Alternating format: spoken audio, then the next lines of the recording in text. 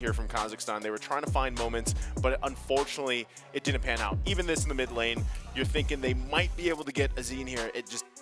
They couldn't, right? They didn't have enough in their gas tank to continue to go. This was the questionable thing I said about Aleem. Why was he there? What was he trying to do? Gets taken out. Nori does get that solo kill in the bottom that ends up working out great for him. So this was something that we essentially did not get to see this game in terms of Nori getting online on this carry, which could have, maybe helped them out. But again, at this point, the snowball was just too big. Yeah, and the difference as well on how Bebex made its own momentum, 7-0 and 4, and you're up against Nori that had one level gap. It was a bit of a challenge on how they will get the damage onto that Beatrix. They have so much reach.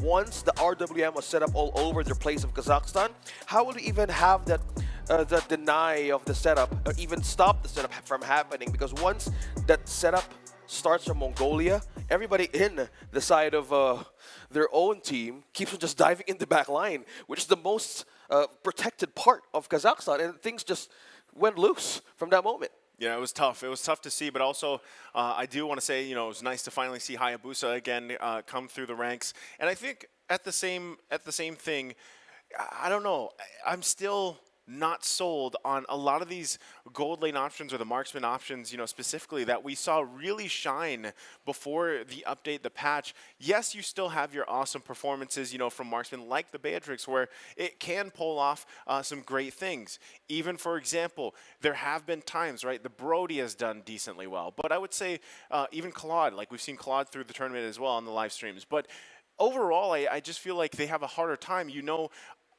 with the trend of things, if you will, right? The snowball that I've been talking about. There's no time here. There's no time for carry. Like, even with a solo kill, that's great. But if the games are ending like 12 to 14 minutes, where's your gold lane? You're spending the whole time planning yourself in that lane, farming up as much gold as you can. But then, and then what? The game's over, right? So let's take a look here at the game stats for this game number 1, again, and kind of break down how this was all painted, right? Again, 21-8, a massive win here for Mongolia, 12 minutes. And this is the point, right? A 12-minute game, and things were kind of falling apart at 9 minutes. Your gold lane option, if you are behind, it doesn't, you can't really fight, and that's something that you have to deal with. That's why, again, I think you go with the Lunox here, but you have great burst, but you're not able to, actually get those Chaos Bolts off because you're being either slowed down, CC'd, you have the Time's Journey to work through. Like, there's so many things that kind of fall into place here for Mongolia. Well, speaking of fall into place, the focus on early game was in the XP lane. Aizen was the one Kazakhstan has eyes on, and most of them were utilizing the fact that, that's where they're going for and trying to delay something out. But the problem is, you said that the carry needs more time. This is a late game lineup for Kazakhstan. You have the Lunox, you have the carry, and with the Uranus being present, with just being in the EXP lane, we just leave it on the lane and like, hey, just you guys do your thing. We have a laning objective to follow. Yeah. And that was one thing that they wanted to really capitalize on.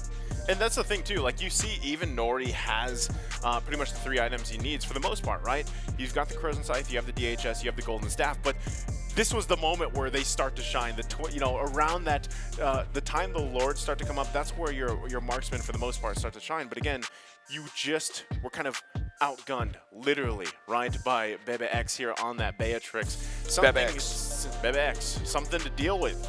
So I'm not sure if, the game plan here for Kazakhstan might be, well, maybe they would do better with the Beatrix. Again, carry is just one of those heroes traditionally that you need quite a bit of time. It's very similar even to a Claude, right? Like when we've talked about Claude and kind of the weaknesses there is, you're kind of just, your job is to farm up, right, for the most part, for all these gold lane marksmen, and then you hope to get your Blazing Duet off, right? Where carry is, it works really well to kind of eat through the health bars of these durable heroes and whatnot, but still, if you can't even get to that part of the game, then how do you solve that issue? Yeah, you need gas for that. Yeah. Completely have a gas for carry and as well as for Lunox. Man, he has been doing a great deal of using the Brilliance in and out, but the magic damage is just not enough to even hold off Mongol, to even have a good peel in their own, because the defenses wasn't really that in the state of like being destroyed right on time because they were holding all of the river throughout the objectives that they wanted to trade up against Kazakhstan. But most of the times that most of their heroes fell a bit short on how they wanted to pull it through. Well, like I said too, the other part of this whole combination was the fact that early game, Forbid already had those early kills, and this is why I was saying, I think priority-wise, that is not only one of the safest heroes that you can go for the majority of teams, but it just, if you get the early lead going, it works out in favor for you. So, with all that said, game 1 is done. We are going to get prepped for game 2. We're going to take a short break, though, so sit tight. We'll be back after this.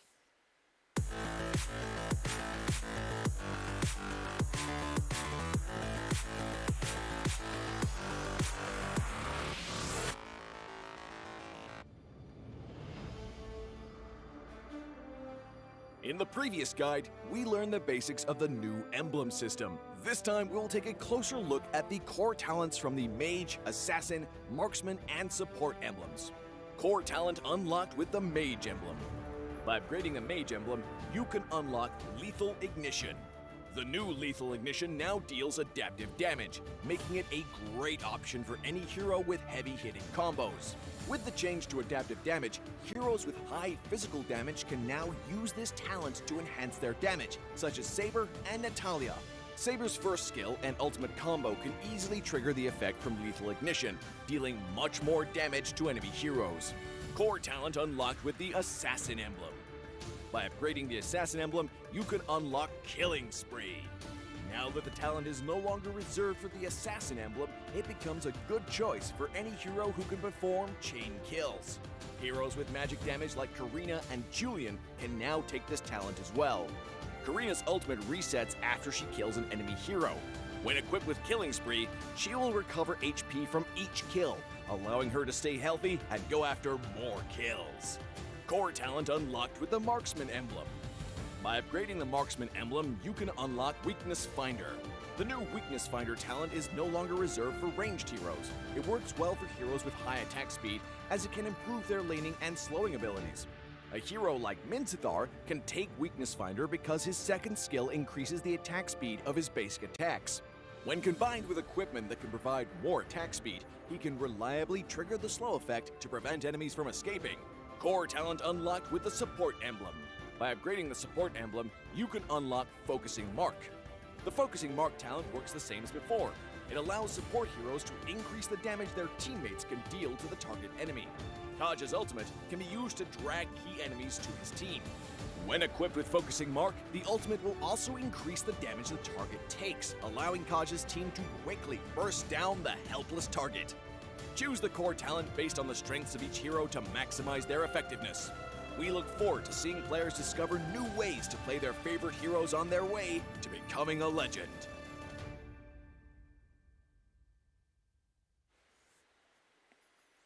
Welcome back from our quick break here as the teams get situated for Game 2. Again, Game 1 just finished between Mongolia and Kazakhstan, and we saw a great matchup for Mongolia fans because it was a strong one in favor for them. It was 12 minutes. Right? Strong start. Very fast. Yeah, very fast, very quick as well.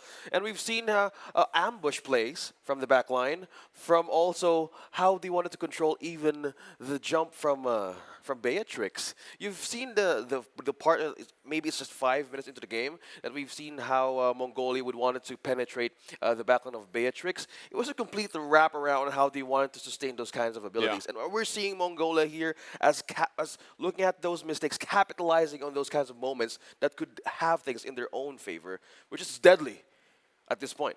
Yeah, it's deadly, and I think, again, you have to think quickly here, right? Kazakhstan has to come up with something quick to deal with what just happened from Game 1. Again, this is not unfamiliar territory for them. Very similar situation happened to them on day 1 where they kind of had to adjust super fast, and they ended up reverse sweeping their opponent. So this time, the best thing that they can do, and I think, draft-wise, it was relatively... it was okay. They spent a lot of their bans towards the jungle, though, and they kind of dealt with that. So I'm not sure if they decide to switch things up here or not, if they really want to kind of give some of those jungle picks away. I'm not sure if we, see the Ling again or something exactly, but they could work around that. Yeah. Speaking of working things around, draft might be changed. Draft could be stolen. Power picks might be in favor of Kazakhstan if they have a way of prioritizing that jungle pick. We've seen them use different kinds of options. We've seen them Lancelot. We've seen them do a lot of metas right in the new Emblem system that we're trying to even discover and what could give them more of the edge. But looking back on how their games go, they've used as well, they've been consistent with the Lancelot. They have been consistent as well with the Fredrin. So Yeah. they could have an option to be in the utility. So a lot of ways that they can even channel those mistakes that they did from game number 1 could happen, because right now they're on first pick. So there's a lot of things that they can prioritize as of this point. Okay, as we jump into this draft for game number 2, already again Kazakhstan on the blue. First ban, they're already going to go ahead and take out the Fanny, right? Take out the Fanny there. Response, I expect this still to be somewhat, you know, the, I guess, comfort picks, right, that they're going to focus on from Mongolia. The Selena there, we'll see what they follow up with. Uranus, great ban. They go ahead and take that out of the picture. Don't want to deal with that anymore, even though, again, it was in the, you know, in terms of the Uranus pick being on the other hands, it's just kind of annoying to deal with. I feel like Kazakh wants to more go with the Lapu Lapu. I feel like that's still more of his kind of play style, unless it's banned out. Yeah, they're good at that. Yeah, he wasn't really able to do, like I said, what he wanted to on the Uranus the previous game. So already Mongolia will take out that Ling. Again, they might narrow down those jungle options. Well, now they have taken out the Fanny, taken out the Ling, no assassins that might show up. They might force Kazakhstan to use the Lancelot again, but in the terms of getting their first pick, it has been present. The assassin has always been their choice of priority in having that side. But now it has been open, and for the first time, we're seeing Novaria, and they take it. Well, at least on the live stream, right? I mean, it could have. We don't have the stat breakdown here for all the back of house games, but maybe it was picked up previously. But at least on the live stream, we're seeing Novaria pop up here, which we'll see. Does Kazakhstan actually decide to take the YSS for themselves and go with that combination? Could be. The response from Mongolia, they take Faramis, they take Bane. I'm wondering too, is that going in the jungle? We might see a better game from Bane. Game from Bane. Love the wordplay. Yeah. But this, Kazakhstan being straight with purple colors. You have the Eve. Talk about how AoE and Vision could work well with this kind of setup. And they have the Fredrin. They're going back to the Fredrin we've seen and witnessed in their other matches. Now, they banned out the Canada since there's still no roam yet for the Novaria. But in some cases, the Novaria could be the roam. Yeah, well, in this case, that's where we're headed, right? I mean, Novaria, Rome, even the mid lane, and I think it's still, again, it works great. We've seen it in the hands of some of the best players in the world around the world, right? And they've made it work, and it kind of, in a way, it's still annoying to deal with because you're constantly kind of looking out, dodging orbs being blasted at you. Of course, vision as well that you get, and then you pair it up well with an Eve. And, you know, it's tough to deal with. So already in these first 3 picks, I would say that Kazakhstan has a great draft so far. In the Fredrin, right, just assuming it's going in the jungle, that's probably one of the safest things you can do here, at least to set yourself up to get your momentum going in your favor, right? The biggest thing is you just cannot get pretty much closed out early game. That you gotta maintain it, keep it together for Kazakhstan, and transition, have a better transition into the mid game. Speaking of keeping it together, we all know how Novaria could be much more effective on the later stage of the game. Yeah, they're doing the same route early game. So with this setup, they might go. There might be a way of like getting in with the vision that there was lacking in game number 1 with the aid of the Eve and the Novaria as well. You have the Astral Echo, you have the Astral Recall to use more of those chances. And where is Mongolia's head? Because with the presence of the Faramis and even the Bane, now we're seeing 2 possible, well, marksmans, but obviously this might go either the XP lane or even the jungle. It's still a question though that we can leave on the table. the Bane. Yeah. I think they might just kind of plant that in the jungle. Again, it's going to be, it would be Bane versus Fredrin, right? I mean, that could be something, but statistically speaking, we haven't seen many great jungle Bane games. Not yet. Not yet. Yeah. right? Again, this is the dark horse team we're talking about in the tournament. Anything So can happen. if they decide to go that might be one of the better performances we see. We don't know yet exactly if it is going there, right? Unless they park it in the XP lane. But right now, as we get through these last bans for the second phase, Arlot's taken out. Like you mentioned, the Claude earlier, focusing down on multiple lanes this time, not just those jungle options. So their last bans here, we'll see what's still going to be. The Lapu Lapu. Oh, yeah. The homework has been done. Yeah. Like we were saying before the draft, Lapu Lapu would have been great in the hands of Kazakh here. He had massive performances in his reverse sweep towards KSA on day one. And we saw that, right? Just single-handedly, sometimes stunning 2-3 people with the Bravest Fighter. And then, of course, even that Lord Steal that he had was amazing to see. So good reads here from both teams. Lolita was the last ban from Kazakhstan. They don't want to deal with those setups coming through. Let's see what Mongolia is thinking here. Again, we don't know just yet, where the ban is going. And, of course, if even the Faramis here wants to be parked in the mid, we have also seen Rome Faramis plays. Yeah, being present. So with the ban of the Lolita, we've seen them ban the Kufra in most of their games. This could also be a setup that they might steal the Terizla. It's open. Yeah, for Kazakhstan, because they still don't have an XP lane hero yet. But for Mongolia, a different one. It's flashy. You have This one is flashy. flashy, slippery hero on the XP lane, and then we have a Benedetta. Well, we have good debut picks today, next, so it just keeps on going. This is what I like, though, right? I mean, again, we're in the playoffs here, day number 1. There's a lot of variation going, and Kazakhstan's going with that Clint again. Yeah. You remember how it went before? Oh yeah. It was not not the best. Yeah, it was not a good result for the Clint in the first game that they had with KSA. And with this being present, they need to have this security that how will the backline be of a safe space for the Clint? Because most of the time, if you're up against either a Bane or even a Benedetta, a lot of ways that you can be ambushed from time to time. So how will you get a good answer? But with that, there is no way that they're going with this U-Zone tank. This might be a Novaya Rome.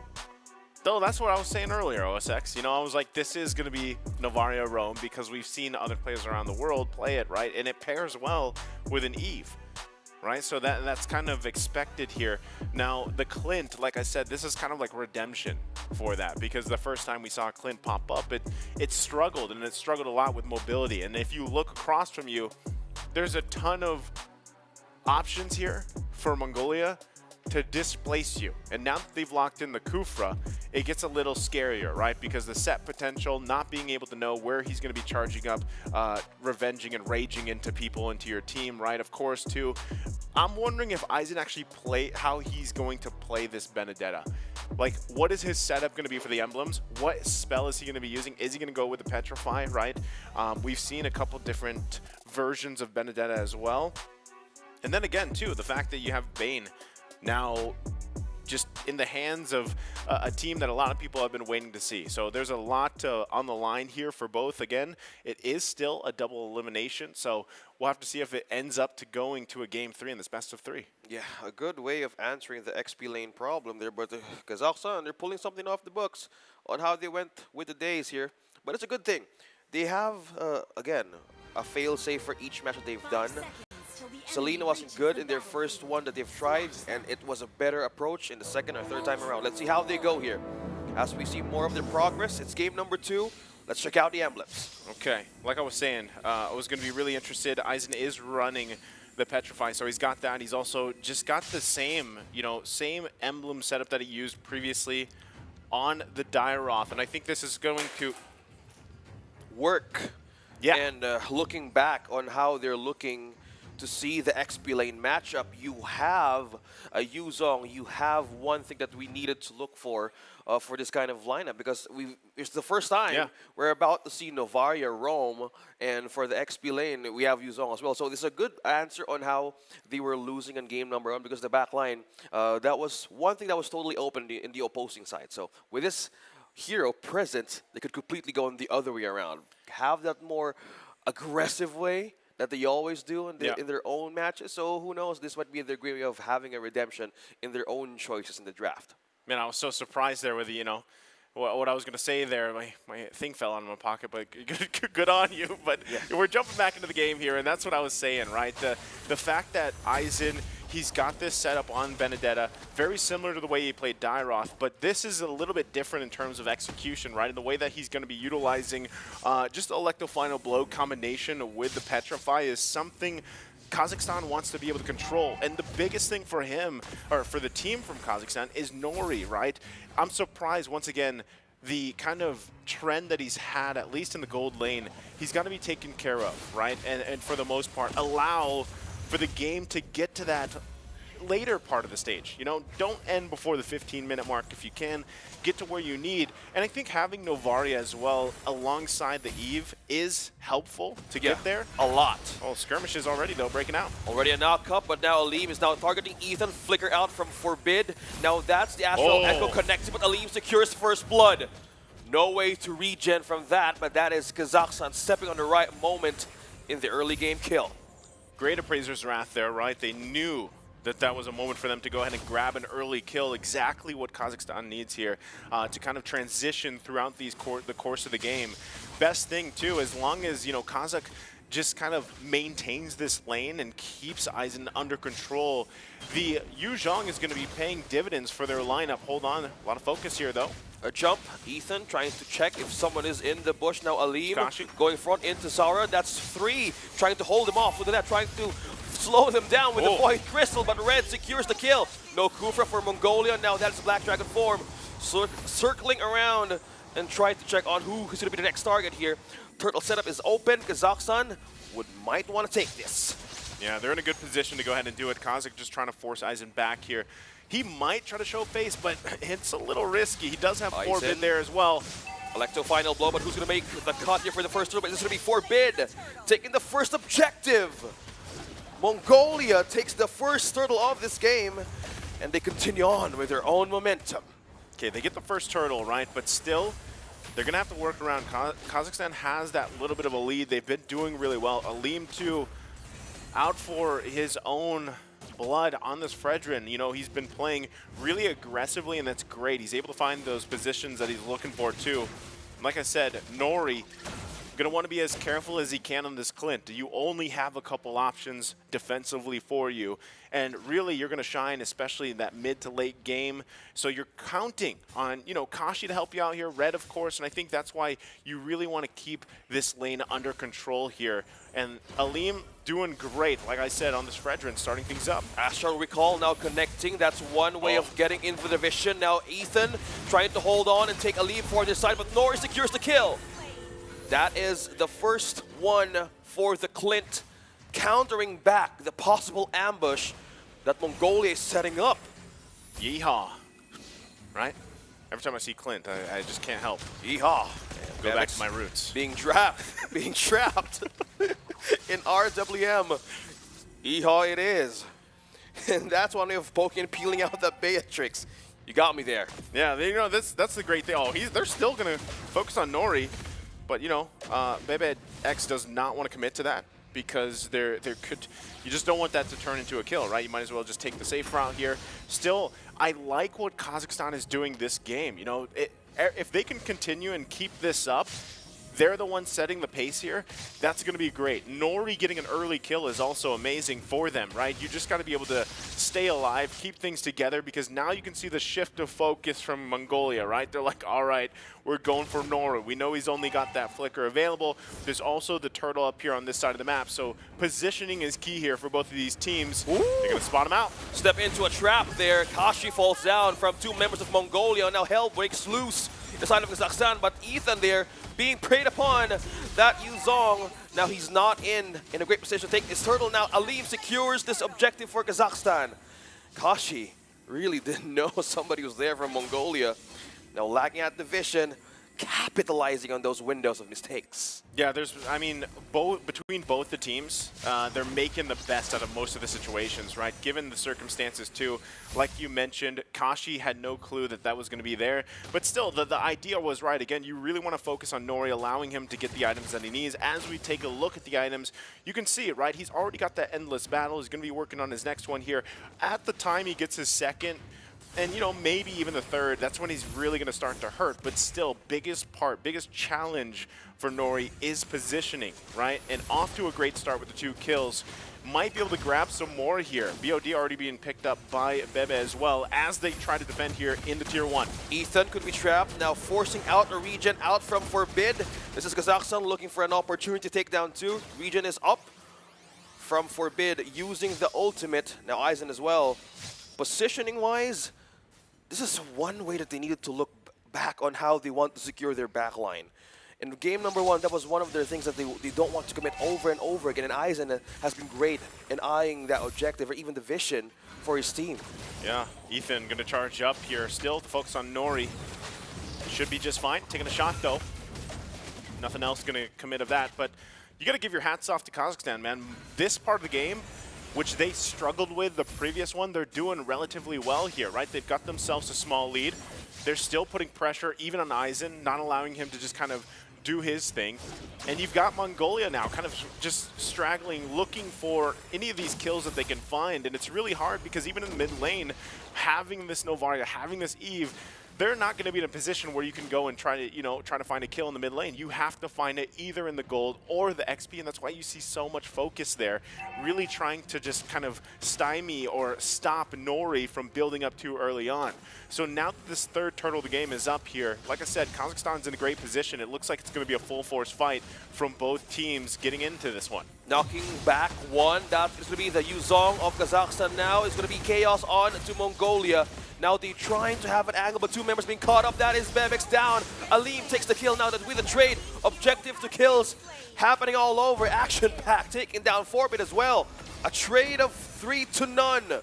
Kazakhstan still winning, but the turtle again as well is a great way of contesting that against Mongolia. Yeah, that's where you ask, you know, was it worth it? Well, that one was not worth, right? You got the turtle, but 3 of your members died, and the snowball is now in favor. The momentum is now in the favor, continuing down for Kazakhstan. As they look to get more space to work with, you can see them putting pressure on the top side as well. Look at that.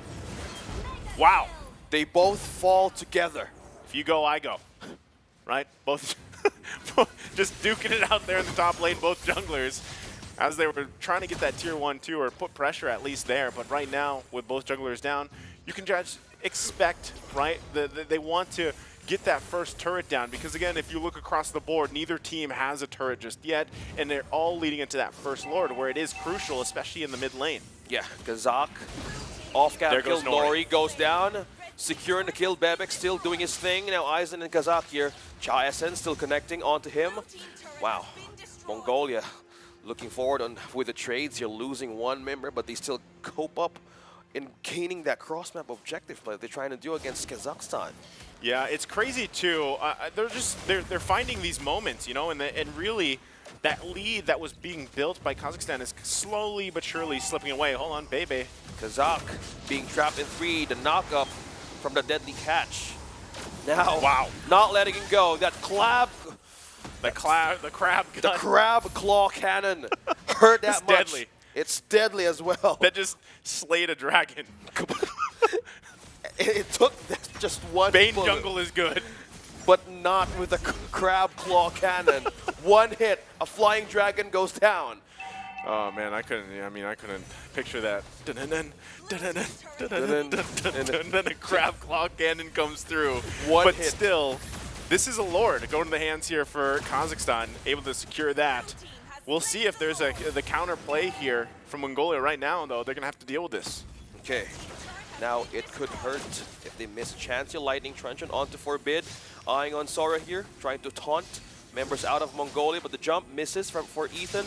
Now being taunt once again, Aizen still slipping through here. Alim is not letting him go. Astral Meteor will be an aid here, but Appraiser's Wrath. What a good poke and peel to Aizen, forcing him back to base. this is great, right? Momentum for Kazakhstan here, looking to really take us to a game 3. Everything kind of falling in place for them. They've just got to hold it together, right? They are going to be able to march down the mid, but should be able to get that tier 2 down for the most part, right? As this Lord is being worked on. We'll see, though, because clear speed is still going to be great. Also, utilizing the deadliest catch if they want to. But right now, should just be making quick work here. Still, though, RWM trapping down Sora and as well as Ethan, slowing them down. Kazakh might Ion, 1 minute, but up top, Aleem and Azim once again. Appraiser's Wrath, almost low on HP. Electro Blow being used back in the base to heal. Kazakhstan pushing through. We have 3 waves pushing in 3 lanes right now. Mongolia needs to defend and get a good set. okay, they might get pressed in here. Again, it really depends how risky Kazakhstan wants to be. Turret after turret are going to fall, though, as Mongolia finds themselves with the backs against the wall into the base. Not sure if they want to commit to it, right? They still need some time.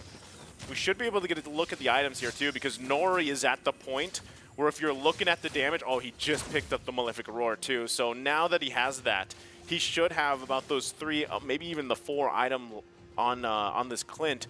And now it's time, right? This is the time for the Cowboy to shine. Yeah, and speaking of the Cowboy, with the aid of the Astral Recall and the Astral Echo, your hitboxes are much more easier for you to use with all of the ultimates that you can have up against Mongolia. Yeehaw. Yeah. He needs a horse. No, that would be too. You know, there's only too one. much. Only Leo Mord has that. You know, you can't give that to Clint. Aizen as well. Kashi facing out of the map. Now Kazakh trying to retreat. But look at that flicker and jump combo right in Ethan. You can't escape the wrath of Bebex from that moment on. Now the clapback will pull through with the RWM. Astral Echo will hold him slowly, but Nori secures the kill. Kazakhstan doing a clapback once again. A trade of 1-to-1. But down bottom, Aleem with a push and still eyeing on Sara with that 1v1. See, that's always the feels bad when you're a Kufa player, right? Like, you get the setups, you get the rage and revenge off, and then you're just kind of like walking. Yeah. And so if you get slowed, and especially with the meta now where there's usually, you know, Ice Queen Wand is dealing crazy slow to you, especially in the hands of Eve, like you're just walking to your death. Yeah. So it's unfortunate because that was a great set. They found a pick. But essentially, you know, the gold lead continues to build up here. Now just about 4,000. It's going to be another Lord, too, for Kazakhstan. So there doesn't seem to be an answer right now from Mongolia other than, guys, let's get back to base here. You know, and that's exactly what the body language of this Bane says. They gotta get ready to defend. And this is most likely going to be a situation where Kazakhstan just presses it, right? They're going to press into the situation, whether that's using a flicker, whether that's finding a setup with the Yuzhong into the Petrify. Yep. This is going to be tough for Mongolia to defend against. Yeah, if you're up against a Novaria and it's 13 minutes, how will you even counter the vision that they're trying to get against you? You have the Astral Echo connecting. Most of the players right now are just trying to get a hand on where can they even stun or immobilize members of Mongolia. Aizen trying to jump in. Aleem dropping down that HP but still sustaining that poke. Now Lord is showing up down bottom. The jump misses out. There goes the Black Dragon form. Who will be the target of Kazakh here? The Petrify is still open though. No bodies yet, not moving. Now Aizen still holding the way. Ethan as well being the first casualty of Kazakhstan. Now the base is finally gone. And that's game number 2. Talking about bouncing back in this best of 3. Kazakhstan saying hi to Mongolia. Hi, man. I talked about this before. We got to the actual draft, and I said, Kazakhstan, if we learned anything from them on the live stream from day 1, it's that they can take a massive loss, learn and adjust from it. And look at it. Props to these guys. They're feeling good, right? And their coach, like we mentioned. And they're starting to get to that point where we saw them in day 1. It was a reverse sweep before. This one was a very strong showing from this team from Kazakhstan. So now, you know, Mongolia tasting their first, you know, first feel of defeat, at least in terms of a game here. The first loss. Yeah, they're going to have to find out what will work for them. And I feel like, too, even at the end there, I was kind of surprised because, you know, you have that Lord still there. I know we're going to see it later on in the highlights, but you still had that Lord there to take care of, and multiple members were up. But, yes, they were low, but they went back to the base, right? I mean, they went back to heal up. and it just ended up, the game ending. You know, you would have liked to see them kind of hang in there and try to fight it or something, but unfortunately, too, I just think they just got outscaled at that point, you know, especially this time. Like I said, it was almost a redemption in a way, because you have Clint once again in the hands of Nori. Finally. And having a great game after what we saw from the last one, where his carry was doing okay, but just didn't get the time to shine, you know what I mean? So it was nice to see him get those early kills here, establish himself in the gold lane, and then he had that great transition throughout that mid-game. Yeah, the Beatrix as well, Bebex, we got out the gold lane. And also to sum up the fact that they had good setups, but the reinforced, even the rotation wasn't even on point on how you would want to have that follow-up. And most of the times, you said you had the flicker, he had the combos as well, working out the rage and revenge. But once that is gone, with all of the AoE happening, that could be the end of their setup. Now, looking back on how the game went in our replay, this is just how it went through from minute 1. Pointing out those astral echoes, astral recalls. The vision is just showing for Kazakhstan. Now, looking at those windows that they can trap the roamer, that's one way of securing that they don't have a follow-up setup. Yes, you have a deadly catch from Sora, but it's not even enough to even cope up for those type of small of mistakes. Yeah, and I just think too, like Aleem had an amazing game here, right? Even him making this decisive moment, this portion of the game, allowed Nori to get to the point where he needed to on this Clint, right? And it really was a team effort to get to that point and deal with a lot of this pressure that was put in the gold lane early on. And it was just a nice kind of basically orchestrated dance between these two teams for the most part, right? Until things just kind of snowballed in favor for Kazakhstan. But really, you got to say they adapted quickly, right? Even at the 7-minute mark, they already started building this little gold lead going. You know, 2K, this was the 1 versus 1 in the jungle, up in the top between the junglers, and then, you know, you continue to see this, and I feel like that's, again, this is the nice dragon that goes down from the Bane. But again, I think Novaria, especially as a roam, is something that teams always have to be wary of, right? You have to be careful of, because of the fact that, yeah, you can see her there, you know, pretty much the advantage that you have to be able to go through these walls and things like that and scout things out, get the vision for your team, paired with someone like an Eve, is very deadly. Yeah, we talked about you can have only one, but not two. Yeah. But in this kind of draft, 2 purple heroes present. I don't know if it's the color or, you know, just. I think they're related at some point, maybe in a different galaxy. But we're gonna find the lore masters out there. But in the draft, it's deadly for them to even have it present in game number 3, and we have our first tiebreaker for the playoffs, and Mongolia having its first loss, and this is Kazakhstan.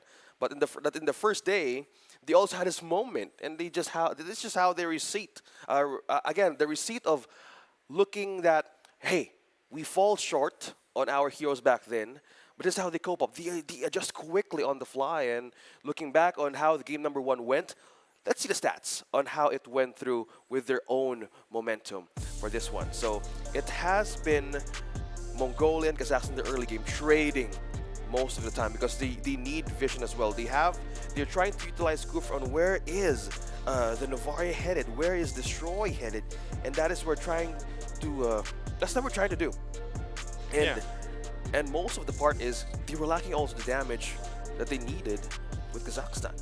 So that's crazy too, because like just looking at the items, right? Again, Aleem did great things for the team here early on and just transitioned really well. Even looking at Nori, right? I thought he had 4 items when he was already kind of like popping off, but again, it's only I didn't realize it was even 14 minutes. You know, it was at the 14-minute mark. 13 to 39. Yeah, he picked up the Malefic Roar, and even before that, he just had the endless battle in the BOD, you know? So, like, the damage was coming through, but also just, like I said, the interaction, the relationship between those 2 heroes with the Novaria and the Eve, very devastating, especially when you're dealing with both of those Ice Queen wands, right? It's kind of annoying to get away, and just naturally how much slow even Eve has. So, you know, across the board, like I said, even for Ethan, on the Kufra, it was very hard. It was very difficult for him to find the sets that he wanted and then have that follow-up there, because it wasn't there the way that they wanted it to be. So, you know, unfortunately too, we really didn't get to see much from the Benedetta. So unfortunately for Aizen, he's got to kind of recollect and recalibrate for the XP lane matchup in the next match. Recalibrate. That's the word. Yep. Change something. We haven't seen Therizla being banned. Yeah, he hasn't. It was surprised. fully open. Yeah, he had a massive He game was there. before. Yeah, it was there, and surprisingly, they were not trying to steal, not even banning, and it just shows that Kazakhstan is prepared for how many heroes that they might end up with, and who knows, maybe in game number 3 we might see it. I think if there's a time for it, OSX, it's game 3, right, where they might possibly the way that the draft is going to go, the chest of draft basically. They might get their hands on the YSS and that Novaria combo. They might get the Therizla, you know, things that work out for them. Because it now that it comes down to basically this best of one between the two, you know, to see who goes and moves forward and who has to go down to that lower match later on. It's just you don't want to leave anything on the table, right? Because either way, after you get through this, your next match later on, if you do lose this, is obviously going to be quite tiring as well, because later on we have Philippines and Cambodia. So whoever loses that, obviously. All these basically these 4 teams left is going to be great matches ahead of us. And I think already the fact that, again, you had Dark Horse Mongolia for a lot of people, that was their mindset, right? And now, what about Kazakhstan? Like, this already speaks volumes for them because of what they did for Mongolia here. So, you know, we can only speculate so much about Game 3. We are going to take a short break, though, while the players get prepped up here. So sit with us. We're going to go on a break. We'll be back after this.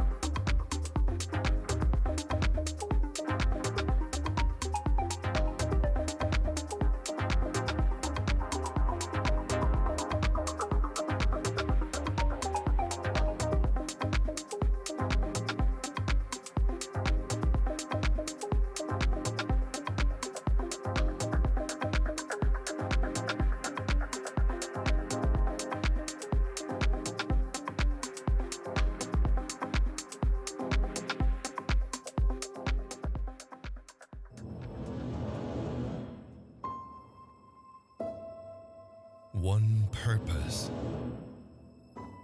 one dream,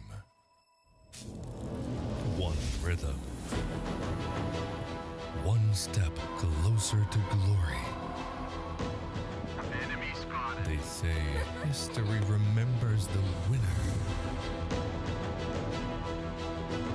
So who will be the ones writing the future?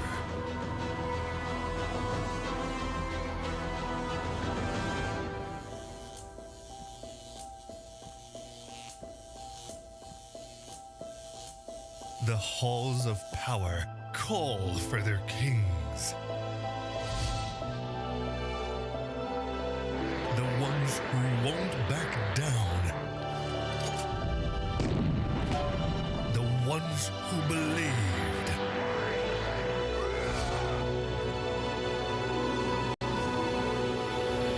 The ones who knew that over 100 nations can't be wrong. Join the fight between August 24th and September 3rd as Yash becomes the world's esports capital. Ladies and gentlemen, welcome back. If you're just joining us, again, I'm Nisu, joined here with OSX, and we are in the middle of the first match for the playoffs here. It's between Kazakhstan and Mongolia, and we have a Game 3 on our hands because it's been pretty much Game 1. If you missed it, it was one-sided. Game 2, Kazakhstan readjusted, came out swinging themselves, and now we're at Game 3. Does Kazakhstan reverse sweep like they did back what we saw on day 1? Woo. They're on the right course here, OSX. They're truly in the right path. Few steps to glory here, and how Kazakhstan is managing to adjust with everything that they have right now in their own books. Is there something to look at that, hey, we need to really get a hang of getting through the threats of how Mongolia went in without being or not seeing their own way of progress throughout the IESF. But now, looking back on how their choices are going through this game, is one thing that we're trying to see here. If will they go for the comfort picks again, or will they go for the way that they were trying to win this? Because in the draft that we're about to see right now, things could go differently because we've seen the Clint once again. Selena hasn't been shown, well, hasn't been picked, or even Terizla. So this is the feeling that if you're on the edge in the best of 3, the rage and even that fuels you in the best of 1 could come out. And this is one thing we're expecting in this kind of matchup. Kazakhstan and Mongolia, I think the teams are ready now for the draft, and this is game number 3. Yeah, Game 3 upon us. We'll see in just a second as they get lined up for this draft, things situated. I'm wondering, too, you know, with the little break that we had, exactly how the adjustments are. You know, what adjustments take place here between them. We did get word teams should be ready for the draft in just a second here as things get settled in. But, yeah, that's what I got to say, man, is we saw kind of different strategies now from Game 1 and Game 2 and exactly how it would change for Game 3. Like, it's not a do or die situation. Again, stakes, right? You've already qualified for Romania. You have that. You are now fighting for place in the prize pool, if you will, right? Of course. And so, you know, as these players kind of adjust from this, again, you want that placement into that upper bracket, into the grand final, and you hope that you're in that position, right, if you're one of these teams here. So I think if you're holding on to something, whether you're Mongolia, whether you're Kazakhstan, this is the time to bring it out, right? And again, the dark horse of the tournament, Mongolia, tasting their first defeat in terms of a game here, right, against Kazakhstan. What a team to do that, and what a statement, like I said, for Kazakhstan here. Yeah. Also the ban with the Novaria. Kazakhstan being present on the first pick in game number 3, they don't want that threat. So they might be okay having the Eve on Kazakhstan side, but not having the Novaria once again. It was a big of a threat. Vision, you have the poke, and you have that ticking clock that might end up bad from the mid into late stages of the game. So securing the fact that they might go in par with the Vision and the pokes, okay, count that out. No more Eve as well. Yeah, I think they were tired of that combination, man. That's why I was saying, like, that the relationship between those two heroes, the way that they interact and the way that they provide so much for your team, you might as well just take it out. You know, you might as well just not deal with it anymore, because in that case, even with the Novaria and the Eve, like, if you get the information within the game that you need, it's so hard to actually get in position, right? And a lot of the times, that's kind of what, again, what we saw with the Kufra being locked in from Mongolia the previous game. The information was already there, right? So how do you deal with that? Well, you ban them out, and their next ban for that first phase is going to be the Ling and Uranus, Diggy, Fanny on the other side. Let's see what the priority is going to be this time. Still a lot on the option. Why not? You know, what an amazing game we saw from Aleem on this Fredrin, just the previous one, really setting the pace. Honestly, it was him. It was Aleem that just kept things going from start to finish throughout that game.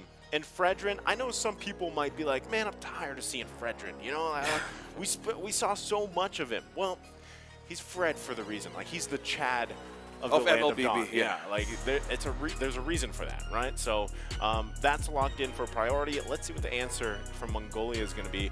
Again, they're drafting themselves. They got their own notes, and they do this completely on their own. You know, whereas Kazakhstan, we met the coach. You know, we saw him from day one and heard him through the interview here.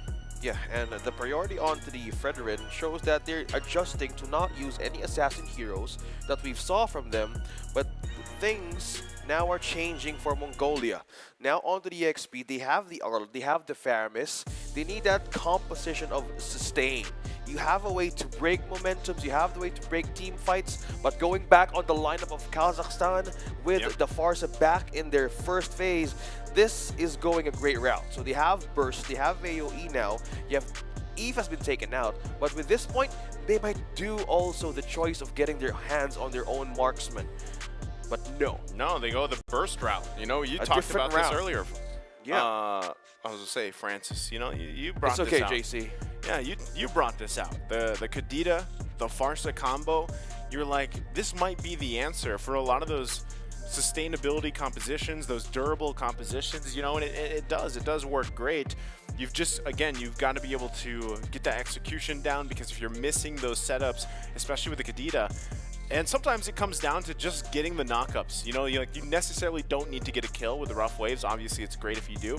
But if you at least just get the setups, potential there, and then it's followed up with a feathered airstrike, that's massive damage, right, in your favor. So right now, Mongolia, they've got to have something to deal with that. Now that we're in that second phase here of the bans, we'll see really what they want to narrow down. Obviously, too, gold lane options are going to be open here. So we might see them lean towards taking some of those out, you know, whether it's the Beatrix, whether they decide to leave it open even. It's really up to Mongolia and what they want to play around with. But I do like the options they've already locked in for the first phase. Yeah, Lapu-Lapu, since they have the Arlot on their side, but the side of the Well, that's just pure respect, too, you know. Purely respecting the comfort or strong picks of Kazakhstan, a great way of eyeing that they might open something out of that team.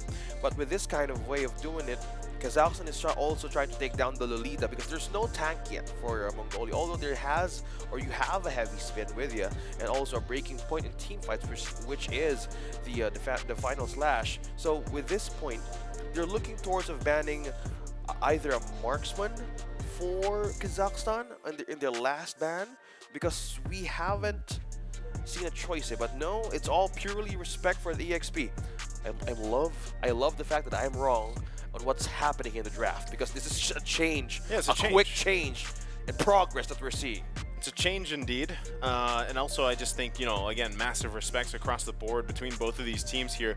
They've learned a lot about each other just in these first 2 days, you know, now that we're on day 3 here for the tournament. And, you know, this is also, once again, a lot of the preview of kind of just naturally how the competitive scene has changed for MLBB with everything that's changed in the game, right? And even down to the emblems, like I said, we kind of explore the emblems a little bit between game to game, and you can see how it changes some of the playstyle, right? The last ban, though, going to be Grok here. So focusing on those roam options as well. And it would be interesting too. What if it happens that this Arlot is again placed in maybe the roam, not so necessarily the XP lane, or even the Faramis, right? Those are two flexible heroes that have been placed either in one of those other lanes. Faramis goes either mid roam can. Arlot either goes XP lane, has been in the roam. So this is where we find out, right? What is the game plan for Mongolia here, especially to deal with the burst potential from already the Kadita and the Farsa. Like, Kadita and Farsa is nearly, I would say in its own right, it's a deadly variation of Novaria and Eve. Yeah. But just Novaria and Eve, like, they give you so much more vision to work with. Whereas, Vision, like, escape, Farsa, evade. Farsa and Automatic Kadita, burst. it's just burst potential. And there it is, locking in the gold lane here, the Brody from Mongolia. Okay, so a better way of securing those skills with a torn apart memory, knowing that there's a lot of ways of escaping ganks for the side of Kazakhstan. You have the wings by wings, you have the rough waves to go out or even trick out of the box out of Mongolia. So this is one way of securing those kinds of mistakes that they can't commit. But with this kind of lineup, this is strong comfort picks of Kazakhstan being banned against them in all of the matches. So now Marksman could be their only choice here. Beatrix is still open. Yeah. Up against the Brody. But it's the carry. But it's a carry. They're going back, and you have your Esmeralda again, Mr. JC. Well, I mean, it's not mine. You know, I don't play Esmeralda. Well, you've been wishing for that. I've been wishing for Esmeralda in the gold lane, you know, but now we're gonna have to see her in the XP lane. So was hoping, but that's here we go. Wow. A debut. 3 games in a row. Mongolia. Yeah. Keeps on doing it. I was wondering when it was gonna happen. OSX, right? When we get to see. Yeah. I was wondering when we would get to see the Estes pop up, because again, we were already, you know, we already got to see the Florent. We already got to see how this sustained lineup has developed over the course of the new meta, the new emblems. Now I'm really interested to see how crazy does the healing get? You know, how crazy does that get to the point when you have an Estes on your side? And it's a preview, so finally we get to see this. And if it's, you know, if it's a little crazy, if it's a little nutty, you might have to have some of the right tools to handle that. Is the burst, is the Kadita and the Farsa that we've been talking about enough to handle it? Or we have to wait and find out. We have Fardita. 2 Fardita. Yeah, Fardita. Okay. 2 burst That's heroes what we're calling it. present in Kazakhstan. How will the damage go with Mongolia here? Because you have Sustain, you have Faramis. That wasn't even a good game from game number 2. But will the emblems suffice what they're going up against here, Kazakhstan? Yeah, I love this too, right? And this is what I was talking about in terms of the emblem. So already, right, with Ethan, he does have that folksy mark. He's got the little bit of speed too, life drain here. So things look pretty good. And on the other side, you know, you have a lot of just agility and movement speed, some cooldown reduction, plus the 2 tenacities. So, you know, in terms of what they really want to accomplish here, like I said, the Fardita combo, if you will, OSX, they're going to be looking for as many openings as they can to get the numbers advantage, especially when they have the ultimates available to them. And, you know, in terms of Mongolia, they might be really looking to set up for using the final slash, right? Aizen's final slash will be crucial for them. He's got some of that cooldown reduction to help him with that too. And still, you have a couple tools, right? You got the Stampede, you've got the lockdown with the heavy spin, and now you have a final slash. So if they can't find sets, I don't know what's happening. Kazakh could be in trouble here. 3 members securing the first blood. Aizen secures that one for Mongolia. Meanwhile, down bottom, Blessing on the Moon Goddess on to 2 members trying to secure this scrap coin. Look at that, Rough Waves trying to poke and pull out Bebex out his turret. Bebex. Bebex or Bebex. Yeah, it's whatever goes. Going to be very important for Bebex here to have a good time in the gold lane. And I feel like also this is kind of like the redemption arc for Nori from the game 1. You know, he wants to have a better time in this carry. And he's got to feel confident, again, with what he did the previous game, man. He had a great game on the Clint. So if they're able to take us to a longer game, even if it is that 14-minute mark, that's still a lot better where he can shine. So now First Turtle's going to be up here as they both fight on.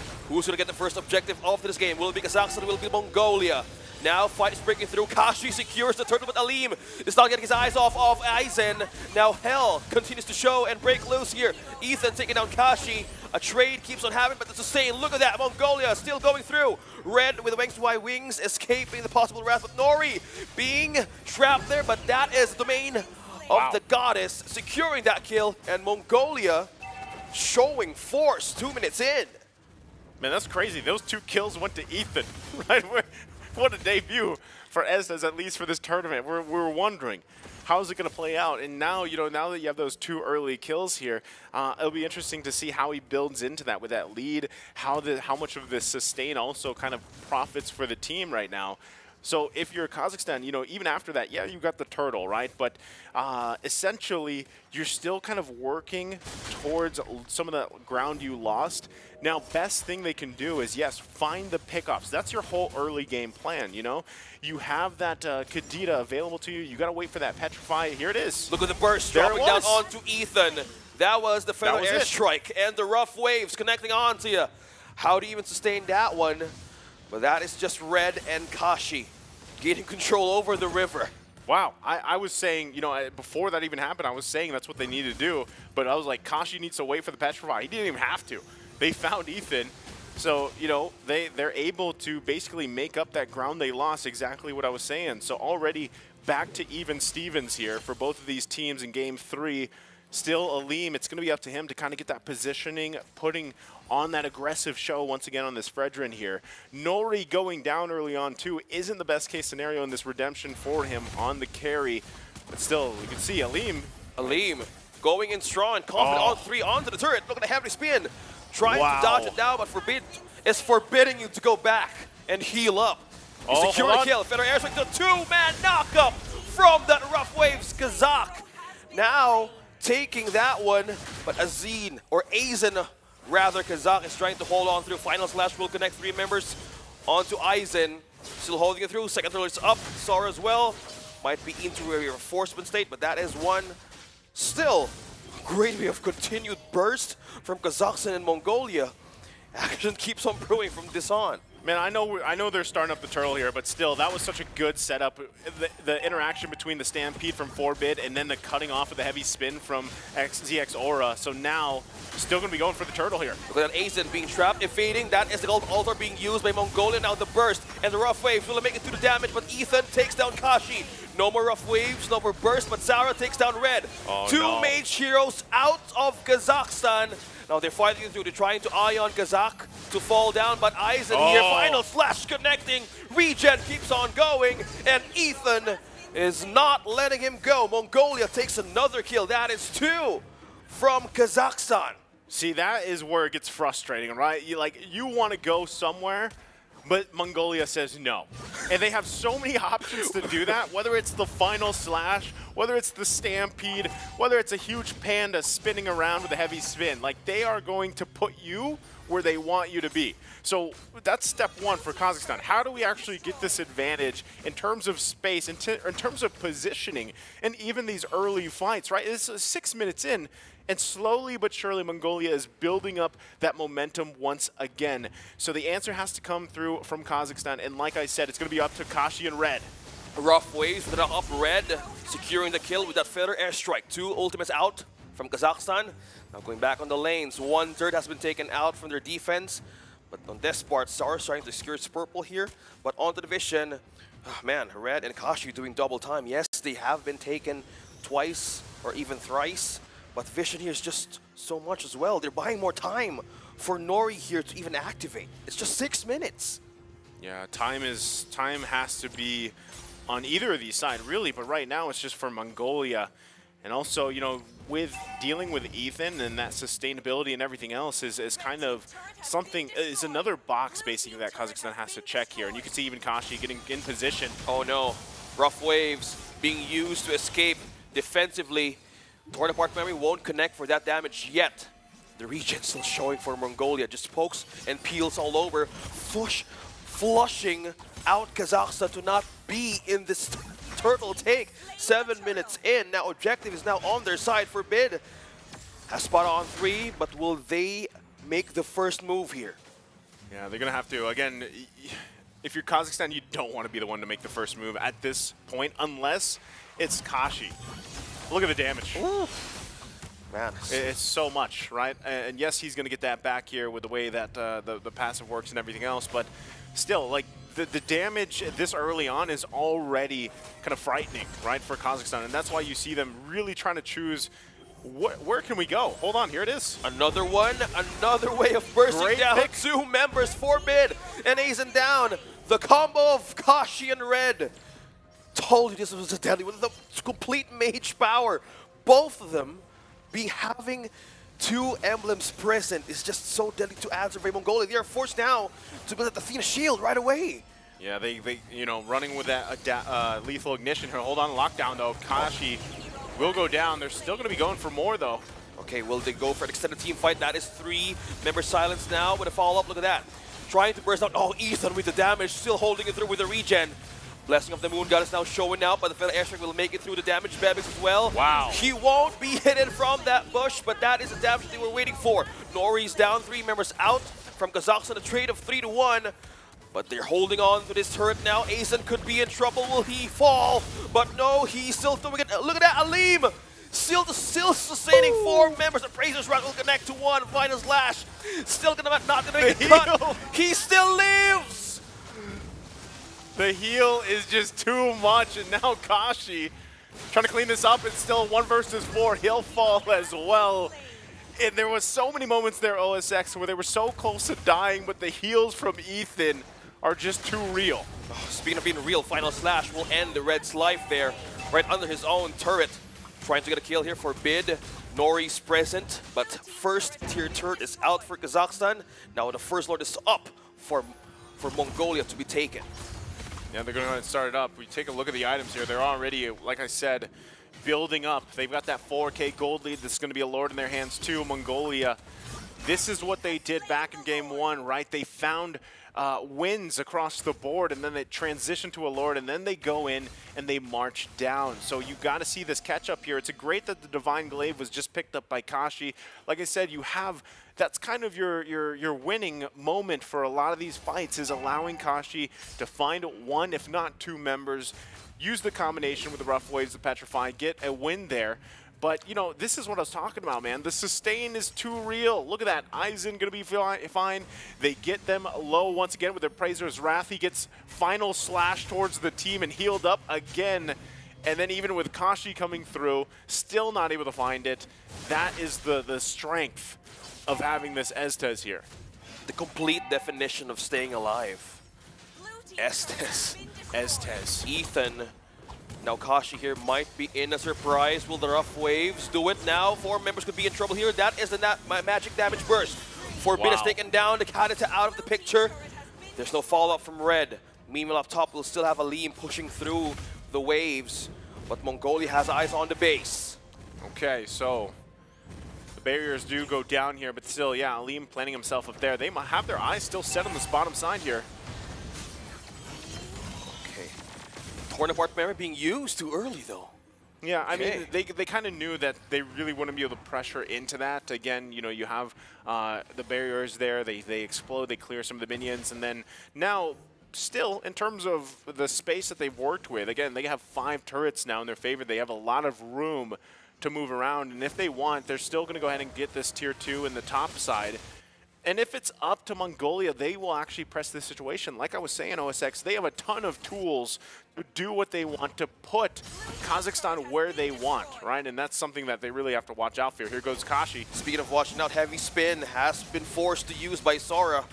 Nori and Kashi was present, still holding through that ultimate.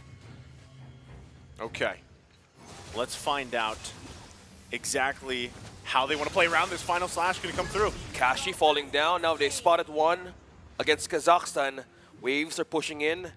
That's where the thing that you don't want to be in. Being out of the map and overstaying the part where you want to get vision, especially now that the lineup of Mongolia, they had the Athena shield by almost 10 minutes. And with a composition of Kazakhstan that has 2 burst mage heroes, that's what we need to do. And we'll just wait for the right moment, probably entering the late game where you can even sustain those burst damage. Looking at this damage leaderboard, talking about damage here, Aleem is at the top. This guy has landed so many Appraiser's Wrath on multiple members, and it's just built up that damage department for him, right? But still, they got to be able to find out exactly how to deal with this. Yeah, you have some damage, you have some durability there, but your game plan is still the same. Allow Kashi to get a pick if he can, at least a knock-up, followed by Red, and then hopefully Nori gets to the point. This is the 13-minute mark almost, right? Get to the point on this carry where you can actually pop off, because that's what's been lacking so far in these fights is now the next Lord is going to be secured here. Mongolia prepping up for another march into the base. This one, though, will definitely result in some of those base turrets going down unless Kazakhstan can pull it through. Yeah, 3 turrets left for Kazakhstan to defend. And who might lose this match would go to the lower bracket.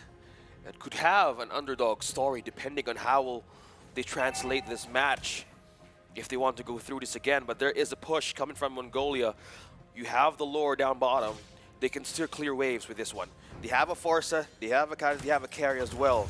But will the damage now be enough? Is he activated to bounce back against Mongolia? Yeah, the biggest thing I would say is if you can, nearly all the members have that Athena shield, right? Other than Forbid, he's got the Cult Altar, so he probably doesn't feel like he needs it just yet. There's the charge in with the Lord. It's up to Kazakhstan here if they can defend this. They've got great high ground defense, but no pressure being put on just yet. Still in the mid lane, though, looking for another turret. Alim, but look at the Aizen, looking for his target right in the base of Kazakhstan. They're waiting for the right moment here to strike with 8-15 score. Now this one opening that they wanted to do, breaking the last tier turret right in the middle, trying to poke out Sora as well. But will this be a way for them to defend? Look at that, trying to go in. Alim taunting 4, but Kashi right in the back. Look at that, rough waves now will be activated right into burst. Will it make it through? Bebex takes down Alim. One member out for Kazakhstan now. Will it be the answer for Bebex? They're trying to evade. Look at that, torn apart member connecting onto Nori. No marks for Kazakhstan to pull through. 4 members present. 4 members present for Mongolia. They have the waves to push through. Can they defend though? Red and Kashi still here, but is this enough to make it through the cut? But now Mongolia is trying to push in, taking down Kazakh. 1 more member down and 5 members wiped out in Kazakhstan, showing force. At this point, and even in the draft, we said that this could be mission impossible for Ethan. He says no for the lineup, and Mongolia wins in this one. What a series. You can see it. They're feeling a sigh of relief too again. Drafted here by their own. There's Bebex again. They should be proud again. And at the same time, I gotta say, good for Kazakhstan to take the first game against the dark horse in the tournament, right? That should be a morale booster as well. But unfortunately, no, for them, they're going to have to go down to that lower bracket. Again, it's a double elimination here. So Mongolia moves forward, and now I can't wait to find out, later if it comes to fruition where, we heard Jamal from Cambodia say he wants that rematch against Mongolia. Oh, yeah. Or is it going to be the Philippines, and That's 2 countries. Yeah, and as dominant as the Philippines has been up to this point, what we just saw even with Mongolia, who had the same points, right? They had the same amount of points as the Philippines did. They got their first loss. A lot of people didn't know, how would this game 3 go, right? And who's to say that in that matchup with Philippines and Cambodia, we aren't surprised as well. So hopefully Cambodia has learned a lot from their matches. We got the teams here shaking it out. Of course, the sportsmanship, very important here, but hats off to both of these teams. Yeah. 2-1. The dark horse of IESF has taken a scratch out of this best of 3. Still standing tall. This is a good way of looking out for Kazakhstan that they can still make it through anything. Yes, they will fall down in the lower bracket. Yeah, but it's not not the end of the line. Yeah, it's not over for them, right? And I feel like even from game to game in this series, we saw a lot of improvements from them. Even from when we saw them back in day 1, how fast they adapted, how fast they changed here. And I'm actually interested later on, when we get to hear during hopefully that interview on how things kind of went for Mongolia, because my thing that I'm wondering too is if they, well, not if, now that they have again secured their spot to Romania, will they actually have someone in the back of them, of the players doing the drafting and everything else? Because it's kind of cool to see that. There's not too many teams, at this level that have to pretty much do the drafting and everything there, right? And you see the notebook out and everything else. There's some off the top of my head that I've seen before, but the execution here from Mongolia as they go through that draft, as they get these lineups that really shine for their play style, and as we take a look here at the replay from this game number 3, it was a great back and forth, right, for the most part. But then, like the course of the majority of the series, it was defining moments, usually that pulled through for Mongolia here. Yeah. looking at the moments of the replay now.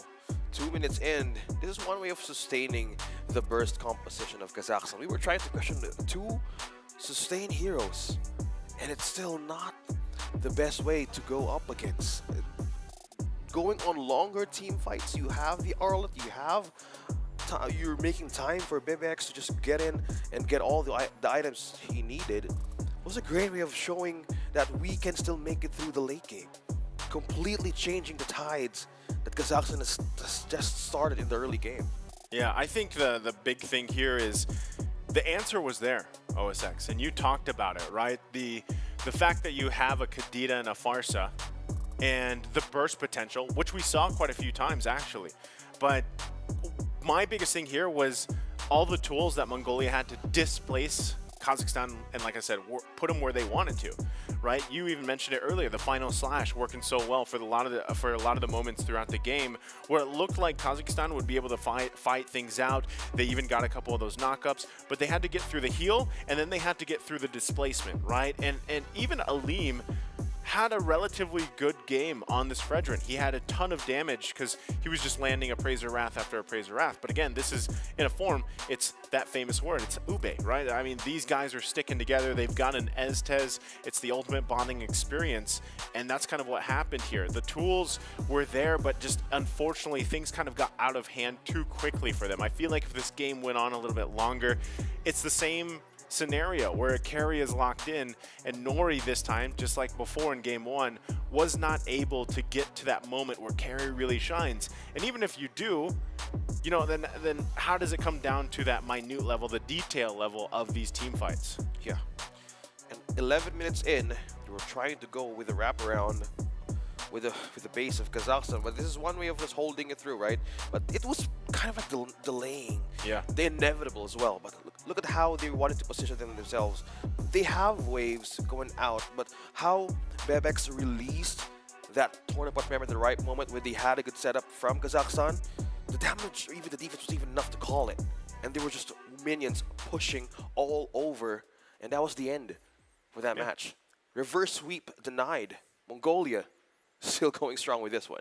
Yeah, Mongolia, big threat here, I feel like, you know, so whoever ends up facing them after this next match ahead of us, they're going to have the work cut out for them, because it just seems like, too, that they have this dynamic way of playing. You know, their lineup just isn't one way, or their play style just isn't one way. They execute it about the same. You know, of course, all these teams out here have multiple kind of strategies and compositions they like to play around, but some are better than others, right? Some become their signature, right? And I feel like today, now that we've seen kind of this preview finally on the live stream here for a lot of you viewers out there in the world watching, now you have an idea of Mongolia, right, and how it's kind of settled in. And I think, too, that can be said for the majority of these teams, even Kazakhstan in a way, right? And as we take a look at the stats here and how things kind of broke down, again, this was almost a 15-minute game.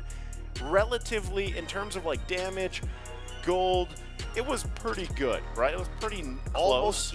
Almost even. But then at the end there, Mongolia just kind of unleashed. And that's what the same thing that happened before when I was saying, you know, leading into that first Lord, they find multiple kills and kind of step on the gas from there. That's what happened here, right? Even looking at the items, it was a great game across the board for all of them. And this time I feel like with Azine, he really was able to utilize this hero compared to like the previous game, right, where his Benedetta just got like shut down.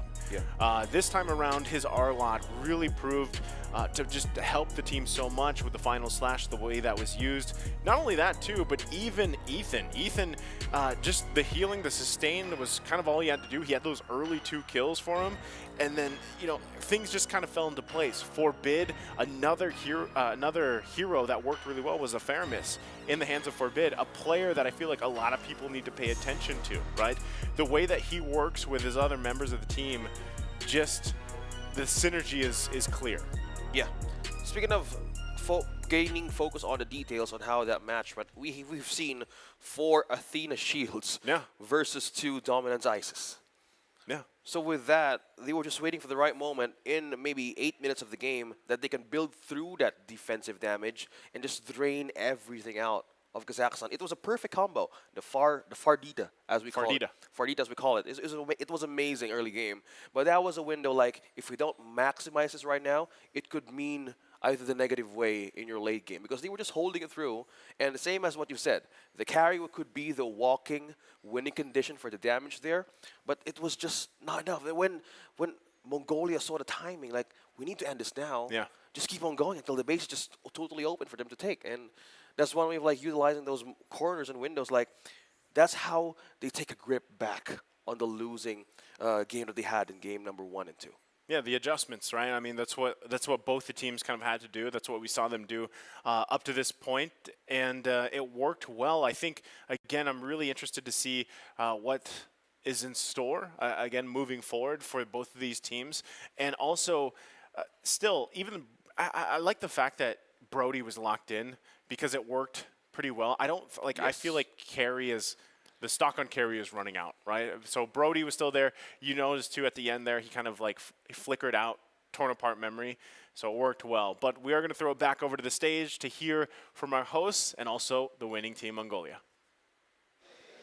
حياكم الله جميعا ورجعنا لكم من جديد بعد ما شفنا المباراة الأخيرة أو الأولى بالنهائيات وشفنا انتصار منتخب منغوليا ضد كازاخستان. فعندنا بعض الأسئلة للاعب إيثن، حابين نسأله كيف شعوره بعد ما فاز في أول مواجهة بالنهائيات. يعطيك العافية وجيه، طبعا كلامك جدا صحيح. And ladies and gentlemen, as Wajih just said right now, we are here right now with Ethan from Mongolia. First of all, congratulations. How do you feel winning this match? Before the match starts, I feel really nervous, but now I feel really good, and I'm really proud of my team's performance today. I'm sure everybody in Mongolia is proud right now of this achievement. فخر من منغوليا للرياض على الأداء الجميل اللي صار معنا في المباراة اللي طافت. من حقهم يكونون فخورين على الأداء والمستوى اللي قدموه في هذه المباراة، ولكن عندي بعض الأسئلة بخصوص المباراة اللي شفناها قبل شوي. أول مباراة كانت لهم فازوا فيها، بعدين المباراة الثانية فازوا فيها منتخب كازاخستان، بالضبط. في النهاية فازوا في المباراة الأخيرة. فودنا نعرف إيش سبب خسارتهم في هذه المباراة وكيف قدروا يسترجعون حماسهم ويفوزون بالمباراة الأخيرة. Everybody is wondering, especially what Wajih just said right now. So the first game you won, all good, beautiful, but the second game you lost against Kazakhstan. But then you had a comeback in the third game. So what happened in the second, and what did you do to change the results for you winning the match? Yeah, about second game, we really choked in the draft, and my Hopra pick was really big mistake. But next game, we talk each other really good and make really good draft for us, and we win. It's so important, right, with the draft, who to choose or not. الموضوع كله في الدرافت، بس اختيار صحيح في المباراة الصحيحة. ولا ايش رايك يا وجيه؟ أكيد عرفوا كيف إنهم يتصرفون، عرفوا كيف يغيرون استراتيجيتهم عشان ياخذون هذه المباراة. ولكن قبل لا نروح ناخذ بريك بسيط، حابين نسمع منه إذا بيقول كم كلمة للناس اللي جالسين يشجعونا بشكل عام في لغتهم. بالضبط. So, anything you want to say back to your family and friends in Mongolia? I just want to say all the fans who cheering us for the win, I just want to say thank you and keep cheering us. We can do more. Yeah. All right. Beautiful words, ladies and gentlemen, to all the fans of Mongolia. Keep cheering up. We'll see what's going to happen later on. And possibly you will have your seat road to Romania. Yash. Wajih, ايش رايك في اللي صاير؟ شفنا أول مباراة لهم في النهائيات في ربع النهائي، أكيد أنهم في المباريات الجاية طالما أنهم راحوا لنصف النهائي أكيد بيستعدون بشكل أفضل وأفضل من كذا. فأعزائي المشاهدين خلونا ناخذ بريك بسيط عشان نشوف المباراة الجاية اللي بتكون بين منتخبين أبدا ما هم سهلين. Absolutely. So, ladies and gentlemen, we're going to have a short break and we'll be back with more things happening right here at the Gamers 8 IESF Asian Championship. See you after the break. أنا محمد، اسمي في اللعبة جد. Hello guys, my name is Batold. My nickname is Etanaro. My name is Muhammad, also known as Tarazan. Hello everyone, my name is Mara and my IGN name is Chmar. Hi, I'm Sajil Shariar, also known as Sarge. Hello, my name is David Charles Cannon, also known as Flap TZ. So competing in the IESF Championship, I feel so proud because I'm the representative of Cambodia, and feel like excited because I met a lot of players from another country, from another region. They're so friendly and yeah, so I'm so like I'm so happy and enjoy to talking to them. And some players talk to me that they know me, and I'm also proud of myself because my name is Go Fate. Nah, you know what I mean, right? Yeah.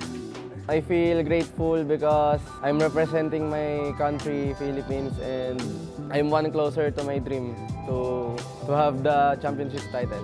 It's a really huge event and it's a serious honor to come here, and the competitiveness is actually insane. Like, a lot of the teams are really strong and we've gotten a lot of respect and friendliness with the other teams as well. شعوري وشعور تيمي ان خاصة مو قاعدين نمثل نفسنا بس، قاعدين نمثل المنتخب الامارات، فغير انه شعور عظيم جدا ان قدرنا ناخذ فرصة ان نمثل منتخب الامارات، واكيد احنا مبسوطين في الشيء هذا وفالنا التوفيق. صراحة شعور جميل جدا. It's my first international LAN tournament and it feels really good. It's an honor since we're the first team in Saudi Arabia that's selected for Mobile Legends. It's been a thrill so far. Every team is so good and I'm excited to face more teams.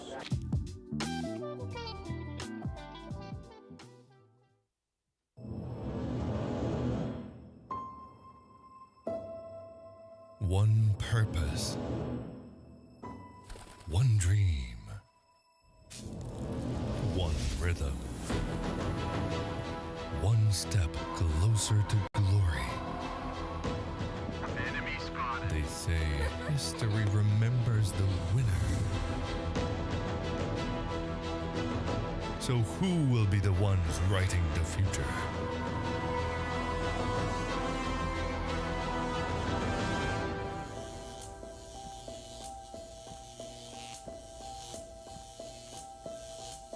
The halls of power call for their kings.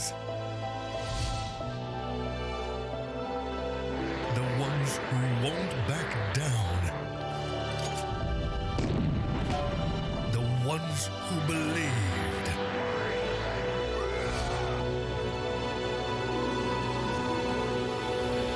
The ones who knew that over 100 nations can't be wrong. Join the fight between August 24th and September 3rd as Yash becomes the world's esports capital.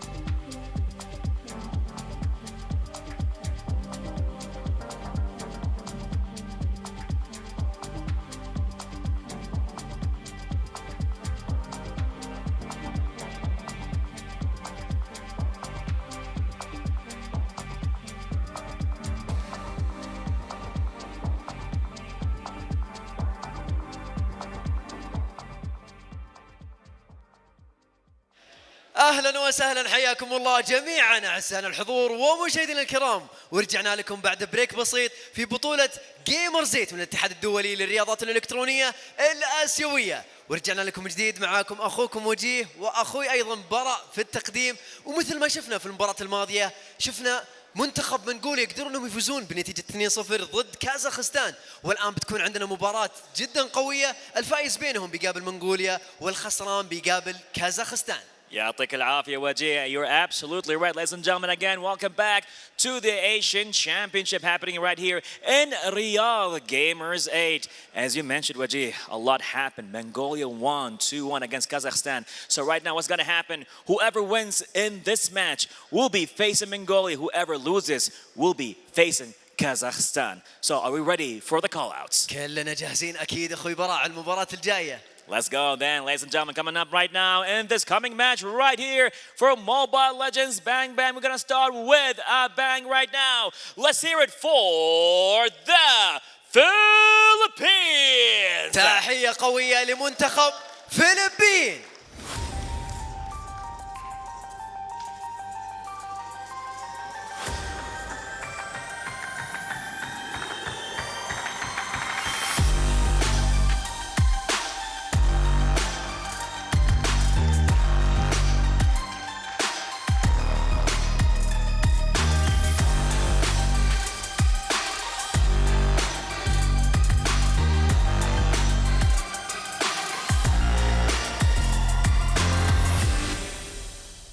منتخب فلبين جاهز انه يتنافس في المباراة الثانية في النهائيات الكبيرة، ولكن حابين نتعرف على منتخب خصمهم.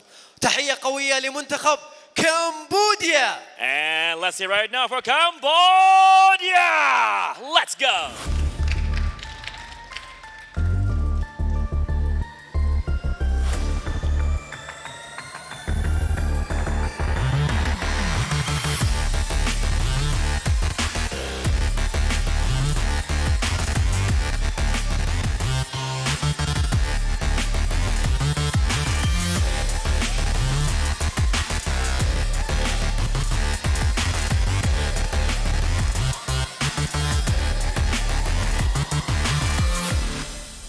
There we have it, ladies and gentlemen. It's going to be a crazy match happening right here.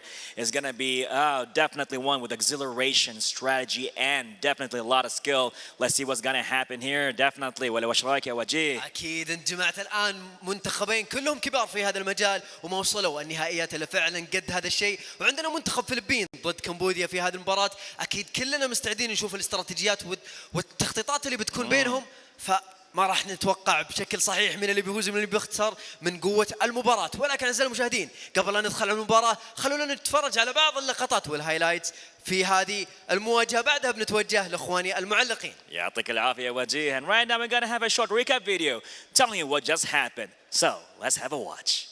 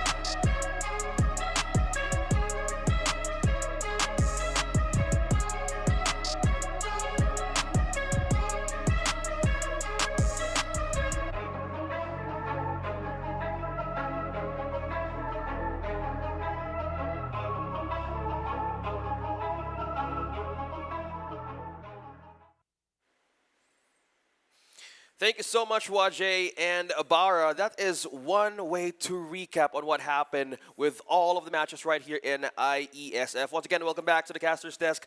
I'm OSX. I'm with Naisu, and this is the match that was been in the shadows, and now they're going in for another way of revealing themselves back. We've witnessed Mongolia, we've witnessed the teams who has been dominating off stream, but now it's Philippines versus Cambodia. Is this the revenge that Cambodia wants, or will Philippines go through it again like they did in SEA Games? Well, we heard exactly that Chama, right? When he said, I want a rematch versus Mongolia. Well, now that we had the first series pretty much wrap up here, OSX, we know that Mongolia is waiting there.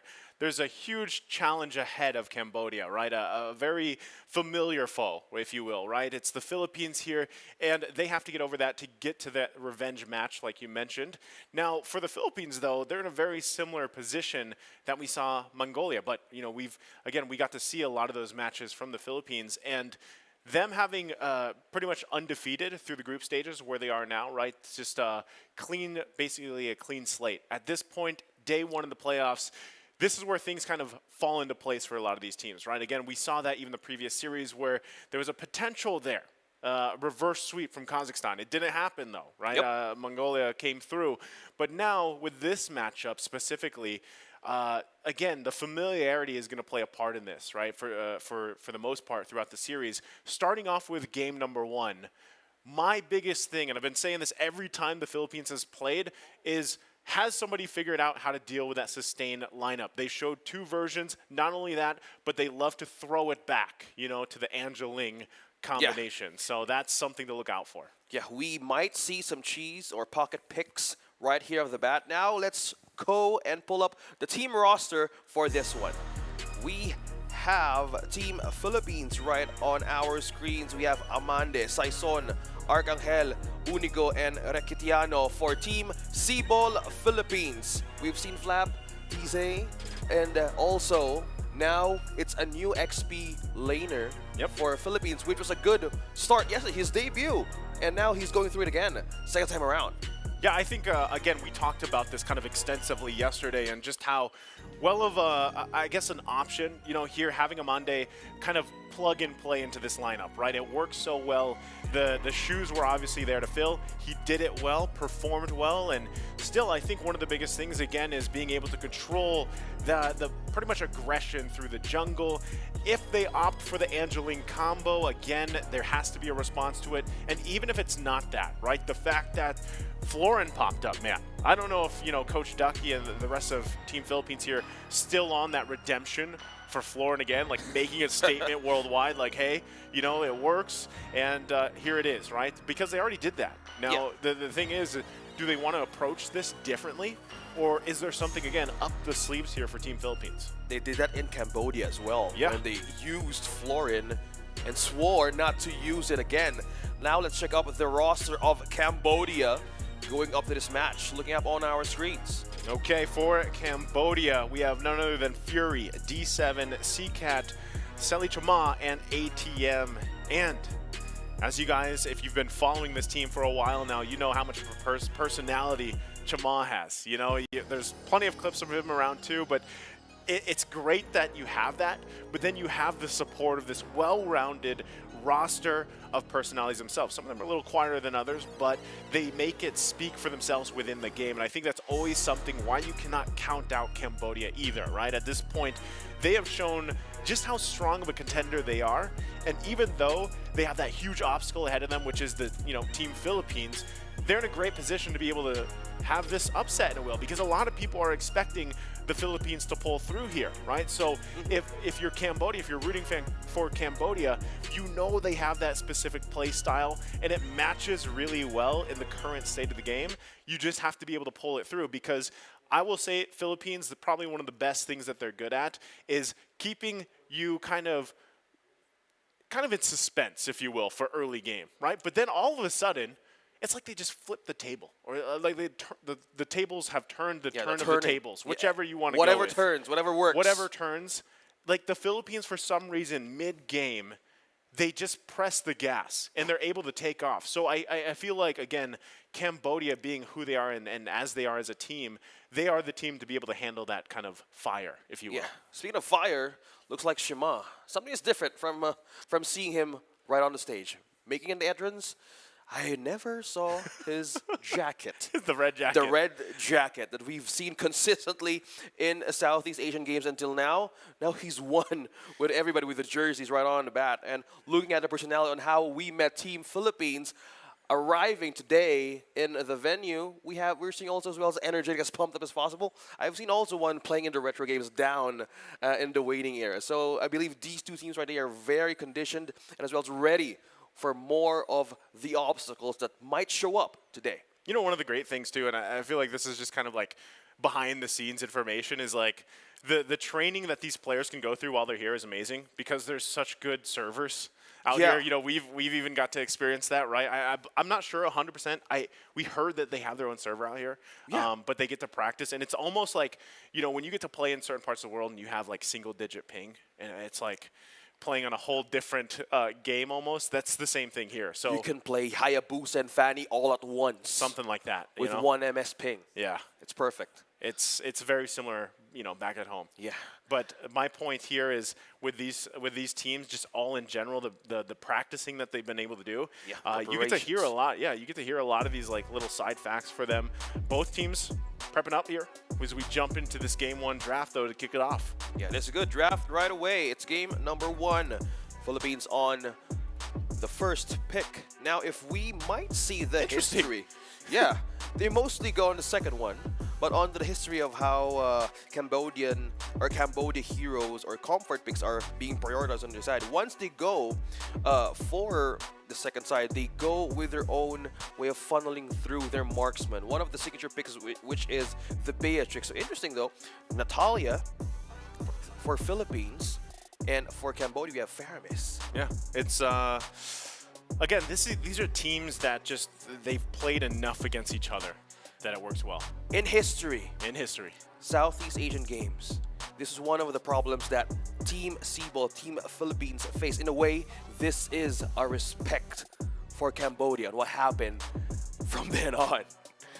That's what I said. It's familiarity at this point, right? I mean, these and a lot of the teams that came into IESF Asian Championships, or even back in the qualifiers, you know, you're really kind of, even though it was online, you're kind of wondering like, okay, what does this team have? What do they, you know, how have they developed their play style? And what we learned too, especially talking to a lot of these teams or the players out here, is like, yeah, we pay attention a lot of the times to some of these powerhouse countries around the world with their teams, and we learn from them and we adapt our own kind of play style to that. And I feel like that's something to be said even with Cambodia. Like if you watch them over the course of the months, you know, and even in the past, even in their own league, they have developed this sort of play style that ends up just working well for them. And I feel like it works specifically well against the Philippines. And that's why you have these the respect bands coming out, of course, and just heroes that have been devastating for the Philippines. Yeah, the Franco as well, D7 on their matches, good match results there, and also the Kadita. So we're targeting more of the roamers now, you're right. So trimming down the setups might come in from Cambodia or Philippines. So with this third pick, they might actually ban a mage hero out of Cambodia that has been viable in most of their matches. The Lilia, we've seen the Lilia being banned up by Cambodia in most of the draft picks that they went through, even the Eve as well. So yeah, the Kaja being present as well in the bans of the Philippines. Now it's always about the roamers here for Cambodia. Well, I think that just warrants it, because a lot of the times, a lot of these teams that have excellent roamers, you know, roam players, even deep hero pools within that frame, they change the course of the game. They can, right? Single-handedly for a lot of times. And also, it's just part of the way the game kind of unfolds, is you have that momentum being set with that roam player, right? Whether regardless of whatever team we're talking about here. So good to kind of hone in on that for the Philippines. They focus on that. I'm not sure exactly, you know, once we get to that second phase, how they want to respond and continue on. But it's Cambodia that decides, yeah, we're not going to give the Eve, the Kadita, and of course the Faramis. So they're also focusing kind of on one specific area, you know, and dealing with that. So now this leaves the question, what's that priority pick? Is it going to be the Fredrin? Because that might be one of the safest routes to go. And there's still a lot open, though, too. Some of the heroes that have been popping up over the course of this tournament here, OSX. Two similarities here that can show up. Either Philippines gets the Lancelot against... Oh, okay. Scratch that out. They're letting it go to Cambodia. For sure. Are they baiting? Do they want the Ling to be chosen from Cambodia? Sometimes, okay. This might be the way, yeah. Because for Cambodia, most of their way of doing this draft as they go for the marksman first or the roam first. But this Angela first thing, you don't get two. Philippines only one. But that's the Ling and the Fredrin both present. Okay, well, either the Fredrin is going in the XP lane or he's going in the mid like they saw, you know, from yesterday, what the Philippines did. So we'll see if they're using their own, you know, poison against them.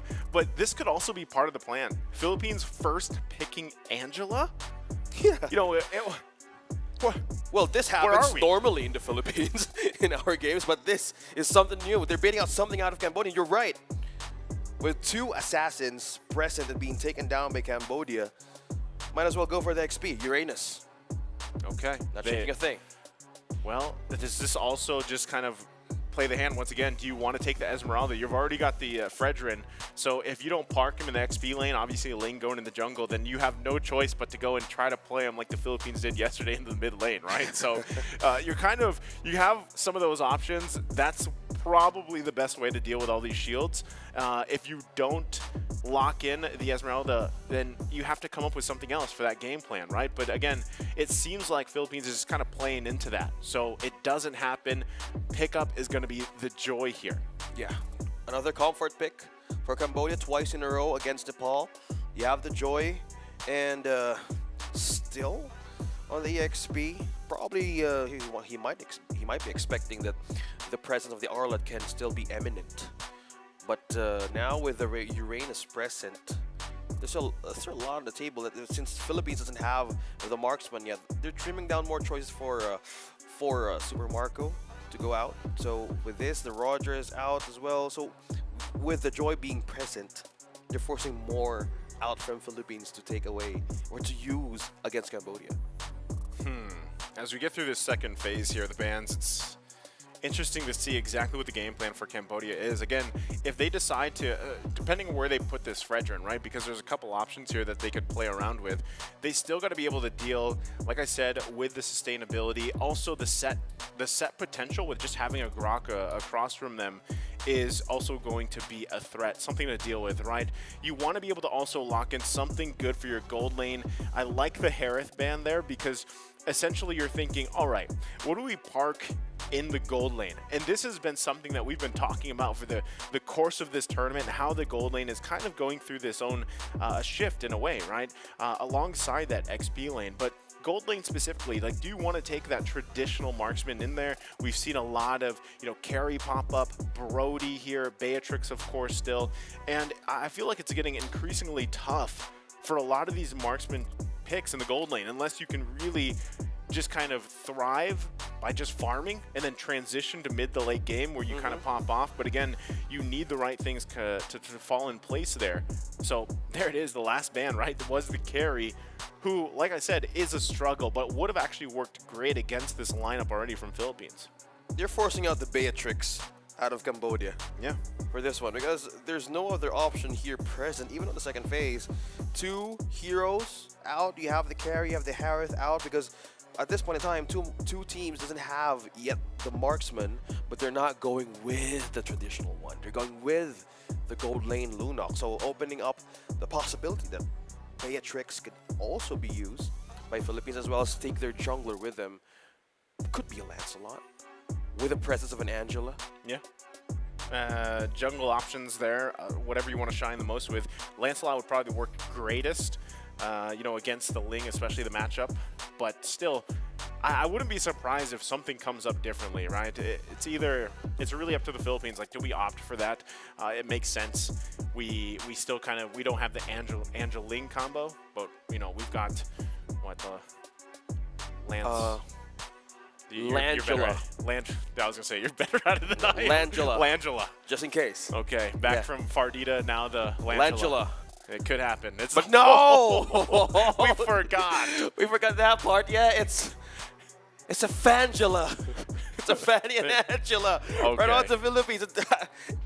On stream could be a debut. We haven't seen the off-stream games yet, but this is something new again for the second game of the day. So there's a Fanny answering the global capability of a Ling as well. I wonder if Cambodia is thinking about this. Like, darn, we forgot. We have to take out the Fanny, because I feel like every team that plays against Philippines takes out Fanny, like in the first phase even. It's for the most part. It's the first thing. It's the first thing that you do. Well, it didn't happen here, so now they're going to have to play against it, right? And if you just look across the board as we wait for this last pickup, it's going to be the Krufa. Probably the best choice you have. Playing into the Fanny. Okay. So covering the bases at least there, because if you look across this lineup for Philippines, it's pretty well-rounded, I would say, right? You've got a lot of coverage in all the areas that you need, and especially the biggest thing is you lack a little bit of that magic damage in comparison, right? In comparison to what's across from you. So you have to be able to start strong, start early, and I think that's just statistically what we know about the Philippines. That's what they want to do. On the other hand, Cambodia, especially locking in, they have that Lunox. They have quite a bit of capability to burst with the magic damage, pairing it up with the Joy too, right? We're expecting an early Genius Wand to be built, using those beats, kind of popping that Vengeance, just wrecking a havoc in the back line if they can, and then hopefully, you have enough follow-up through that. I think that's the game plan here, specifically for Cambodia. You just imagine magic damage reduction that needs to be present on the side of the Philippines. Now, on game number 1, looks like the battle's about to start. It's the first match of Philippines versus Cambodia. Now let's see how this goes. Again, our XP laner for Philippines is now Cannon, a PHI Cannon for this game.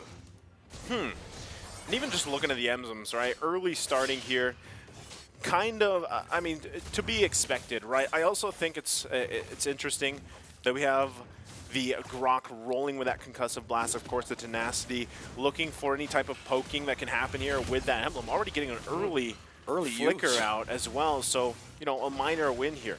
Yeah. Good work there for Philippines, trying to force out those flickers mostly. Now, if you're early game, you might want to step up. Look at that. C-Cat as well, being... Whoa! Another flicker, like that's two. So much value, right? Early on. Okay, D7 going to jump in, and there will result into nothing. But again, so much value by just early game. Even before the 1 minute mark, you already get these 2 flickers down. If they want to look for a follow-up play from that as soon, they can, especially here with Saison right on the Fanny. Yeah, and looking at how they could make use of the macro game that they're doing, or they're going up against Cambodia. They have a Ling as well, but 2 heroes dependent on the jungle side. But this is, wait, hold that thought, ADM gonna use the beats to escape. Should be fine, like I mentioned. Oh, hold on. But real quick, a little bit late there, but that was already the first blood at Chama on the run. And this is kind of not what you want to happen, right? When we're talking about Fanny here, just in general, especially in the hands of Saison, right? You get that early kill. He's running with the lethal ignition on top of it. Scaling is going to be in his favor, especially at this point in the game, right? Leading into that first turtle also, it's going to be crucial for Cambodia to be able to fight against this and really be weary of their positioning. Well, speaking of positioning here, 2 members present. We have Cannon and Arcangel right in the first turtle and near the pit. Now 2 members as well might be into the contest, but looking at the threat here, there's a global coverage that Saison can do. Cannon as well, still baiting out. Yeah, they already get him. Here comes Saison, though, going to be Beyblading his way. Heart Guard already going to be connected to. ATM will fall.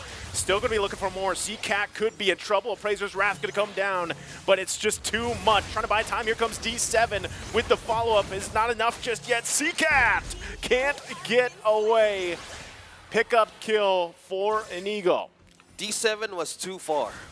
Completely on the other side of the map. It's now Saison stolen Yeah, stolen. Completely taken out the purple out of Shima. Now, a bit of delay of taking this third, but that was one worthy way of trying to play around the in a macro scale. Cambodia needs to have that catch. If Fanny is around, if Saison is around, you need to get a knock. Look at that. Arcangel knocking out 2, and Philippines secure the first turtle. Yeah, first turtle secured here. And like I said, Unigo specifically on this Angela.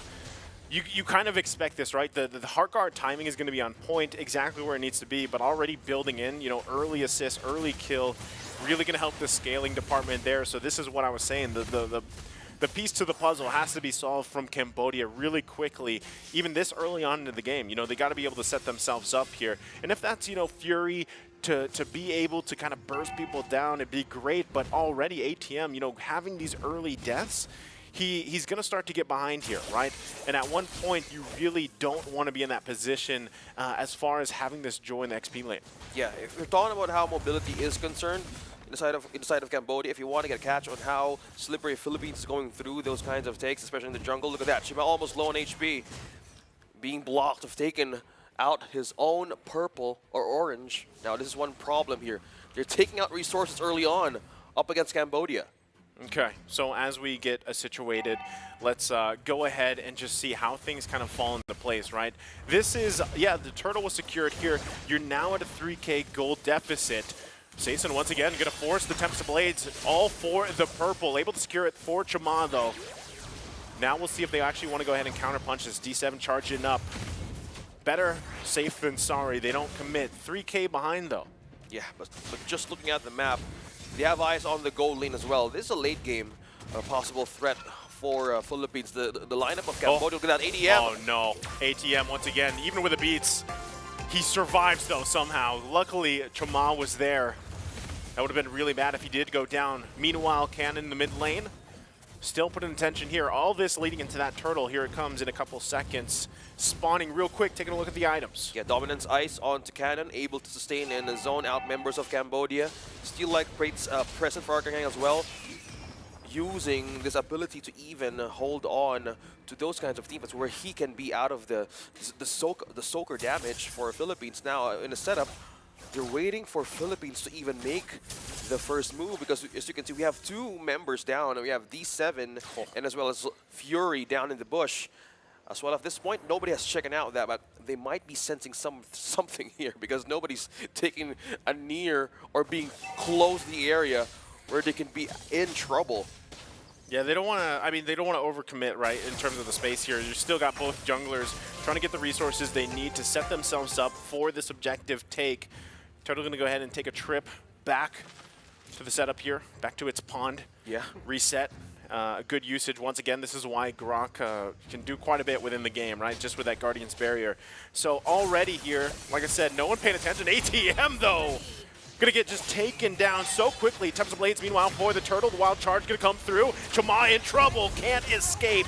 Will fall. The heart guard gonna be used now. Fury trying to buy some time. Does he have enough damage? It's not, because the sustain is too much. Fury. Requitiano, here he comes. Gets the brilliance out. Gonna be looking for the lineup shot here. One shot away he goes. Changes guns. Gets the kill.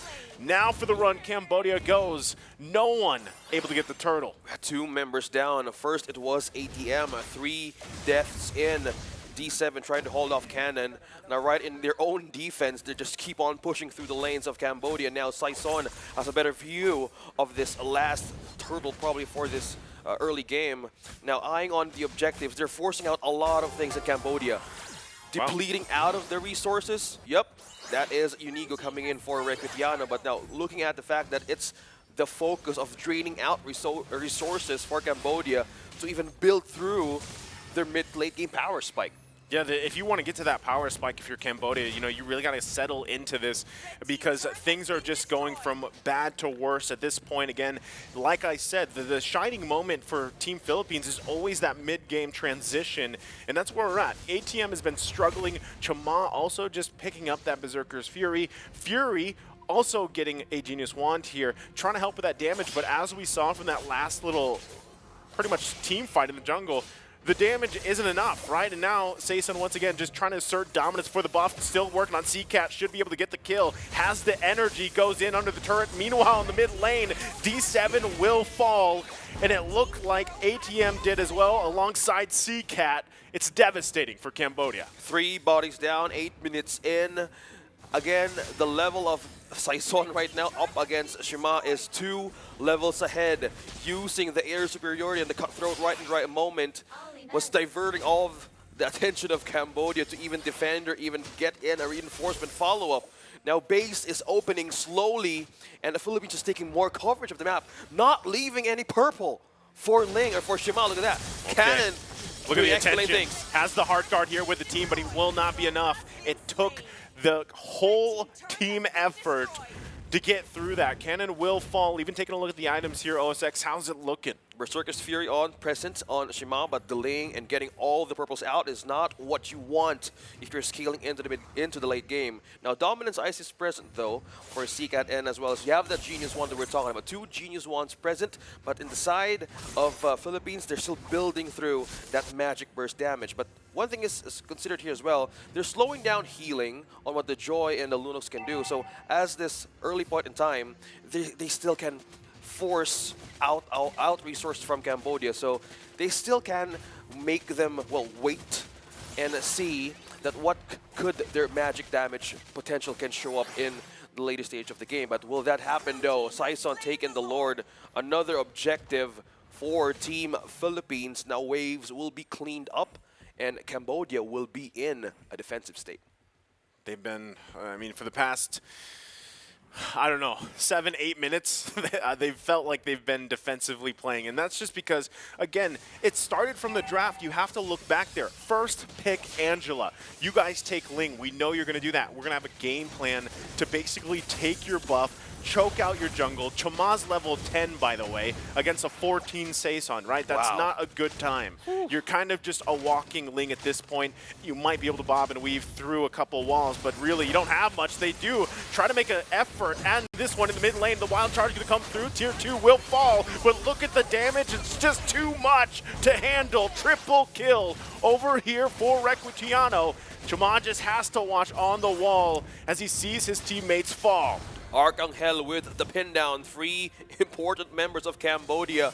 The ones needed to defend, the ones needed to enter the back lines of the Philippines. Now they're breaking through the base. Last tier turret up top, now onto the mid. Now pushing Cambodia to be defenseless with no more turrets to defend.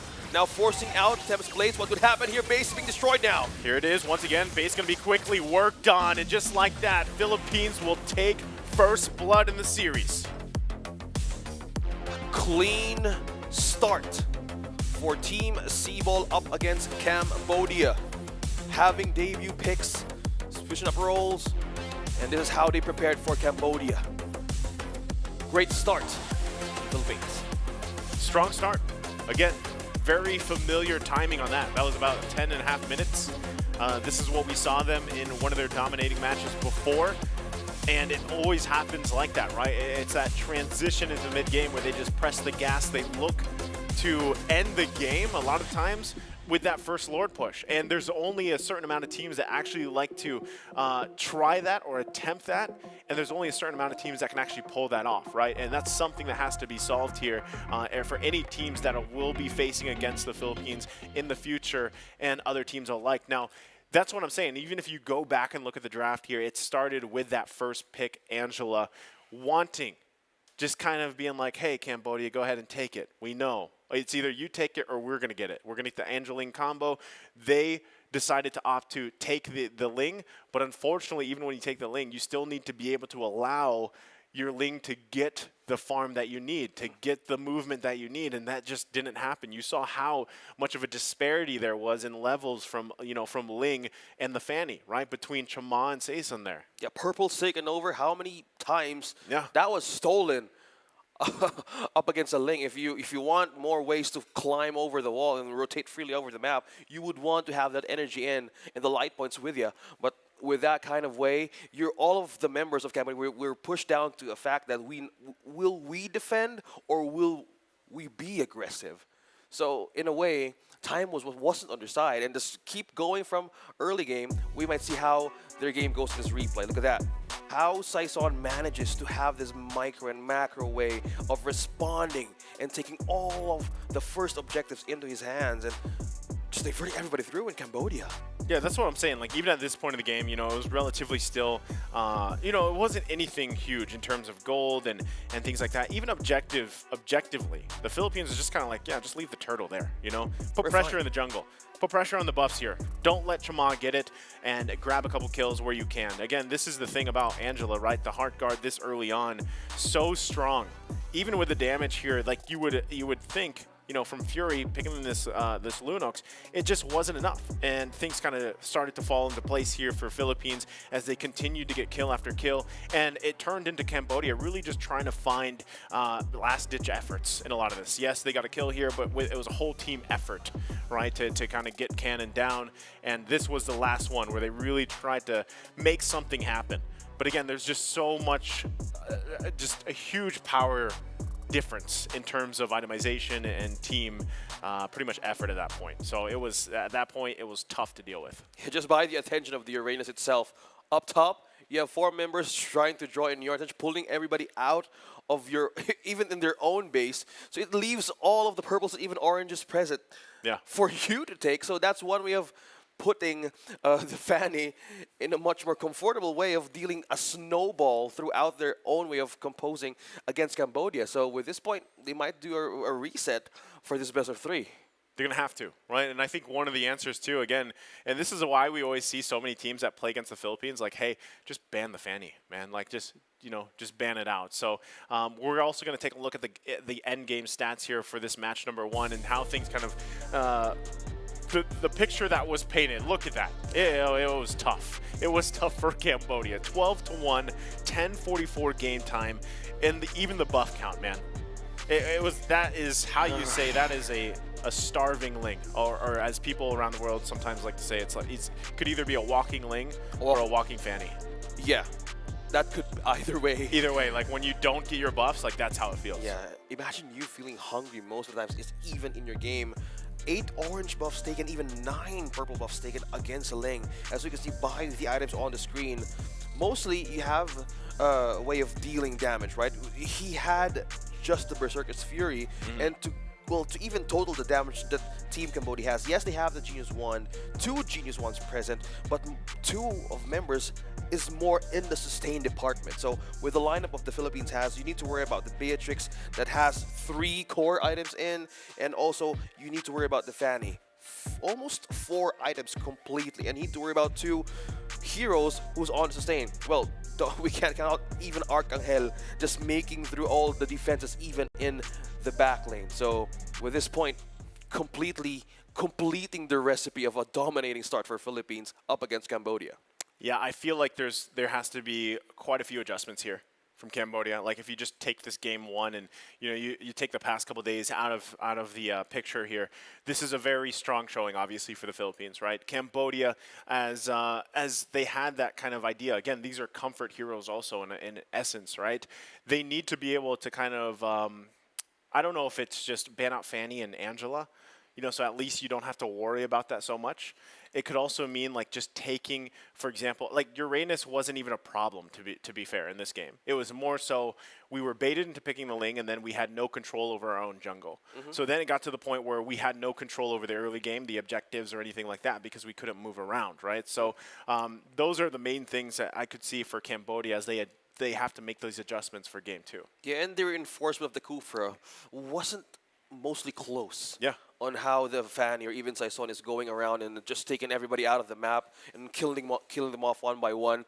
The presence of the Kufra is much more needed in order for you to get that Fanny out of the steel cables and making the passive proc, the air superiority, and even the cutthroat. So that's one problem that they needed to address. But the agility of how the Philippines is moving, rotating faster the map as seconds go by, it was too late for Cambodia to even do. So with this point, they might go back to their own comfort picks that we actually know and witnessed. The Lancelot could be back, the Franco could be back. So if they want to go and offer those kinds of options to make it back to the second game, hell, well, let's see how it goes. Well, they're going to have to do something, OSX, because we heard Chama say they want to face off Mongolia again, right? Mongolia is there. They're waiting. In the lower bracket. Yeah, they're waiting because if they can't, for example, if Cambodia can't beat the Philippines here, they're going to have to go and face off Kazakhstan, right? They don't get that chance to have that redemption against Cambodia. So Philippines, though, of course, they're on the course. Again, there's not too many of these games that end that 10-minute mark, that 10.5-minute mark, right? But Philippines might be looking to amp up for another one of those. And I feel like Cambodia, again, this is a team that we were kind of explaining them, or at least kind of their play style is very fast-paced, usually. Flashy. Right? It might be quick, it might be flashy and whatnot, but still, the Philippines has learned to adapt to that because they have, at this point, most of these teams have played against every type of kind of play style, right? And things kind of change in and out a little bit. But for Cambodia, if they just stick to their guns or their play style and they continue to play like that, it's partly just securing the early game. Yeah, go back to the roots. Go back to the roots, secure the early game with your own momentum-based kind of strategy, be able to control your jungle and the pace, and I think that would set them up really to at least alleviate the Philippines from always popping off in the mid-game, man. Like always that 8-minute mark transitioning into the mid-game is where really you have this team, Philippines, shine. So for Cambodia, it's like how do we gain control on the early game? How do we do that? And it's obviously the answer here. That's a rhetorical question. It's in the draft. To right? add, yes, it's in the draft. But who do you target? Saison? No, it's not even. It's not even about targeting specific. Who you're going to ban out? Yeah, it's the biggest thing you can do is take out, like I said, Fanny Angela, and then from there it's setting up your own strategy, not getting put into a situation or a corner, just like they did. That's what Game 1 draft was. They got put into a corner. And unfortunately, they couldn't play their game. It's hard. It is hard. That's hard. Even if I get stuck in one kind of way to even bounce back in that point of the game, I might just think of ways even for my team to even bounce back for I don't know. But when it's that far behind, like how do you bounce back? Yeah, how do you bounce back? Either you get a perfect set or you have enough damage, but at some point that was delaying the inevitable in a way. Yeah. In game number 1, so let's see how they bounce back in game number 2. So it's not impossible. It's the playoffs. Yeah. We have game faces on. It's double elimination. Double elimination for Cambodia and the Philippines. Again, you're looking at these 4 teams, the best of the best in IESF, also to represent their country. It's not too a big of a loss in a way, because they're still going to represent. But now it's the title for tomorrow for the grand finals. But now we're walking through their journey in the playoffs. So Cambodia and Philippines, a different way of adapting here, but it's muchly more on what keeps us strong and change what's not broken. You're right. Probably Cambodia could go back to their own roots, or maybe channel something up. They were doing the non-traditional marksman picks, as you've mentioned, right? Lunox, late game, maybe channel up something, a momentum breaker composition that could even slow down the process of the opposing team. So who knows? A lot of things can happen in the second game. I would love to see, I hope we see something similar like we did from the last series, OSX, where, it wasn't a sweep. Because again, we're in playoffs. Like this, we want to see. Yes, as strong as a team as Team Philippines is, like I said, you can't count Cambodia out. Of course, right? So you hope that maybe they are the ones that give the Philippines their first taste of a loss too, just like we saw, from Mongolia previously. And I think that would really set the stage here, obviously for hopefully a Game 3. But with how things are going, there's so much you have to deal with. Again, with the Philippines naturally ending games before they even get to that 15-minute mark. That's why I'm saying, your early game for Cambodia is so important here. We see them getting set up here for game number 2. And the early game, for the most part, will carry you through that mid-game dominant strategy that the Philippines has, right? So again, they're going to flip sides, I'm pretty sure. So they'll have that priority option, which allows them, once again, to kind of start with the game plan they want to. Biggest thing, though, once again, like I said, is what do they ban? Well, how do you get the picks, or at least the game plan that you want, right? For the Philippines, number 1, don't give the Fanny. There's the flip-flop I was talking about. So we have Cambodia. First pick. First bans will probably, if I don't see a Fanny pop up here, I would be surprised. Maybe even the Angela. Yeah. Either they're more prepared to handle that, or they might pick something or play fire with fire. with the choice of an assassin hero. But that's the thing, like Chama even got his comfort hero, man. Like he is known for his Ling, and he just got completely shut down in game 1. Like he didn't have a good time at all. I'm thinking one more option though. There it is. I love it. I love it. Okay, Good. This is a good start. Good start. Step Respect 1, button. check. Yeah. We have the check boxes back again. Yeah. We have the Fanny out for Team Philippines, respecting also the Natalia. At some point now, if you want to go back on the roots of the options of Shima, you said Ling was one, Lancelot's also one. Yeah, it is. And there's another box. OSX. Hey, it's funny because our good friends, you know, our good friends that we met here, the other casters too, they talk about boxes as well. Checking the boxes. Right. It's just, it's universal language, right? It is. And that's what I feel like if I was a coach or an analyst, if I was ever there one day, if my IQ was ever high enough for the Land of Dawn, that's how I would present it to my players. I'd be like, here's your boxes. Here's your boxes, number Check 1. them, boys. Yeah. Respect what's strong. Yeah. And do what you do best. And this is the start, right? I love it. There's the third one. 3. Good job, Cambodia. Okay. They took out the Link. Yeah, you know, in a way, again, the fact that they banned out the Angela doesn't, like, they probably could have banned something else, but it also is like, Chama just doesn't want to play that or give it up. So Philippines still focusing on the roam role. This could probably just be Kaja again. Very similar bans, right, from what we saw. Unless, just like last time, they want to bait that pick. And this is part of the whole, you know, mind game of the draft, right? I like what you're going at.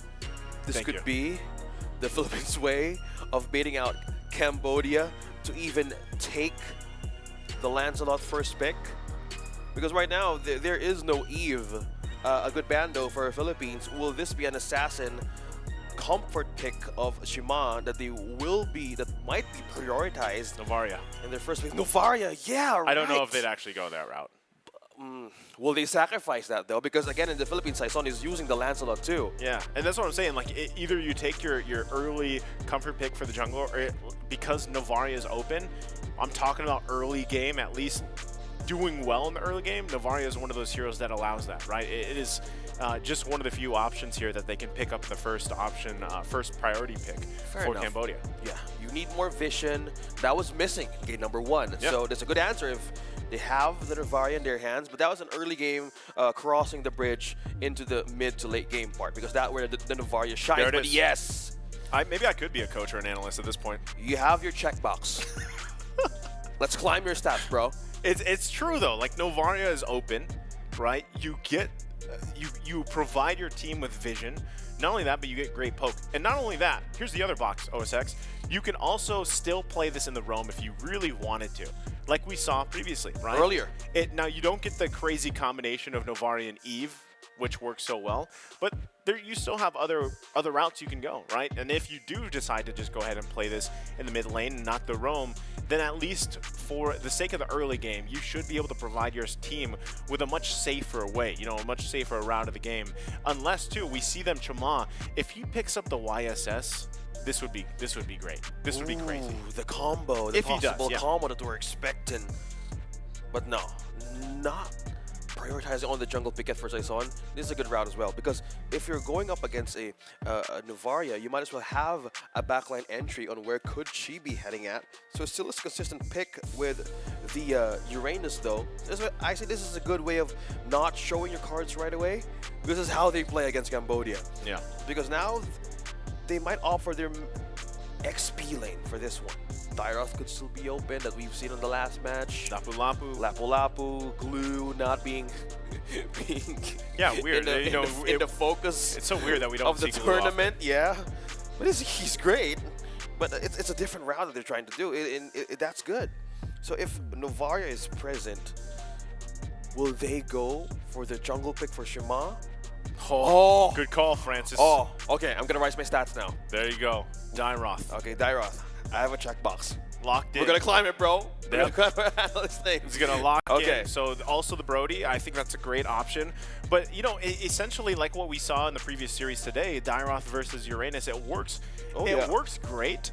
again, you just need to be able to pull off the execution part of it, because your damage, the penetration that he all provides and everything else, and also relatively, again, with the new emblems, the new talents, you get quite tanky, right? Even just, again, it's only a tier 1 talent, the firmness talent, like it works really well for the setup for Dairoth, for that tankiness, and also to get that sustain going. And here we go, another pick that we haven't seen, at least on the live stream, right? The Atlas comes out to play. For the first time. For the first time. We've seen Atlas here. And that's 2 heroes from Team Philippines could either enter their back line. Again, the focus of Cambodia here is 3 strong hero picks of the Philippines. We have 2 assassins, 1 support, but they're missing out something. From this point in time that they have the Novaria, they might take out the Lolita here, something that could block all of the damages. But with the presence of Atlas here, they're still going with the Digiban, which is a good option for Philippines as well. So if you're paired up with a Novaria, I think the option for YSS could still show up. It could. Again, it's not banned out just yet. I do think, now this last ban for Philippines is really going to be kind of conditional. It's Paquito. And that was quick. It was like it was almost kind of like just ban it, right? In a form of at least experience and kind of knowledge that they have, that could possibly have been picked up by Cambodia, but I'm wondering exactly the decision there too, in terms of Philippines and kind of what they want to round this out with. Now with Cambodia having 1 ban left, you know, what do they narrow down here, right? We're still waiting for that roam option. You mentioned Lolita earlier, if they want to go ahead and go that route. Yeah, they need something to protect here. You have the Brody, yes, but what is the front line here? Because you're up against an Atlas, you need something to hold that through, or maybe something to burst him down. But being the Joy out of the picture, what could be the last possible answer? The Faramis, yeah, probably still not letting the sustain be present for Philippines. Unless Cambodia goes Fred. Yeah, fair enough. They go Fredrin, you know?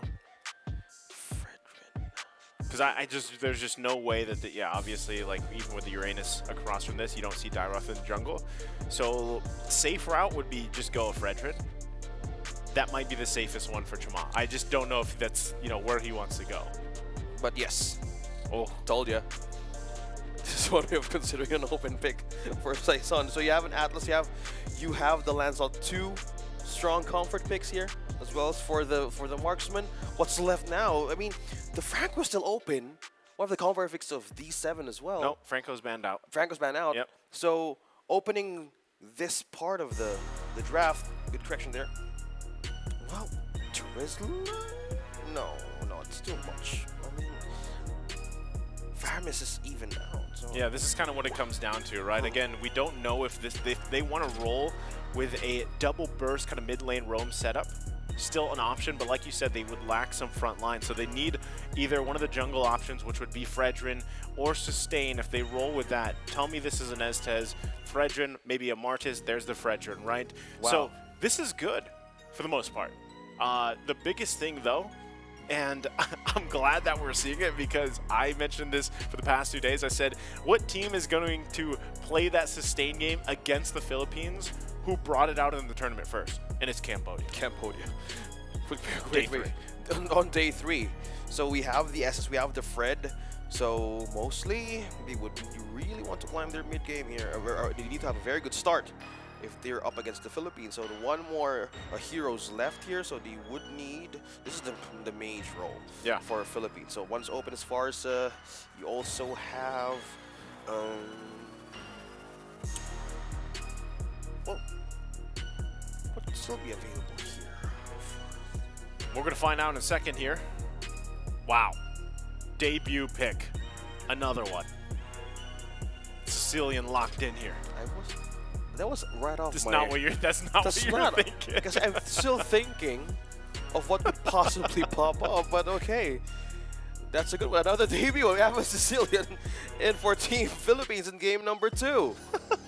Okay, this not what I was expecting Sicilian at all, off the top of my head. But maybe there's a method to the madness, right? This could end up working, but now... The team that brought out the sustainability kind of composition and whatnot, let's see how they handle it. Let's see if they're the ones that have the answer. That's what I want to see here at OSX. I'm kind of still processing on what could still happen, but I'm glad that it's not. I'm wrong, and this could keep You're glad on it's going. not me, Yeah, basically. I'm glad it's not me, but this is a better option. Let's see how this fight goes. It's Cambodia versus Philippines in game number 2. Will this be the composition that they needed to bounce back against the Philippines? Let's check up on the emblems here for this match. Okay. Taking a look at the emblems, right? They're quite different here. Still, I love that you have the Atlas running the focusing mark for Unigo, because that's going to be huge, especially if you get a multiple Fatal Link setup. The bonus damage across the board, and then you're talking about stacks here, right? Also, take note too, I believe that is Weapon Master for the Sicilian, and then the Rupture. So you got that penetration, you've got Impure Rage. This is interesting, right? I mean, this is why, at least for me, I don't know if I speak for other people out there, but I love the emblems, I love the talent system, because you have these kind of variations happen. Yeah, you have 2 agility emblems as well for tier 1 for Canon and Uniga, but on the other hand, we have 3 tenacities present of Cambodia. Some tell me, yeah, this might be their way of sustaining this kind of team fight for Philippines, but if they want to have this kind of safe passage, they might want to go also aggressive, since team fights might happen, since they have the S on their side. This is completely an extended team fights happening over and over again. Yeah, I love too, the fact that you're really looking for scaling here. Now for Philippines, the fact that you have a Sicilian who is basically the mage version of Aldis, right? You're just stacking. At one point, if you don't end the game before it gets too late for Cambodia, then you're dealt with a hero alone that can almost one-shot someone from your team, if not multiple people, right? So then you're really relying on this Novaria as well to kind of help you through the course of this game. Going back to it, if you had a key to victory here, OSX, it's like I said, early game, you got to be able to control it. It's in the hands of Cambodia to do with the lineup they have and their own version of basically an Ube strat here. Well, speaking of Ube strat, positioning, we have ADM and Super Shima, or Shima here on the turtle. 3 members present. Both the teams are ready. Look at that Astral Echo. And recall, Fatal Link's going to come through, still working on the turtle. They're going to be able to find its ATM. Seisun goes in, still going to be looking for a kill, but the sustain isn't enough. ATM will fall. Now D7 on the hunt. Unigo does fall to Chama. Can he help out his teammate here? Chama, D7 on the run, and not going to be able to find the connection with C-Cat, forcing the rest of the team back here 1-for-1. Turtle secured, though, for Cambodia. Great way, or great start for their own composition. We're going back here on to Team Philippines. They're still looking on clearing up mostly of the camps of Cambodia. If they're up against the jungle of Shima or Cambodia here, clearing up more or taking out of resources from Cambodia can force them into the lanes to show up or even to aid their gold lane. Yeah, and with that being said too, I mean, early on, despite everything that kind of happened there, you really don't have much of a difference in terms of economy for now, right?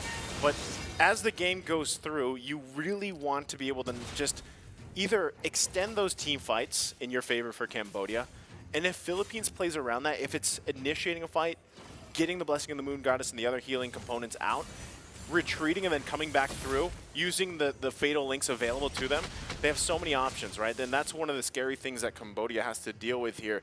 But still, at this point in the game, they're checking their box. This is what I was saying for Cambodia. Control that early game, have the best kind of driver's seat in the early game that you can as they kind of clash out here on the top side.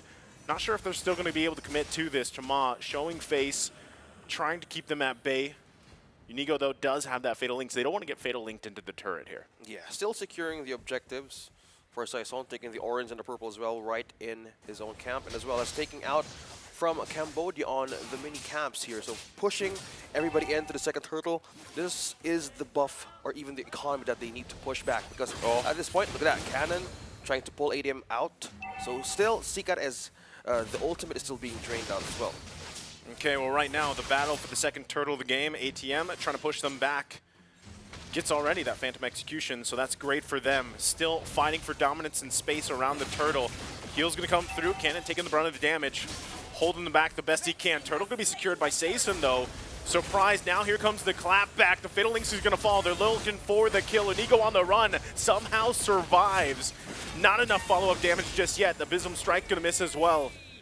Tough here to deal with. No kill happening, except on the top side. Fury will find one in the solo kill. Wow. Backline sustain, backline protection. This Estes pick for Cambodia is just showing, and all of the ASL recalls and echoes being thrown out in the lane of Philippines is just right on point, poking everybody out to force team fights over and over again. Yeah, so this is, again, they're doing exactly what they had to do. And so far, I mean, we didn't get to see that that last kill there from, top lane. Fury was able to get that. So, again, when you have scaling that needs to happen sooner than later. Again, this is a great option here because the whole part of this is facing against a Sicilian. And it's just like everybody playing at home when you have an Aldous either in the mid lane, they decide to put him in the mid lane, gold lane, or in the jungle. It's like, all right, guys, game plan, there's one. End the game before he gets too many stacks, right? And so that's something that needs to happen here. Cambodia is on the right track. They're doing the right things. They're going through the right motions in the early game. They just have to be able to hold it together. If that means giving up a couple turtles, if not all three, but they're able to sustain through those team fights, those skirmishes, and hopefully get a couple kills, and put those kills obviously on the right members and get those items that they need, scaling-wise is going to be really good for them. But still, it's almost like a ticking time bomb, right, when you're working against that, because you have to be very careful against Sicilian. At one point, the timer is going to be up on him, and he is just going to blast pretty much your team. So that's something that really has to be said. We are going to get actually a replay of that solo kill here in just a second, too, so you guys can see it alongside us. Again, this is all happening, but top side, look what's happening, too, right? You see them at least on the map going through. Fury does get that kill by himself, and that's why I was saying it's so important. I thought we would get the view there. The view from up but top. Still, it's a great pick off on the top. Yeah, talking about starting it quick. So the Brody up against a Claude, draining out the possibility of a complete snowball. Well, they're doing their speed breaks correctly if they're up against the Philippines. But if they're on to the fact that they want to have a secure way of trimming down or slowing Philippines completely, they might want to target the scaling heroes here. So how will they do that? They would need to be, or they need to set up more crumbs for the Philippines to follow. But as we can see here, the side of a team of Philippines are much more disciplined no matter how the trades go by. Yeah, and at the same time, even with trading kind of between both the teams, you still have a lot of great options. Whether you're trading, whether you're pushing and pulling, and kind of that's how you approach, an Estes across from you. You just need to be able to get to the point where you can negate some of that heal, especially with the itemization. But I think that's also why it's so crucial that you have Unigo on this Atlas, right? And running the focusing mark even on top of that. Because if you can manage to get the multiple members you're looking for with the Fatal Links, find the setup there, you throw that focusing mark, and then there's a blazing duet at the same time, that might be the answer, to some of that sustain here. With that kind of setup that Philippines could do, either way, he needs to have more defense that he needs to have. Because if you're up against a lineup with an Estes, the back line probably is more secure than ever in sustaining everybody out in those kinds of ambushes, even ganks. So, yep, that could be a great way of bouncing back if you are Team Philippines. But it's might as well waiting for the right items to even soak up for that moment once you get that perfect set. Yeah, right now, cross-map play for both teams here. The focus on Seacat. Saesun should be fine. Just showing himself. Again, third turtle of the game is going to be up in just a second. And that's exactly a preview of what they got to watch out for, right? Just the Sicilian stacks are going to keep happening. We're almost at the 7-minute mark here. So they got the vision. They're able to spot out Unigo. Trying to counterplay around, getting Fatal linked here into the turtle. They got to watch out. There it is. There's the sustain 2. Flicker comes through as well. Still going to be looking. Cannon will fall. Meanwhile, Recutiano was waiting in the mid lane, trying to clear that up the best they can, so they only lose a member. Turtle also goes out here. Now the onslaught in the mid lane, going to force them back here. Cambodia, though, with a little minor lead. Saesun, though, fancy footwork, bobs and weaves, stays alive. Here comes the defense. Arcangel Recutiano present. Now with the flicker out by the usage of Unigo, Ultimate first, having the safety out of that kind of way of being pinned down by two members of Cambodia, might as well waiting for the right time to strike. So looking back onto his defense, he still has only steal leg plates. And if we're talking about a good set, he needs more damage to even, more defensive items to even go in the back line of Cambodia. As you can see, Blade of Heptases and Blade of Despair present for Fury. And that's 2-0 for this Brody. So not too far gone for Team Philippines to happen. Again, you've mentioned this is a ticking time bomb lineup for Philippines to pull off. So let's see how this goes. Well, they got to sort them. Man, you know what? I'll tell you what. It's the names of Team Philippines. I am having a very good time. unique. Yeah? A very good time pronouncing them. Pronouncing It's got me tongue twisted. Recutiano. Yeah. Arcangel, Saison. I was going to say Archangel. Well, that's also a good way of saying that. You know, I'm all tongue-tied, but yeah, it's the point is, yes, OSX, you're correct. Yeah. All of the members. This is the third day that we're mentioning their last names, because back in the first 2 days, it was all first 2 days their IGNs. So a different way of pronouncing, but it was in a very unique way in the Philippines. Now you got two pronunciations here happening, you know. But no, jokes aside, the thing about this is, yes, you're correct. You know, for Cambodia, it is a lineup that they really need to be able to end the game quick. And already we're getting previews of that, right? Before we took this short pause once again, we have to kind of take what we're learning from these objective fights and how they're unfolding, and how is this adapting, right? Now, it feels like, even for Philippines in a lot of these fights, they're kind of, they don't want to overcommit to them, right? Because they know that they do have to work around the sustain and the heal from the Estes. That's something that's really tough to deal with on top of it. So still, if they can get to a point where they're in a good position to fight, in terms of that, it comes with time in this game, right? It really does, because scaling should be going in the favor of the Philippines as the game goes forward, right? So now Cambodia, once again, still maintaining a very minor lead at this point. It's nearly minuscule, right? It doesn't even matter in terms of gold. But what does matter is the space you have to work with. They at least have that one turret advantage over Philippines. They're still putting pressure here in the bottom side as well. Yep. Pushing or getting into the difference. Arcangel has now the Lightning Truncheon and the Clock of Destiny. He was ahead by 1 level XP against Seacat, so that is a ticking time bomb that we're trying to mention, and opt for the quick mana region as well for the Demon Shoes. They're completing everything. This is just attributes scaling towards the late game.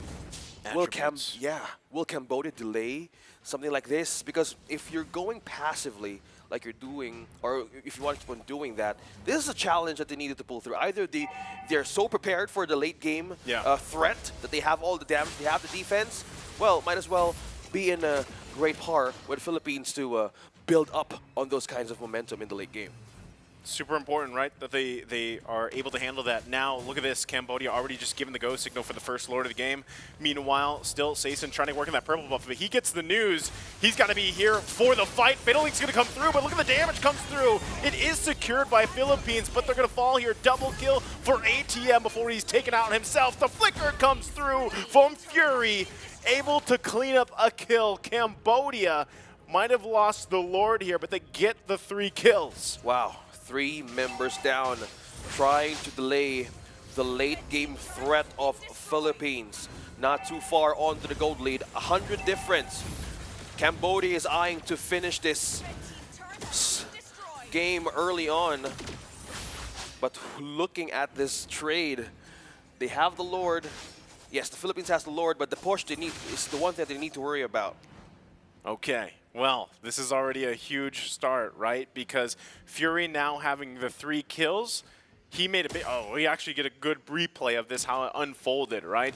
Now, things went in favor of Philippines, at least objectively, but as that fight unfolded, even the decisive action for Fury to kind of flicker in, clean up that kill, these are all doing wonders for this lineup for Cambodia. Yeah, and that's the thing. Unigo got a good set, yes, but ADM. Recutiano gets killed. That was quick. Slowly getting his scores or hit ace up, but going back on the thought on how Unigo managed to get 2, you see how the replay Cambodia sustained that fight, and that was the threat, right? It's a growing threat, but on the other hand, they're growing all the magic burst damage that they need, because if you're up against the setup of Cambodia, you have the Maleficor present for Fury, but if you want to force out something here, you might want to isolate members here of Cambodia. And even with that, right, that was, again, the first Lord of the game. Philippines, even though they lost 3 bodies, still able to get space around the map. D7, though, getting really close. There's the Fatal Link's going to cut off Jamal. Is the sustain enough? It's not. Archangel able to get a kill using this Sicilian, like we mentioned, scaling into the 12th minute almost.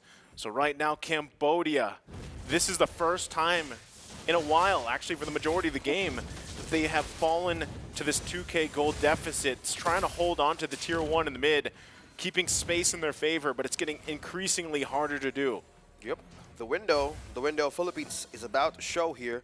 12 minutes, 6-4. Now getting focus on to the jungler still on Shima. Wow, Saison on a 3-level gap ahead. Yeah. For Shima here. Which is crazy, right? Given how kind of the game has unfolded, you know, for the most part. And Saison just, even if he's not able to get all the kills he's looking for, he's still farming up out of his mind. And you can see that. They're holding on to this tier 1 the best they can, which is crucial, because if Cambodia can do that leading into this next Lord, it at least gives them this minor advantage. What they have to keep kind of tabs on is that bottom lane. Look, it's already being pushed, and you can expect Philippines to put pressure there, at least to split up Cambodia. They know if they don't have that numbers advantage, they've got this amazing set potential with Unigo, and they're actually just going to go ahead and give this quick call for the Lord. No response. They're just going to get cut off here. Saison able to secure it. Just like that, Philippines takes the Lord from Cambodia. Okay, a good macro control here, because if you're talking about gaining control over the lanes by the Philippines, most of the time Cambodia was answering so much onto the kills, all those small things as you mentioned, right? So with all the discipline that the Team Philippines has right now, it's the late game. They're trying to be more patient, more disciplined on how to approach this. The threat right now, yes, it's imminent, but in being lined with the items they're trying to build in right now, it's one way of pushing or having a clap against Cambodia. There's a push coming in from up top. Cambodia needs to have a good defense here. You know, that's hard though. Like if you look at their lineup, it's actually like their base defense is quite difficult. You know, you don't have a ton of clear potential unless you burn most of your resources, most of your ultimates, even the Abysm strike here. So they're going to lose this turret. Still looking to put the pressure in. Philippines now setting their eyes here to the second turret. Okay, we're going to take another quick little pause here again while these players figure things out. But you know, it's kind of crazy how this is happening. Like in a span of what, maybe 2 minutes. How quickly it's kind of turned in favor. Again, things have shifted. I always say this, you know, that mid-game, really for Philippines, it's mid-game, but this time it's like towards that end game now, where things are shifting in favor of the Philippines, and they're continuously putting pressure where they have to. So now, one thing I will say about Team Philippines is they've mastered the macro maneuvers, you know, in terms of the game, and that's where a lot of teams, that first box was the early game, OSX. You know, I said that, and Cambodia was doing that.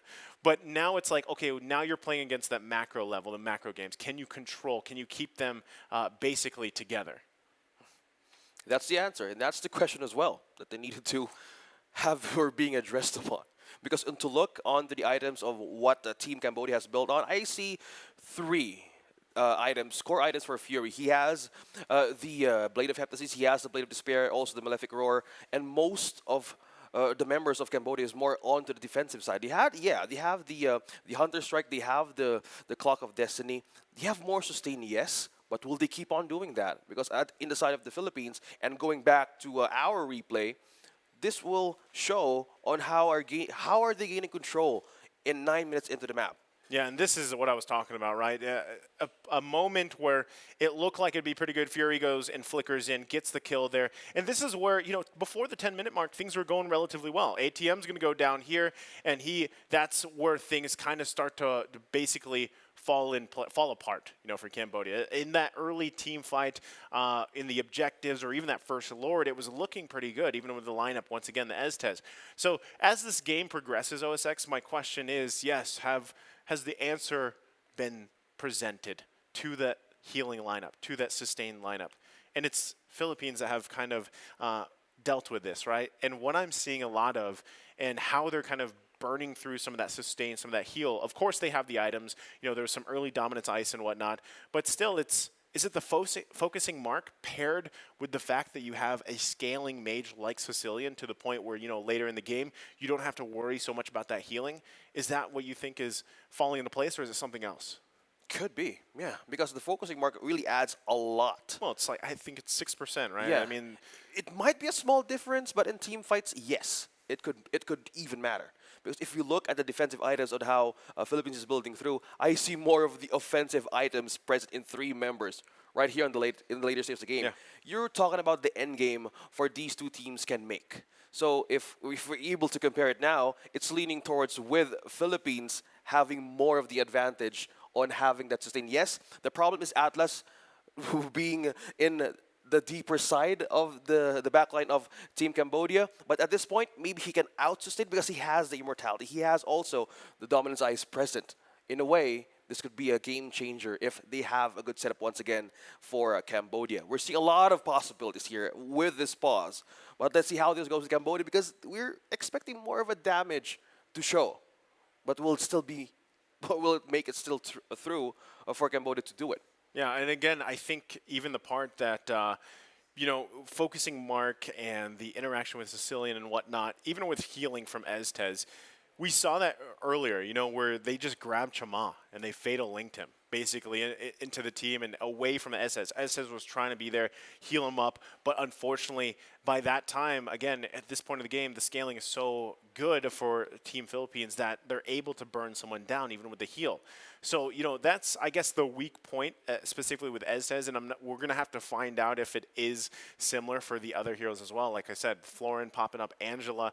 I feel like Angela right now is one of the stronger options out there, and in terms of shield sustainability and just durability overall for your team through those methods, So you got to be able to find the answers here, and it seems like, at least for now, Philippines has done a relatively good job at handling that, right? So it's great that you have sustainability. Fury is having a relatively good game, right? You need to allow him to just kind of pop off in a lot of these team fights. And if that means ATM has to kind of sacrifice himself a little bit to get, the Abysm strike off, some of the penetration as well, then that could be one of the best plays that Cambodia can make. But what can't happen is for them to continue to give up Lords, right? At least not uncontested. Not now, yeah. At least not uncontested. And it's 15 minutes, and if you want that, as you've mentioned, looking at back on the items here, we have the Holy Crystal present for CCAT. You would really want to have that pair of the Impure Rage as well if you are a Novaria. At the later stage of the game, this is where the Vaya shines as well. Yeah. So we're looking for 2 answers now from CCAT and Fury to be paired up, but that's a good question that you're putting on the table here. Who will be the sacrifice? Who will be the front line of Cambodia in the defense of Philippines it has now? And with this kind of almost 5.5k gold lead, they would really want to contest an objective, or will they still keep doing the defense that they've been doing for the past minutes? Yeah, again, you don't want to see them just not contest the Lord if it is taken, because you saw how fast the previous one was taken from Team Philippines, right? Okay, that was I believe that was taken, yes, it was, by CCAT. CCAT, I guess that's a glimmer of hope, right? In terms of your defense here and lining up for this next Lord take, you at least have a purple buff. You should be able to give the vision and everything else some poke as well to your team. Holy Crystal being picked up here by Archangel is already huge in terms of the stack, and now this additional magic damage. Wow. Look at that, though, right? CCAT is a threat. Also just picked up a massive item in the Divine Glaive. So they're in a good position to actually contest this. We'll see if they can pull through. Cannon, wow, will take a lot of damage. Unico, though, has to go back to base. Again, CCAT is a component to this as they force themselves into position for the Lord here. Going to be worked on. Archangel throwing out those bat wings here. Lord now less than 1/4. Cannon trying to get in position. Here comes Saison. He's going to go for the retry battle. Goes in, takes it Recatiano up top from the hands, and in the top side, it's going to be pushed in by Rectiano, and it's just like that. All eyes on the Lord, but the push into the base, something we haven't seen too much this tournament. But of course, it's Team Philippines that does it. They forgot the base, and there was a wave pushing through, and they were much more focused in getting that objective. The first split push in IESF has been committed by Team Philippines, gaining their 2-0 up against Cambodia. Coach Ducky's looking. He's Yeah. like, yeah, that's. I know that face. Like, yeah, we had that so many times back at home. Now we do it in a different team. Well, ladies and gentlemen, there it is. Right, they're feeling pretty good too, because that was the game plan. You know, take the heat off the top lane and just make them come for us. And it's funny too, because a lot of that probably was just called on the go, because CCAT was just, he got the purple, he was popping off, landing shot after shot after shot, whittling down members of the Philippines. And then, so they're like, all right, well, we're going to be in a position, yeah, we don't have Unico here to help with the Fatal Link. So he's going to go back to base. They're going to feel like they're in the presence to take this Lord. So why not just go for the backdoor maneuver? Talking about diverting. Diverting. Yes, one of your key phrases there. Yeah. Diversion. Diversion, name of the game. And they know. They know the possible threat of Navaria. We all know. Yeah. Two. It was getting to that point. Fury, have the Brody, have the Navaria. Oh, what a great way there. That's salute onto Shima. Yep. Respecting what happened in game number 2. Philippines 2-0. Team Seaball getting the advantage that they need, and they're pushing through in the bracket. Oh man, that's great. So, you know, Philippines in a sweep, heading up against Mongolia. I cannot wait for that matchup. But it's also a little bittersweet, because then again, you saw the salute from Chama there. He does not get his opportunity with this team to go against Mongolia, right? To have that redemption. They will go down and fight and battle it out with Kazakhstan. So it's going to be quite the matches. Again, that won't be live streamed, right? This was the last one for the live stream here today anyway. But we'll have to wait for those results later on as they play offline. So I don't know. It was a great series. I'm kind of, the way that I feel about it is like, this second game, Cambodia had things together, you know. We discussed so much. Yeah, for the early game, like I was like, all right, guys, good job, boxes checked, right? But unfortunately for them, it's always that mid to late game. They have just mastered this, the macro level, right?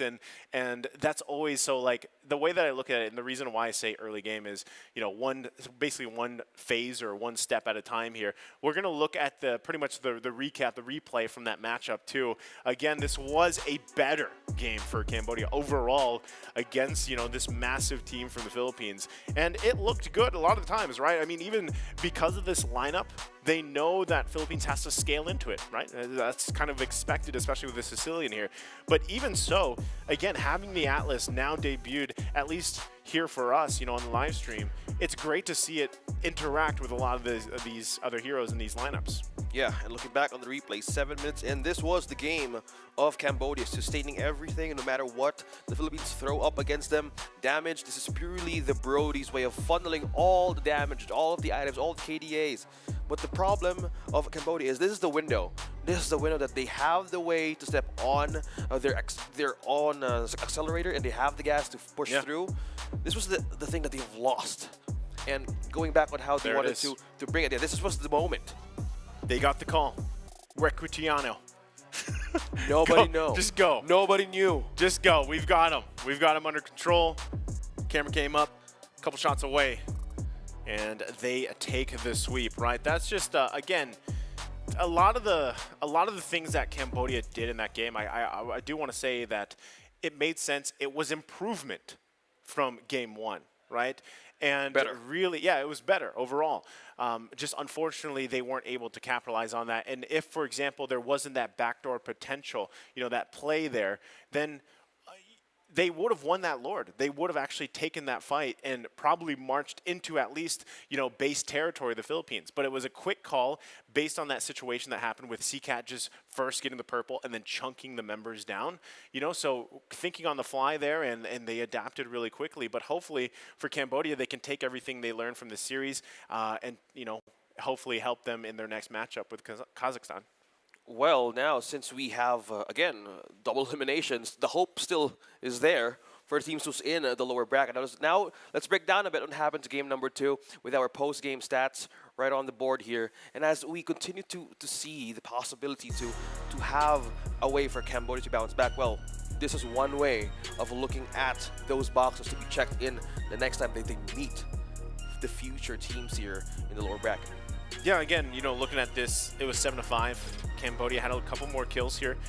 Even damage department, they were doing relatively well, but then just at one point, Philippines figured things out and knew how to win it. I'm really curious too if the game continued to go on, like how that would have, ended, because I don't know if still we have a definite answer on how to deal with this Estes or the healing and just that throughput basically through these heroes that are built on the sustain kind of meta that is happening here. I do like the fact that Atlas seems to be an option. Sicilian popping up too is a nice kind of mix in the mid lane. Like I said, it's great that we have variability happening in the mid lane. And it's not just Eve Farsa. And, Novaria does pop up, but it's great too that she has a flexibility, can be put in the roam. But this time, like I said, the game was much better for Cambodia. It's just they weren't able to capitalize, and Philippines found a weakness, and they went that way. Yeah, they're not even far behind on the orange and the purple buff. And as you can see how Sikat is building through his damages, he has a divine gift, he has the holy crystal, lightning truncheon. No matter how the late game can go, his astral echoes and also the astral recall hurt a lot. And you see how they peeled 2-3 members out of Philippines to push back while the Lord is being spawned in that game. So a lot of possibilities, a lot of things has been discussed. Me and Naisu. Yes, us. Here. We. Yeah, we. It was scratch out. Yeah. Forget the fact, we forgot the thing that, split push up top. Make them go bananas. Again, because it's not something you typically, I would say, see a lot of teams do, right? Because yes, the split push is always a viability, but it's something that you don't necessarily think of right away until you're at a certain point in the game. Even us haven't not thought. Yeah, I mean, not only that, but again, going against a team like the Philippines, like you really want to be able to go basically stand your own and fight them in a team fight. And that seemed like what Cambodia wanted to do. Again, you have this advantage. We whittled down multiple members of Philippines with CCAT alone. We should be able to assert ourselves within this Lord Pit and take it, right? But we forgot that there's a push happening as well, and yes, we don't see the Claude anywhere. So that's always something that happens. And again, it's kind of a lot of, at least for us observing, it's easier to be like, there goes the hero into the side lane, top lane, bottom lane. But essentially, with the way the Lord dances go, even how they like to hide in the bottom bush, go for conceal plays or surprise pushes, that's always something you have to keep an eye on, that you can't watch the heroes all the time. But we are going to be taking a look at the brackets as well. Again, updated here after the first 2 series of the day.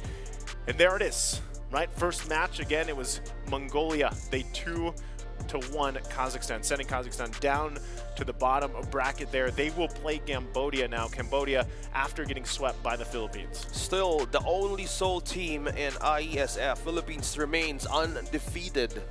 Wow. In the semifinals.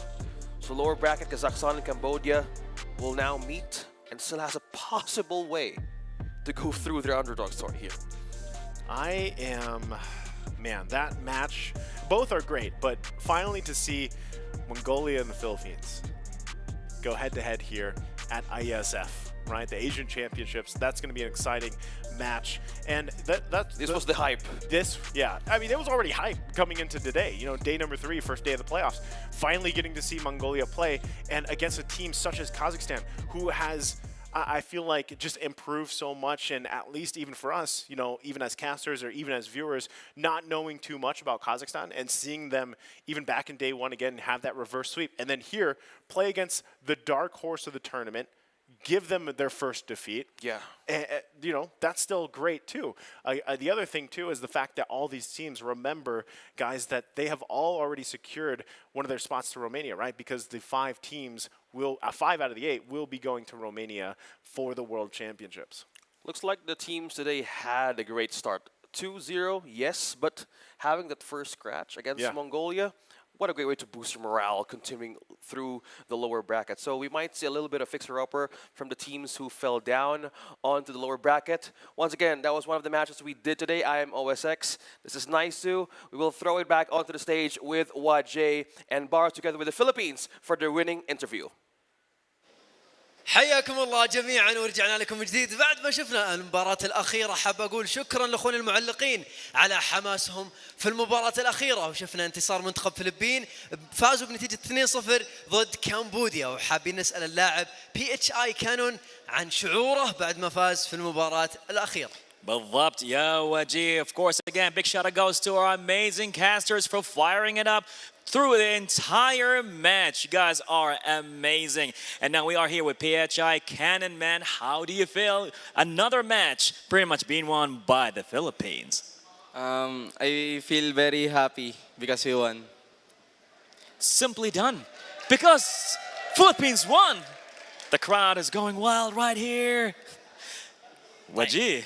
دامنا شفنا يا براء انهم فازوا في المباراة الماضية، حاب اسالهم بخصوص منتخب كمبوديا. ترى منتخب ابدا ما هو سهل، فكيف قدروا يفوزون عليهم بنتيجة 2-0؟ هل استخدموا استراتيجية خاصة ضد منتخب كمبوديا، او انهم تقريبا نقدر نقول انهم استخدموا استراتيجية عشوائية وفازوا؟ بالضبط. خلينا نسأل السؤال دي.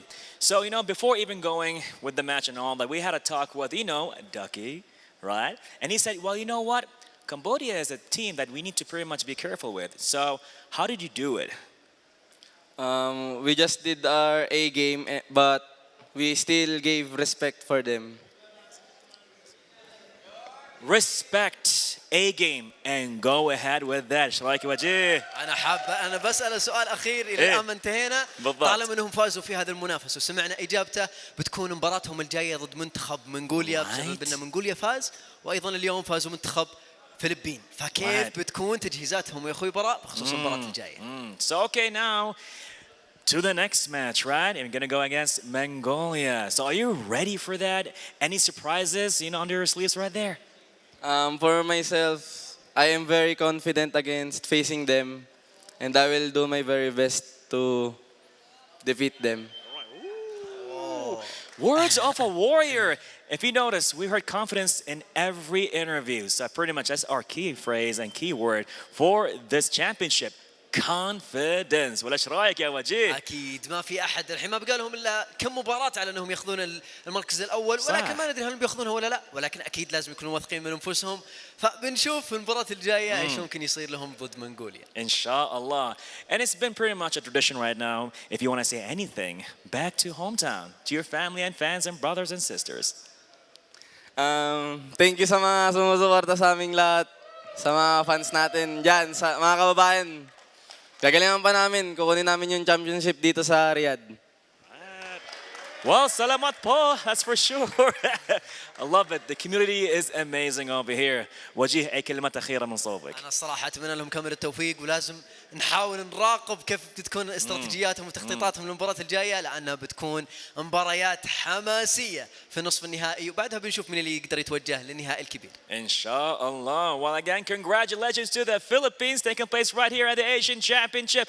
And now we're going to have a little break, and we'll be back with more taking place right here at the Gamers 8 IESF Asian Championship. We'll see you after the break.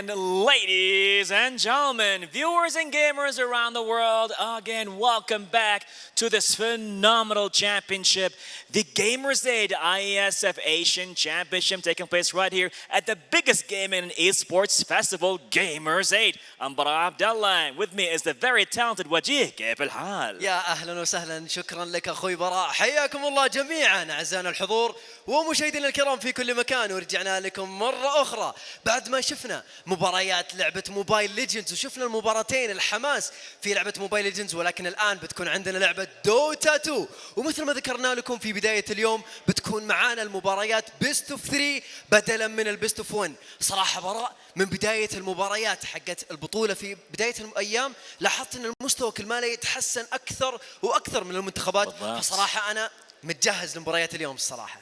Same here, Wedgies. We're all ready right now for some Dota 2 action. So, Wedgie, جاهزين? كلنا جاهزين أكيد. Ladies and gentlemen, I guess we're ready right now to bring in the first team here for this match taking place here for Dota 2. Let's hear for Myanmar! تحية قوية لمنتخب ماينمار.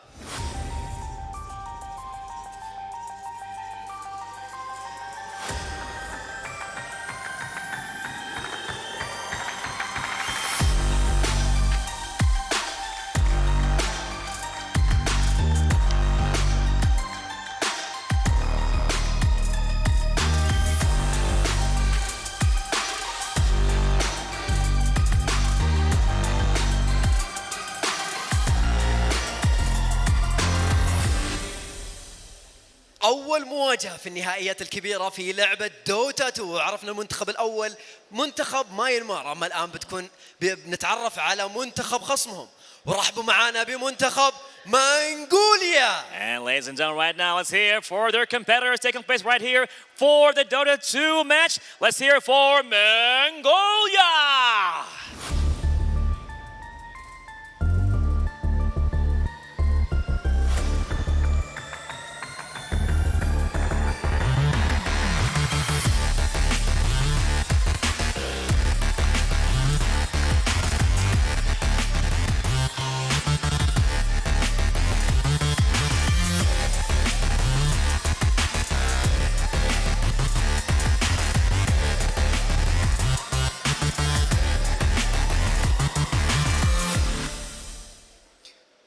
Well, Wajih, من اللي قاعد نشوف عنه الحين, even though it's a competition, but I'm feeling the positivity over here from both teams. ولا ايش رايك؟ أكيد كلنا متحمسين، بالذات أنها تتكلم عن أول مواجهة في النهائيات الكبيرة اللي تجمع منتخب ماينمار ضد منغوليا في لعبة دوتا 2، وبنشوف من اللي يقدر يثبت نفسه في هذه المواجهة، بالذات أنها بيست اوف 3 ما هي بيست اوف 1. بيكون معهم فرص كل المنتخبين، فصراحة أتمنى لهم كامل التوفيق. خلونا ننطلق لأخواني المعلقين عشان نبدأ في الحماس والمباراة الأولى لهذا اليوم. يعطيك العافية Wajih. As he said right now, ladies and gentlemen, it's going to be the best of 3. It's going to be an intense match taking place right here with these two teams. And now, passing it on to our very talented, very creative, and the awesome casters. Take it from here.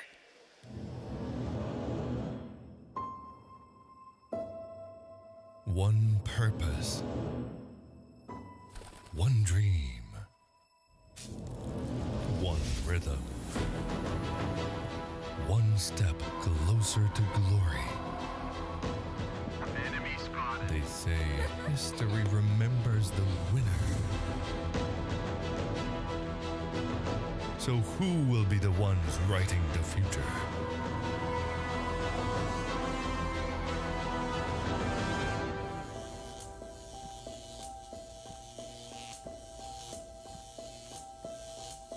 The halls of power call for their kings. The ones who won't back down. The ones who believed.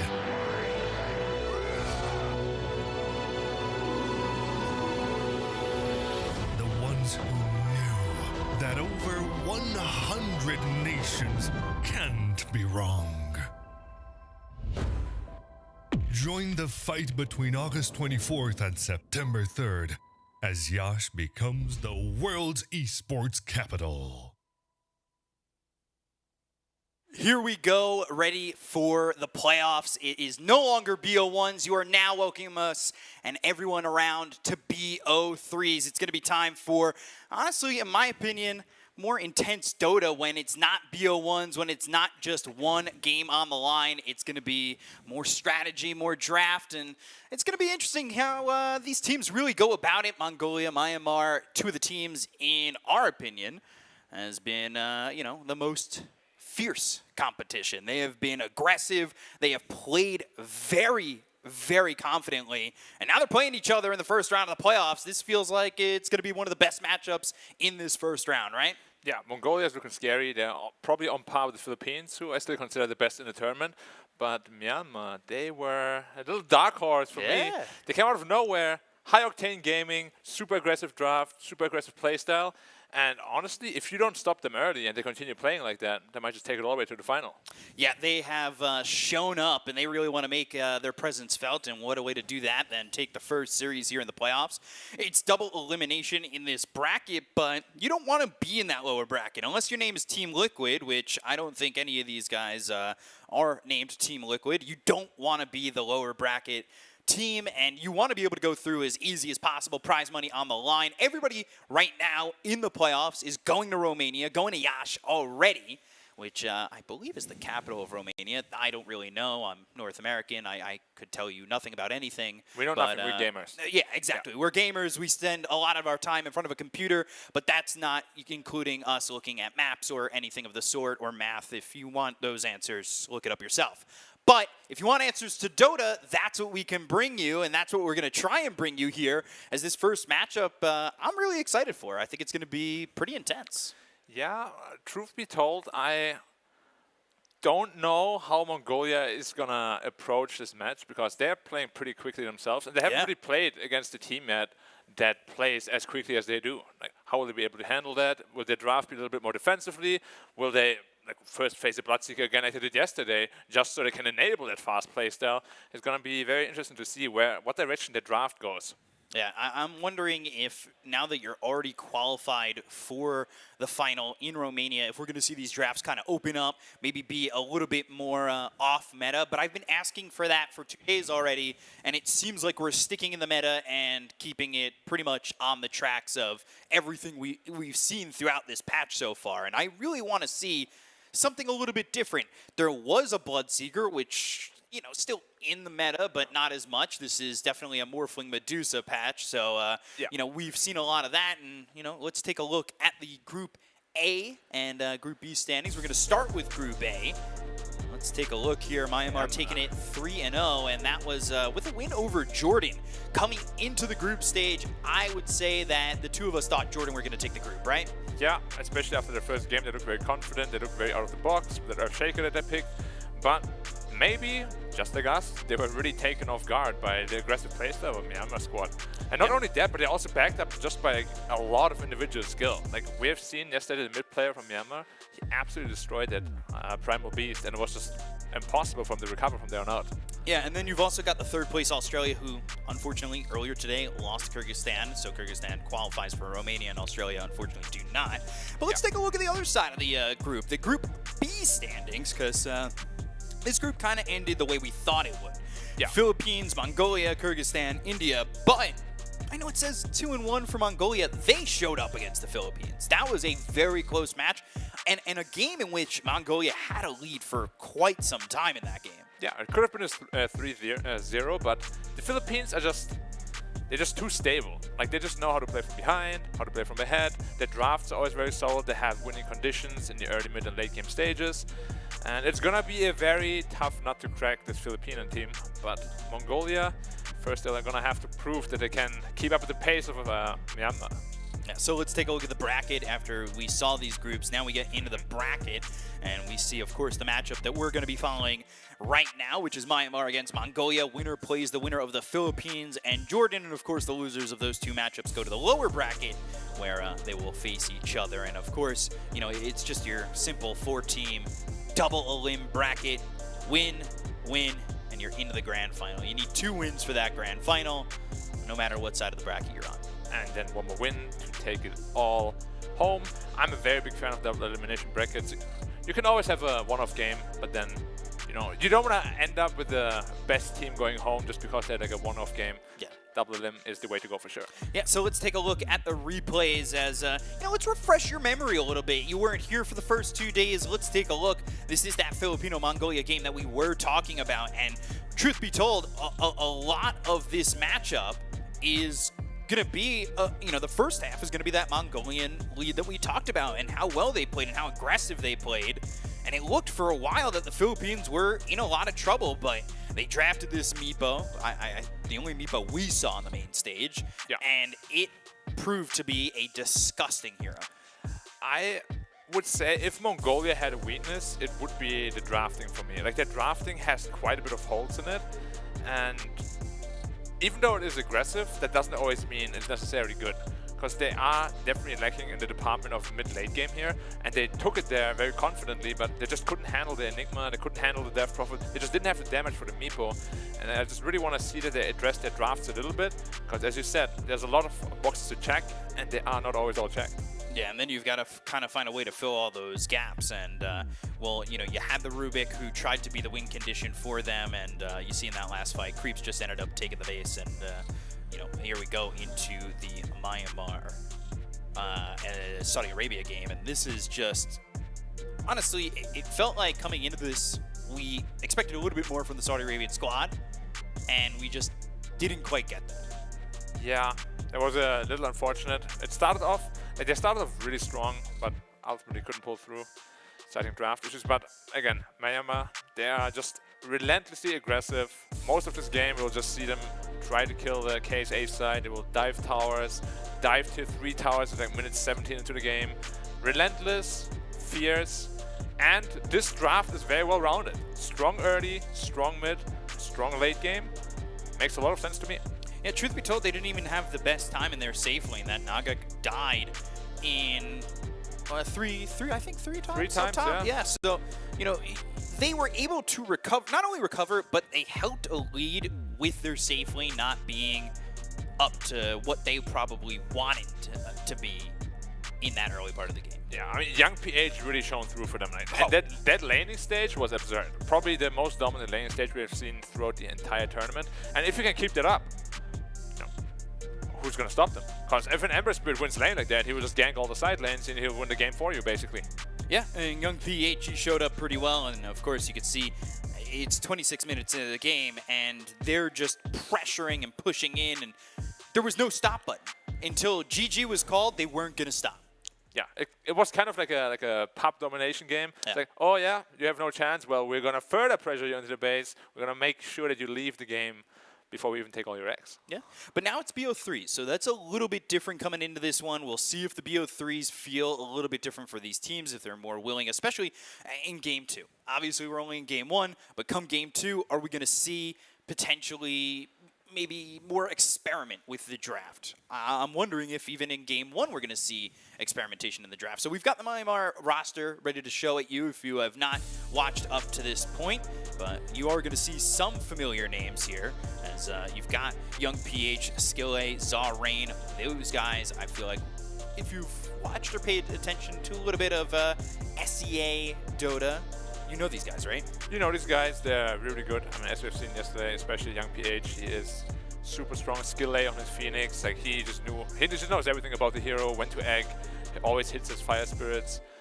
It's just a very, very strong team.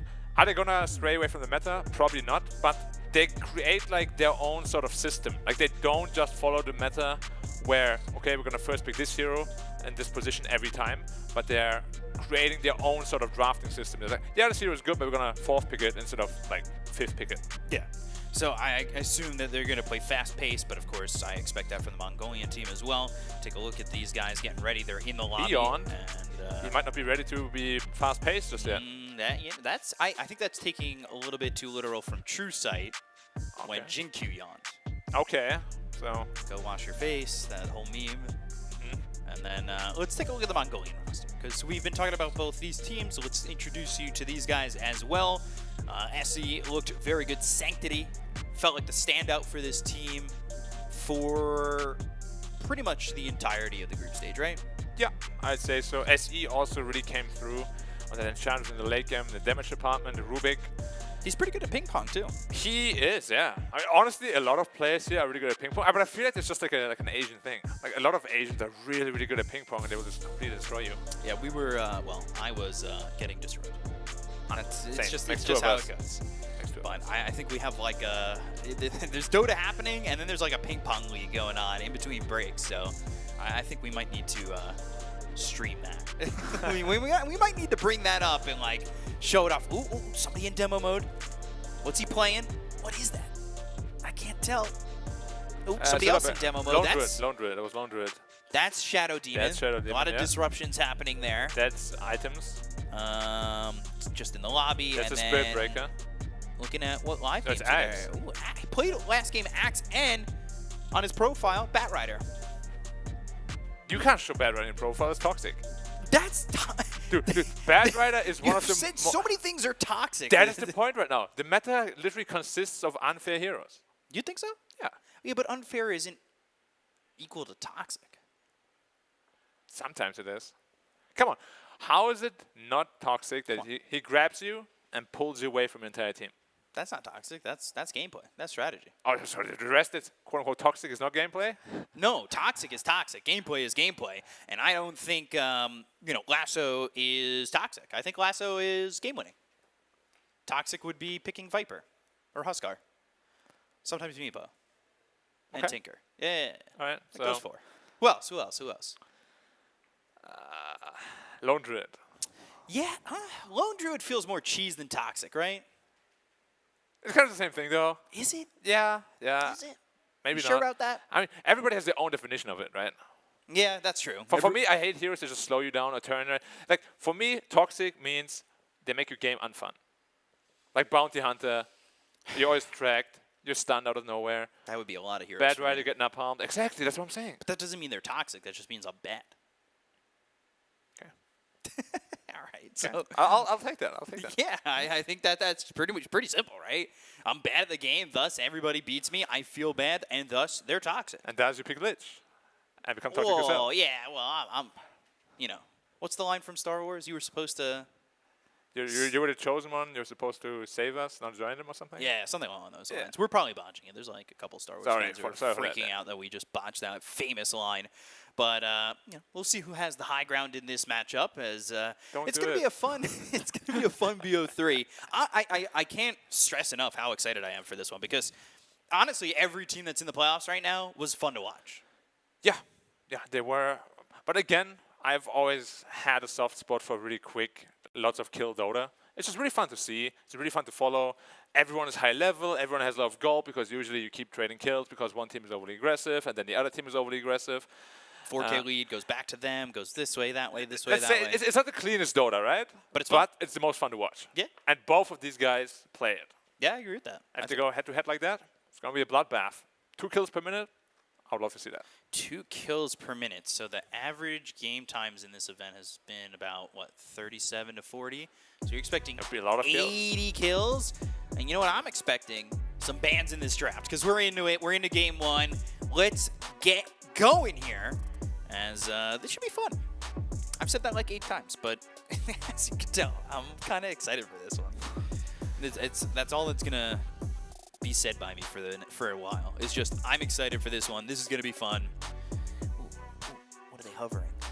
I want the inside scoop. Anybody gonna pick Slark? You think? Is Slark toxic? Yeah. Okay. So carries are toxic. Primal Beast, man. Bringing that Medusa ban. I mean, there is no Pugna ban, so you could see like maybe a pick here of Undying, and then the other team just goes Pugna Storm. Wouldn't be surprised. Yeah, there's a lot of really strong heroes still left in the pool. And Mongolia again banning the carries. And maybe they're just going to first to the Bloodseeker again. They could, yeah. But this time, I think the enemy team is definitely going to respond with an earlier carry pickup. Yesterday, the problem was the enemy team just had no options. They had to pick a hero like Monkey King that didn't make much sense in their draft, but there was just no carries left. Yeah, we were talking about... Silencer first pick. Whoa. We've seen that a lot. We saw that 2 times yesterday.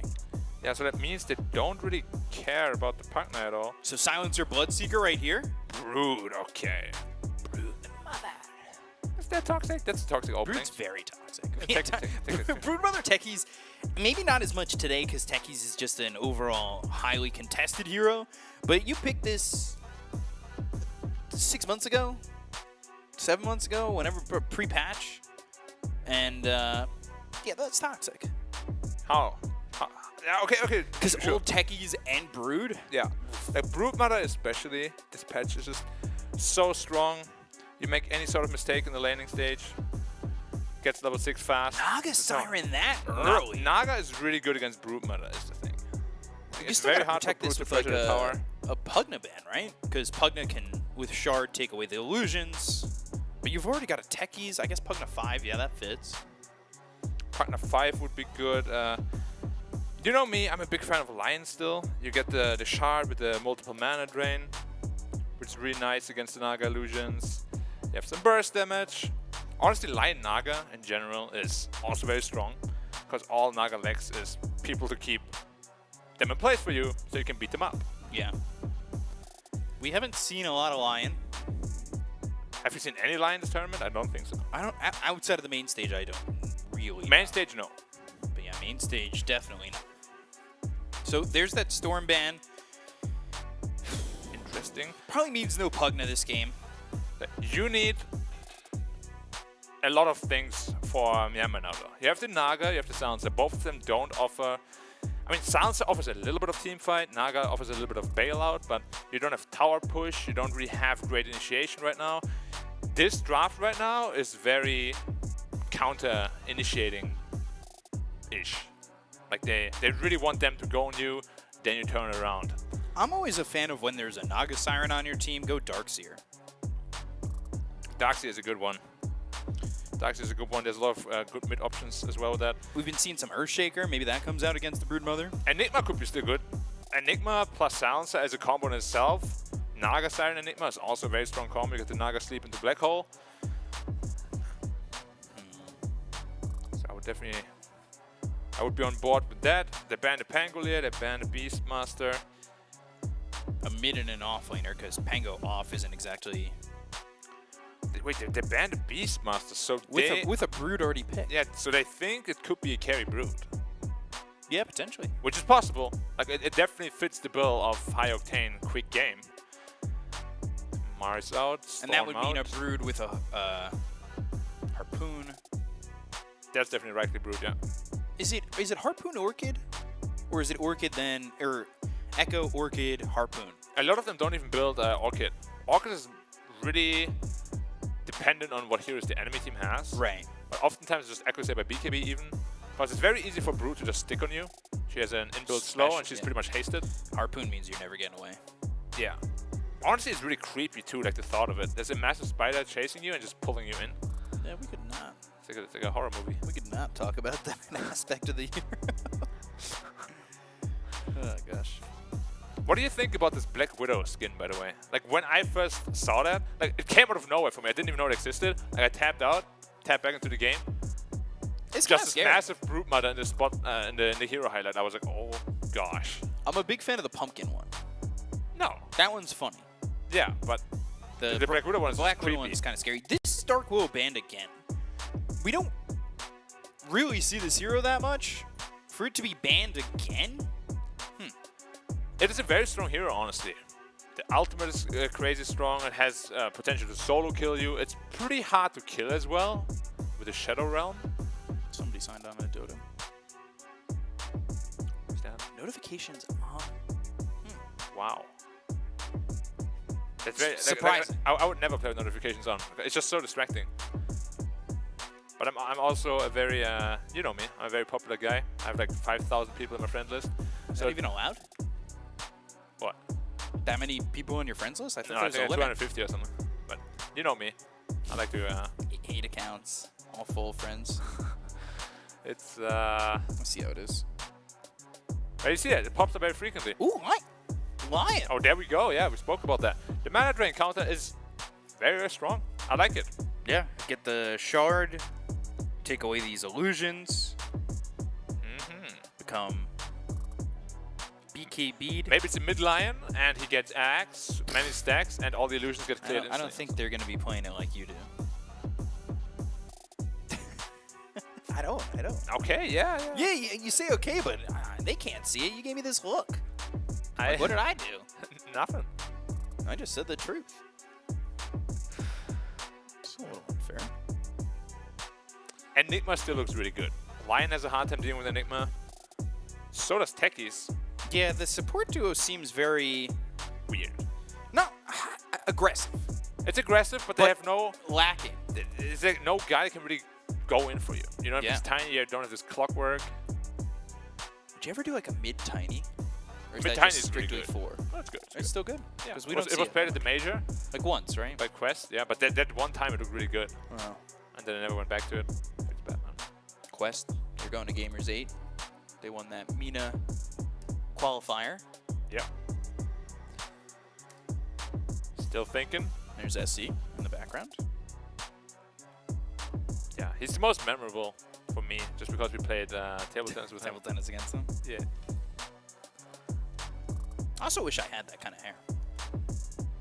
I always try to grow my hair out. Never works out for me. It also feels really hard to pull off. Yeah, With the and he pulls it ponytail off and well. everything. Yeah, for sure. Ember picked up. So Picked up, yeah. mid Ember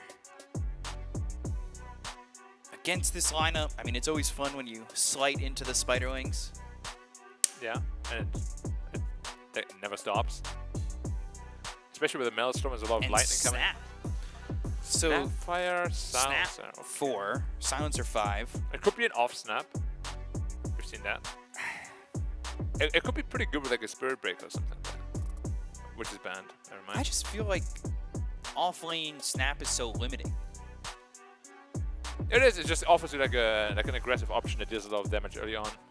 If you pick like a clockwork with it or something, you just keep him in the cog, throw the kisses out. Ooh. Usually a pretty easy kill. Give him a kiss. What's the voice line? I don't know. I don't really like seeing that hero.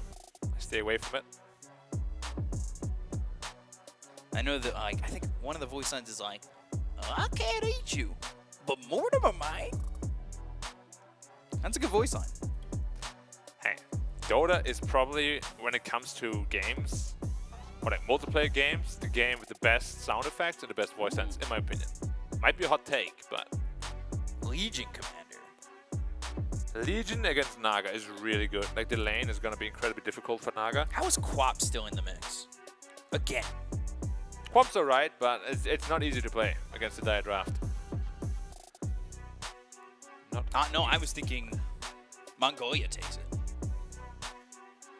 Safe lane Brood, off lane Legion, mid Quap. Yeah. Like, you've got duel into finger. Or duel with finger. Blast off. Yeah, I'm gonna say the Mines. same thing again. I feel like Huska looks really good here. For Myanmar? Yeah. Well, they already got Ember. It would have to be Huskar off. They banned Huskar, actually. So were you thinking Huskar for Mongolia on the left? Yeah, sorry, it's the on the screen. I'm a little confused. Oh, yeah. Because their booths are opposite of their drafts. You want Huska on a team that does not have the Ember Spirit, of course. Because Huska really beats the lineup, and they thought the same as I did. Yeah. I just got confused. Yeah. There's the Enigma ban as well. I'm surprised it didn't take Enigma, to be honest. It was such a good pick.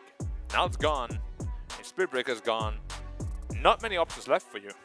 I say you got to ban Queen of Pain, right? I just think overall it's a good mid. Quap is good. Does it do well against the Ember? Does he just go heavier into the Flame Guard? It does very well against Ember. It's just very scary against Naga and Silencer. So Yeah, but also you have that AoE Shadow Strike later on with the Ags. Is that really a problem with the Naga Siren Illusions? It doesn't proc on illusions is the problem. It really should though. It should, but I just mean Buff more it- so buff like it more. you're kind of ready, right? Yeah. With it. Last pick, they banned the Lycan already, they banned the Enigma. A lot of summon heroes banned. Can't really think of too many heroes to go. Tide Hunter. Well, they know for sure it's a carry Brood. It could be a carry LC, I guess. Or if they really want to go crazy, it could be mid LC. That's what I was thinking too. Mid LC is really strong against Ember Spirit. And Mongolia is definitely a team that could pull that off. I want to say both these lineups definitely feel run at you in their own ways. Obviously, you want to open up space for Naga, but right now, all 4 heroes on the side of Mongolia feel like they can run at you. They need an answer to Naga post laning phase, post hard. Some good magic damage. mid-sky? Preferably AoE. Leshrak could be a decent answer. Yeah, but Lesh is almost doubly better with an IO. Yeah, I had to think about that for a second, those words. Doubly better. Triply better, maybe. Even. Triply better, yeah. I mean, they do have a couple of answers. What about Zeus? Yeah, it could work. It's not really picked a lot lately, but there's always a way to maybe sneak it in. I mean, they have Lion against the Naga, potentially. Oh, I was trying to see what he was hovering over. Looked like Ench.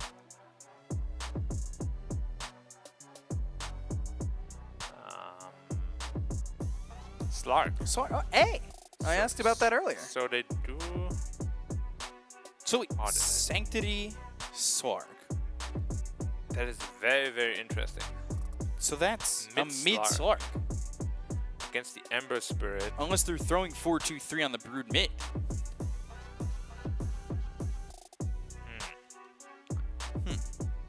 Naga itself is pretty bad. Sorry, Slark is pretty bad against Naga in general.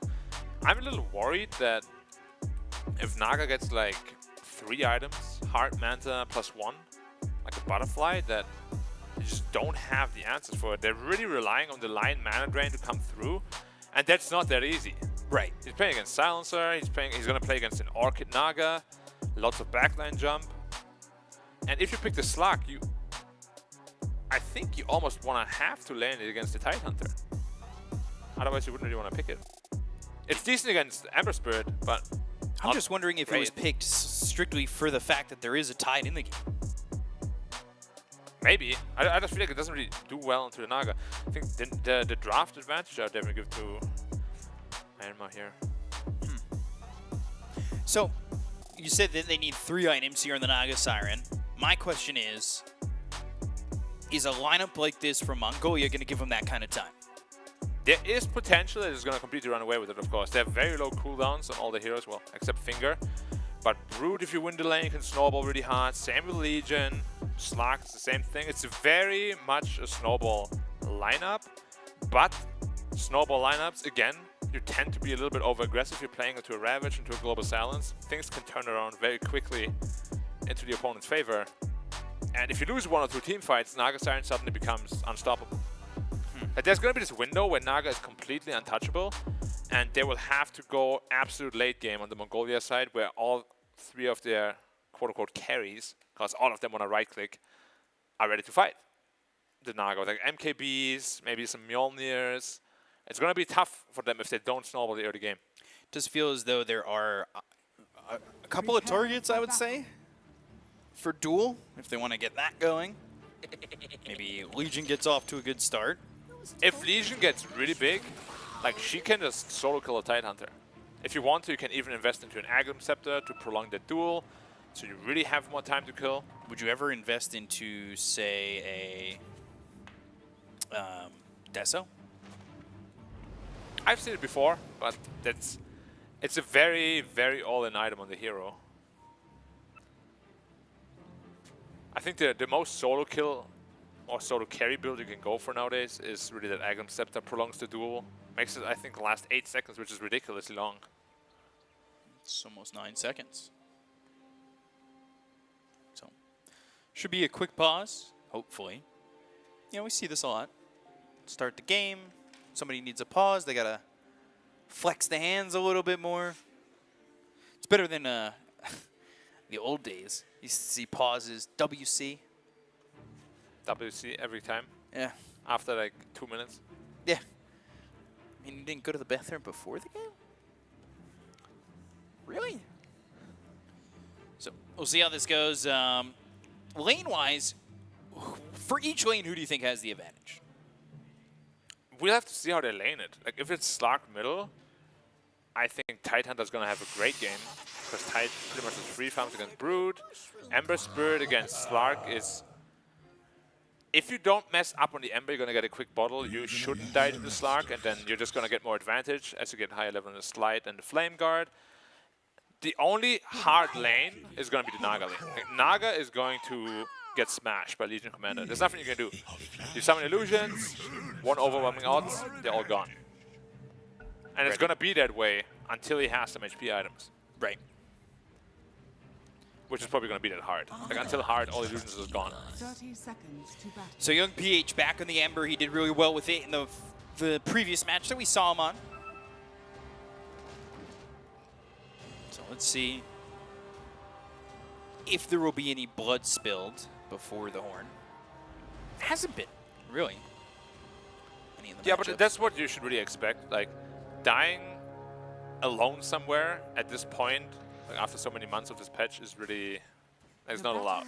Oh, I say that, but they see the Naga Siren, they'll swipe the bounty rune, ends up being 2 apiece, overwhelming odds thrown, and that's pretty much it.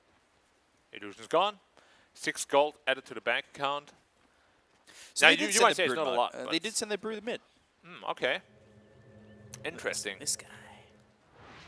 Brute mid. Against the Ember, is it that good? Brute mid is just unstoppable, really.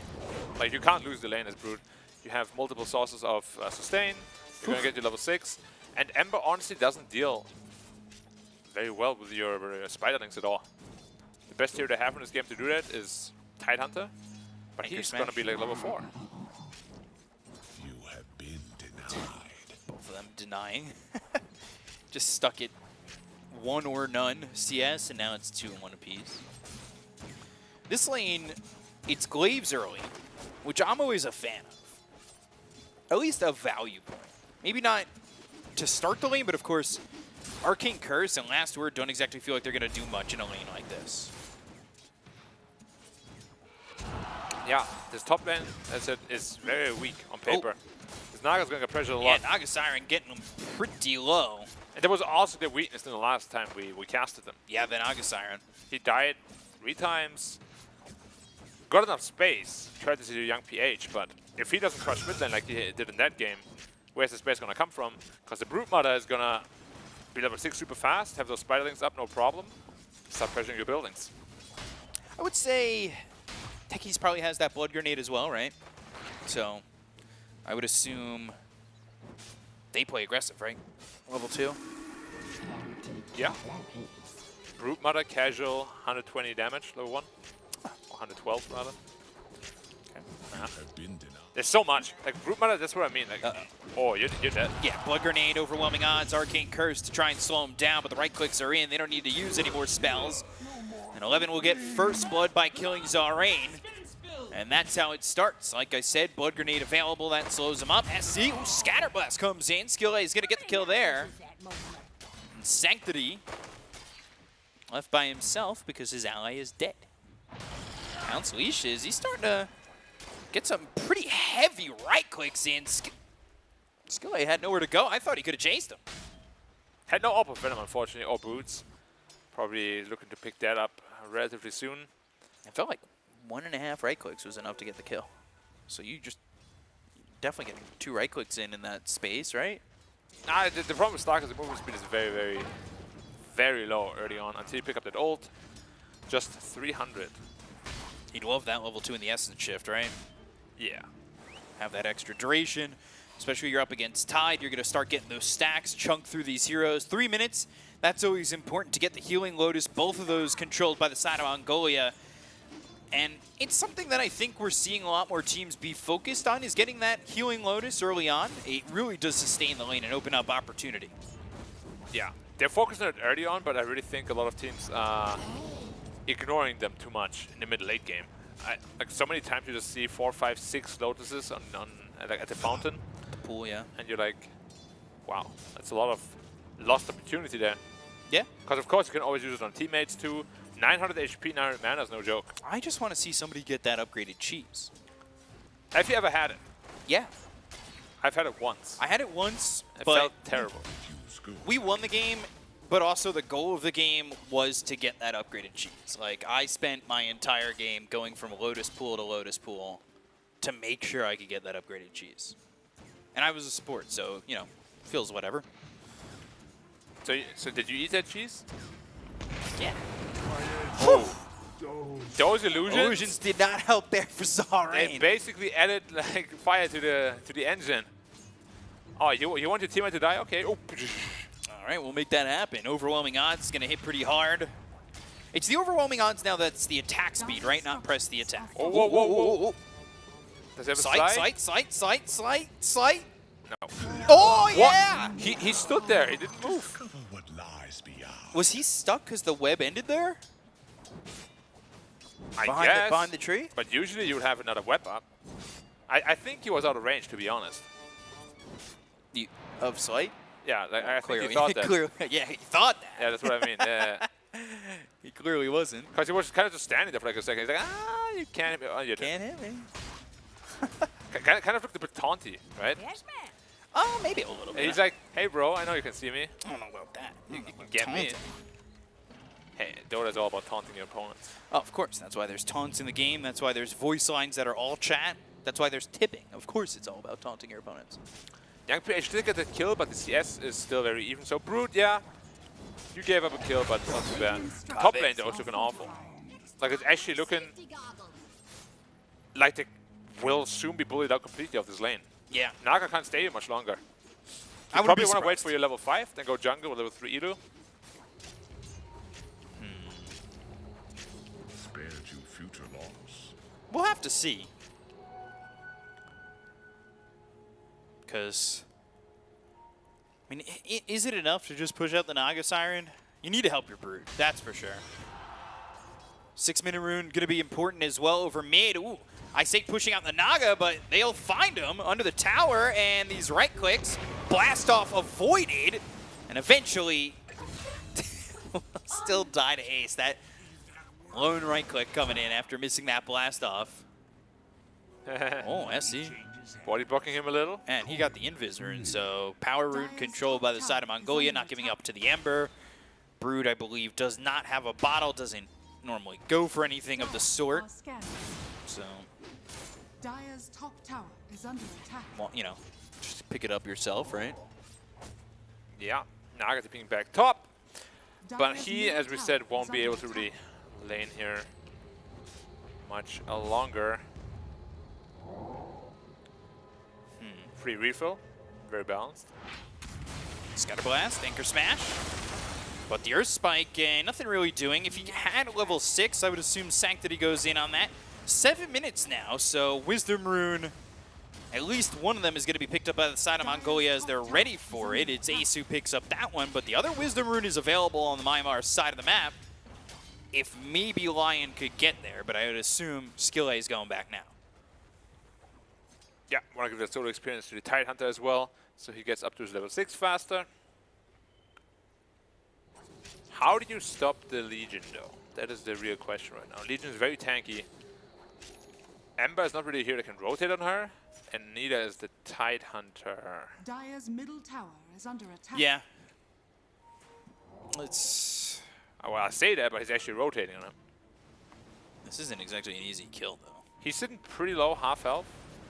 He's level 6, and Ace is here. They're going to go for Ace. Blood Grenade, blast off away, slight remnant kill. Dire's middle tower. So that's the rotation. It's not on the Legion. That's something that they could be happy about. Yeah, I think they actually couldn't have killed the Legion if he presented himself there. Level 6 on the Slark now. He slowly starts chipping away at the Tidehunter. Bot lane's going to get tough now for Tide, so he might need some help as well. But how much can you really help? Because that mid tower, is it already gone? It's gone. Poof. You leave your lane for 20 seconds. Not long at all. And Rootmother's like, yep, thanks. Thanks for the free lane, the free creeps, the free tower. Life is good. What a hero. Honestly, Brood will just never be balanced. Either it's way too strong, or it's way too weak. Yeah. Just how the concept of the hero works. True. Dire's courier has been killed. Fair enough. Almost Blade Mail done Dire's on Legion, so not looking for an early Blink Dagger. Okay. It ended. Eventually. Did you want that? And now he's just kind of left the Spiderlings by that Remnant, I believe. And we'll come to try and stop him from farming this stack. That's one way to do it. Oh, he's got the little pumpkin spider legs. Dire's top tower is under attack. You ever watch Charlie Brown? I don't think so. The Great Pumpkin? No. Okay. No, I did not. Dire's Is it like top a tower Disney is show? falling. Sounds like a Disney show. No. Charlie Brown's like a classic, dude. Like before our time. Like Well, you Deep said Vision it here. before our time. Yeah, way before our time. Yeah. I'm kind of refusing to go into this boomer category just yet. I'm trying to hang on as much as I can, you know? We're not boomers. It's fine. We're not zoomers, but we're not boomers. Well, what's in between? Us. I mean, it kind of feels like that. Our generation is definitely the one. Yeah, in between for sure. Top tier 2 is going to be in trouble. Dire's structures are As he's falling. trying to take some solo experience over here mid to try and get level 6. But that top tier 2 pressure being put on. They've got the techies and the Broodmother up there, as well as this Legion Commander. So Naga Siren is there, but you don't exactly feel safe. And you've got this ward for this Vision to potentially make a go at getting KSH. Yeah, they're smoked up with the Ember. Might have one level in chains at this point. He does. But no kisses yet. Legion You're might gonna be find the in Legion. trouble. Legion's tanky though, and fast. Blade Mail. Instant blade mail, okay. There's the press, but they're coming the other way. 3 heroes. Oh, the TP. And there's the ensnare. They've got the cookie. And the blood grenade. Seeds of Serenity healing up. Tanky on this one. Still running away, but the Sleight of Fist finally lands. They get the kill into 11 from Young PH, and they'll chase down Zarain, bring over this snap, and the fingers used. And the Scatterblast cleans up these Spiderlings, so no finger stack and no kill. He definitely thought his stun was going to connect. Was just barely out of range. Just a touch. Just a little sprinkle of range would have been enough. Ace. Goodbye, Last illusions. off. Okay. When you play against techies, I'm going to give everybody some pieces of advice here against techies, because it here is an abomination. If he jumps on you, do not panic, hit the mines. If you don't hit the mines, you will die. But if you hit the mines, then you don't die. his soul is mine. Yeah. Sure. Do you know that reference? Your soul is mine? Yeah. I'm sure it has been said many times. I don't know where your reference from. The Mummy? No. Mortal Kombat. Oh, mine was from The Mummy or Heroes of New Earth or any other that wasn't yours, apparently. Mummy's a great movie. Gushed him for a total of 0 damage. Set of his Searing Chains, Meteor Hammer from Sho TI. That's going to be dropped down to the tier 1 tower. Yeah, can't really do too much against the Slark. Yeah, he's got got Spark of Courage. Always a good one again in terms of a neutral. He also has a Refusal Blade finish TP now. towards top. They're trying to defend the tier 2. As it's still eating some damage though. TP in the tie, but it's a long TP because Young PH just TP'd it. Yeah, ends up cancelling it. They're really trying to pressure top lane a lot. They Something have came off. Ravage. They have Ravage. That And cookie's cookies. not going to go anywhere. 11 might want to come back around and get the duel onto Skill A and press the attack. Duel from a distance. Sticky bomb down. Blast off connects. Winner, winner. And some chicken dinner. 4 hits. Zarain also going to die here as they'll get the kill with 4-2-3. There's a gush and a chase, but nothing with this tide to really get that kill. Young PH finally shows up, but it's already too late. Hey, B-Cup gets the hero. Minute 12, 230 damage. Brute. Oh, wow. Dire's bottom tower I'm good at this game. Yep. The guessing game, not the game of Dota. Look at this. That's the one. It's only level 3. There's just Does he still have a one left to remnant? go. I hope so. Does he? Yeah, Does he? Yeah, okay, cool. Just getting a little worried. If there's an Orchid there, you're dead. Yeah, but if it was an Orchid, they would do that. He's too smart. Yeah, you're right. Okay. Almost blink on the LC. That's going to be the big one where you can really start finding pickoffs. Now, the big problem is Radiant has 0 teamfight. They're holding a lead, but one teamfight can change everything. They really want to just play for pickoffs, play the numbers game every time. I would say their team fight kind of is, like you said, pickoffs, but long, drawn-out engagements. Yeah. Get those Essence Shift stacks, which is still just level 1, so they deplete pretty quickly. by. Now they're going to have a stun, and they might get the kill here on a Show TI if he's not too careful. Or Lion dies. Yeah, or Lion just dies. Arcane Curse. Earth Spike going the other way. Ravage is used. Mortimer's Kisses onto the Lion. They're still trying to get the kill on Azar Rain, and now Sanctity's in trouble. Goes into the Shadow Dance, dead. rammed it back and forth. Cookie is not going to land as he pounces just away from the range and survives. Brute Mother from behind. Yeah, Brood trying to get the damage down, turn this one around. The Meteor Hammer's going to be dropped down as now 4-2-3 on the webs and finding Shotia as well as Young PH. So Sanctity back in, using that Diffusal Blade, that inhibit to slow down Show TI as 4-2-3 is taking care of these heroes on the back lines, gets the kill on a skill eye. They take out Show TI. And a Sight of Fist, but a Sticky Bomb lands, and that's not going to be a Remnant too far away. Sanctity thinking about going in, but they will leave the Ember to escape. I thought Brood was going to die almost guaranteed, but that life leech is just insane. It's stupid. Yeah. Why is it 100%? It's like... Let's be real, it's stupid. It's almost satanic active. Like, it's undispellable and for like 16 seconds. It is absolutely ridiculous. So they lost the team fight, expending Global as well as Ravage. If you use those cooldowns, you really need to kill an important target. All they killed was a Lion. That's not enough. Now 5k down. Look, 1 mine. Half HP for Silencer. Fun. So Naga top of the CS, probably barely though. Close on the net worth, I would assume. Yeah, but Naga will have to start joining some fights with the team. Because you're 6k down already. Oof, blink the other way. Hex and Finger is available. Earth Spike's not going to land. And they'll deny the tower. Has been denied. Once Brood has BKB, they have no answer to him. Once anyone has BKB, there's no answer to him. On the Dire side. Has Harpoon. Top of the net worth is 4-2-3.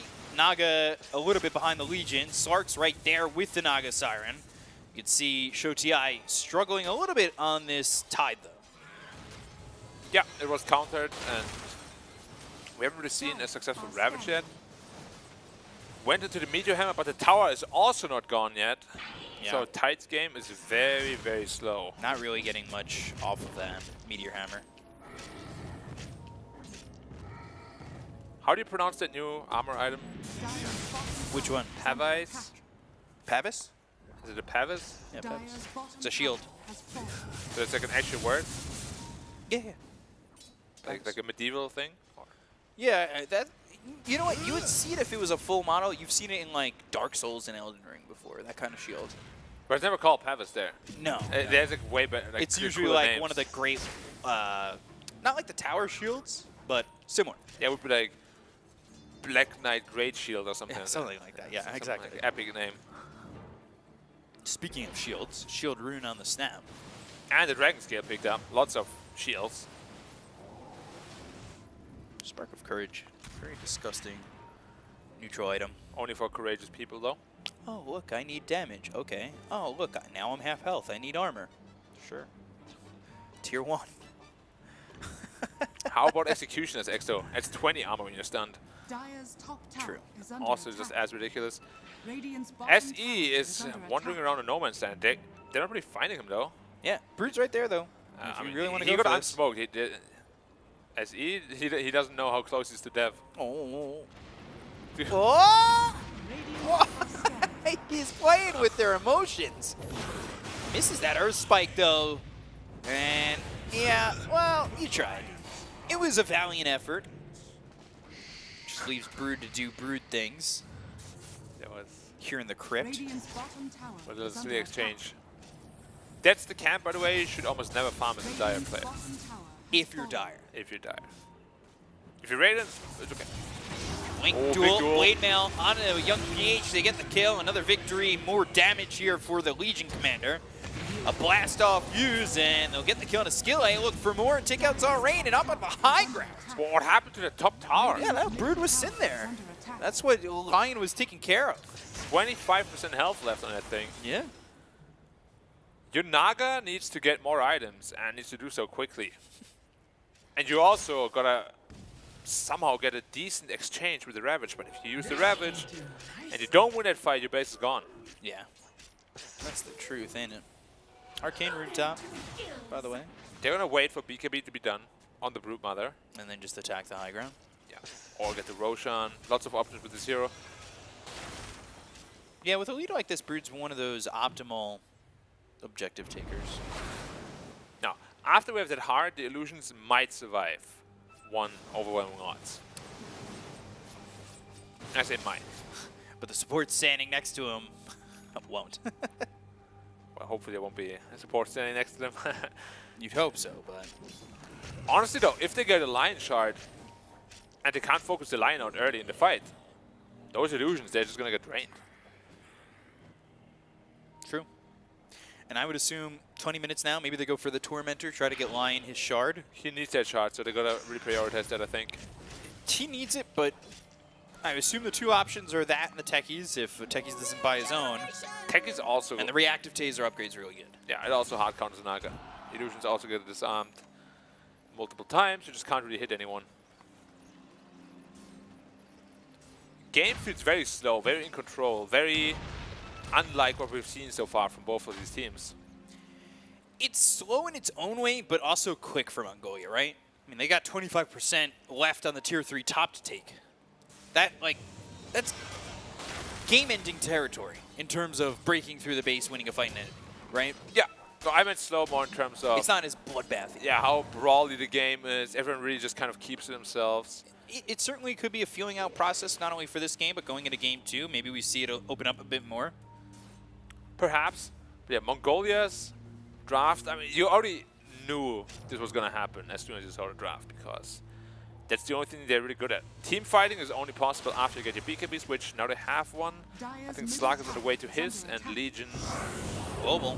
They're looking for the LC. Yeah, they're going to try and get the Legion Commander. Blade Mail popped, He's still so on the run. Super tanky. And Mortimer's Kisses raining down on top of the Legion Commander, but now out of range. Blink and goes to the Song just to net. get this kill. I mean, yeah, they got him, but Kisses, Song. And a lot of time. Yeah. When Legion's back up, I think advantage Mongolia. Especially with the way these towers are dropping. And Broodmother is just everywhere. Permanently hasted almost. Oh, I was top. Now I'm bottom. Hello. Legion may be thinking, where were you bottom just 2 seconds ago? Saved my life. Radiant's bottom Double tower damage is under rune attack. bottom, speaking of which. Yeah, let Brood take that too. Why not? Hit that hard already. Brood chart also good. Big fan of that one. Radiant's bottom tower is under attack. Speaking of which, there it is. Picks up the double damage and casually hitting for 350. Without activating Q, which is another double damage. And in a row, like you said. I pressed the Q, let's see that damage. So 22 minutes into the game. Do it. There it is. He's hitting for close to 500 damage. Yeah, 575. Wow. Just casually 575. With the shard too, doesn't it like increase? Yeah, base every second plus 4%. Yeah. Yeah, it's a little bit of a silly hero. Who's gonna get it? Looks like the Sanctity. Okay, yeah, he doesn't have the BKB. They smoke right out of it. They're TPing towards top. There's actually everybody there from the side of Myanmar. Ember there, if he's not too careful, gets double pounced. Could just die very quickly. He grabbed the Wisdom Rune. They might walk upon this Snapfire. They found with him. Blink Dagger. You just duel and go. You don't really want to Ravage to save this. It's not worth it at that point. It's 56 duel damage there for 11. Yep, another 28. Oh, I think they found the silencer. That's 1 pounce. Those are about 5 right clicks and a kill.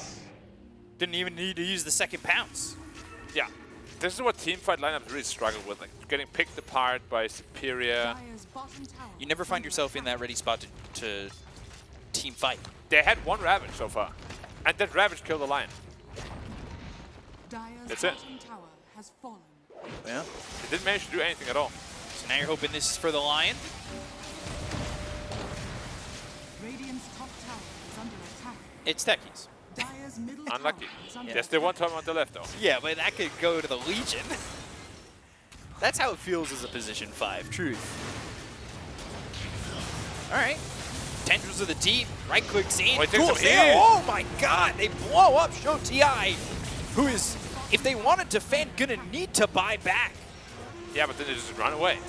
Exactly. So you buying back just feels not great. And you could heal up as this Brood, you heal up as this Slark very quickly, and you could just go right back in. He died so fast. Yeah, we spoke about that, right? You get dueled. Legion has a ton of damage. So does Brood. You're not going to survive that. 15 seconds without the Tide. Purge that Arcane Curse. Glyph is used, but now, do you just stick it?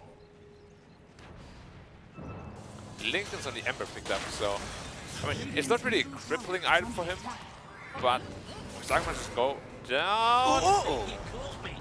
Now you've got Ravage. He definitely wanted to die. Now you've got Ravage. But yeah, not gonna happen. Did they just not gonna happen. This? Almost Manta done on Brood. There's Reckoning items, 12k lead. And with the draft, they can definitely win. Naga Siren can still be strong, but we haven't really seen much of anything. Like, the only guy that really did anything so far was the Ember Spirit. Yep. Young PH trying to get that shard. That'll stop the blink of the Legion if the Remnant's out there. Top tower is under attack. But even then, it's like, yeah, you've got this defensive item of, you said the Lincolns, right? And now you're going into the shard to stop the Legion from jumping, so you're spending all this gold defensively. What do you do as the Ember? Pray that your Naga is going to carry you at some point. That's what it feels like. Truth. Why does one Techies Mine clear an entire creep wave? Because balance in all things.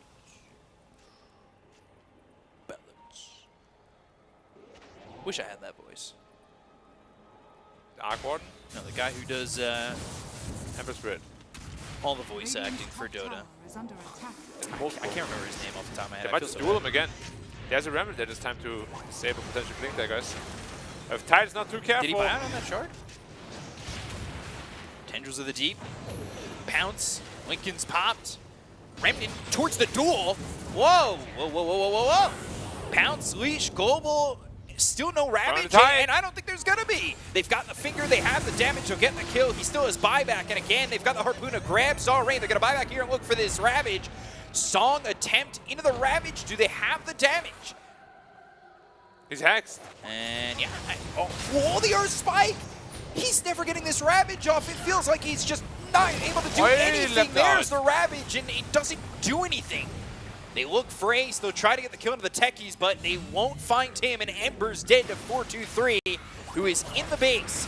He doesn't land, and here's the Q, he's gonna start to heal. The Meteor Hammer, the rest of the team, where are they? Blastoff comes in, Skillate's gonna die, it's a double kill here for 4-2-3, who's running deep into the base. Triple kill, Show TI, Zalrain goes down. It's looking like that's all they wrote for this game, as KSH is gonna die here. A full team wipe here for Mongolia, and that should be it.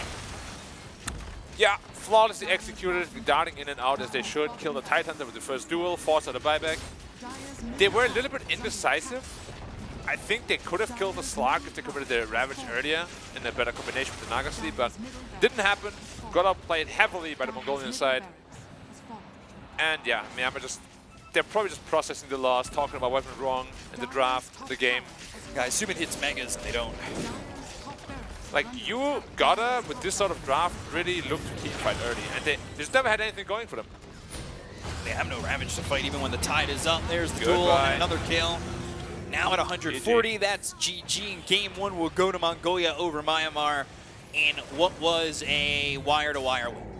Yeah, pretty one-sided affair, unfortunately. Mongolia's draft is really all about picking off and playing the map efficiently, and that's what they did.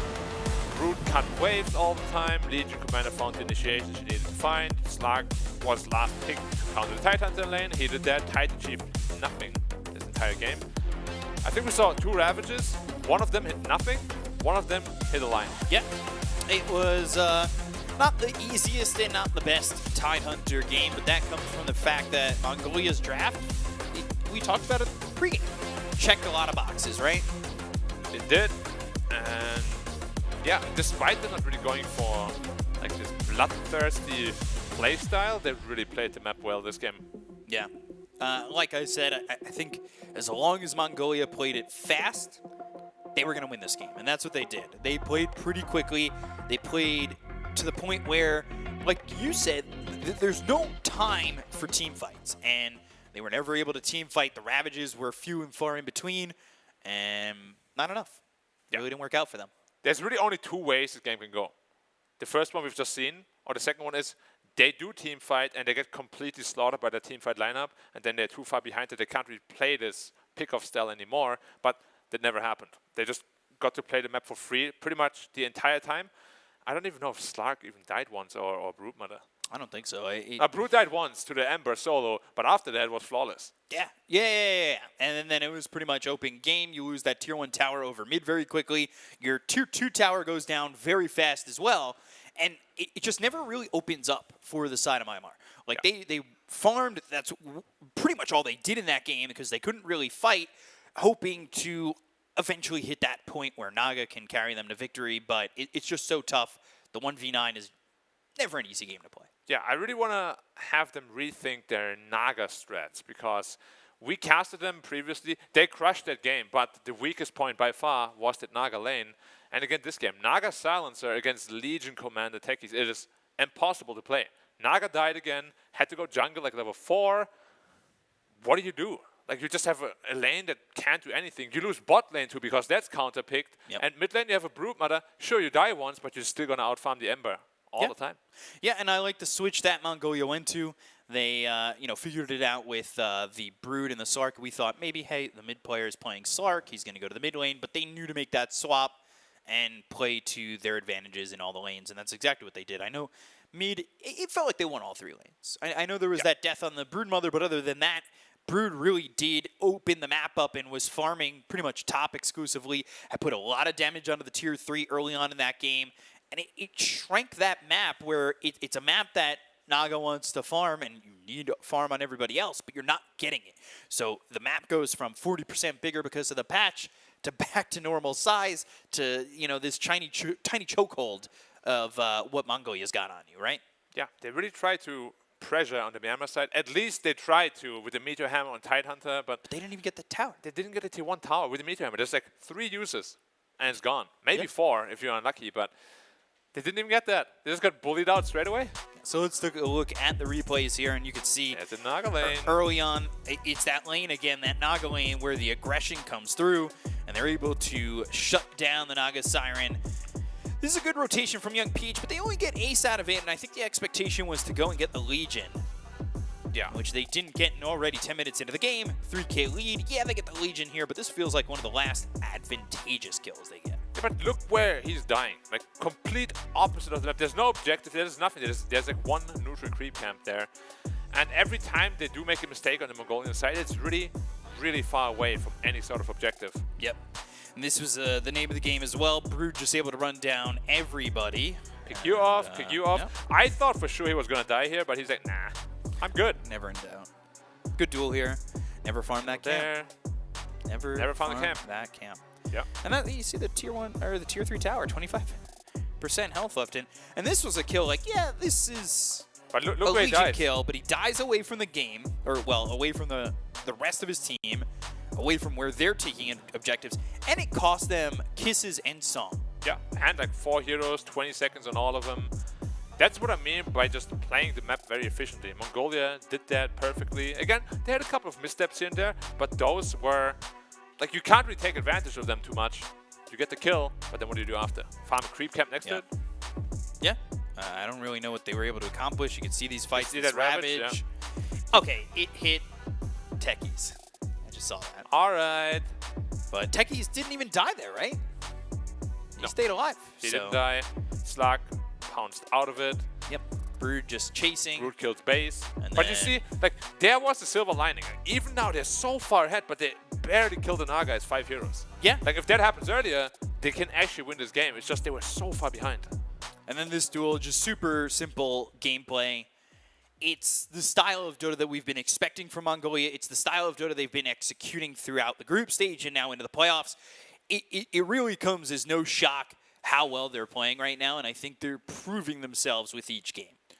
Yeah, Mongolia, we said it, they can be on par with the Philippines, and they've shown again here why. Their draft was superior, definitely, and maybe if the draft is a little bit more even in game 2, the game would be a little bit more even as well. Young PH, he won a lane that he really had no business winning. Right. So again, he's the shining star coming through for them. But you're just an Ember Spirit. You're counted in the game as well. Like your Naga students to come through. They definitely have to rethink that Naga idea, because it worked out once, but only because your Ember played so well. Yeah, it seemed like everything for them was pretty much countered in this game, and they really didn't have any available opportunity to turn it around. The game was always pressured on them. They were getting suffocated on their own side of the map. Coming into the draft for the second game, what needs to change? I think the Naga has to go. That idea, scrap it. Go to something else. Naga goes. I think you pick a hero that can match Mongolia's early fighting, like a Bloodseeker. Medusa can work even, because you're just that mobile tower that if they try to engage into, teammates can TP and you survive long enough to turn the fight around. But yeah, I agree. The Naga idea should probably drop it for now. Yeah, so that was game 1. It looked pretty good from Mongolia. We'll see if they can take it 2-0, but not before we take a short break. So stay tuned, get yourself a snack, and we'll be right back. See you in a bit.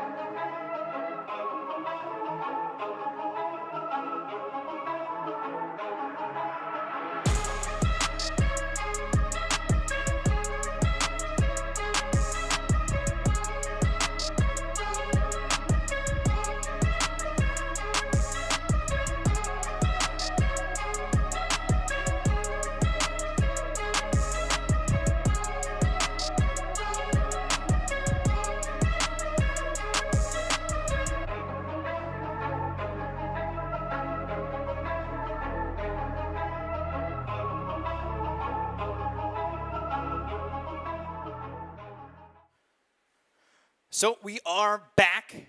IESF, it's the playoffs. Talking about playoffs here. Day number 3, game number 2.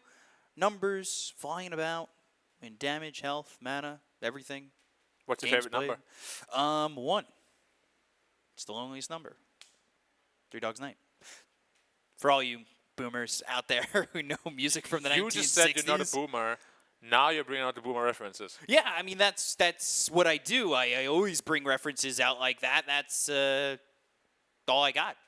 I got nothing else in my life. You know, it's just boomer references that I got from my parents, from my brother, who's definitely a boomer. He's 11 years older than I am. And you know what else I got for you guys? Game number 2, Mongolia, Myanmar. Game number 1 going to Mongolia. It looked really stellar from them, and now they're looking to take a 2-0 over Myanmar. But they're looking to even the series up at 1 and force us to 3 games. And based on game 1, what are you thinking? I'm thinking Naga needs to go. I'm thinking you need to play to his strengths, because it kind of felt like they weren't really trying to push the tempo at all. They were very confident, well, not confident, but very content with playing the game slowly, which I don't feel like suits them very well. Like, I thought they were going to pick like Enigma earlier or Spirit Breaker earlier just to rerun at them. They both got banned ultimately, but if you want those heroes that suit your playstyle well, the enemy team obviously also knows that. You got to pick them earlier.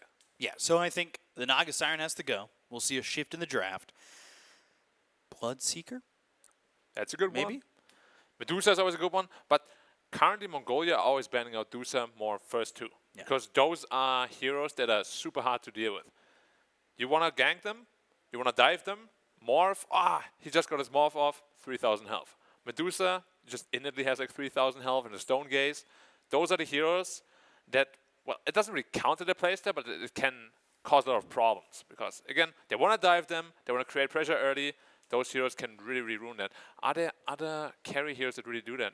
Not really. There aren't like super tanky cores other than those 2, I think. Did you play in the safe lane? No. So they would have to come up with something else. Yeah. Which is not Naga. Not Naga? Not Naga. Okay, cool. Just making sure. Cross that off my list over here. Not Naga. Cool. Awesome. I saw it, yeah. It's gone. I mean, it's definitely on a list. That's definitely a real piece of paper, and that was definitely me. I'm a lefty, by the way, writing. It worked. Sure, of course. Yeah. But, you know, I was giving it a thought during the break. Have we been given this false impression from Myanmar that they play a fast tempo, or was it? One-sided? Yeah. Because that's what I'm thinking now. That Mongolia, yeah, they play a fast tempo. They prove it again there. They've done it in the past. Now the question is, do Myanmar have what it is to match up and stay level with them? Yeah, I mean, honestly, it makes a lot of sense because if your mid lane really wins as dominantly as they have in that first game that we had here on stage, it is very hard to not play with that tempo. Yeah. Because he just goes to every lane, he can do whatever he wants, he is very free with whatever he chooses to do. Straight back into the draft, let's see what adjustments they make. And yeah, they definitely have more to prove. And they definitely have to prove that they can keep up with Mongolia, because Mongolia already proven to us that they can keep up with the Philippines, who again, we said it 10 times already. They are the top 1 team, in my opinion, at this tournament here. So I said it now, then I end up losing to Jordan. And we're like, okay, cool. That matchup hasn't happened yet. I was going to take a look and see what the standings were, but that's going to be Pac-Man band this time. Not morphing Medusa. Phase. I guess they want either morphing or Medusa and cover that in their after the 4th pick. With a couple of nice bands. Morphling band. It feels like that Pugna gets rid of Medusa and Storm. Maybe. Storm there's still a Coddle too. Yeah, I guess. Just not as convenient. Are they going to first pick the Medusa? They always first ban it. Are they going to first pick it? Because there is anti-mage in the pool. There's a lot of heroes that make life very tough for you. I don't think you can first pick Medusa. It's just it leaves it so open. Yeah. You have to 4th pick it. Or you 3rd pick it and hope they don't immediately go to anti-mage. Which they will. Which everybody does. No, that's not true. I've seen it a couple times the other way. It's shocking, but... I mean, usually when it got picked at the major, it was 4th, and they banned the anti-mage straight away. Yeah. Like, even though you have, like, a lot of timings against the anti-mage, it's just... At any point, if you ever get caught up without mana, you're just dead. Oh, mana, what? Whee! Cling! Now that pick is very good. Can be 4, can be 5, secures lane incredibly well. This hero starts to do damage. We saw it the other day. Starts to do damage. And that's a Mongolian lineup. She also looks very smug. You think Enchantress looks smug? You don't think so? Why? I don't know, like, just like the face, like, I'm the deer here, I can do whatever I want. You can't bully me out of lane, you can't even right-click me. I have a heal. I have more pure damage than you will ever have. Are deer smug and fearsome? No. Because I'm going to tell you right now, I watched a video earlier today. These two deer woke up, got startled, one ran into a fence. And then was super embarrassed. Embarrassed? Looked back at that person filming and just was like, you didn't see that. You see that? Kind of. Mirana to counter the enchant creeps? It's really a counter though, because you just go into the impetus instead. Yeah, and that's pretty much what you want to do anyway with, well, supports like me. Where you want to just do damage instead. Look at Mars giving you the big grin. Yeah, that's a I'm at the dentist smile. Hey, we need to check your teeth. There's a Dusa. Can you smile for us? So now you ban what? Anti-Mage, Phantom Lancer, and then a +1. Pango, yeah, makes sense. He's the Diffusal Carrier. Timber has to be Anti-Mage, right? There it is. Of course. Timber is a late ban. Shocked that it didn't get picked in the first phase, considering it's been a first phase ban every game. Yeah, but it could have only really been Myanmar picking it.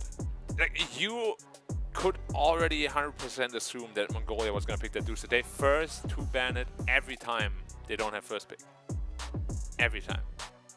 They put a massive amount of faith into this hero for good reason. It's an incredible laner. Like, Ench, Medusa, that lane is so ridiculously strong. They're both ranged, they have Impetus, they have Mystic Snake, they have Enchanted slow you by 50%. Also, I don't know why that spell slows you by 50% level 1. Makes no sense. That's a lot. Naga Siren ban. So Phantom Lancer still in the pool. That could potentially be a big problem. There are answers though to Phantom Lancer. Yeah. He seems to be the most answerable unanswerable hero. Mana drainer, right? Yeah. What is this last ban gonna be? He's chill. That's the cool common collected. The I'm sleeping in my chair, the KBBQ. Except he's actually asleep. Yeah. I don't know. I played a couple of games with Jack, and he just actually falls asleep during the game while we were talking to him. Back when he, I want to say it was Optic. No. Forward Gaming, right? He was like the manager of one of those teams, and they had this show match in New York. And as it was going on, I just see him full way back, sleeping during the draft. It was great.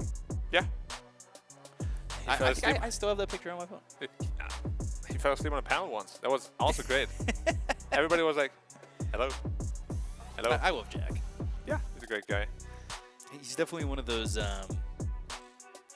talents that got me into wanting to know more about the Chinese region. Crystal Maiden gets picked up. That lines up a spear if you need it. So they've got like this wombo triple combo, right? Yeah. Frostbite, spear, arrow. And it's very awkward though. Like the support duo is very squish. Yeah, but this is very fast paced for Myanmar. Compared to a Medusa, not so fast paced. But when they do pick this for Mongolia, when they go to these long duration heroes, the other four are normally in your face. Yeah, we'll have to see. There's a couple of things they don't have. They don't really have a stun. Like Disruptor could be really good. Would go really well with the lineup.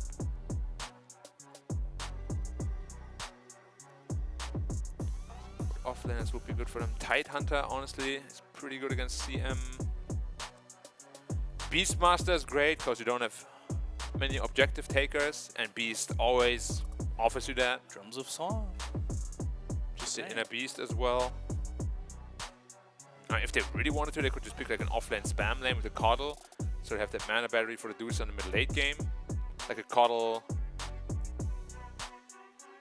or Shadow Demon. Sure. I mean, that's good save. Shadow Demon Medusa, the illusion combo. Shadow Demon Medusa, it's a good save. It's a decent setup too, potentially, for Arrow. Nah, it's impossible. Because Ilu's always spawned in such a weird way. Yeah. That's true. It's not impossible, but like... Minimal percent. Yeah. That's a low percentage play. Axe. Okay. I mean, he had that in his recent game. Yeah. If they checked that Dota buff, they would know. Axe. Axe. Did they check the Dota buff? Usually check the... I don't know. I was going to say something else. What's that program? I think it doesn't work anymore. Overwolf? I think it's disabled or something. Oh. Good. It's cheating. So let's take a look here as they're looking for their 4th pick. Getting rid of the Legion Commander, but this still kind of accomplishes the same thing with the Blink Call and Blade Mail, right? Yeah, but I'm worried for them. Like, they need a winning condition. Monkey King. Okay, so So they're circle looking for lane. draft. Look, hear me out. Pick a Bad Rider right now and put the Axe mid. Put the Bad Rider mid. Put the Deucer mid. Yeah. The Axe mid is actually good. This is not your pups. But you have to see the matchup first, which their first pick, they won't see that matchup. Ember. Okay. Don't want to give that to young PH again. Yeah, you don't. I mean, okay, truth be told, they can actually just play the lane. Enchantress and Axe can be the Monkey King. It is definitely possible. Enchantress makes everything possible. Queen of Pain, I like that. If both teams are looking for mids... Storm Spirit is pretty good for Radiant. They don't have the mana battery though. Myanmar, right? Not for Mongolia. For both, really. They both need a way What to... about Puck? Puck, yeah. Puck seems really good for Myanmar. Also feels really good for both teams again. Like, I feel that they both lack the same sort of hero right now. But I'm gonna admit though, I really just prefer the Mongolian lineup. It's so much easier to play. So many skill shots on the Dire. Oh. That was Love Druid on the screen. They're just mousing through the heroes. Just hope they can't hear me. I hope so too. People don't really lose. Their Storm is banned. We have Puck. We have Void Spirit, not so popular though. Yeah, Void Spirit's not the most popular hero at the moment. Dragon Knight would be decent as well for Mongolia. Through a lot I of like heroes. Bad Rider. How come nobody picks Bad Rider anymore? Earth Spirit banned. Mid Earth Spirit. And there's the Respect. Puck. Yeah, that's what I said. So then how do you really counter this? Bat Rider doesn't feel amazing against Puck in the lane. Dragon Knight. Yeah, that seems like the fallback option, right? But even that. This entire lineup just looks so wishy-washy compared to Radiant. They got Coil, BKB Piercing Call, Stone Gaze, really strong lanes. Kind of feels like it doesn't know what it wants to do. Tiny middle. Okay, I mean, that's decent against the Puck. It's pretty bad against the Medusa, though. Yeah. So, again, they gotta win lanes. Hard. But I don't think they're really set up in a position where they will. Winning lanes is not easy. I mean, Tiny beats Puck at least. And By how much, Puck will though? still farm. Not super much. Puck always gets his farm with the orb. But the Medusa Ench lane should on paper destroy Mars Mirana. And I want to say this Shadow Demon Axe lane sets up for Disruption Call. Yeah, but Monkey King, in theory at least, is one of the best heroes against Axe. It's just, can you make that work? Why don't you just go for Zone? Or what are you gonna... I actually don't see an easy way to overcome that Monkey King in the lane. He can almost 1v2 that lane, I think. You think so? Yeah, it's a very strong hero. Battle Hunger doesn't really do anything.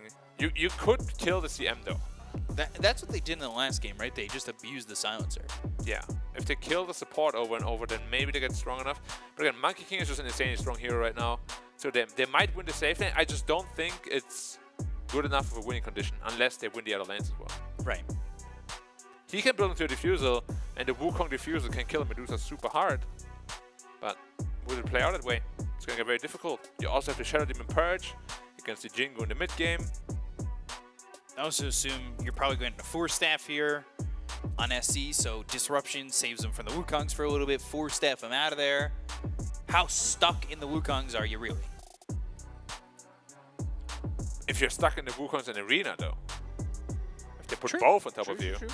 Very true. And then they toss another one in with the Tiny. And then the CM 4-staffs another hero in. And then they have a chance. All right. Well, let's get into this game number 2. Should be exciting. I'm ready for this one. I've been told I say that a lot. Should be fun. Should be exciting. I mean, they all should be, right? In theory, yeah. I mean, Medusa's having a good time. Have fun, good luck, have fun, have fun, have fun, have fun. Don't say good luck, have fun, have fun, have fun. Do you know what that's a reference to? What? That axe line, I said good day, sir? No. Willy Wonka. Oh. He steals the gobstopper. Isn't there a new movie coming out now? Yeah, with Timothy Chalamet, whatever. He's Whatever. no Gene Wilder. I'm not. I'm too boomer. I mean, the original Wonka is amazing. I can't give any new people. Nope. Any new actors a chance. Nope. I only like this one. Yeah. And Gene Wilder is Willy Wonka.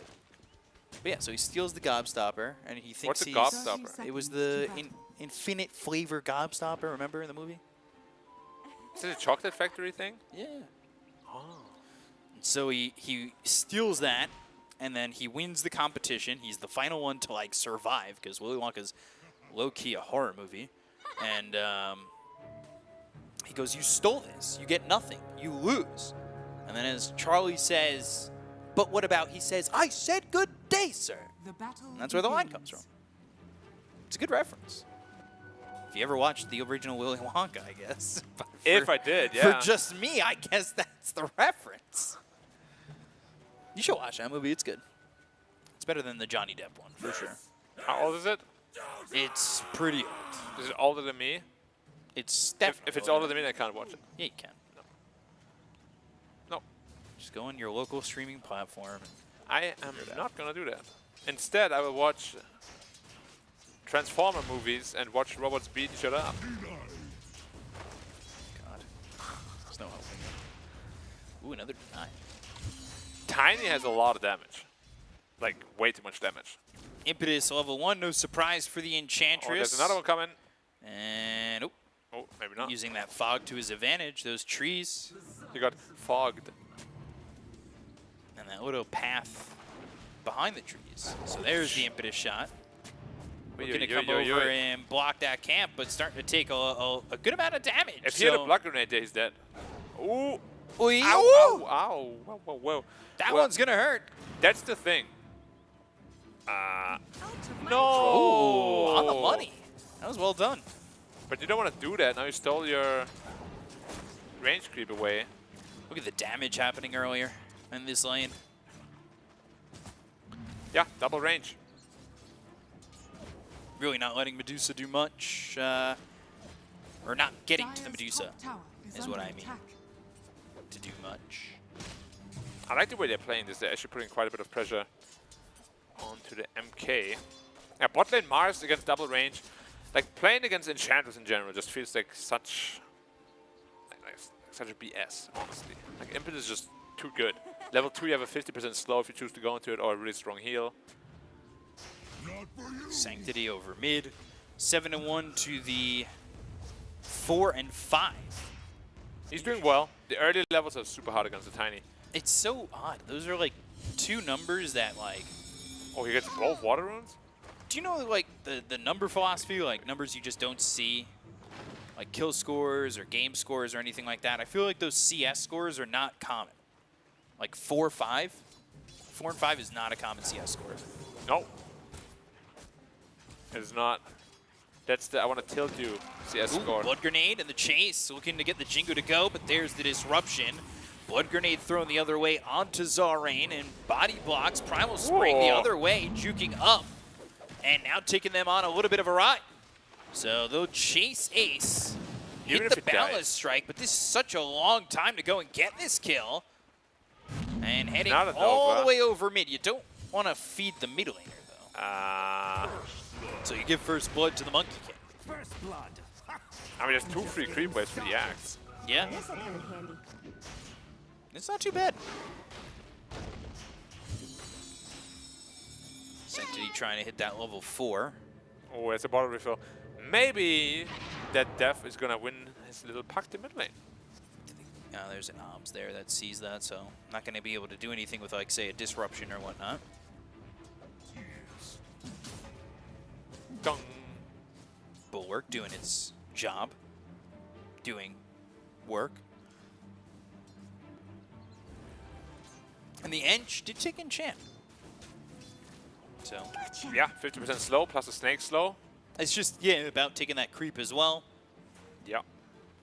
He's looking at mid lane, actually. Yeah, the Tiny's sitting really low. Actually has no health left and will end up dead to Sanctity.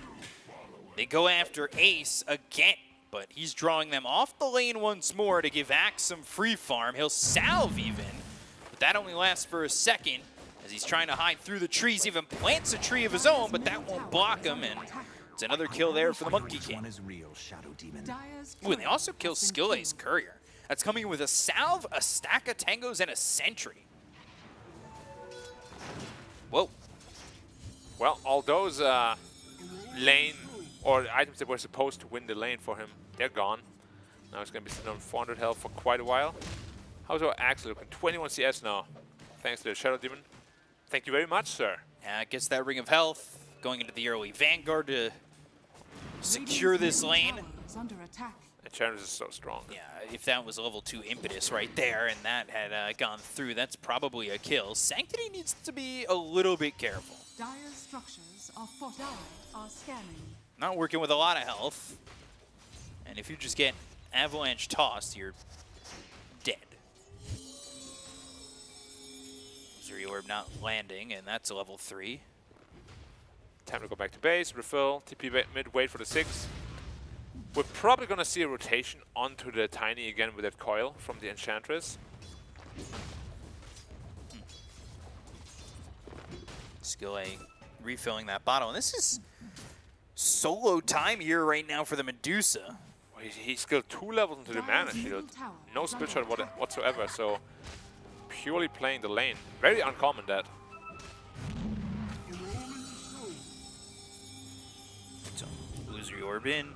Getting close to 6, hoping to get that Dream Coil, another ward placed on the high ground, so we'll see if that ends up being swiped away, and it will be.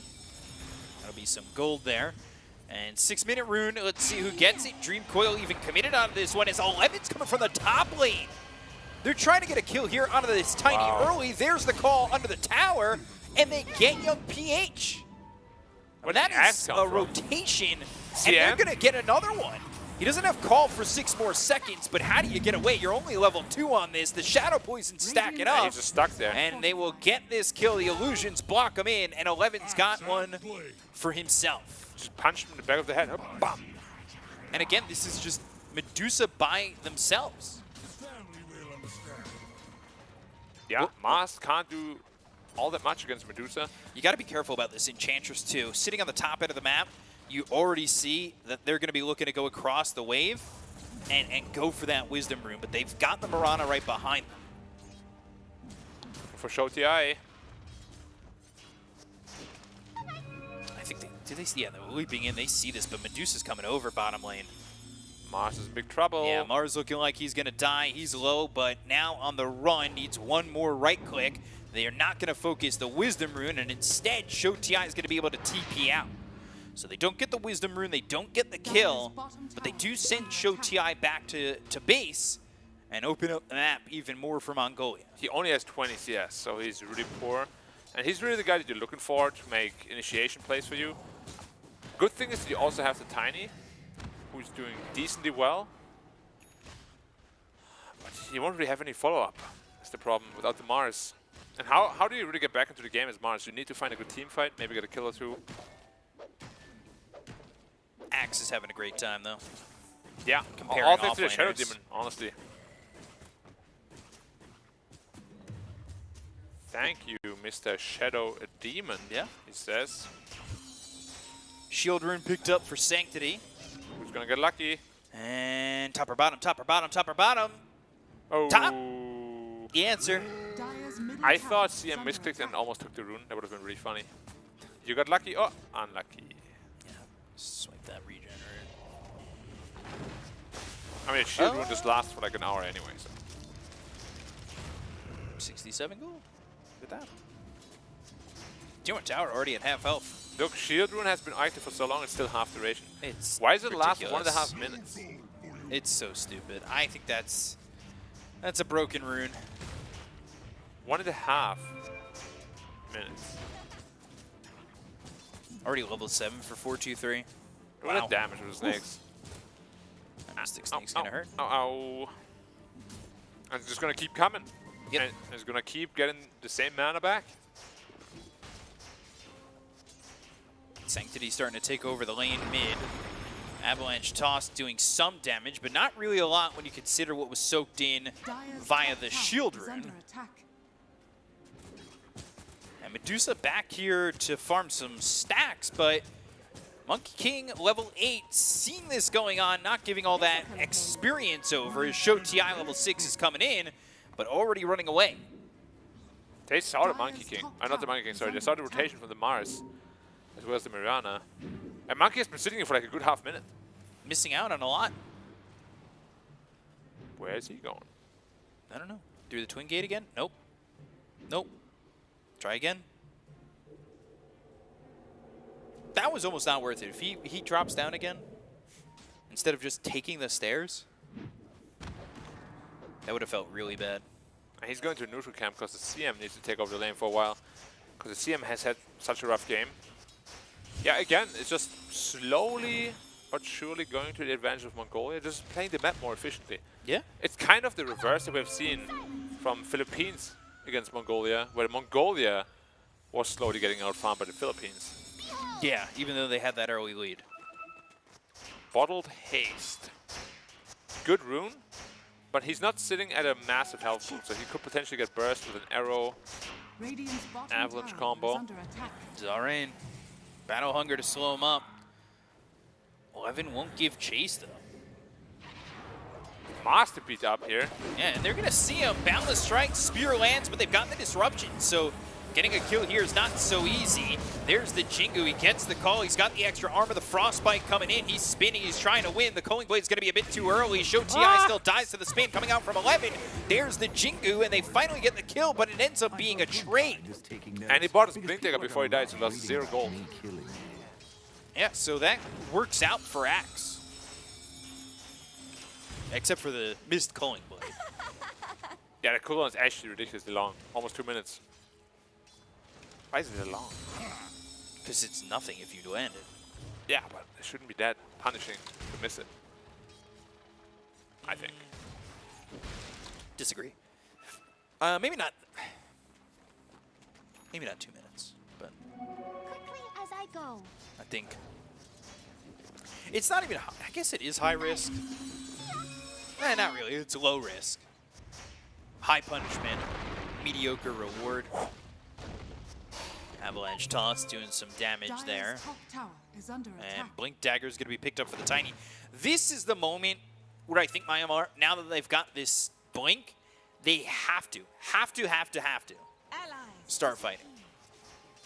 Yeah, they need to definitely kill heroes around the Medusa. Yeah, you can't play the map slow. Wait, they used Mirana ulti combo. Blink, Avalanche, Toss with the arrow coming in. They'll get this kill to Sanctity. That's exactly what they need.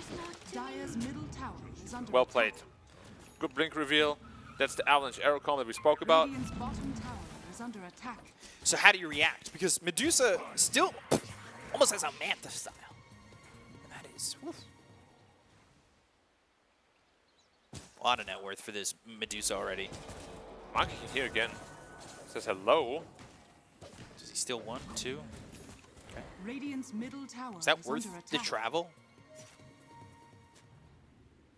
I'm not sure what he's doing with the twin gates here. He's coming back and forth all the time. He wants to assist in the bot lane. Oh, if Dusa is here alone. Smoked again. Has Stone Gaze. They'll go for the edge. They'll miss the... Or they'll land the spear? I guess it hits vertically. They need more heroes. If they don't have the Dusa here. Everybody's here. Like, Everyone's they need to ping, everyone's rotate. ping. Stone Gaze. Now they'll start to go. They do have Blink, but the call's a little bit short. They put the Battle Hunger on a show TI. They go to the arena. They've got themselves a spear that lands out of the axe. Wukong's coming out. Now, jumping in the illusory orb out of the other side. They jump the Dream Coil down. They get the kill on Ace. They'll take out the Shadow Demon. That's 2 heroes dead right now. The call's going to come through, but 11's going to be in trouble. The chase is on. The spear lands, pushing him away. Young PH trying to catch up. Can't get this kill. Throws a tree at him, but blinks to disjoint it. Sanctity's got himself a double kill as they'll take out both the Mars as well as the Mirana. Young PH is going to TP out as Zarain might be next on the menu if they could just catch him. Illusory Orb and the Jaunt Over will close the gap, but with that Tumbler's Toy, Zarain's able to make some space. Phase shift on the Primal Spring down to the low ground from KSH. And now the Jingu will go off and they'll throw out the Boundless Strike and bring back Skilling. Maybe an arrow attempt? Nothing If to they can throw find a that. Frostbite, yeah, maybe. They've got the Obs down. They do spot this Enchantress who's now level 6. Frostbite onto the Centaur creep. But nothing doing. At least not yet. Avalanche, toss, arrow in onto the puck, and face shifting, blinking, illusory orb, and jaunting away. Zarain trying to catch up with the Crystal Nova. They even use the Moonlight Shadow. They blink, Avalanche onto 2 with the toss. They'll get the kill on a Sanctity, and now they'll look for more. Arrow's going to be off the mark. The Shadow Poison starting to stack up here. But it's only a couple of stacks as it's not hitting these Invis heroes, and Zarain goes around the back to get Ace. They've got the Frostbite, they've got Skill A here. Avalanche comes in, Starstorm, toss up into the air, and they'll kill off Ace. It's a mega kill streak here for Young PH, and Myanmar making their pressure felt as they continue to stay aggressive. Definitely amping up the tempo, very, very important. We said they needed to snowball early on into the game. Medusa is still very far, but Monkey King is not far behind. And I assume he's gonna be going to choose the blade, puck again. Avalanche again. Arrow hits. He's dead again. Dead once more. They cannot stop this combo. This blink call combo is just a little bit too late. He's spinning and again trying to spin to win, but the Shadow Demon TP is just too long and too late. This is becoming a little bit of the last game for Myanmar from Mongolia, where now they're relying on this Dusa to just out-farm, outpace, and win the game for them. Yeah, Puck back-to-back deaths like that. That's exactly what they need, because Puck was going to be the guy really making the plays for them happen. They still have a very farmed Axe at least, and Dusa's farming away. He's actually going to a Skadi instead of that butterfly timing that we usually see. And then he'll cut back for the butterfly, right? Yeah. They're definitely playing much better, Myanmar, this time around. I think they cuffed the aggression that Mongolia had. And Shadow Demon, he's getting a touch low here, but he disrupts himself. I'm just happy they went away from a Naga. They'll get the kill on a Young PH. Sanctity gets the kill there, and they're bringing the Axe in. They'll take the Tier 1 tower off mid. Yeah, he tried to solo the Shadow Demon, but 1150 health on him. Goes around the back to get skill. They have a coil. Dream Coil used, and there's the kill onto the Mirana. So now they're showing their aggression, but with no Dream Coil, they don't exactly have that much control anymore unless they were to hit a disruption call. I have to reiterate on the fact the Radiant draft is way easier to play. So even if you're a little bit ahead with the Dire draft, out-executing you is a lot easier for Mongolia. They have Coil into Stone Gaze, or Call into Stone Gaze arrow. Avalanche toss. Is there an arrow to follow this up? There is not, because Skill A is dead. Yeah. They have the vision though, so Crystal Nova kind of gives that away, I would say. Oh, he missed the And silence. Freezing Field as Illusory Orb jaunt away. That's an ult that doesn't get the kill. But now jumping Monkey through King the too. trees and searching. Pings out the fact that they have vision, goes the other way. They have the Primal Spring, but it's off the mark, and Sanctity's able to get away. Bunch of close calls there. Maelstrom actually on the Monkey, not the Diffusal, so there isn't really any answer for the Dusa right now. Yeah, no mana drain. Show TI Looking for a under the spear. Shroud of the Moonlight Shadow. They're not linking up to him right now. Tipping Actually middle on the TPing axe. over mid to try and go fight. Yeah. They'll get the kill on a Zarain. That was a chop. Dunk. Permanent bonus armor. Value. How much value? Very value. Is it? Yeah, it's more Feels damage. like it's very underwhelming, but I want to say that's due in part to the fact that we don't see a lot of culling blades, right? Yeah, but I mean, bonus armor in general is pretty potent. If you get like 10, it's a free plate mail. Gotcha. Bounty. How many is like full value out of the culling blade? 10 armor? Hard to say. Yeah, there's a couple of times I try to meme to get as much armor as possible. And then you skill this level 20 talent. It's like +1 armor per stack or something. I went up to something like 120 before. Do you ever just dag in culling blade? Arena arrow, and there's Good the night. kill. But it's just an Enchantress. I'm saying just an Enchantress, 600 gold going the other way. It's so much gold for the lowest net worth hero in the game. Is under attack. Yeah. Why is that, Bika? Enlighten me. If I knew, I'd probably say I'm also friends with Icefrog, but I'm not. Yet. Radiant's middle Soon to tower be. has fallen. Tower goes down mid, 4-man smoke with Monkey King still trying to farm the top lane. Radiant's middle tower is under attack. Gotta stop pressuring Medusa soon. They're looking Yeah. for her, but Almost 12,000 net worth. she's not there, my friends. I'm surprised that they thought she would be right there, as the Monkey King is already farming the lane.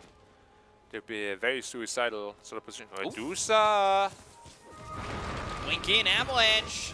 They need to start going. They go no, to the they got the Stone gaze. Gaze, the Spear, as well as the Frostbite. Now they're going to try and turn this around. Can the Axe come in to help out? Is he going to be here quickly? 11, Blink Call. Out of the Crystal Maiden, they go to the Wukong's command. They've got the Avalanche again. It's onto the Medusa. Out of mana, out of life, and gone.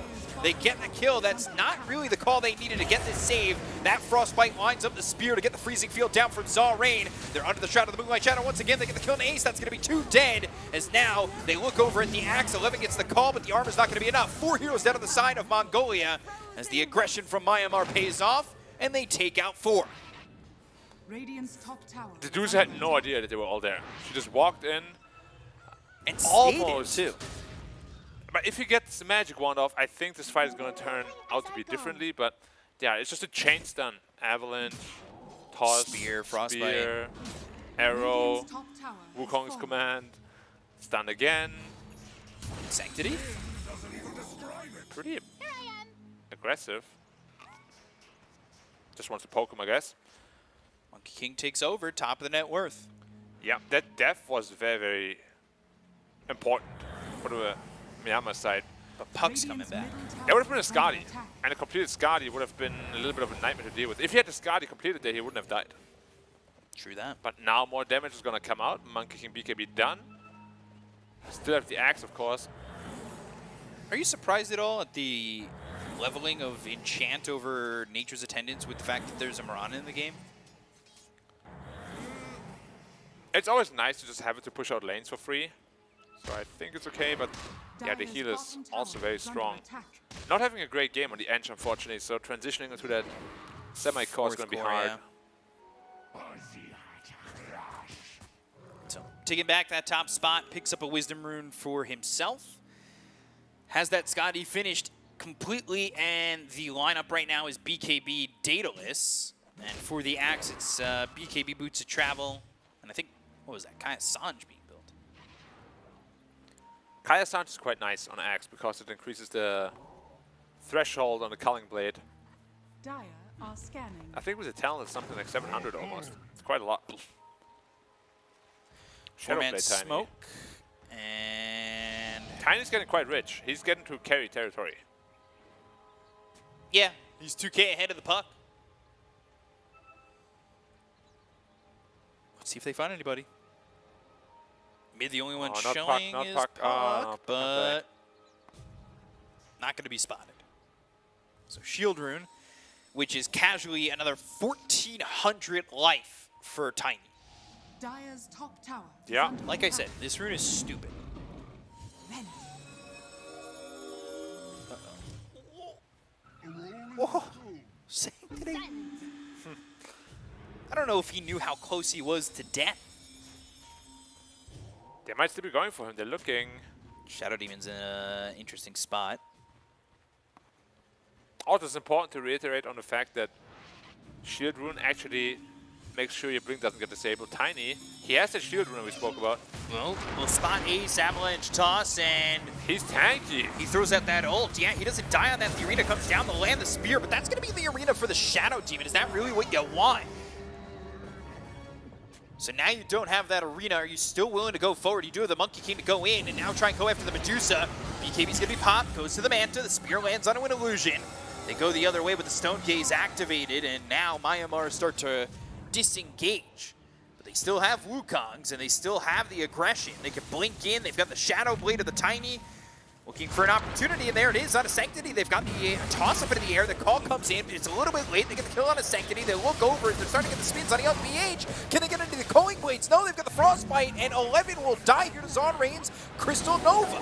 Frostbite, Freezing Field, now out of mana, but Young PH comes in with the Avalanche as well as the toss out of the Medusa. He was out of the Wukong's command. The damage coming out onto this Crystal Maiden will be enough to get the kill on Zon Rain, and that's one dead on the side of Myanmar. But they kill off 2 cores, and again, taking the better of these exchanges as they keep on fighting. Every time Puck gets caught, he's just dead. There's so many disabled. Granted, they're skill shots. It's pretty easy to hit if they're just being tossed or avalanched. Yeah, their draft is working out way better this time around. Much more aggressive, much more suitable to them. A lot of damage being done by the Medusa. Axe, he is spinning. He just needs more survivability.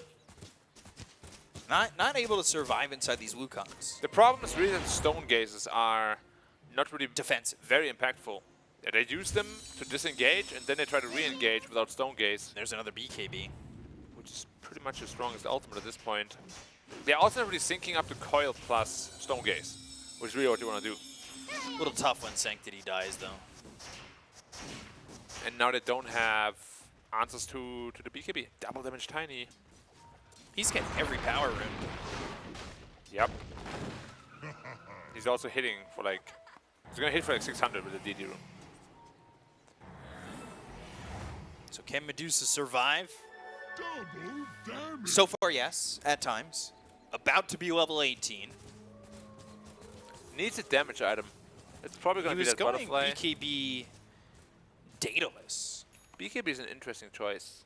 They do have a lot of stun, so it makes sense. Just got to make sure you're able to get into the Wukongs, and I think that's the idea, right? Yeah. Can't really rely on the Shadow Demon to bail you out every time. Moonlight Shadow, potentially getting Sanctity on the cutback, but no. BKB picked up there for the Axe.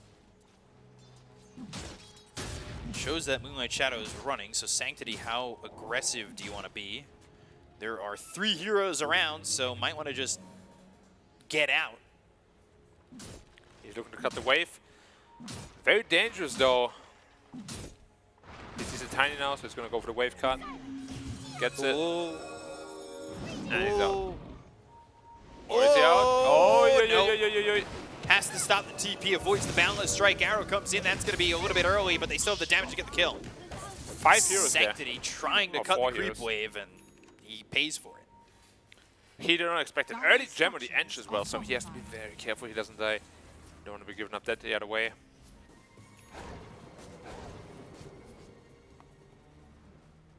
Force Death picked up on the Medusa. Interesting. So he's going to the Hurricane Pike. Guess so. Mass Gates.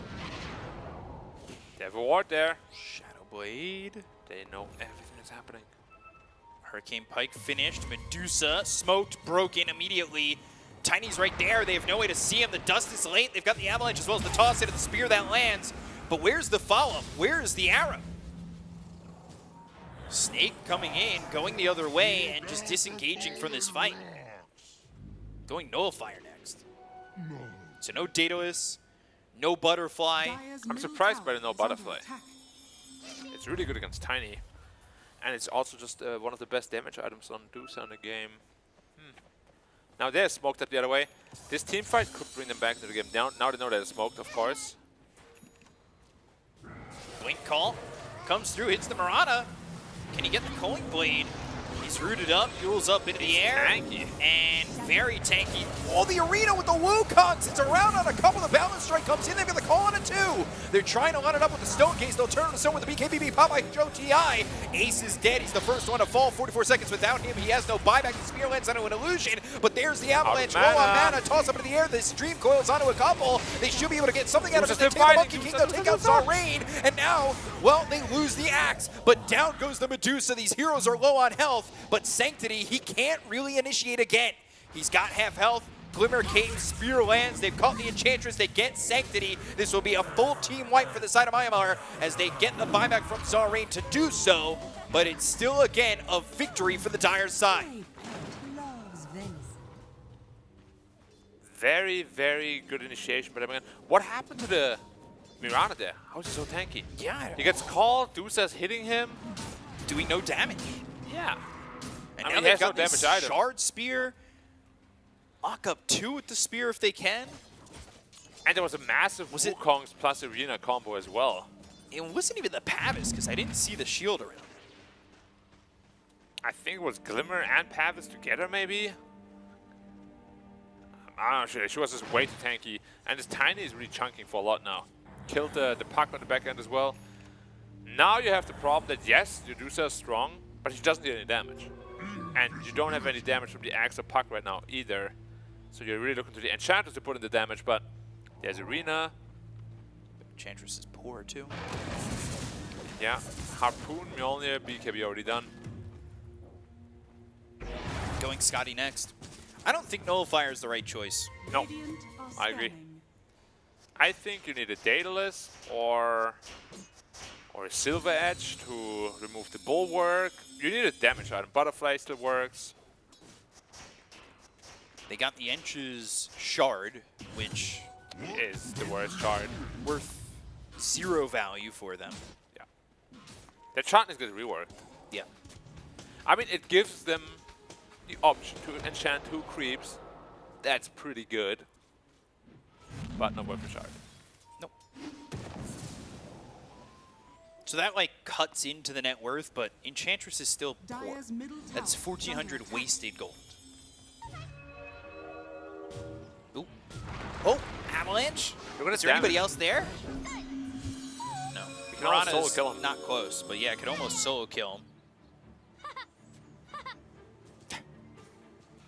7 and 6.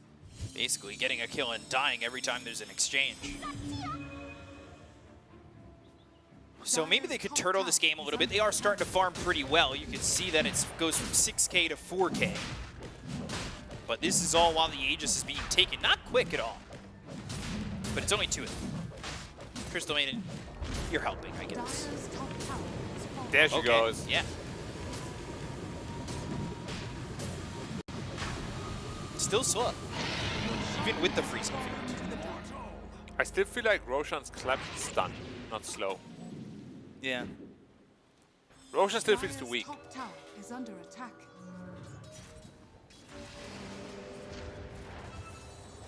3K now. Is he gonna go Soul Cuirass Where or are they farming? Shard? What? That's the thing. They are making up a lot of ground.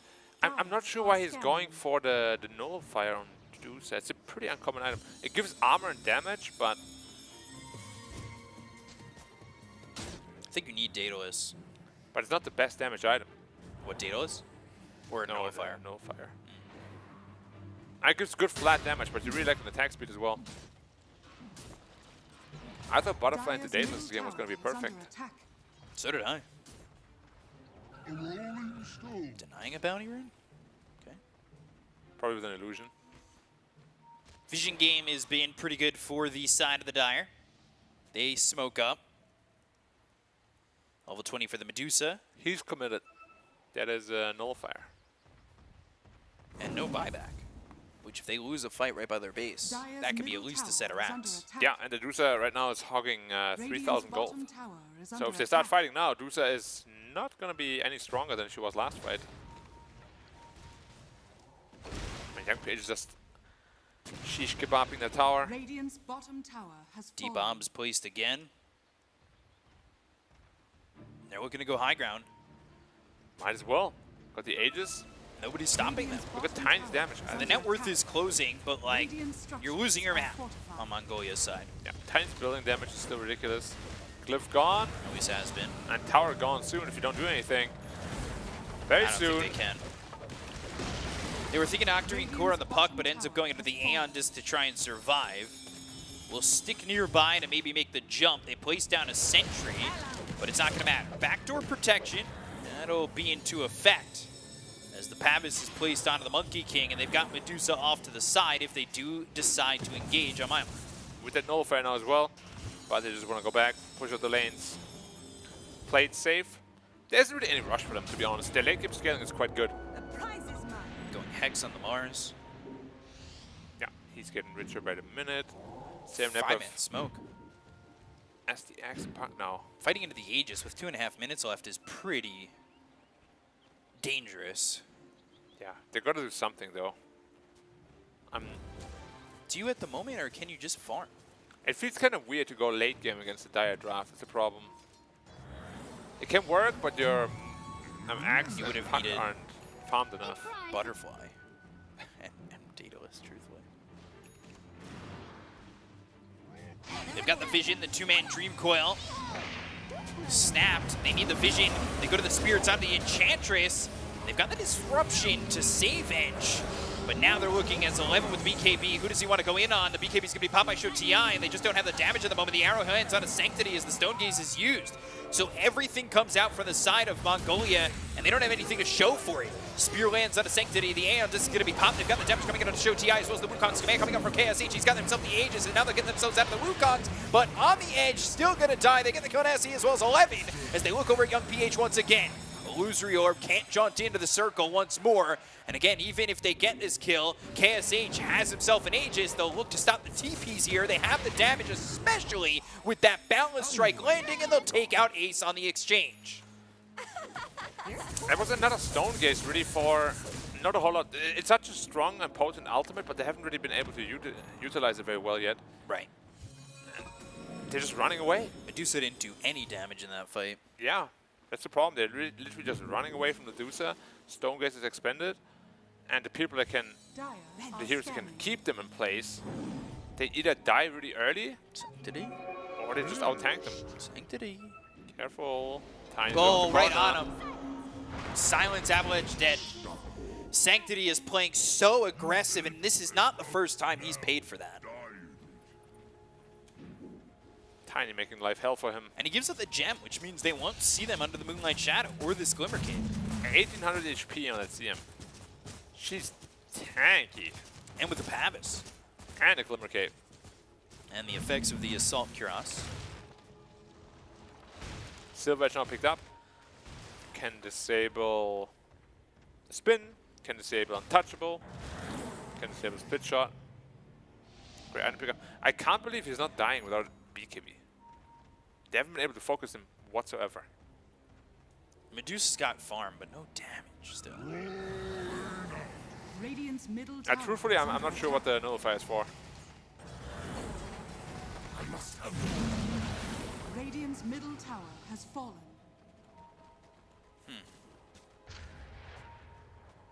Now it's a 10,000 net worth lead. Sanctity feels like his game is over. That was close. We talked about supports shifting into cores. Mirana's done that. Mirana's done that. I mean, Ench can still do that. Needs that Dragon Lance, though, and the Hurricane Pike, I would say. Got a quiver at least, so every 4 seconds is going to be a big hit. If they could survive, Ench has been the one that's getting speared quite a bit. And killed very quickly in this game. So, just a quick pause coming through. Full triple disconnect.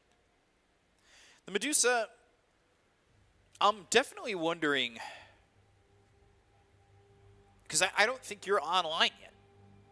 And I know you're going to have time going into the next Roche, which I assume is going to go to the way of Myanmar, but is that 2 minutes plus whatever next Roche is enough time to farm an item that's going to change the game? I don't really think the items are going to change too much. It's just the way they're fighting. it's always very disconnected. Like the call isn't synced up with the stone gaze. Even this little replay we're seeing right now, the stone gaze was used prior already. No coil dropped, no call, stone gaze combo. They haven't been able to do any sort of combination play. Medusa doesn't feel free to do anything. I really thought BKB Daedalus would have been the right move, and we're seeing all these replays where, especially this kill just a moment ago, where Sanctity ends up dead. And this fight here too, like, they're gonna go after KSH. They're trying to get this kill onto the Monkey King, and they get that, but this fight falls apart. Medusa just isn't surviving even with the Monkey King out of it. Yeah, but the real problem is just, as I said, the damage is there for the Medusa if you can repeatedly hit, especially with the Stone Gaze, damage amplification, but they're just not getting the spells done. Even in this fight here, Stone Gaze is already used. They kill the Mars, but that's pretty much it. Like, what can they do after that? Yeah. TP out, disengage. Maybe they will have to wait for another 1 or 2 items on the Medusa now, because she is falling off slowly, and Monkey King is becoming very strong, but can you really wait for that long? It's going to be tough. I'm looking now, I'm kind of looking actually at the stage and items at the same time. You've got Crystallis on the Medusa, so now you're going back for the damage, right? You want the Daedalus, but is Daedalus going to be the damage dealer you need? Is that going to be enough? I think it might actually be Silver Edge also to disable the Bulwark and chunk through him that way. You can also disable the Monkey King's Jingu, but again, you don't have the power right now to fight him inside his Wukong's command. And the problem is that Puck just dies on the sidelines all the time. And your Axe initiates, but also gets killed while doing so. And without those initiators, you just have no place. Yeah, I'm looking at the experience difference as well, and it's kind of a lot here. And I'm looking at Monkey King as well. Finish the Mjolnir. He's got that harpoon. Even when you try to run out of the circle, you're just going to be latched back. It's not an easy game by any means. Like, this just feels like the draft was super easily executed by Mongolia if you continue to use that advantage. I think go with your gut instinct, because initially I think that was the right call, right? Yeah, at this point, it's just they don't have many plays left. There's going to be the next Roshan. Maybe they can make a team fight happen there. If they can't, they're going to fight against an Aegis Cheese with already lacking damage, and I don't see from that point onwards how they're going to take the game. Yeah. So probably last stand at Roshan, lose the fight there, lose the game. Do you fight there, though, or as a Medusa lineup, do you fight high ground instead and just give up the Aegis? I think you gotta. I don't think you have the damage to go through effectively 7 of their lives. It's just not happening because you jump in and you die. Maybe you buy back, but you're just not making any item progression on your Axe, on your Puck, on those guys that are supposed to keep the heroes in place for the Medusa. Yeah, I'm looking, you know, it's 0-2-8 for the Medusa, and then it's 9-1-10 here for the Monkey King. Like, it's just completely a different contrast in games between the two. Yeah, which is not super surprising, because you do have that free lane against the Axe. The Shadow Demon helped quite a lot and made the Monkey King run around and whatnot. But ultimately, it was still a free lane for the Monkey King. He chose to go the farming route with the Maelstrom. So he's getting pretty big. He is massive, in fact, out-farming Medusa with that. But yeah, I think next Roshan is going to decide the game. If they give it away for free, it's going to be very difficult to come back. It's only an Icon net worth lead. It's not insurmountable, but it's about to get there. Yeah, I think one more fight lost definitely puts it that way. Shield Rune on the Tiny, found the Enge, and you're gone. Silver Edge, hit him for 1,092 and kill him. 600 for that. That doesn't make sense to me. That is the lowest net worth hero in the game, and you're getting 600 gold for it. That's right. So much. Deal with it. Basher done, Scotty done. You're not getting away from that guy. You have like 1.5 times the amount of net worth, and you're getting such a big chunk of gold for 1 kill on a position 5. Bottom tower is under attack. They get the kill. Take the Tormentor, get the Shard there for the Crystal Maiden. And they'll look under attack. to maybe keep an eye on this other Tormentor. And with that Shard, now they're up 13,000, so a 4K jump in just the last 30 seconds. Yeah. And again, where the play's coming from. See him as a BK.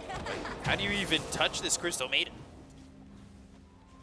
It's almost like you have to bait these ultis back up and go back in when they don't have BKBs, but you don't really have the tools in doing that. Gets to the call and Everybody has Stone gets to fight BKB on through. Myanmar. But it's, yeah. Puck 25 will definitely be very helpful, but they're a long, long way away from there. Yeah, Puck's level 19. Yeah, the game feels really inevitable. Unwinnable at this point for them, at least from their POV, because they're always sticking together. They will really have to hope for some sort of mistakes from the Myanmar side. You gotta fight that Roshan though. There's no way around that. They're trying to set up for it. Radiant's top tower Yep, and it is gonna be on the bottom side. For what, 15 seconds? 30-ish? 20 seconds. So, do they have the damage to kill him in 30 seconds? Monkey doesn't really have the most damage. Tiny. It is possible, but you know, that's where it becomes very interesting. They have to be there now, though. If you don't kill him straight away, and they don't know that he's up, obviously. But if they don't kill him straight away and he walks to the other side with 20% health, then you are suddenly in trouble, because you're gonna go through the gate, set yourself up for all these AoE spells, or just hit the high ground and you 10-shot the tower. So he's top. He'll be coming bottom in 15. They're about to move through the puck gates. back. Tower gone. And now your tier 3's got, it's not the racks, but it is the tower. Is it worth the Roche? We'll see if they're able to get it. Yes, I would say a double life on Medusa is worth it. And they don't know that they're all setting a bottom. It's a pretty good move, but the Roshan damage isn't great either. God, Roche takes forever. Look at that Medusa damage on Roshan, it's nothing. It's gonna take a long time. And by a long time, I mean the enchanter is gonna carry you. Pretty much. And that's a good pickup. That's what they needed. And that could potentially be what they need to come back into this game. Double life on the Medusa. I'm assuming you have Aeon that's gonna punch. Yeah. Now, I was going to say, is this going to mean that Myanmar is not going to want to fight into this Aegis, and they turn around? Is it worth it, I would say, for them wait out the 5 minutes and fight afterwards? Because fighting into the Aegis could be super dangerous. It could be. I think it really just depends on how the initiation goes. If they kill the Axe and Puck, no problem. They can fight anytime. Because Dusa to begin with is already always dying last. So Dusa with Aegis dying last twice, and they found the Dusa. Or did the Dusa find them? They're in Viz. They've got that Silver Edge. They go to the Hex. It's going to be immediately now. They've got the Silver Edge that lands on the Medusa. The arrow's not going to land with the Force Staff, but KSH is here. Boundless Strike lands, and this Aegis might just be gone as quickly as they got it. They've got Sanctity off to the other side. 423 needs this mana back, starting to right-click to clean up the wave, but they're still ready to wait and jump on him if he stays forward. And to pop, Delusion's forward. Heading towards top. So Mongolia is actually afraid to fight into them despite having the Aegis Axe. Avalanche on the edge. He's got BKB now turning. There's the call, but the arena comes in. Sanctity's going to be locked up. Double Spear lands. That's going to be on the Shadow Demon as well as the Enchantress. They have the Starstorm coming through, but it's not enough damage just yet. But Stone gets expanded again though for nothing. Used. Stone Gaze doesn't get them anything, and they've got this freezing field with the shard, so he's able to move while it's going on with the BKB. Arrow doesn't land. Hex up onto the high ground. They've got the Tormentor doing some damage with the spear landing onto the Medusa, but he's up onto the high ground. They're trying to get the kill here on his Zalrain. They're using the Tormentor to do the damage to these heroes. They've got the Coing Blade on the one. They get the kill on his Zalrain. That's going to be a second. Here comes this Tiny with Young PH popping the BKB, but on the other side, it's going to be KSH getting the kill there on the Shadow Demon. They've taken out the Axe. They'll buy back on both. They'll look over at Show TI, blink in with the spear, and that's going to be the Medusa held close. But they've got the blink as well as the call. It's not a Show TI, but they have the Havoc Hammer. The right-click damage, the Coing Blade in the Wukongs. It's level 25. He's trying to do it all. KSH going in. Medusa's going to be in trouble with no mana, and he is gone for the first time. coming back to life with this Aegis. Can they kill off KSH? Can they find him? They found themselves the Tiny. The right clicks are in, and young PH, he is in trouble, broken, and gone. But they have buybacks available on the side of Myanmar, where now Mongolia aren't so fortunate to have them themselves. Very decent exchange, I'd say, for how far behind they were. But really, they bought back on 4 years. Lots of buybacks expended exactly with the Aegis. That's very telling on how hard it actually is to fight right now. They get a lot of calls off, good coils. It's just the damage output right now is very lacking. You might even have to invest into Divine Rapier on this Medusa. You might. Damage is all you're lacking. And again, it's Stone Gaze. It was yeah. Not doing anything for them. It's defensive. And run. You gotta link it up with an Axe Call. Like, or it's always just by link itself. it up with the Dream Coil, right? It's always just used by itself, not in conjunction with your other heroes. Maybe even the Shadow Demon Purge. There's lots of ways to set it up for you. You can't be so trigger happy on the gaze. Yep. Dire's middle tower is under attack.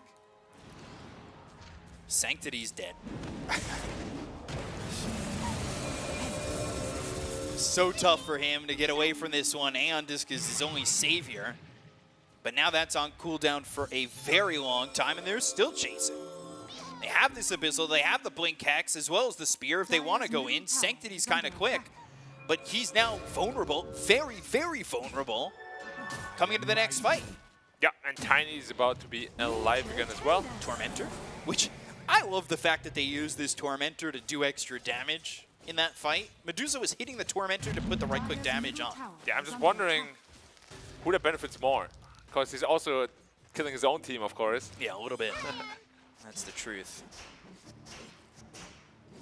So Puck can become a very big menace if he gets into the Octarine and overwhelming Blink. There's always a lot of damage coming through.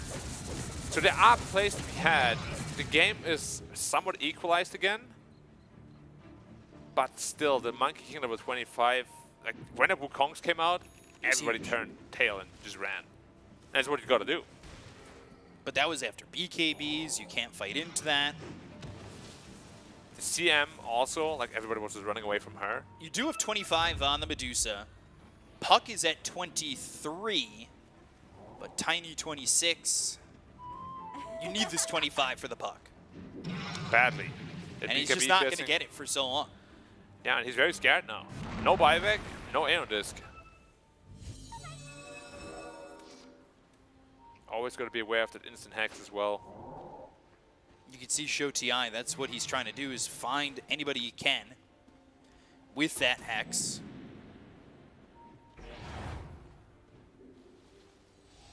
Do some illusions, skill 8, dropping in obs, but the sentry is there, so the creeps will spot it and get rid of it. Refresher being built here for the Mars. Defense of the high ground begins, but games like this can get very, very bad for you real quick. Because if you're not leaving base, they're just farming everything. Well, they are leaving the base. They've got Axe out there in those side camps. They've got Sanctity in the top lane, cutting the creep wave where he can, but might get caught by young PH now. Shouldn't be able to solo kill him though. Yeah, but he blinked. I stated he has 500 damage. So there's the overwhelming blink. That's a good boost in health. Yeah. Also a good boost in damage. No Octarine Core yet though. That's really the last piece he needs in order to feel super strong. And that 25. And the 25. He's close. And this'll come in handy. he'll have a Wisdom Rune in 2 minutes. Should probably try to get the to puck. I think you have to. There's going to be a refresher soon though on Mars, and then double arena, double hex. They already have so many problems. Buybacks are 3 minutes away. Roche is at least a minute away. And if Mongolia can pull off getting that Roche again, especially if it's on the Aegis or on the Ag's Blessing side, that could be huge. Yeah, the next Roshan is going to be very, Checking very for game vision deciding. before he cuts this creep wave. Wise. 4-man smoke, but the top wave is pushing and they cannot make this play happen. There's no tower left on the top. You got to be able to defend There's the Rex. refresher buyout. They're almost expecting them to jump on a Sanctity. They're not defending top. This is really obvious. They are. They're TPing back the Medusa now. Disruption illusions of the Medusa. Illusions. 25 puck now, so he has that coil talent. That is going to play a very big role in those team fights. If it's a big enough one, yeah. He's 8K behind this Titan. That is so much gold behind. We're still looking for that connection of abilities. Like an axe call into a gaze, this Monkey King dies in no time. There's a lot of damage coming through now. Minute 30 till Roche. Wisdom Rune going to come out in 8 seconds. Ooh, Sanctity. There's a ward there. They know you're there. Young PH is nearby. But uses that gem. Activated ability and takes out the knobs. Tiny 4k HP. So Wisdom Rune picked up for Axe. He wants to get to that level 25. Yeah, call AoE, probably. It's a pretty good one. Dire's middle Are we tower gonna is see a under Rapier attack. Medusa? I hope so. I want to see more damage. So Octarine next for the puck. Of course, you said that's what he wants for his moving off point. So yeah, it's 100 Berserker's Call AoE, or the 2 times Battle Augur armor multiplier. How is it balanced? They know that they're there.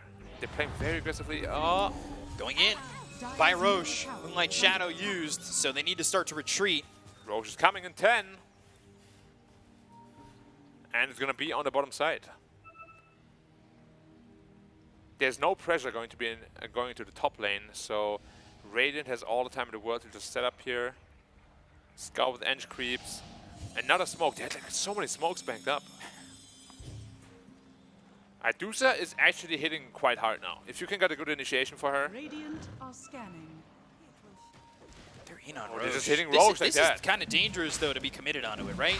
That's risky, yeah. Overwhelming Blink, Illusory Orb that gets the vision. They've got the silence, they got the blink as well. So the call is going to be on a 2. They got the arena down, but here they have the damage to get the kill on the Monkey King. They'll look over the right click. They've got the Culling Blade. They'll take out KSH. He's going to buy back. Another arena comes out with a refresher being used here by the Mars, but they'll take out Young PH. He buys back. That's 2 heroes down to the side of Myanmar as Medusa's trying to survive, but not a lot of mana left here for 4-2-3. Yules up into the air. That's from the Rana. Illusory Orb as well as the silence. It's going to be on the Crystal Maiden. They get the kill on Steel A as well as Show No TI. mana, zero They'll take mana. out Zarain as well. Here comes the BKB from KSH. He's going to try and fight this with the Wukong's command. Balance Strike lands. Medusa 4-stepped away, but harpooned right back in. They get the kill to the Medusa. He'll buy back Aces on the run, and they'll get the kill on the Shadow Demon too. Double kill for KSH as well as Young PH. As they're still looking for Roche, but here's the Medusa once again. Yule's onto the Axe, Skillay as well as this Crystal Maiden are trying to make it happen, but the call lands, they get the kill, they look over at KSH. Boundless Strike, Abyssal Blade, Wukong's once again, they'll force staff themselves out. Harpoon does not pull him in, but they get the kill into SC. They look for the Colin with the extra plus 100. That lands onto this Monkey King. They get the kill into Skillay. They look over at the Monkey King. They'll get the kill and look over at Young PH. This is a tiny in trouble. Silenced up by Invis. Call again with the Avalanche landing. 11-4 stepping out of the high ground. They land the Battle Hunger. They've got themselves waiting Rift with the silence on a Young PH as he's trying to fight. Overwhelming Blink, Illusory Orb, Blink, Colin Blade, and a full team wipe for Mongolia, and they are right back in it. That is 18 heroes dying for you. Everybody bought back. Some heroes bought twice. Okay, they can't kill Roshan. Everybody came back in the game. They can't do Roche by They cannot themselves. kill Roshan. Careful. Oh my god. If they die to Roshan now, this is going to be ridiculous. 11. Ah! My Mars is almost back up. Are scanning. He is back up. And got it. Axe Okay. Blessing, Aegis. Somebody's got to pick up the Aegis. Somebody. Dire's middle tower. Hello? Okay. Whew. Somebody has to commit there. I know you can't give it to the Medusa, but somebody's got to pick it up. They'll leave the Axe Blessing on the ground as well as the cheese to give over to the Medusa, I would assume. There's now 8,300 gold on the puck, and just like that, he's got Octarine Core ready to go. Yeah, suddenly he's a menace in those team fights. What was it, 2 minutes ago I said, hey, you're right next to or you're 8K behind the Tiny? Yes, but now he's even in net worth. The double arena, the Venn diagram coming through. Young PH dies quickly. These buybacks used first by Myanmar as this fight raged on, and the Yule's on a 4-2-3, I believe from Skill A. Gives him a chance to survive and continue to right-click with the double silence on Zarain as well as Skill A, meaning that they can't fight. But KSH, he has the Refresher Orb, the Wukongs is used, they've got the damage, tried to force Staff out and harpooned back in, which you'll see again in a second as he comes back into the fight and they try to do the same. Double force Staff harpoon, but he's on the edge and escapes. And this call, the extra plus 100, means he doesn't have to go into the circle to get that call to land. Yeah, this was a very, very, very important fight for Mongolia, obviously. Puck really needed that, because he's the hero that can carry these team fights now with his low cooldown spells and overwhelming blinks. The dunks. Axe is getting strong as well. How much armor does he have? So much, probably. He's probably like 40, 50, maybe more at this point. And now, 4K lead for Mongolia. Nobody has buyback. Nobody has buyback. And, I mean, yeah, nobody has buyback. Axe is going, what, overwhelming blink? He's got an Aegis for 3 minutes. Well, Axe actually doesn't have that much armor. Only 32. Yeah, only 6 Calling Blades. It's still quite a lot, though. 32 armor. Not bad with the health pool that you're having. Do you wait for buybacks now? No, you have to push as Mongolia, right? It's a tough call, honestly. They don't have buyback. Nobody has buybacks. Whoever loses his next team fight, if they were to go, the game just ends. If Mongolia pushes and they die, the game ends. Of course, if Mongolia pushes and they win, the game ends too. I mean, if it's 5-0, yeah, but if it's not. Overwhelming blink picked up for the Axe. There's the blink forward coming in from Show TI, looking for Sanctity, but he's going to lose the orb onto the low ground. This puck is going to be an absolute menace now. Yeah, he got like 8,000 gold just from that fight alone. E-Blade Dagon coming out at some point too, maybe. Or just a Dagon will do a lot of work as well. Refresher Orb on the Monkey King. Ooh, this game suddenly heated up a lot. It was supposed to be almost over. Hex. Got the day on disc. BKB. BKB pop, wow. They got the coil though if they want to commit it. He's looking. They were starting to set up there, looking like maybe a Dream Coil Dream lineup. It's going to slow down. I think everyone's going to wait for buybacks. Potentially Roche, but again, Mongolia, they're up a lot. I don't know if they need to. I think if they find somebody out, if there's one pick off, they can just go. Obviously, the Mars is the only one who has buyback in the moment for the side of Myanmar. At least it was just a second ago. We're looking for a pick-up kill. Let's see the Tormentor.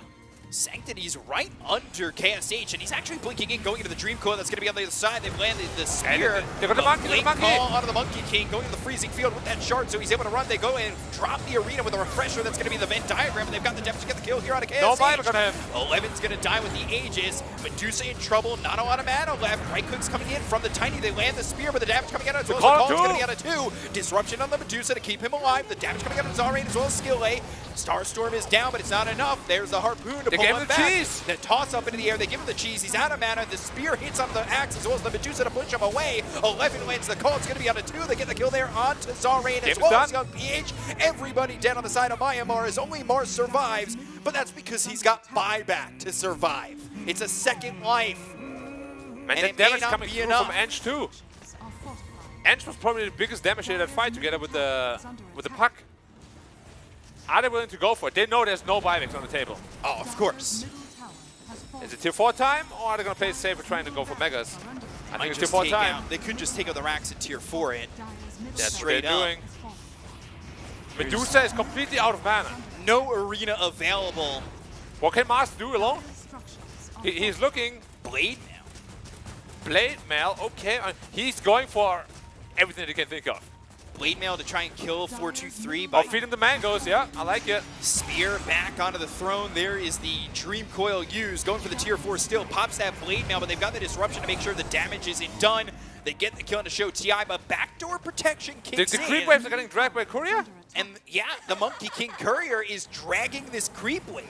Oh my and god. Oh, the glyph, but it's too far away. Creep But was they coming. do Monkey's have up for Monkey 3 King though. back up, and they're going to use Tiny's Courier as well to cut the creep wave again. All right, they actually survived because of that. That's such a ridiculous way to survive.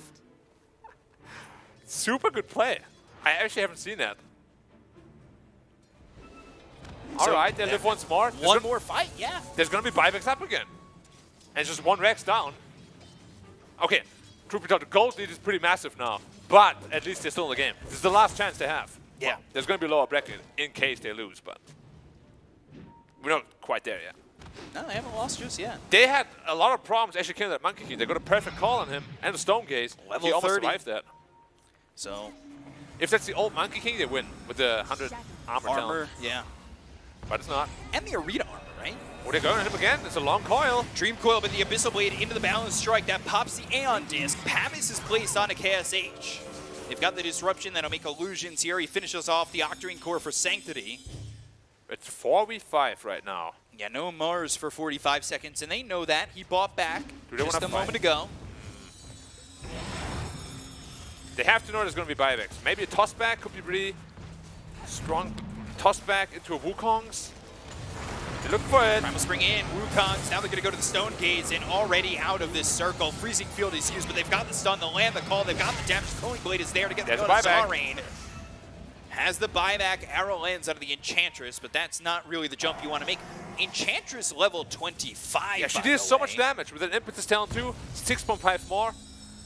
26% Puck all of of the a sudden distance. almost level 30. That was someone who struggled to get 25, but with the fights won back-to-back is almost level 30 at this point of the game, and now it's 60 minutes. You've got tier 5s. The chaos is going to ensue. And they picked up the axe on the Enchantress. Sproink available. You said the Enchantress was dealing damage, and you're going to get even more of that. You really gotta... I think actually she needs to get focused now. She did way too much damage. There's a lot of focus on the Medusa. Book of and Axe, rightfully so, but they actually have to kill the Enchantress. She did way too much damage. Ex Machina for Puck. Apex Tiny. That's a lot of strength. But honestly, Shadow Demon feeds into this perfectly. With Yeah. Dissimulate, so much damage on everybody else. And what does he also have? Disseminate? That weird reflection of damage. Yeah, I think it's called a Dissimulate or whatever. I don't know what it's called actually. It's like a disseminate. It's like Spectre Light. They just gave it the Rex like that. Didn't even want to try to defend it. You just see this Puck. Yeah, you killed him a lot before. Oh, there's no Endless. Hex, arrow, There's an landing, Aeon Aeon Disc. Spear, Ex Oh yeah, Machina. Ex Machina, of course, is an Aeon So Disc. Aeon Disc available again. Yeah. So, that's I think that's stupid. not fair. Yeah, Because that's you talked stupid. about refresher is not a thing. Refreshing Aeon Disc, which is a similar item in terms of executing and how the cooldowns work and everything, it shouldn't be able to be refreshed. It's pretty dumb. You have like a permanent Aeon Disc basically. Together with an Octarine Core too, the cooldown on Ex Machina So now as well. everybody has buyback again. And Roche is up. Tiny 6k health. Not bad. Roche is up and Mongolia's on the wrong side. They might regret this. They also, no, Dia scanned that one. There is a scan on the Radiant as well. If they read this and get the top Rex, they plan to make us, but... Oh, Shadow Demon has CS though, man. He's gonna cast spells from off screen now. That's a very big Roshan. They need to take the Axe as Rex. well. They're not taking the Rex there. No, they're not even taking the tier 3. Yeah, they're oblivious to the fact that Roshan is up. And the TP back from the Crystal Maiden. Yeah. And Sim is just defending alone. You gotta get the hint. There's no hint. Okay. But now they got it, but it's a bit late. That's a bit late. Ooh, spear missing. Again, how did they deal with the Puck though? It's a permanent Aeon Disc, overwhelming blink damage and everything. They're going to jump in. They're going to try and deal with the Puck. And this gets matter. popped again. Sanctity is going to be safe for now. The right click damage coming in. They've got the arena down on nothing but illusions. Ex Machina There's pop. the Ex Machina, another Aeon Disc available. Very fair, very balanced. Ice Frog, thank you very much for this invention. Oh, the Shadow Demon. This is who you want to kill, but this is who you can't touch. He also has an Aeon Disc. Mars pop BKB. You cannot kill the puck, no. Blink in, Avalanche, Blink Call coming through from the Axe. That's going to be around it's a good onto stone, Young guys. PH. They go to the Stone Case. They've got themselves the Wukong's command, but they're trying to get the kill on a Young PH who turns the Stone. They get the kill on Zalrain as well. They'll both buyback. You got to remember, everybody has their buybacks available. They get the kill on Marana, but also a buyback there as well. The Wukong's walking out of it. Right-click Zane looking for the high five. Not The a BKB is Wukong's. going to be popped by KSH with the Balance Strike landing into the Medusa. Harpoon to pull him into the center of this Wukong's command, but do they have the damage to get the kill here on a KSH? They're looking over the Enchantress. They'll take out SC. They land the Spirits onto the Medusa. They've got buybacks coming in from Axe Hawk as well as the Enchantress and now the Medusa. They get the kill on Ace. It's everybody buying back on every side of the Earth planet of Dota. They get the Aegis out of the hands, but it's only just the Aegis out of the Monkey King. 11's in a lot of trouble. Silence coming in. They've got this Medusa stunned up with the Spirits out of the Axe. They get the kill there. Skill A falls. Shotier is going to be dead, and they've lost him without buyback. That's 2 minutes with no Marana. They look over at this Monkey King who's going to eat the cheese, trying to right-click through this Medusa. Is low on mana. Pops the Mantle with the Boundless Strike coming in with the right-clicks coming up from Sanctity. They will take out the Monkey King who still has buyback. There's the Ex Machina used, so Aeon Disc available again on Sanctity, and they will start to retreat on the side of Mongolia as they've still got 3 heroes on Myanmar available, and it's the Monkey King who seems so dangerous. Everybody's buybacks used again, and from all yeses on that list to all no's. Yeah, it's gonna be the same scenario as before again. Everybody's probably gonna wait for buybacks again for 8 minutes. But this fight execution was insane by Myanmar. They actually shouldn't have won this fight like that. But they kept the Dusa in the Wukong's command for like 10 seconds. All the statues just beating her to a pulp. They were lucky to salvage a fight like that, honestly. They landed a great spear onto the Axe and the Medusa midway through, and that lines up the Wukongs again. And you've got the Abyssal, you have the Harpoon, you're holding Medusa in for so long in this Wukongs. And he didn't even have a tier 5 item at the time. Now he has a Stygian Desolator. That's a lot of damage, a lot of minus armor as well. They only had 1 out of 5 tier 5 items, whereas Mongolia had 6. They're going high ground. They're going high ground, but already at half mana for 4-2-3. Looking over at Zalrain, there's the Dream Coil down, Freezing Field, doing its damage. Medusa, man. It's leaving Medusa very vulnerable, but the disruption lands onto the Tiny with the death of Zalrain, now dead for 2 minutes. Mars again, the lone buyback available. And they don't want to push it any further. But this was 34,000 net worth lead, now 21,000 in anybody's game with no buybacks. Yeah. So it's a war of attrition, and whoever dies first loses. Ench almost into the Moonshot though. This Enchantress deals an absurd amount of damage. If you don't focus her, she will end up just killing you. Is that level 30 for the puck? Yes. And for the Tiny. Axe is 29, Ench 28. Is that a Tormentor being solo done by the Ags of Monkey King? Well, solo done. It's hitting it. Yeah, I thought it was doing more damage than Nah, that. the regeneration at this point is pretty high, like 500 or so per second. Flats, Mirana, they just want to buff up all the heroes around her. They're looking to go high ground actually. It's really risky. There's no CM. They know that. Megas. Right. He has Megas. Spear back. Spear, but there's no building. They took out the racks just as he tried to make that move. Hey Mars, hey Mars. Okay. Show TI with the BKB. He does have buyback if need be. It looks like they're all BKB, but they're Mirana cosmetic. Yeah. Now they're just pay to win. Or pay to lose. I'm not sure. Bait your own team. Blink call. Stone Gaze. Stone Gaze, that's the combo. There's no they buyback. go in, they've got themselves the arena, but this is Mars in trouble. 11, he doesn't have Coin Blade to chop him down. They already got the kill on a skill A. They're still without this Crystal Maiden for 15, but they've got the arena. They go to the refresh. They've got the disruption that's going to save the Medusa for just a moment. Young PH coming off to the side. Medusa's going to be in trouble. There's another disruption coming out from the Shadow Demon. They're trying to get in on this one. Medusa now, not a lot of mana left. Spear into the throne. They've got 2 heroes dead. Myanmar are holding. Myanmar are winning, and they've got the kill on the Medusa. They look over the Axe, and he's dead too. There's no buybacks. 2 minutes to end the game. There's Mega Creeps though on Puck. You cannot push easily against this Puck. He's going to cut every wave. As he should be able to with the build he's got now. But he has to hold Divine Divine Rapier. Rapier picked up by this Monkey He's going to try to King. backdoor it. He's going to try and get through backdoor protection. The first one up is 1 minute and 10 seconds away. Try to get through the creep wave first. Oh, they're doing the Korea thing. Uh-oh. They're doing the Korea thing Yeah, on the radio now. they're doing it themselves. There's just so many flying But onto does the he map. beat backdoor protection? That's a good question. I'm actually not sure. We'll find out momentarily. I don't think he can take the throne like this. What can he There's actually so take? many buildings. With backdoor up, there's that's, no way. That's the range Rex. That's the easiest. The meter Rex is already posing to be a little bit of a problem. I think, yeah, he's seeing. Tier 4s! Straight tier 4s! They're going all in. They're gonna box What a in. tiny They're looking to charge, get though. the victory through backdoor protection! They're gonna cliff, They've they're got gonna the cliff. Dream Coil, they have the glyph, the Aeon is gonna be popped. He goes to the Ex Machina, that means he's got it again, but Zorin coming in. This puck is Sanctity's owning. in trouble, but the Illusory are back to the base. Hey, there's no Creeps are creeps, still it's still not coming. backdoor. He's got a Divine Rapier now coming through from the Courier, but it's got to get to him. Yeah. Zorin is 20 into seconds the until the Axe throne. comes. They're really looking to get him, Look, but this is the monkey's Chaos low. Age. He's low. He's got a Divine Rapier. If he drops it, that could just be the end. Yes, But that's coming in. one tier 4. That's through backdoor protection. BKB, Wukong's, Myanmar trying to set up the victory here as they'll get through the tier 4. They throne, look over at the Axe throne. 3. Oh my God. That's gonna be a Axe big call, 3. big It's call. gonna be close. It's gonna be close. Zorin coming in. Oh, you missed the the call. Republic calling the win.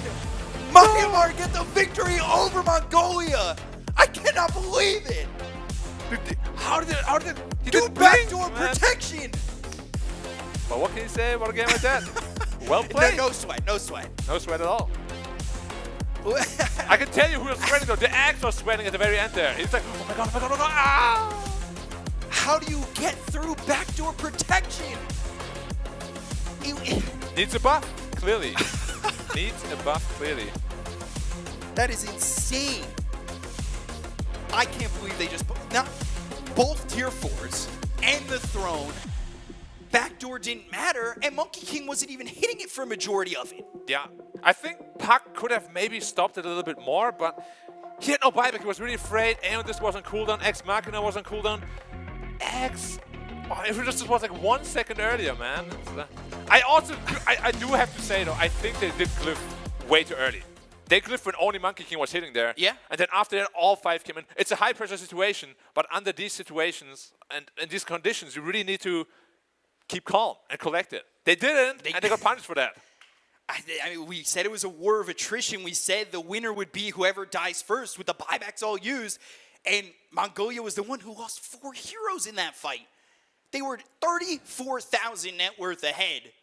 And then not only that, but Myanmar rips through backdoor protection and wins that game. Yeah, lots of back and forth in this game. First it was Myanmar in the driver's seat, then a massive comeback by Mongolia, another massive comeback by Myanmar. This was a great game. Yeah. This is why we love Dota.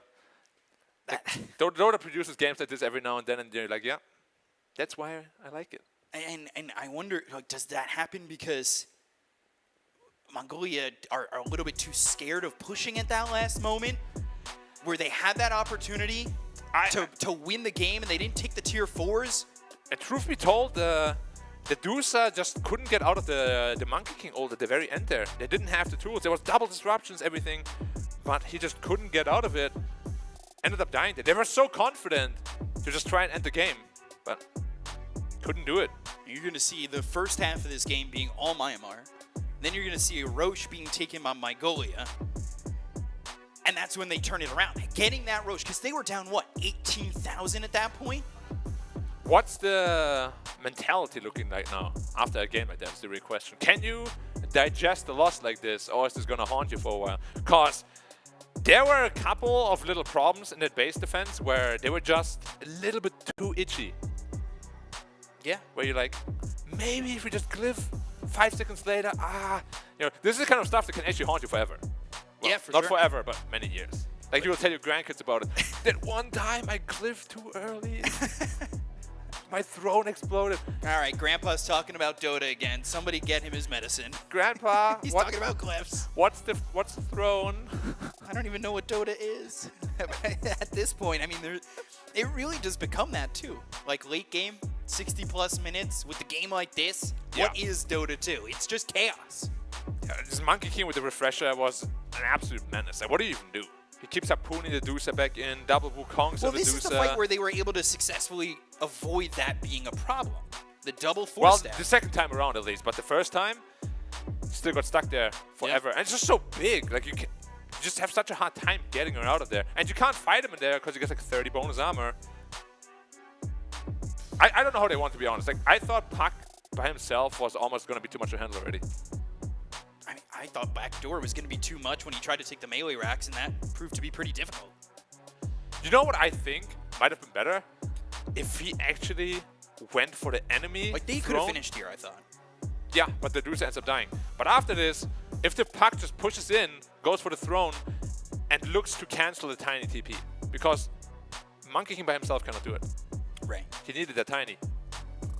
But again, high pressure situation, so many things to evaluate. This is a great spear, then everybody buys back from both sides. Again.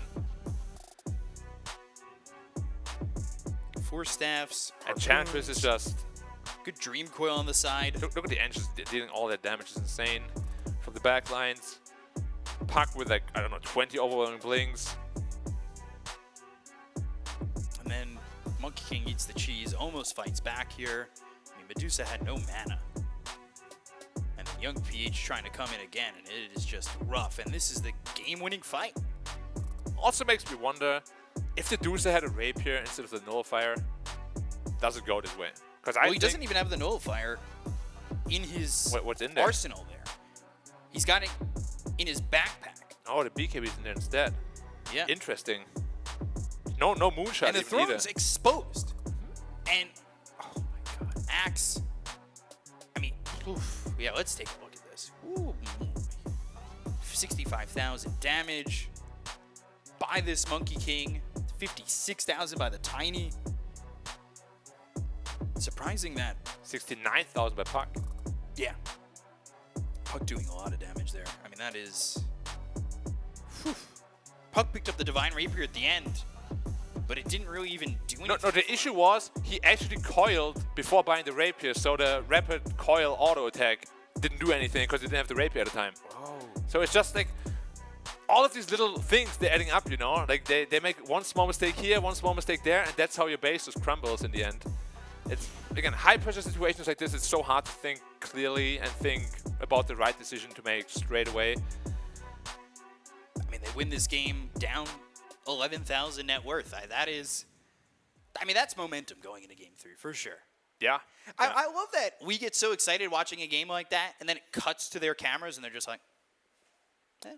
I mean, truth be told, the first guy on camera, like, he was sweating buckets. Like, he was wet. I'm sweating buckets. Like the face was like, when a zoom in came, like you could see the, whoop, just but he was like, I'm cool. Easy. So good. Practice at home. Just yesterday, my pub, I did that. I knew it was going to happen.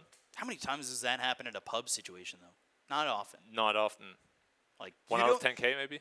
There's no way to train for situations like this. No.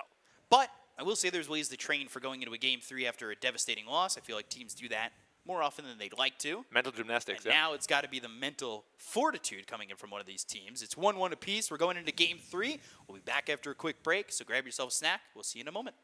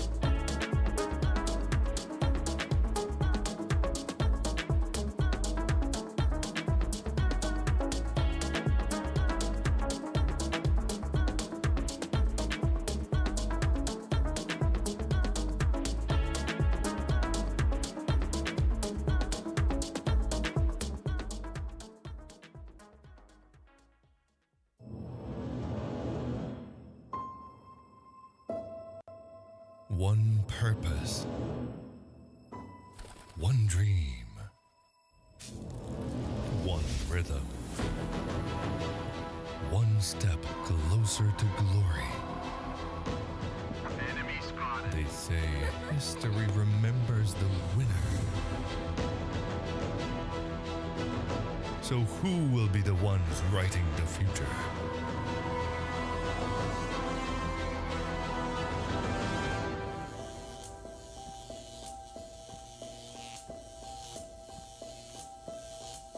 The halls of power call for their kings. The ones who won't back down.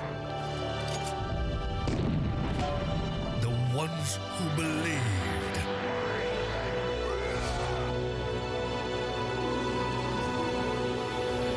The ones who knew that over 100 nations can't be wrong. Join the fight between August 24th and September 3rd as Yash becomes the world's esports capital.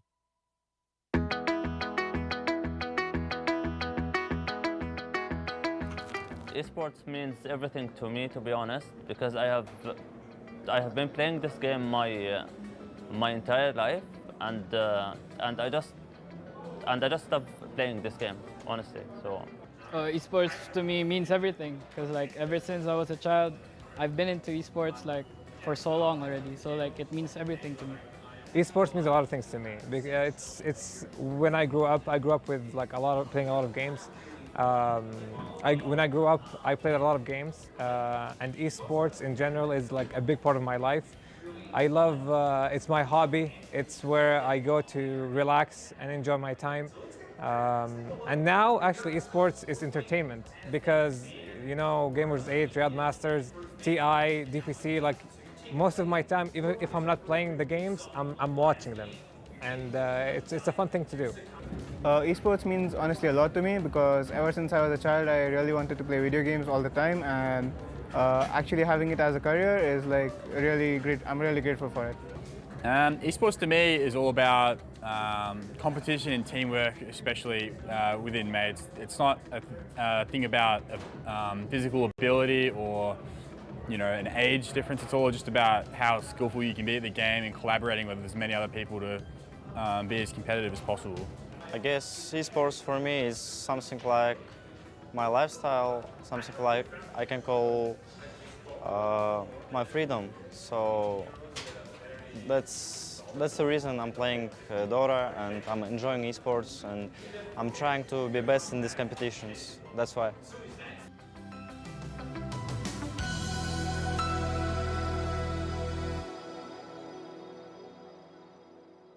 So we are back here coming into game number 3. Saw a little segment before this. What does esports mean to you? And I'm going to ask you that question, Black. What does esports mean to you?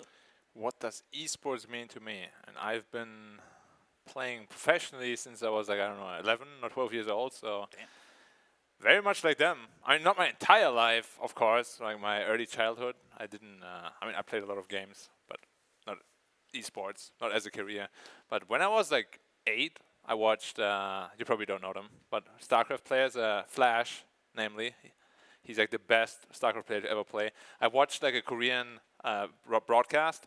I was like, wow, that looks so cool, like the way they walk out and the commentators and everything around with all the fans watching. I was like, I want to do that one day. Did they still do this move all the time? Or this? Or this? Like, was that still there was a lot more freedom, and a lot of people were doing their own moves. There was even like a guy named Firebat Hero. He had like some weird parade going on. He would like jump into a pool and all this crazy stuff before the game. I was like, what is happening right here? But yeah, that's basically how I got to know about esports. Right. I didn't actually want to make it my career. It just happened. I was playing some Warcraft games. You were just so good that you had to... No, that came later, you know, through hard work. Yeah. But what happened is I just played a game, and I was like, hey, my friend was like, hey, you want to play a Dota? I was like, what's Dota? Played Dota, picked Lich. Threw a Chain Frost, got an Ultra Kill. I was like, I love this game. You know, if I didn't get an ultra kill, maybe I would have never played again. It's the what if scenario, right? Yeah, exactly. If it was just a triple kill, would you have still gone pro? Who knows? Who knows? But you know, since then, I've been competing in Dota, competing in Heroes of New Earth, Counter-Strike, whatever. And yeah, it's a big part of my life. You know, How long did you play Han? How long? 1.5 years or so. So it wasn't like a long career in Han. It was just, was it like a It fill? was a good transition between Dota 1 and Dota 2. Yeah, that was. Yeah, but read my mind. I mean, esports is like what? You know, it's like where countries meet. I traveled so many countries. I got to experience so many different cultures. I lived in so many different countries. It was just amazing. I think the life experience that I managed to gather through this game is something that some people will never gain ever. Yeah, for sure. You know, so I'm super grateful for the opportunity to have that. And yeah, I mean, it's really hard to summarize so many years into a very short segment, but it is. It's been a wild ride for me. It's been a wild ride for me. Yeah, you were saying last night, I think it was over like dinner, that you had to replace your passport because you had gone so many places through esports. Yeah. Oh, we were in the mall. Yeah, my pages were full. Had to get a new passport because of it. But that was because I wasn't 18 at the time, and we only get like quote unquote a half passport in Germany at that time. I don't know why that rule exists. But now let's focus on this event again. Game 3. It's going to be interesting. Dusa banned. I'm expecting a Morphling ban as well. Yeah, and I still got to figure out, how do you come back mentally for Mongolia? It can honestly be tough, but some players deal with it better than others. But you can get fired up from it. You can get really tired by it. You can get depressed. There's so many different emotions that can go through your head. Well, it's probably a big adrenaline dump, isn't it? It is, yeah. Because that's one of the things, obviously this isn't that, but when I watch, MMA, UFC, Bellator, and all that, yeah, a lot of new fighters, one of the things that they talk about is don't get hyped too quickly, because you'll have an adrenaline dump. Yeah, and then you get super tired. And then that's it. Your energy's gone. Your gas tank wears out, and that's pretty much it. And then you're gonna run on empty. It definitely happens, especially in long games like this. That's why BO5 series, where like game 1 are like the ones that we just saw, can be really grueling on your mentality. You have to train that. Look at that Bat Rider picture. Oh, finally, here's the Bad Rider. Like, there were so many times where Bad Rider was the perfect pick, and everybody refused to pick it. And I just first pick it. They're like, okay. That in with Primal Beast. That's aggro. That's real aggro. I like it. It's a very different sort of approach to the game. I think it's Mongolia also saying, hey, we lost that game, but you're dead. We want to continue to do our playstyle. Yeah.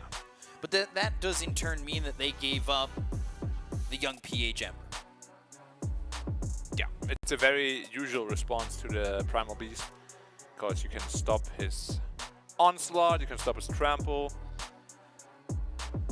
And yeah, as you said, young PH is a very good Ember player. And arguably, I'm still gonna say it, probably the best player of the team. He's super good. His Tiny carried so hard last game. And the Monkey King too, of course. But yeah. There was a couple times where that Tiny it was that extra stun, that extra bit of damage that they needed, that lockdown. He killed the Puck like 6 or 7 times by himself, pretty much. Even in the late game, when Puck was destroying, he was still there to help. Yeah. So that what do you need? You definitely need a winning condition. They're banning out so many carries on Mongolia all the time. I hope they leave some for themselves. Yeah. There's that half-brain cell coming together again. Happens sometimes. I mean, Slark is looking pretty decent. It always will against the Bad Rider, even though you don't really go heavy into the sticky anymore. It's just one of the best ways to deal with the hero. Huskar early ban. I think they really just want to ban all the heroes that destroy Ember in lane. Because, you know, young PH, if you enable him, you can expect great things from him. He was going down Meepo. Nah, he's just clicking through. Picking Meepo into Bad Rider Primal Beast can get really risky. Because Meepo, strong together, drag one out, suddenly not as strong anymore. Sark banned. They banned Slark themselves. So 4 carries banned by Mongolia. It's going to be a 5th. They don't like carries. They really don't. I know the sentiment. What did they ever do to you? Are you kidding me? What has a carry ever done to me? Yeah. All supports that are listening right now just sighed. You know, are you kidding me? You know it goes the same way for supports, right? No, it doesn't. Yeah, it does. No. You're pulling a single camp where I'm freezing the lane perfectly and you ruin the lane for me. You think you're freezing the lane perfectly. No, it's not moving. And then you pull because I need to be more efficient. My support's gold. trying to help me. Help me with what? He's helping himself. This Dark Willow is always this last ban in the second phase. Yeah. Yam already puts a lot of stock into that hero. It is a very strong hero. Lots of magic damage, lots of control. What's the 5th carry they're gonna ban?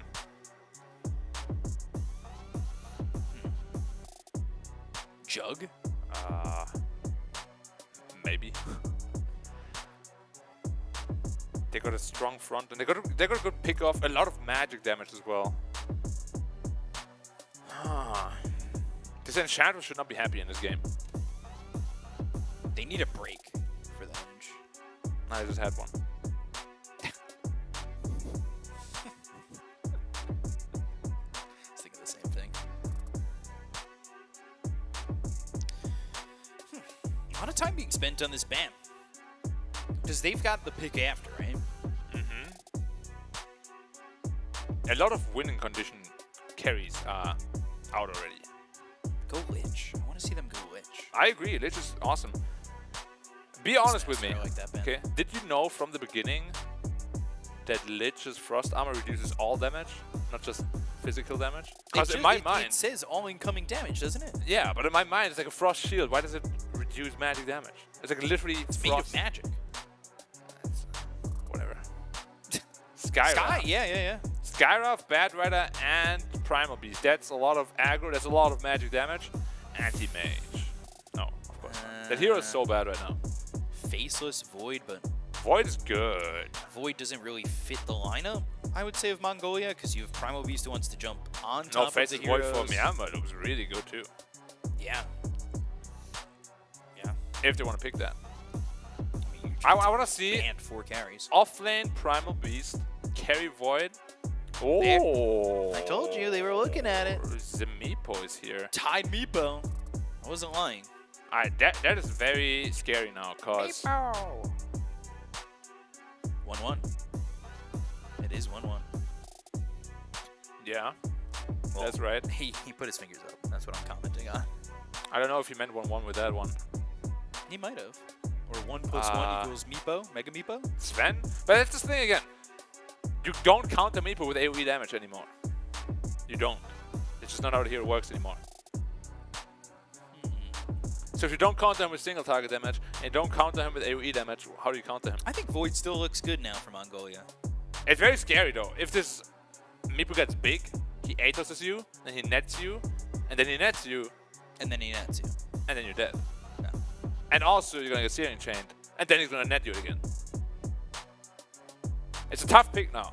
This is a very tough pick. This Meepo pick is it's very scary. I would love honestly to see something like a Drow Ranger. That is good against the big Meepo, it's good against the small Meepo. It's not that easy to get on top of you once you have Gust. You've been calling for that a lot. Bloodseeker. That's good, because all the Meepos count towards the Thirst, move speed. Lanes well to Tide. Okay. Offlane what? An offlane that pressures Meepo. It's also going to be very hard to find. You saw the ridiculous base stats line the hero has. Yep. 330 MS with like 8 armor. Is it 8 armor? Yeah. With items at least. I think it's like 6 without. It's ridiculous. Especially the movement speed. Banning the Pango. That's always good to control one Meepo, at least. Then what's a good fight for our boy Meepo? Clockwork? Clock is good. There's a lot of good heroes. I always liked Oracle a lot with Meepo because you put the rain down and then your ransack steals more health. It's good. It's not that good, but it's funny. Right. Oracle? Probably not gonna happen. Reign of Destiny feels pretty strong in a Meepo situation, right? It's not bad. It is not bad, but it could also just be an Eng5 and... Could they go back to the Mirana if they're going Round of Atos and everything like that? And Nets? Yeah, Tight Mirana is not a bad land at all. Arrow Gush is a decent combo. Oh, there's a Tinkerbell. I like that one. All the cheese is out.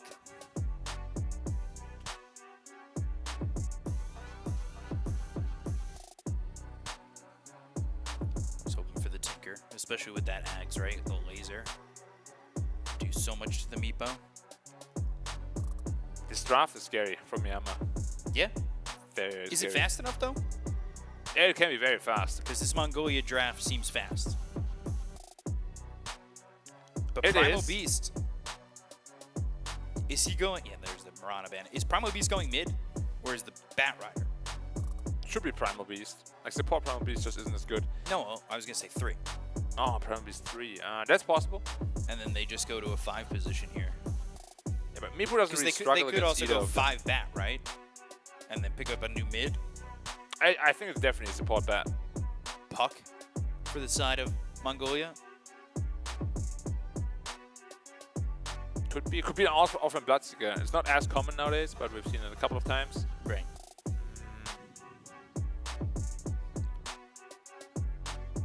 How about a Pudge? Not good against people. Never mind.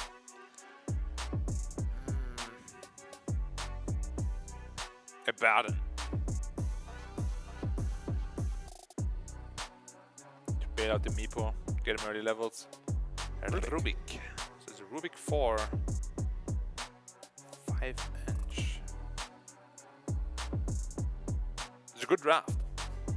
Yeah, I like it a lot. It is a good draft. They still have no answer to the Meepo, really.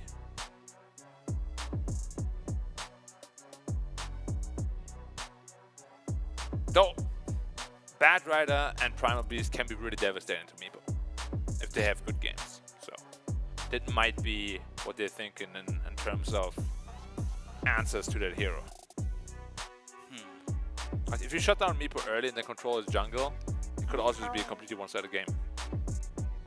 I don't know why every time I see Meepo, it Legion Commander leads to me wanting to just say, I'm Meepo. Legion Commander, let's go. Shaker. Okay. Is that mid Shaker? Yeah. Offlane Primal. Yeah. Wow, mid Shaker. So they're pulling out the mage, and I guess against the Meepo, it makes sense, right? It's damage, but again, like once you have this Mega Meepo, you really don't care that much. Yeah, but that's so far away. Like I would say And not a that good. far. It's Ags away. You want to go Round of Atos Ags. Does Sanctity find himself, say, maybe an early Blink Dagger, where he's able to just jump you, Echo Slam? I think it's like a theory kind of thing that works well in theory, but in the actual game, you have to execute. It's gonna feel very awkward. Like kind of like a Shaker against Phantom Lancer, where Phantom Lancer at some point gets a heart, and you're like, well, I echoed you, but you lost like 20% of your health, and now I'm dead. Right. So I feel it could be a very They similar also scenario. have a lot of like. They do have a lot of combo for this Mystic Flare, Pulverize, Lasso. They do. And they also just have a lot of spread AoE damage in general. And if you rupture the Meepo, oh, it's a mid Meepo. Or are they gonna switch lanes? Because KSH isn't as comfortable on the Meepo. That is a big change to make in your last game, by the way. to not go to Young PH switching on up your lane. the Ember, right? Yeah. To be fair, 4-2-3, they switched up game 1. They did. But it was like a game 1 sort of scenario, you know? So now the question is, does 11 go mid and Sanctity go offlane? Yeah, that is the question. And I don't know. like expectations are high for the Ember Spirit after watching young PH on it. Yeah. So can he perform with that? Lane against Primal Beast, against Shaker is not easy as an Ember. Because you just get every range creep denied for free, basically. Yeah, definitely. It's a good draft for both teams. They both have their winning conditions. Bloodseeker is not too bad against Meepo, even against the Mega Meepo, because you get the shard. Mega Meepo. And then you steal life percentage, of course. They basically make you become a life stealer. Put a cork in it. Prepare for battle. Put a cork in it. The skies are In what? dark.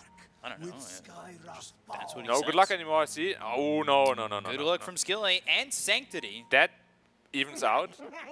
So they're both going to be unlucky. Want to have fun. Oh, young PH. Ooh. Yeah, 7 armor, 750 health. Lots of movement speed. Could be tough. So it looks like a Meepo. Meepo face. No, it doesn't.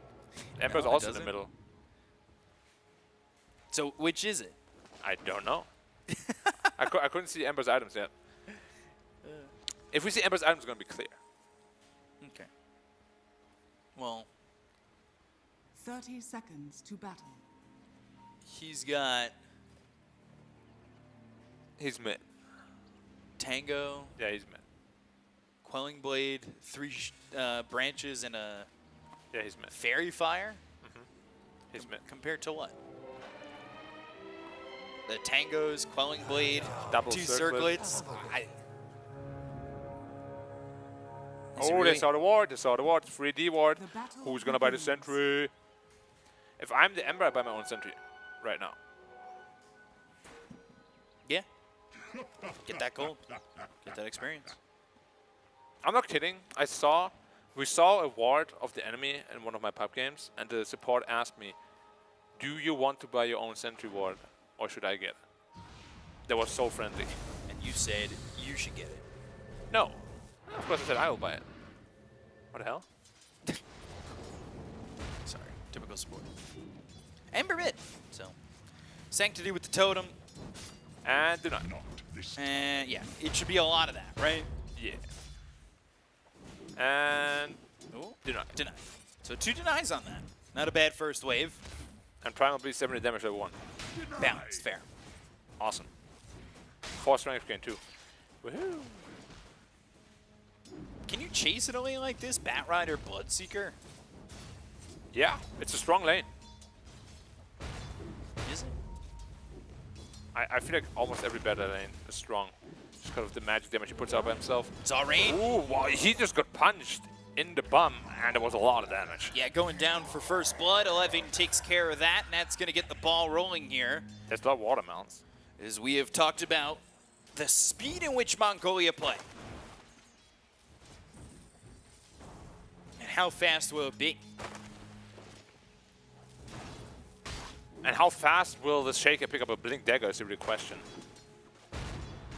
Ooh. Missing it. Almost, though. Oof. It's only going to get worse. Trying to maybe get a little bit too cheeky with that. Got to keep an eye on this mid Earthshaker.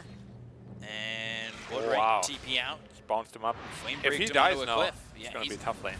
gonna long walk it back, so probably gonna stay aggressive, right? You would assume bottom lane stays aggressive on this Rubik. Yeah, they're also running Bloodseeker, so every lane you really want to try to harass them as much as possible. Ember wants to steal the room. Oh, did you try to slight steal? Yeah, it's never going to happen, though. People already know about the trick. No. Up, boom. Totem. Well, Slamming he it gave down. him both water runes. Yeah. That's basically water park. Feels pretty dangerous, especially now with Totem level 2. KSH is going to have to be very careful. Ooh, denied, and then that caused them to miss the CS. Was a flag creep, though. I'm always going to deny those. Those tilt the enemies the most. 10 and 9 for Sanctity. Yeah, and those denies are going to keep coming. Yeah, for sure. So we're looking for Meepo level 4 here. He's gonna get a lot stronger. Maybe they can find a kill the other way. That laugh is ridiculous. Truth, I don't know if the Meepo is so safe. He's not. As the lane goes, like, as level 6 starts to show on these heroes, I just don't think the lane is that safe. You are very right in that assumption. Primal Beast can deal a ton of damage. And then you just drop Mystic Flare down. You can single out a Meepo. I'm worried. Ooh, Now the flag creep's gone. They got him. They got young BH. Yeah, the early lane is really difficult for Meepo. Yeah. Yeah, but really difficult, I mean... Impossible. Go to the jungle, sir. So impossible. 1k lead already. And again, you switched up your mid lane as well. There's no way he's nearly as comfortable as Sanctity is. And Sanctity is owning right now. Yeah. 16 and 11 on the Zerg Shaker, going into the other water runes again. Should be 1-1 this time though. I say that, but it isn't.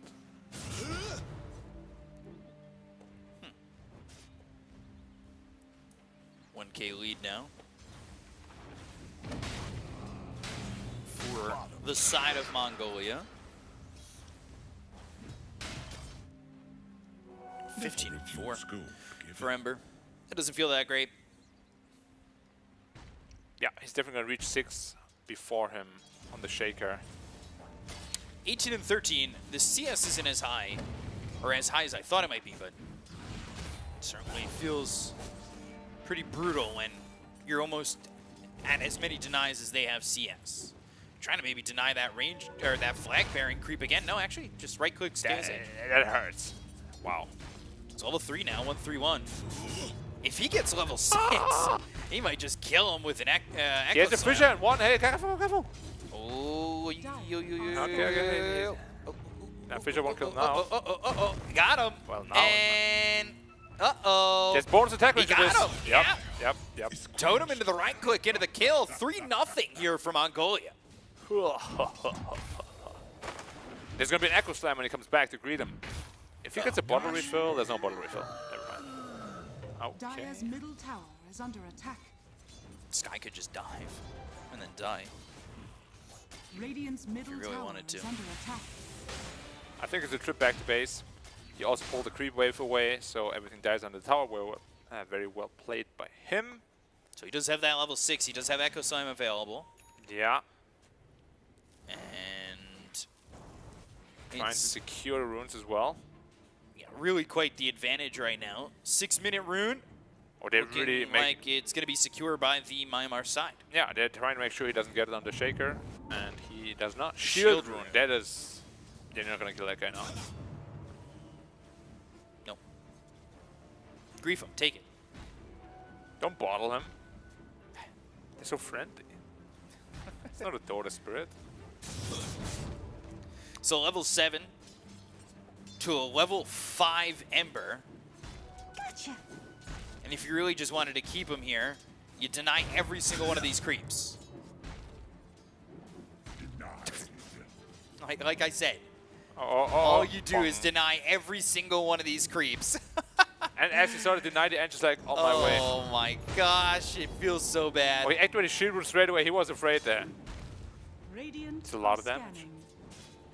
Goes 1-3-2-1 as a mango. And towards the dive. He can, I guess. You gotta be careful. There's a potential for Bat Echo Rider, turn Fissure, around. no Echo Slam to start. Now the Fissure, but avoided with the Remnant. Flame Break thrown, Sleight of Fist, not enough damage. SC might die for this, but as long as it's The not Fire Fist is Sanctity, low damage. that's fine. Blood Grenade, Remnant away, Zarain. And now bam. going down to the low ground. They've got a totem once again. They need to catch Zarain, but Skill A is here, so a Fade Bolt could be quite deadly. I love Sanctity in the camera. He looks so content. Yeah. Yeah. No bad mojo or anything going on. He just looks happy and content. Hey, I'm here in Riyadh, you know, competing in a national tournament. Life's good. That's true. The heat's a little tough, but It can be at times. It's beautiful at night though. The temperature. Perfect temperature. There is pulverize. I don't don't know if you've seen how pale I am. Bomb, bomb, bomb. Pulverize comes in, slam him 3 times. And meanwhile, he's going to go down here to Zarain. KSH, though, dies to Ace. So they get that kill onto this Ember. Skilly's going to try and get some solo experience, but you're trying to right-click against this Earthshaker. 91, now an extra 2 something. I mean, that showed up pretty quickly. Another deny. 20 denies now at this point.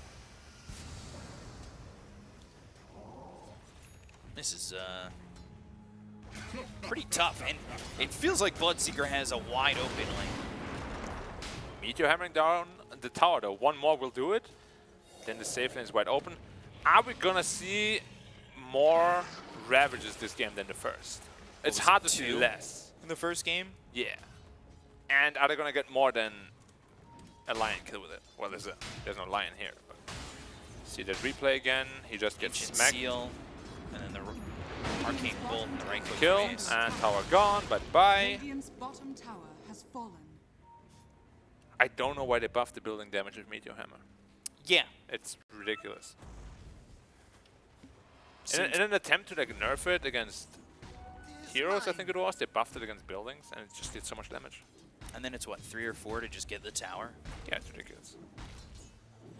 So Sanctity, he's doing real well at the moment. Only 48 CS, but to the 29 of Ember. Yeah. Ember's not having a good game, unfortunately. Meepo caught right back up, though. 96 CS from most of them are jungle creeps, of course. Gotta expect that that's the case, though, right? Meteor Hammer down on the Earthshaker. Shodi coming over. And Rupture used. Get the kill there on a Zarain. A stack to be taken with the Blood Right. They don't have Lasso, only level 5 Sleight of Fist, and the damage coming into SC. Ravage on a 3. They'll get the kill onto this Bat Rider. But they don't want to deal with the big cow. Oh, small cow, as they call it in Chinese. Small cow with Echo Slam available. Also, 2 levels lead over the Ember Spirit. Yeah. Flag Bearer creep. Dead. It's the last flag that creep's gonna bear. Is under attack. There'll be a new flag to be planted soon. Bottle gets refilled. Did you think it's the same creeps getting reincarnated over and over, or is it new creeps? It would make sense, right? Yeah, but there's 2 waves out at the same time, so it can't be the same. There's 3 waves out at the same time. Well, it depends on how fast you kill them. Well, I'm saying each lane. No, I'm talking about each lane, of course, but like there's 2 in each lane. Minimum. It's probably a mix, right? Or could just be there's like 2 groups, right? Group A and Group B. Sure. Right. Dire's top tower They just is come under back. I mean, the attack. Dota heroes come back. Yeah. Honestly, Dota is in a prime position for like an anime or like a TV show. I think you could write a good lore. Of just the creeps. Just the creeps, yeah. Like we have like the actual Dire's anime, top you know, tower but is under we need like a attack. creep spin-off. Smoke? The life This of a creep. Ooh, there's a ward back here. Smoke in the middle of the lane is not going to be really worth it. They don't have Ravage. Going for this is dangerous, but Telekinesis into the Meteor Hammer. Sanctity's going to be in trouble. Go to this Totem, and he's dead. Even with this lead advantage on the levels, it's not going too well. Pulverize stolen by Skille. Onslaught, Mystic Flare with the Ancient Seal. They'll get the kill onto the Rubik. They look over at Shodi, and they just don't have the damage to get the kill there onto this Tide. Eventually, they take the mid-tier 1, as 11 is going to force the Remnant dodge from KSH back towards the bottom area of the map. But it's space for Meepo. Space for Meepo and maybe another kill. Bat Rider has Lasso, but he just doesn't have anybody here to help him. So it's going to be a flame break thrown over to the Enchantress right before he dies. Stealing Trample.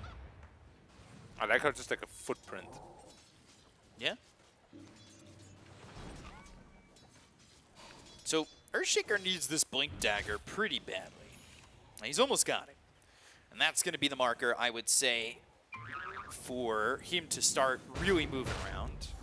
Yeah, but again, finding Meepo in a deep jungle is not an easy task. And even if you find him, he's quite tanky. You need a +1. And who is your +1? Who is he going to take to the ball with him? Sky? Wow, after all that, Sanctity has less net worth. Yeah. That's kind of crazy. Mid-Shaker is definitely also a hero that can fall off easily. Like if 1 or 2 fights go wrong now, then Shaker's going to feel real sad. Also, I'm glad I said Sky, and that was the right guess. But they don't see him. He's not in the lane. He's not farming. He is far, far away. They have that deep ward, so they maybe got a kind of a Oh, glimpse of him. he's going to walk into vision Ooh, now. but the smoke's going to break on No. Skilly instead. Blink, Fissure, Ancient Seal, he's locked up. They'll get the kill, and they won't be able to get the Meepo. Meepo was so dead. If he wasn't there. Now there's 2 Meepos out, or 3.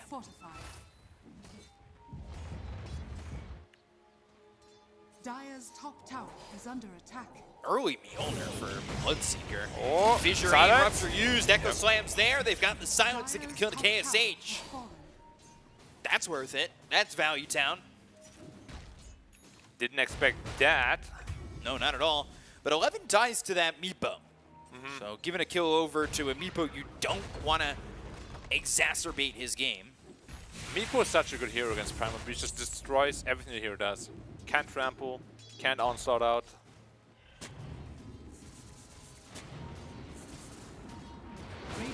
Tight, rotating to the 3rd tower. There's a Ravage and a Mjolnir. Where did it go? Bloodright though, that's gonna pop. Can they save this Bloodseeker? Mystic Flare drop down, they have the net, they'll get the kill with the Anchor Smash. Sanctity, he does not have Echo Slam, and now he's dead. He's got nowhere to run, nowhere to hide, and they're gonna go for more. Searing Chains onto Ace, and they have stolen the Ancient Seal. That's rough. Look, I don't want to be that guy, but with a lineup that's really supposed to snowball and everything, it's going to be very tough. Yeah, already a 3K lead to come from back Imar. against That was a people. 5K shift. Yep, yep. Shaker is already falling off. Bloodseeker, I mean, he just got ravaged instantly. They didn't even think about it. Saw him, ravage, gone, bye-bye. And that's how you use ravage. Yeah. It's such a big difference from him. Oh, goodbye. Batrider caught, killed, gone. Meepo's out of control already. And you can see the head shake there. Batrider, as he is feeling the heat already. Yeah, we came into the game already saying the draft looked a little rough for them, unfortunately. And it's not over, of course. There's plays to be made. Ooh, like, especially when you kill young PH. That's who you need to be stopping. Ace trying to get into the trees, ramming it over to the side. Sleight of Fist, Searing Chains, as well as the Ancient Seal that was stolen earlier. Bloodright's down, Telekinesis back in. Silence, Blade Mail popped by this Ember. So Bloodseeker doesn't want to hit. Gush used, Pulverize down into the Bloodright. They've got the last one, they get the kill in a 4-2-3. But now with the BKB being popped here by this Primal Beast, do they have the damage? Echo Slam, Fissure, and they'll get the kill into the Ember. Meteor Hammer is going to be stopped. They look over and see trying to get the kill here. Zarain, he'll finish him off with an Impish shot, but the attention is on Ashodi as they'll look over at this Tide and get that kill. Double kill for Sanctity. 4 heroes down on the side of Myanmar. And that's the Blink Dagger picked up for the Batrider and a comeback fight for Mongolia. That's what I needed. Picked up the Meepo with the long Ancient Seal and the Rupture. Well played to them. Is it Show TI or Show T actually? I'm not sure. I was told by one person that it was Show TI, told by another person it was Show T. I feel like Show T would make more sense. Yeah. Personally. But we should ask him. When we see him. Or maybe we should ask SE. Hey, what's your teammate's name? As we lose to him in ping pong. It's okay. Can't be good at everything. You can try though. That's the best part. Having fun and trying. Losing is okay as long as you try it. Yeah, your best. That cuts the net worth lead from what, 5,000 to 2,000. Sleight of Fist, Searing Chains going in onto the Batrider, and that will be a kill for Young PH while they take out Zarain, so support and trade. And there's that Ags. There's that Mega Meepo now available. That timing ended up being 18 minutes into the game. That's about the usual timing. Can be even faster than that. And now it's going to be an absolute nightmare to actually bring him down. Sanctity. Oh, he's caught. There's a Ravage too. Sanctity, though, can he get out of this at all? Ravage available, and eventually the totem is stolen. That is a level 4 totem and a 4 staff picked up by Skillet.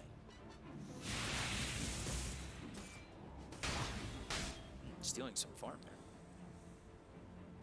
From the Meepo. Kind of mean. Mega Meepo. But he won't mind it. It's going to be fun. Radiant's middle Yeah. tower is under attack. And now I don't know what the answers they have to Radiant actually kill him. He structures are needs fortified. that BKB ASAP on the Bloodseeker. They can't fight into the Ravage right now. So you got to do what you did game 1. They could try. Avoid them. They could try, but you don't want to try that. Does he have Greaves?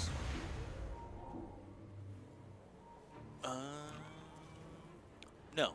Avoid him like the pest. Smoke So up. he doesn't have a way to get rid of the Ancient Seal. Dire are scanning. So you could just kill him, Radiant's right? middle tower is under Ember. attack. Left as you finish the camp. You can silence him, yeah, but you also need that for the Radiant's top tower is under Ember attack. potentially. Look, Oh, Roche. it's doing Roche, and it's gone. Yeah. For the Meepo, uh-oh. Do they find the Ember here, though? That activates all the Watchers, too, so they get vision as they're coming over. They know exactly where they are. And they're looking for big Ravage play here.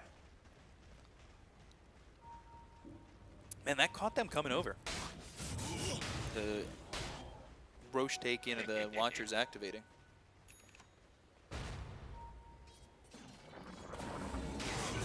Yeah, the Watchers are... I'm still not too sure what I think about it, to be honest. I like the Roche aspect of it.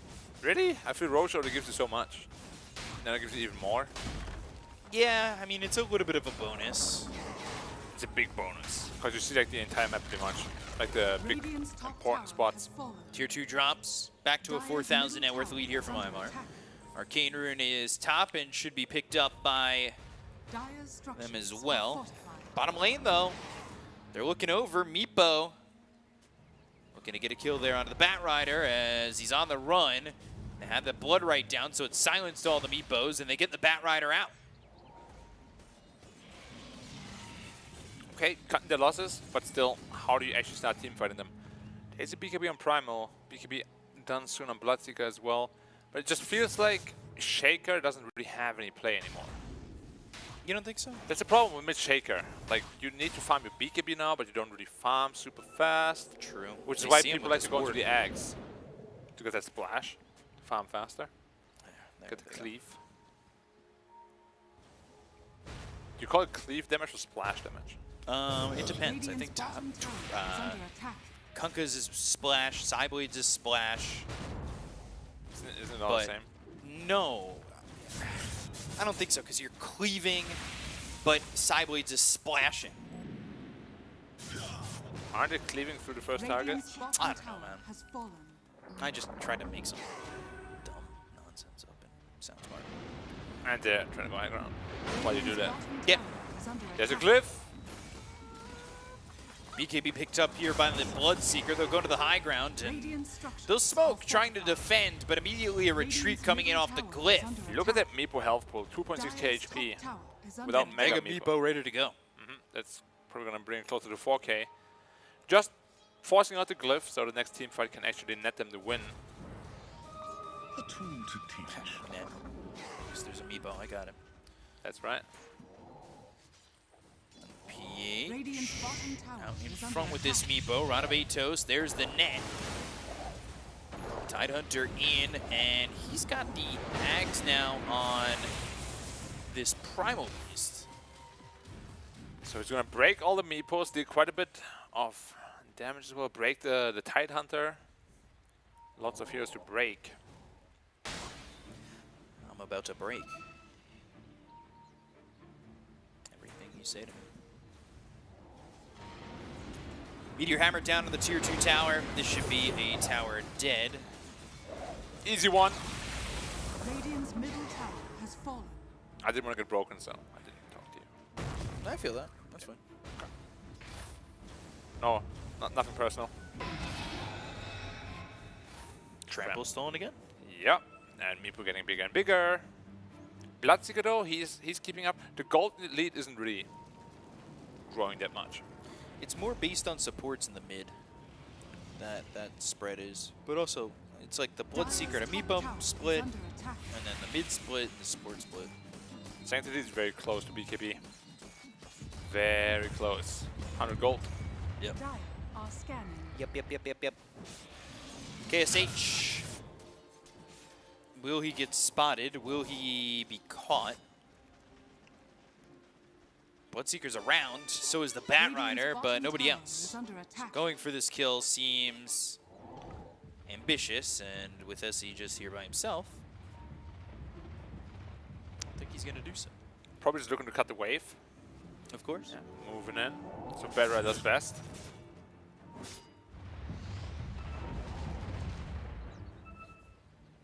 And Chandra's sort of presenting herself without really any allies in the vicinity. Yeah. But still nothing doing.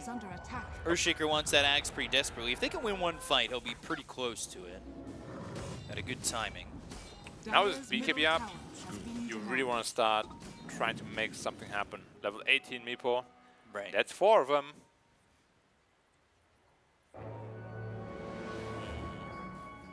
Tormentor. Easy for Meepo.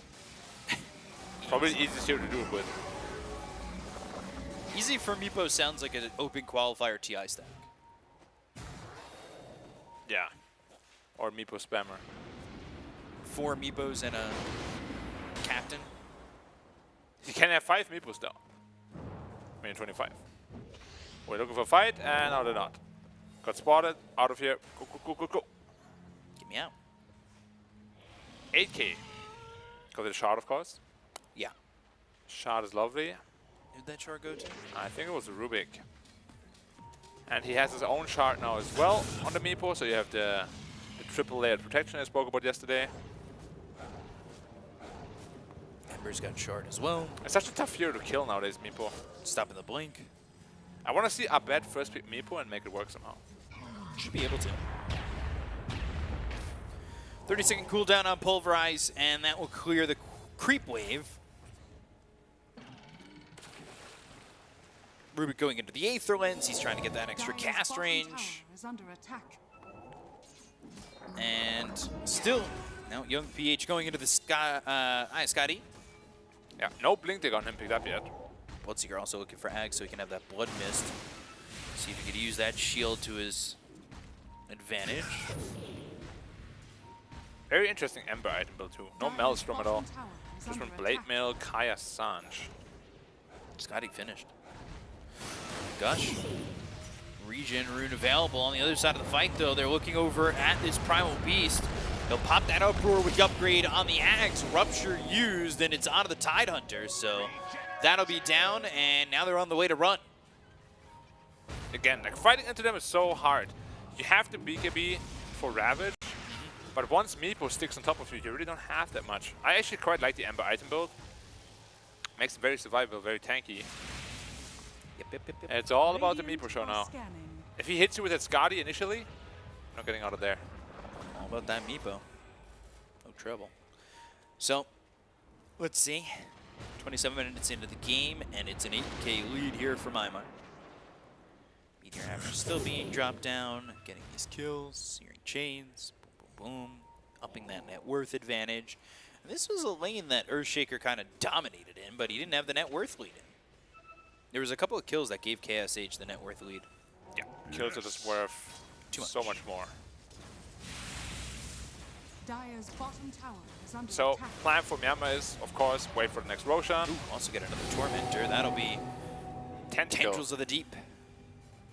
Oh, I thought it was called Tentacles, but yeah. It is Tendrils of the Deep. We haven't seen a lasso in... Ever? Ever. Probably, yeah. Where there was one like off screen, right? I think that was it. Wait for the next Roche, try to end the game. 1 minute 40.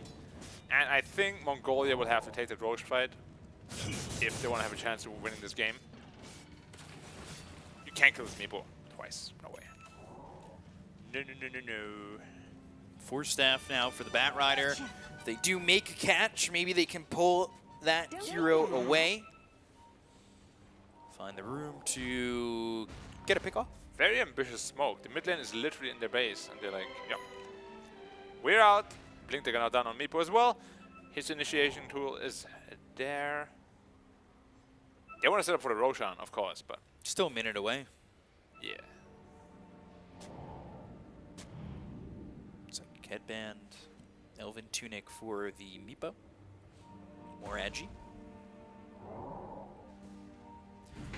Quickening charm for the Tide. That'll be good with Tendrils. That'll be good with Ravage. Even everything, really. Gush, Anchor Smash. All great. Smoke and smoke action here. Well, one smoke expired, but the other is still coming through. 30 seconds till Roche and Myanmar. They've got KSH leading, and a slight is going to miss. So doesn't land. Fissure, Blood Right, Mystic Flare, Onslaught. They've got the silence on the Ember, but the 4 staff that came out from Skill A. Now they go to the Ravage, and they'll get the kill on 211. So they take the Primal Beast out. Remnant doesn't reach the high ground. They've got Firefly stolen by Skill A. And Blood Right down with a Fissure on a 2. Echo Slam to combine with it. KSH and Skill A drop as the Tendrils of the Deep come in. They get the kill on Ace. What do you got for BKB Meepo? from 423 now TPing out. And Sanctity needs to leave too. He doesn't have an Echo Slam. And the BKB will run out. Fissure lands onto a couple. The totem is there, but it doesn't matter. He's just running for his life, which he'll eventually lose to the Meepo as well. And just in case you weren't aware, Meepo lost a total of like 1% health. Oh, balanced. Yeah, like he... Did he even ever Mega Meepo? You just don't have damage, no. You probably usually will never Mega Meepo unless Meepo's actually good low. Because the overall damage output is still lower. So that's an Aegis Cheese. And this might just be the game-winning Aegis Cheese. They killed the Ember and the Rubik, but those heroes don't really matter. Oh! Oh, bye-bye. That's not how it works. Ow, ow, ow. They're coming. They're coming around. They know too, yeah. They have no Echo Slam though. One of the Meepos is half HP. Can they do this? They gotta go now. Gotta go fast. It's too late. Shaker doesn't have TP either, apparently. It's too late. Aegis for the Meepo. They had to commit, but weren't willing to do so.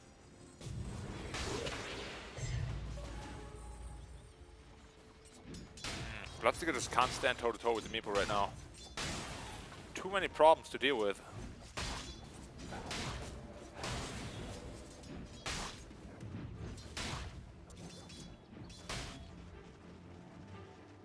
.31 minutes in, 12k lead. See how they use this second Aegis. Boots of Bearing picked up for Ench. Yeah, not the most impactful item this game. They don't have the greatest slows, but it's always a nice buffer for your Meepo. With Trample and Concussive Shot. Pop Boots of Bearing. Well, it's on the other team.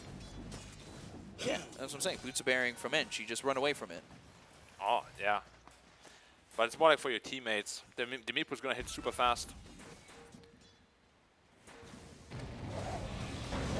Super fast, super hard. And there's a silence. The round of Atos used. Earthshaker, yes, is in fact missing. One Meepo can go forward while the rest farm. Wink Ravage, right in. All in. Onto the Bloodseeker, Tendrils of the Deep. No way to survive and no that. buyback. And that's going to be an onslaught. Meteor Hammer landing onto 11. As he'll pop that Uproar, get the break onto the Tide. They'll pop the Glyph. They'll look over at Sanctity. He's going to totem, be controlled. BKB, Remnant back. No way for him to go in. Ancient Seal, and this is a Rax gun. Could move to the next one. No Bloodseeker for 45. This game felt like such a fizzle out. It's just a life drain from Mongolia. You know, Myanmar just pulling their essence away from them slowly by 1,000 cuts. Yeah, 1K net worth. Onslaught tramples, silence, blade mail popped. Sanctity needs to find a way in, but he's been netted, hit with the tangent of the deep. Ron Matos keeps him locked up even longer. Even with an Echo Slam, I just don't know if they've got what it takes. But Meepo, just dig. Just dig. Fissure, pulverize, flame break, and he's kind of stuck, He's but so tanky. still not losing much life. Tensions of the deep again.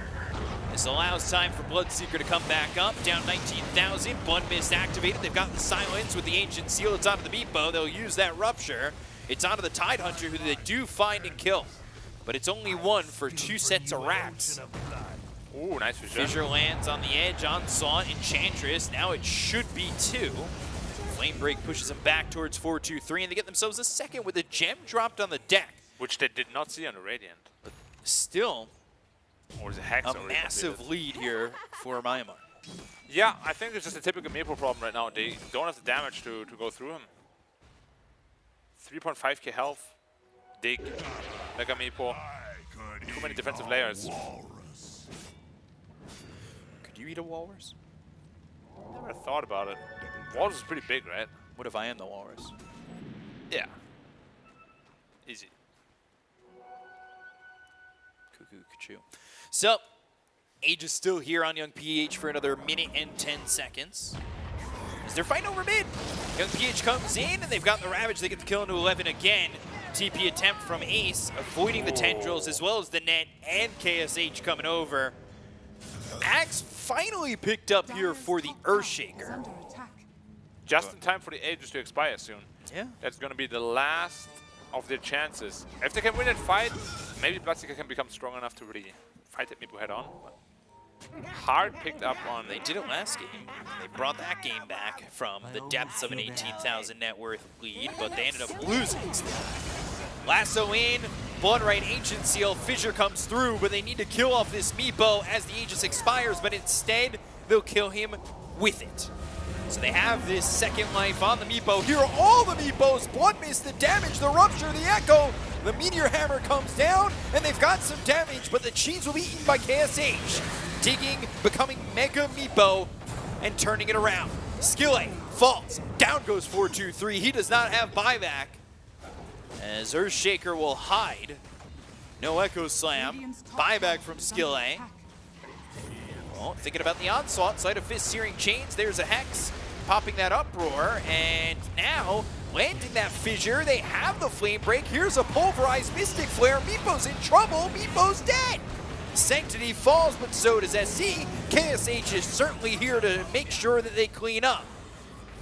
As 11 now needs to defend the base with his 2 supports. Stealing that trample. They've got the break. It's on the Enchantress, but there's the Glimmer Cape to hide near a gate you can't escape from. He's so tanky. And 11 is tanky in the front lines. TP attempt, Flame Break used, Lasso, now a Pulverize, but blink in here from this Tidehunter. Silence is in, Tendrils of the Deep, stuns are out, Pulverize stolen by Skillet to get the kill on SC, and they'll look over at this Primal Beast. Uproar popped again with the Ags upgrade. But they'll lose Ace, who will buy back immediately, and now 11, who's trying to fight. There is no Meepo. He does have buyback. There's the Uproar to get the break.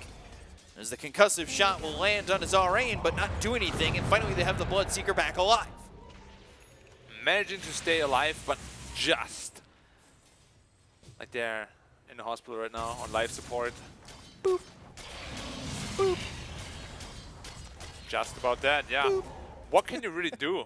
What can you really do? They managed to kill the Meepo once, but that was because there was no Ravage. Hey, they got him twice.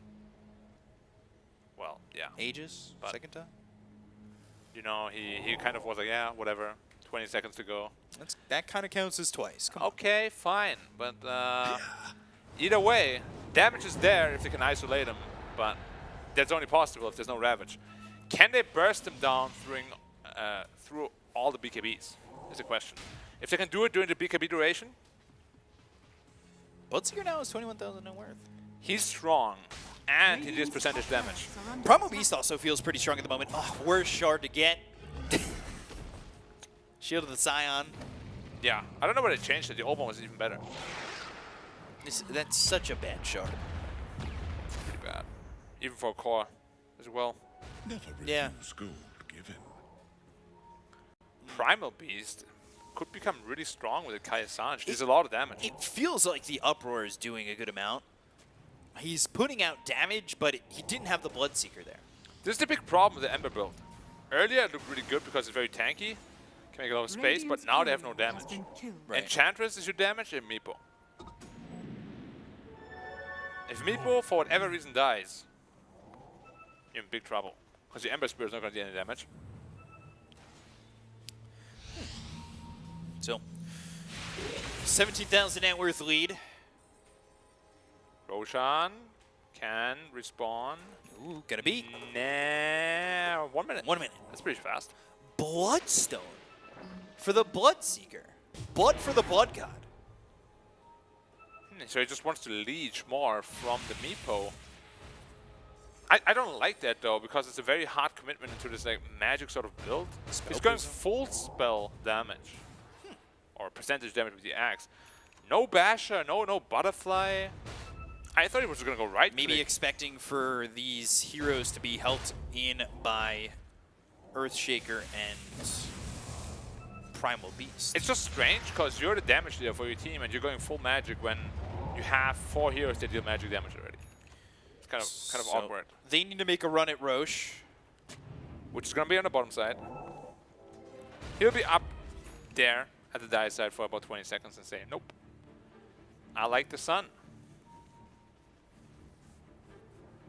So, Aeon Disc now for skill A.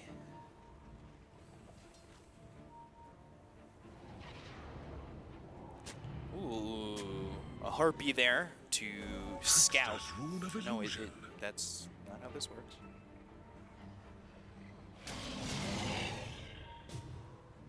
Giving away that they have both the Bloodseeker and the Earthshaker there, that's going to force Myanmar, who were close but not really looking that direction, to come down bottom, right? Like, showing both of those heroes, just it's like, hey, we're here. We're going to fight. Roshan wants to say hello too. Hi, guys. I love his run. It's like a, you know, it looks like someone who hasn't run in a while. Just like... And just hitting Roshan, you guys got to get there. Yeah, they're not coming close. This could be... This was the turn in the last game. There's no way they give this up again. 5-man smoke. They have Ravage available. It's dropping fast. The scans on the wrong side, thinking they're coming from the Twin Gate. They've got a Refresher on Tide for a double Ravage. Roche is low. Roche is gone. Remnant in. Blink Ravage coming through. The Age is going to be picked up by 423. They get the damage out with the Ravage. A second Ravage used, but that's only to get the Aegis out of the hands and the Earthshaker. So Sanctity does end up falling. Down goes SC. All right, 3 kills. But now they got to go and get it again. Mystic Flare dropped down. His Ace is going to end up dying. They've got the Stolen Pulverize. They have the Onslaught with the control. The Echo Slam, the Fissure, the damage. The Mega Meepo falls. They got the Tide. The right-click scene on the Enchantress. They won't be able to stop that TP. They don't have the Aegis in their hands again. The Meepo bought back. That's a win condition here. Stolen Fissure. Oh boy. Young Peach comes in. There's the Onslaught. Sanctity dead again. And now they're going to try and fight. Skill A with the Stolen Onslaught. They should be able to get the kill here as they lift him up, slam him down, get the kill on 11. Looking over at the Blood. And whoa, Ember's dead. Down goes Skill A. There's no buyback. PH, he just bought back. If they're able to kill off this Mega Meepo, this is a problem. Enchantress comes in. They've got the Hex. There's the Bloodstone. Here comes 11 once again. Dig. Very balanced. Diglett digging. Turning into a Doug trio. He's not now out yet. trying to fight He's not out again. Onslaught in. Pulverize is there. They killed him. He's dead for 2 minutes. The base though. There's a lot of creeps. Yeah, there are a lot of creeps. Lasso, control, the kill, a full team wipe. But they've lost a tier 4. And almost the second. So now you're fighting not mega creeps, but almost a throne exposed. They almost got the Rex too with the creeps. So ooh, look at that Bloodseeker damage. Again, like game 40,000. 2, wipe for wipe, and 14,000 becomes 5. Well, no, sorry, 18,000 becomes 5. And he's going butterfly next. I like the choice way better than the Kai Assange. As Bloodseeker is becoming very strong. We spoke about the percentage damage. The Meepo cannot really deal with it right now. He just needs that Aegis, right? They have double Ravage for him though. If they catch him with that, he's dead. Well, he didn't die immediately from that. That was the crazy thing.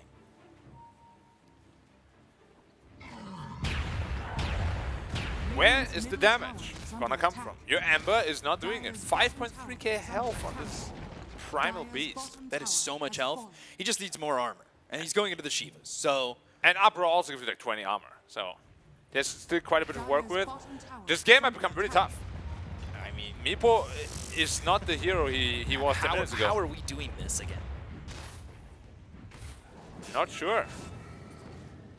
I really gotta criticize the item build on the Ember Spirit though. Like, you cannot let your Meepo be the sole source of damage. Right.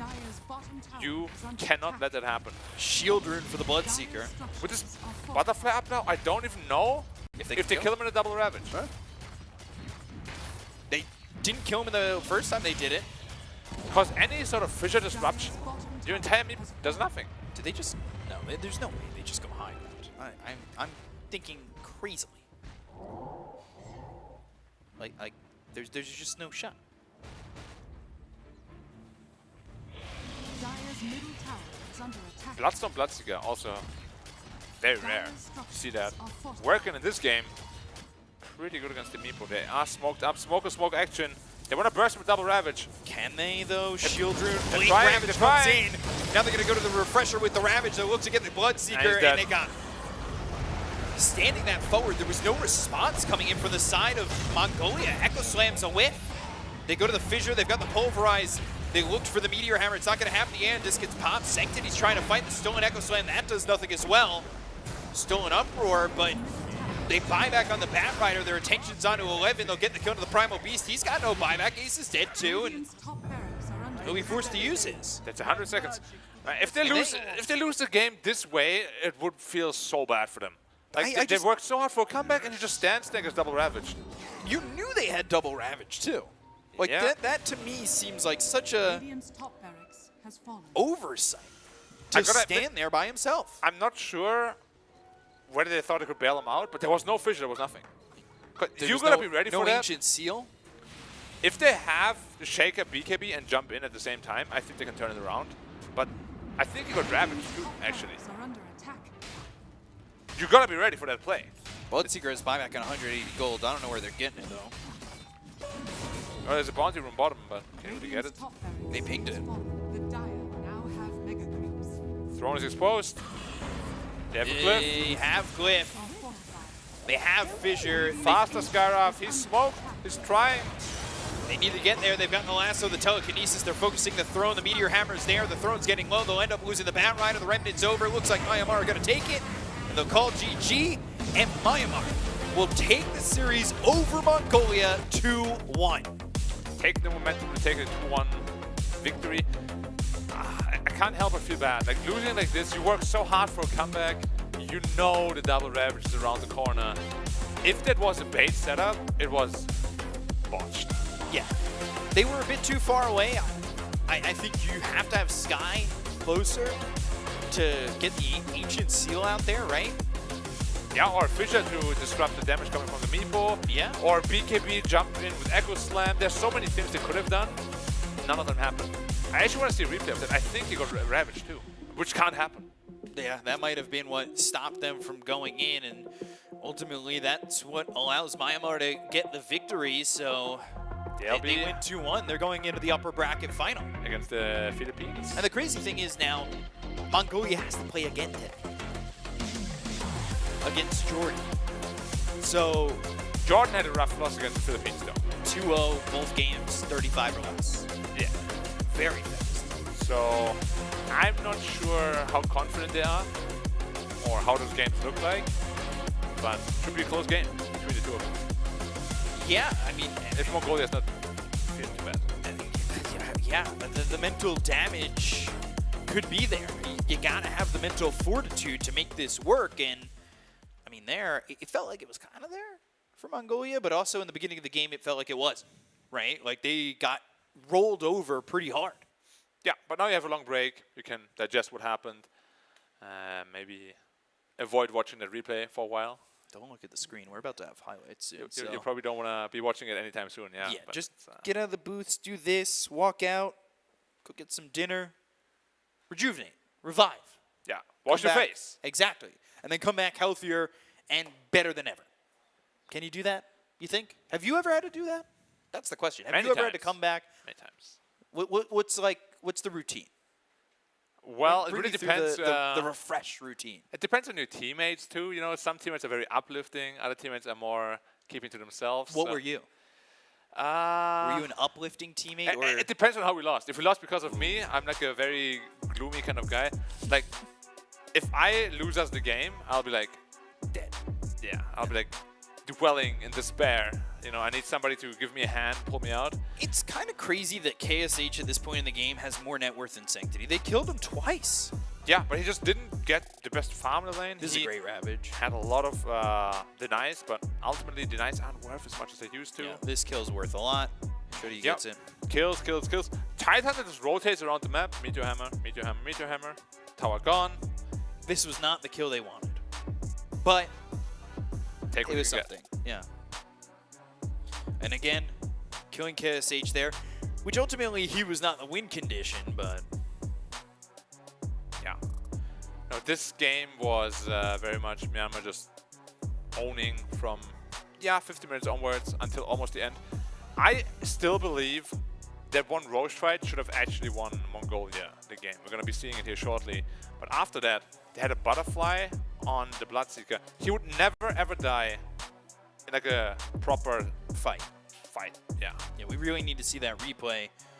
Get an eye on what went wrong in that engagement, because you could see, you know, Myanmar, they take the first half of this game with ease, nothing really doing, and then all of a sudden there is some faith, some potential.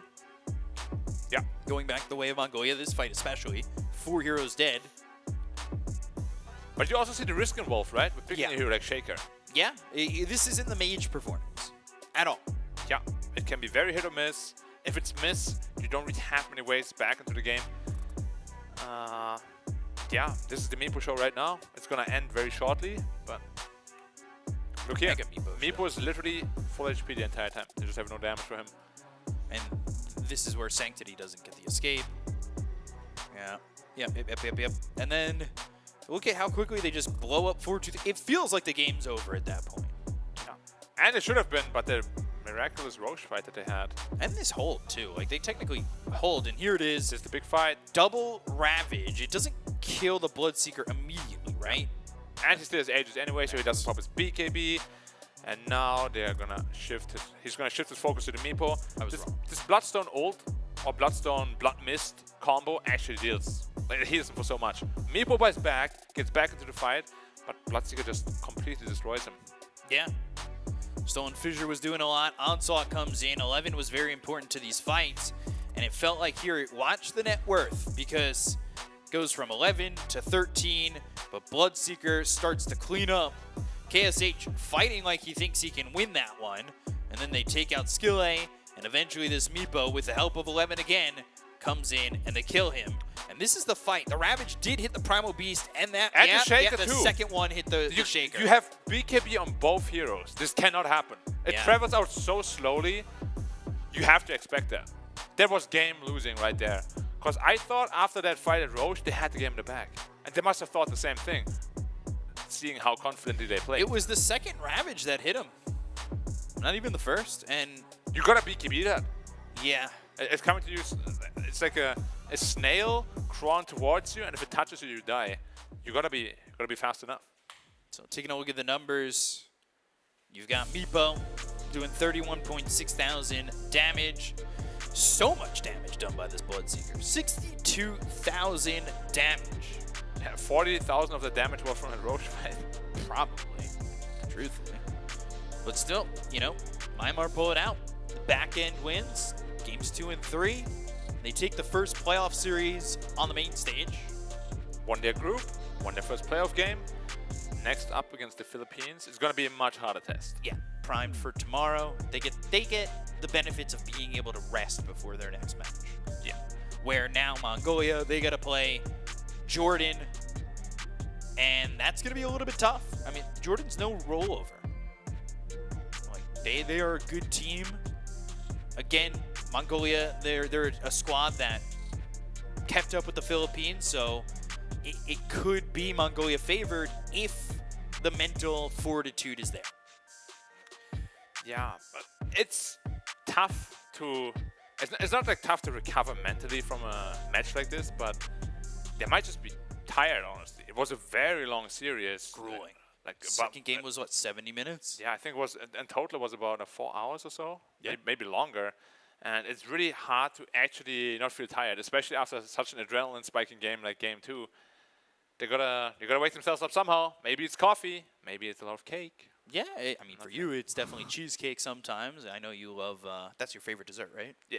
It really depends because even though Jordan lost, their series was quick. They were done before, I believe, Game 2 was over. Yeah. So they've had a long time to kind of maybe relax, go over some tape, watch this matchup especially. That's the best tape you can get is now what caused them to lose this series for Mongolia. So you can take that away and really break that down to the point where I think if you're Jordan, on paper, you should have that advantage, right? You should have the advantage of knowledge and relaxation and rest. Yeah, you should definitely be coming into this match, as you said, a little more relaxed, a little more focused probably as well. And truth be told as well, Mongolia's draft is very much set in stone. They do the same bands pretty much every game. Although the third opening was a little bit different, very aggressive opening. I liked it actually. And maybe they have something else in store for Jordan that they didn't show here yet. Yeah, you'd like to think so, and maybe Jordan have something a little bit different for the Mongolian team, right? Yeah. Now's the only time to bring it out, man. Lose your bracket. Yeah, it's win or go home. Yeah. So it's a BO3, obviously, again, not that BO1 situation where it's one and done, which is always good because you don't want to be in those quick situations like that where you have one draft to figure it out. Because, again, Myanmar, they lost Game 1. They figured out Game 2. They won Game 3. If this was BO1 situation, Mongolia are the ones moving ahead, right? Yeah. So they probably don't like it that it was a best of 3. Yeah, maybe not. So let's take a look at the bracket, where we left off after all these results. As you can take a look with us here, you do see the Philippines. They've got that 2-0. Myanmar got the 2-1 over Mongolia. So both group winners winning moving on their first matches and moving on to the semifinal tomorrow. You see in that match number 3, Mongolia and Jordan in the lower bracket. They now have 1 life, and there are no one-ups. There's no green mushroom one-ups hanging around in these games. You don't get 2 chances again. That's it. Gotta be careful you don't eat the death shroom, though. Yeah, I mean, that's tough. It's a long, strange trip, that's for sure. It's gonna be a good matchup, though. Hopefully, Mongolia can get their rest a little bit. They're gonna have a little break, take a little bathroom break, have a little talk together. Breathe. Some mental relaxation. Yeah. I truthfully always love to meditate. How? Doesn't have to be long, you know? How? Yeah. Or just some relaxation alone by yourself. Just gather the chi. Okay. You know? Gather the chi. Nothing crazy. Like I'm not very good at meditation. I'm a pretty active guy. For me to actually just sit down and do nothing, it's quite challenging. Is your meditation the gym? It's many things. You know, it's the anger release. It's your comfort. You really push. A lot of curls. We were doing back chest today. Back chest today, yeah. Exactly. You get in there. You know, you relieve some stress. Maybe throw a couple punches at the heavy bag. Figure it out. You got to be able to rejuvenate. You can't dwell and sit. End of the day, we're all professionals. We got to perform under pressure. We got to perform under these conditions. Yeah. And will they be able to do it? We'll find out shortly. Yeah, that's the real question. So I'm not sure what is going to be going on in terms of the mental state of these teams. So we got to really figure that out, right? Yeah. Yeah, but as we said, it can be tough for you. But again, you have a little bit of an extended break, so it really shouldn't be affecting you too much. I think they also brought a coach with them, so hopefully he has some good words for them. Yeah. See how that works out for them. It'll be interesting to hear if he's got good words, but we do have good words on the way because we've got an interview, and we're going to throw it over the stage now. حياكم الله جميعا أعزائنا الحضور ومشاهدينا الكرام في كل مكان، ورجعنا لكم بعد نهاية أول مباراة في لعبة دوتا 2، وشفنا المواجهة اللي كانت قوية جدا بين منتخب ماينمار ومنغوليا، وشفنا الانتصار كان لمصلحة منتخب ماينمار بنتيجة 2-1. فمعنا أحد الأبطال اللاعب كيتش، ودنا نسأل عن شعوره بعد ما فاز في هذه المواجهة. يعطيك العافية وجيه. And of course, again, big shout out goes to our casters. Good to know that they actually work out to keep themselves in a mental and physical good shape. And congratulations to Myanmar, another win. So, how do you feel about that? Yes, I feel very good. I still can't believe that we could manage to win. Yes. It's amazing, you know, even though they weren't there with confidence, but still being humble to understand that it's still beautiful to win again. ولا رايك يا وجيه؟ أكيد فوز ورا فوز بيعطيهم جرعة حماس أكثر وأكثر، ولكن حاب أسأل سؤال يعني نوعا ما بيكون قوي نوعا ما لمنتخب ماينمار. شفنا المواجهة الأولى والمباراة الأولى بانتصار منتخب خصمهم اللي هو منغوليا، ولكن بعدها رغم الأيام الطويلة والمجهود والتعب اللي أبذلوه على أنهم قدروا يفوزون المباراة الثانية والثالثة، فكيف قدروا يحافظون على حماسهم وما فقدوا الأمل بشكل بسيط؟ Okay, well, everybody is actually saying and wondering, even though you lost the first game, but you have a beautiful comeback in the second one and you won the third game, winning you the match. How did you manage to have a comeback on the second game and winning the entire match in the third game? Yes, I think we lost first game is because I think we made some mistakes in our draft and our play style, but we know that we can come back in second game, third game. That we just keep saying that yes, we did it. You kept going, perseverance, consistency, and confidence and believing in your team. That's pretty much it. It might be simple words, but when it comes to action, it needs a lot of effort. أكيد عشان كذا أنا قايل لك أخوي براء وأعزائي المشاهدين أن البيست اوف 3 أكيد أنها بتكون في ملاحظات، وزي ما قال الأخطاء البسيطة هذه عدلوها وقدروا يسوون كومباك، فعشان كذا البيست اوف 3 جالس يعطي أفضلية لكل الفريقين، ما هو بس المنتخب الواحد. فأكيد وشفنا مثل ما صار قدروا يسوون كومباك بشكل قوي. صح كلامك. And again, congratulations to you and Myanmar's team and to Myanmar for winning this match. As Wajih said, having a best of 3 will definitely give you the chance to have a comeback and actually winning a match. That's the same scenario happened to you here. So again, congratulations. And this is it, ladies and gentlemen, a talk with one of the members of Myanmar. We're happening right here, and we'll have it right back with this break. بريك بسيط وراجع لكم مرة ثانية.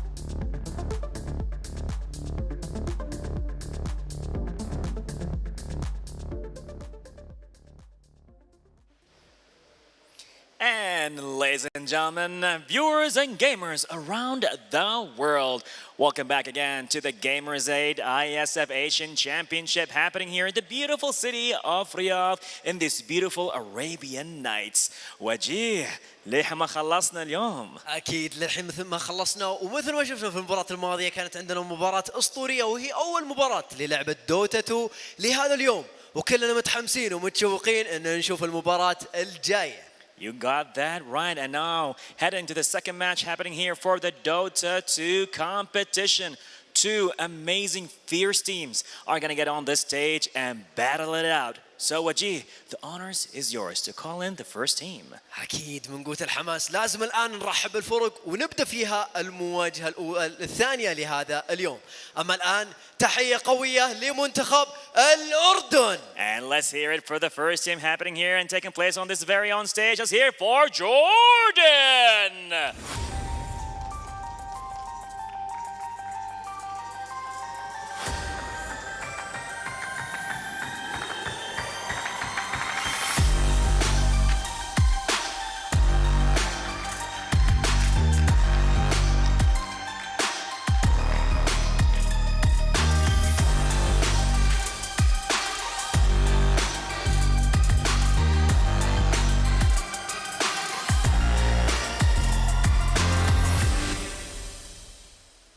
And now it's time to call in the second team, the competitors. And we're going to see an amazing hype match taking place right here. So ladies and gentlemen, let's hear it for Mongolia!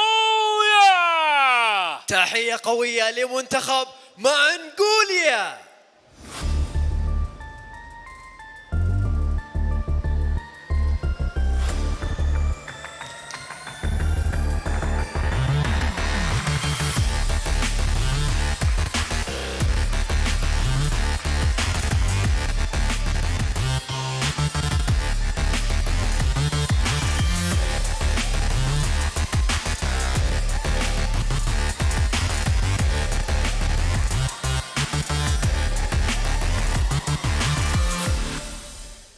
مباراة تجمع الأساطير في هذه المواجهة وهذه المباراة اللي بتكون جدا قوية بين منتخب الأردن ضد منغوليا وإحنا صراحة جدا متشوقين ومتحمسين أن ننطلق للمعلقين ونبتدي فيها المباراة الثانية لهذا اليوم. You are absolutely right, Wedgie. Two legendary teams we're going to have with two legendary awesome times and unbelievable stuff. It's going to be over 9,000 with it. I said that right because we're going to see a lot of Super Saiyan modes taking place here. So right now, ladies and gentlemen, we're going to pass it on to our amazing casters. Take it from here.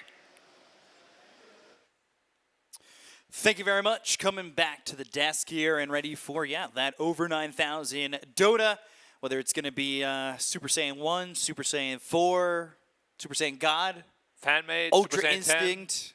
10, Ultra Instinct Mastered. I don't know. We'll have to see. But it is the first round of the lower bracket, and that is where you have your last life. And that's a big potential issue here for these teams. A lot of stress, a lot of pressure. And we saw it in the last series, that upper bracket game where pressure, it seemed to make a team crack. And then they ended up losing the back 2 games. And that was Mongolia that now has to face Jordan in the lower bracket round 1. It's win or go home now. Yeah, they had about a half an hour to recoup, recover, strategize. Dinner. Figure things out, dinner. Hopefully not too much. You don't want to eat too much because then you have that heavy feeling, makes you tired. Like me, I always get a sugar rush and then you get really sleepy afterwards. You get that sugar rush, though, because you have a plate of cake. Yeah. And I want to emphasize, plate of cake, not piece of cake. Otherwise, I would have said piece. That is a lot. You have a lot of... You go on the sugar rush. You're ready. You're ready to build yourself up. But it never ends. The energy level is always there. However, what we didn't mention we didn't mention it previously. There is a lot of pressure still. Of course, you want to get as deep into the tournament as possible. But all of these already have the big prize, which is going to Romania for the finals. On Yash. Yeah. Should be interesting. Let's take a look at these rosters. As you have seen the Mongolian team. You did see the Jordanian team a couple days ago, but this is the Jordanian roster. Mage, Nagato, Taz, Aframoosh, and Isla. And it's a fun squad. A lot of players that have been playing together for a long time. I didn't know that at first, too. But then I was told, as we were having dinner, that these guys have played a lot together. Like, this is just... Because we weren't expecting it coming out of the gate. The chemistry that this team had, and not only the chemistry, but kind of the confidence, too, to especially throw Mage on something like a mid Earthshaker. And not only that, dominate with it, too. Yeah, I don't know if I'm misremembering, but I think a couple of them are childhood friends. And they started playing Dota together when they were younger. Now they're still doing it when they were older. And we also didn't see their secret weapon yet, which is Miracle. Which I'm expected to join again at the finals like I did last time. He's like, you guys qualify? I got you from there on out. But it would have been funny if he showed up now. You just see him come out of the shadows. Out of nowhere. The glasses, he pushes them up. Or like he just comes down the ceiling there in the booth. Mission Impossible style? Yeah. He starts hanging there like behind the guy. He's like, behind Aframoosh, he turns around and whoa. Takes him out, throws him out of the booth. That would be super funny. Could be interesting. This Jordanian team, I feel like they look strong in the group stage. They had, obviously, that out-of-the-gate performance against Saudi Arabia. That looked really good for them, and they've played some good Dota thus far. I thought they were going to win, though, and they didn't. And then I thought they were going to put up a very good fight against the Philippines, but apparently the series was pretty one-sided. 2-0, 2 games, pretty quick. Yeah. But let's talk about the other side. It's the Mongolian team. Let's throw that roster up on the screen as we take a look here at the team you know well because you just watched them as 4-2-3, Ace 12, SC 11, and Sanctity. We saw some good things from this team. I was almost, not almost shocked. I was very shocked that they didn't make it out of that first round of the upper bracket. It felt like that was their series, and then Game 2 kind of went the way it did, and then Game 3 just felt like they were out of gas. They were out of gas, but they did have their one resurgence where I really thought now they're in the driver's seat, but the double Ravage just completely crushed that dream. Here's my theory, though. I think they just want as much screen time as possible. Because if they win now and go to the finals, they'll be on screen the most out of all teams. By far, even. You think they're like advertising DPC potentially? Pick me up for TI quals? It's strategizing, right? You got to get all the screen time while you can. Oh, the massage happening right now, trying to get his players loose and ready. I could use that. Just a little, massage here or there and, get yourself right in to playing a good series of Dota, right? Yeah. I mean, are you a big massage guy? Do you enjoy massages? It depends. I've had, there was this, regular massage, sure. But, I've done that one where they step on your back and then you're there and it breaks you. Crack? Yeah. It felt like Bane was destroying me. And I had no cave to climb out of. I was not in the League of Shadows. I was not surviving. It's supposed to be a good thing, rejuvenate. I went to bed. That was it. I couldn't even make it past whatever time it was when that happened. Was it your first time? I remember my first massage was brutal.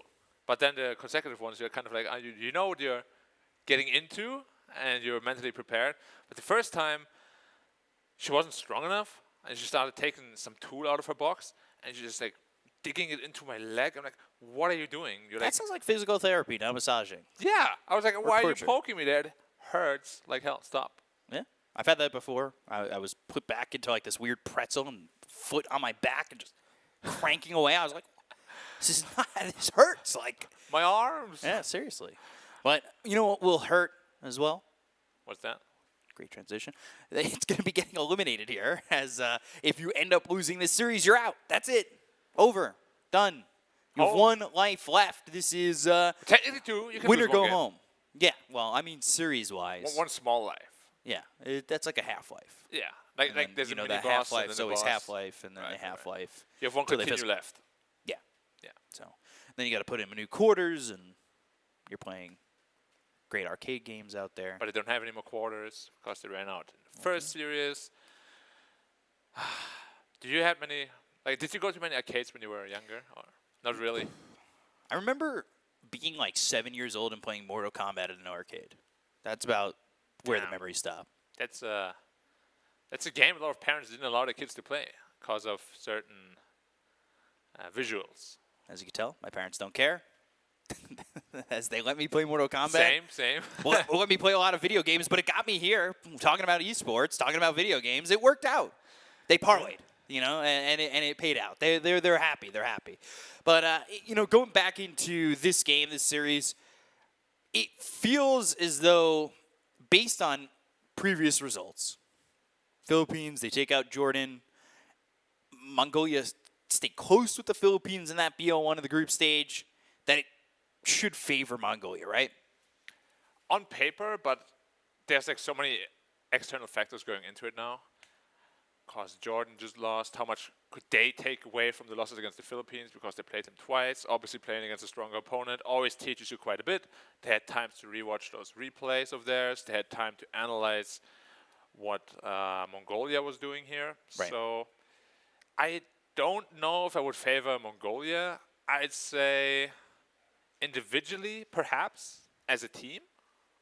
But with all the preparation they could have possibly come in, maybe 50-50, maybe even slightly to Jordan.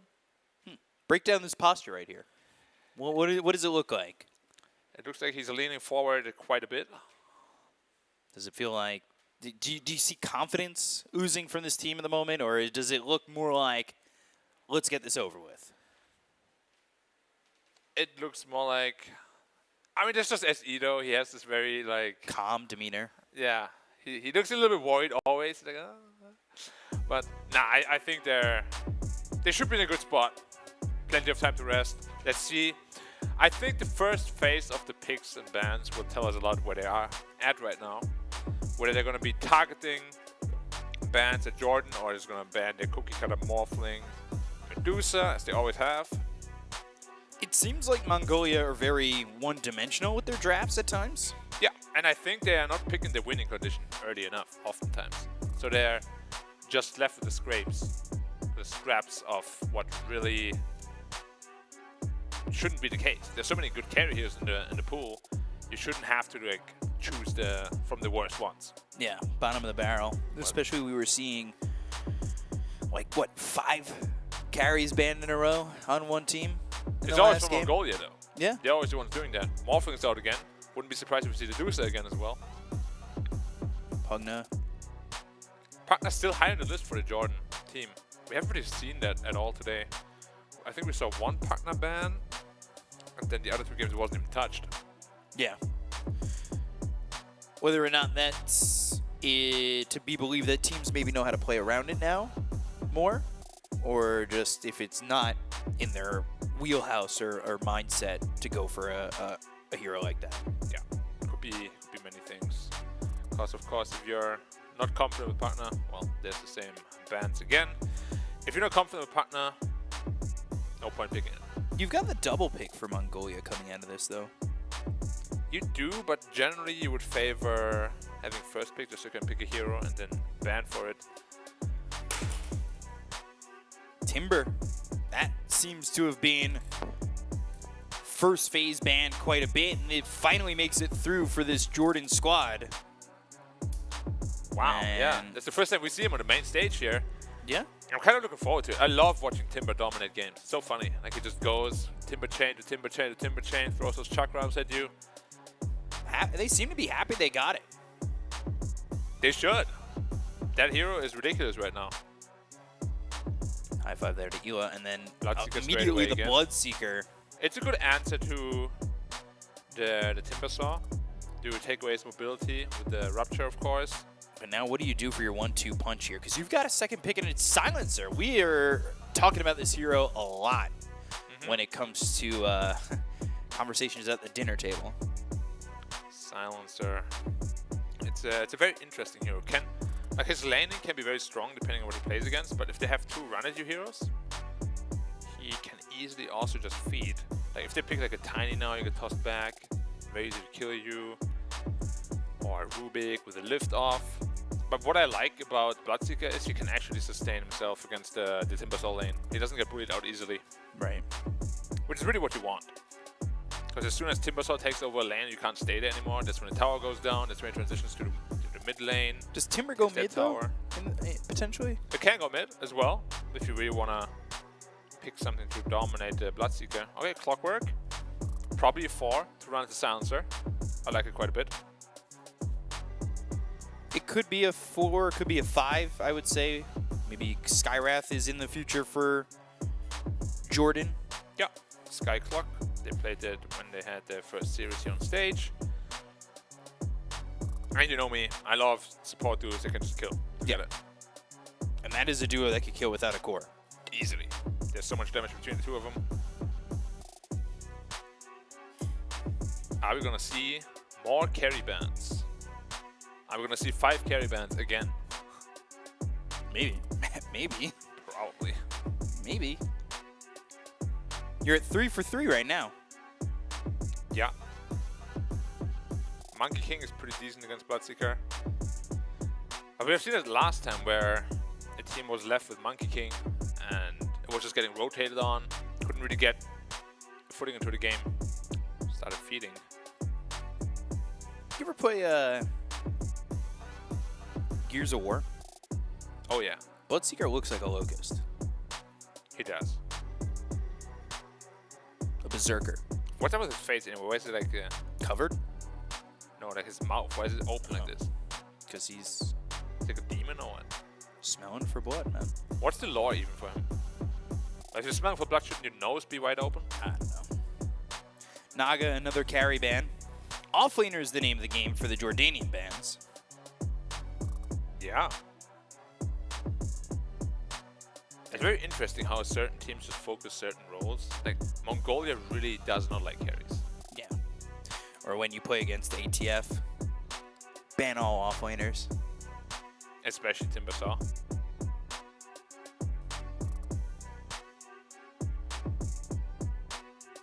Waiting for the next ban here to come through.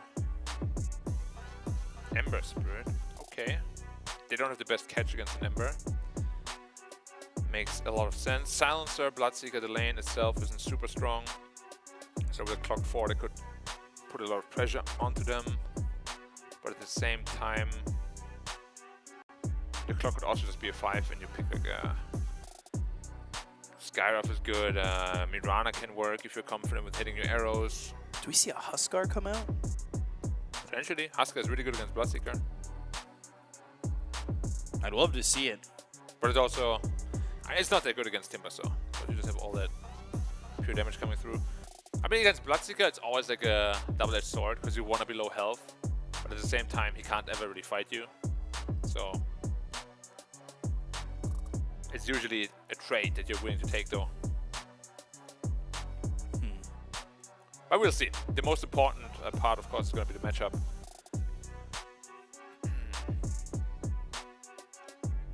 What's this carry ban going to be? Good question. And what carries does he have left in his own personal hero Oh, pool? Shadow Demon. That's completely different. Terrorblade is really good And then for into a techies. Jordan. And Terrorblade is a great answer. Terrorblade Huskar. The laning is going to be a bit difficult against Techies +1. But I think you need to pick your carry now before it gets banned. TB doesn't care about Silencer. TB can stand and fight the Bloodseeker. What about Ancient Apparition for Jordan?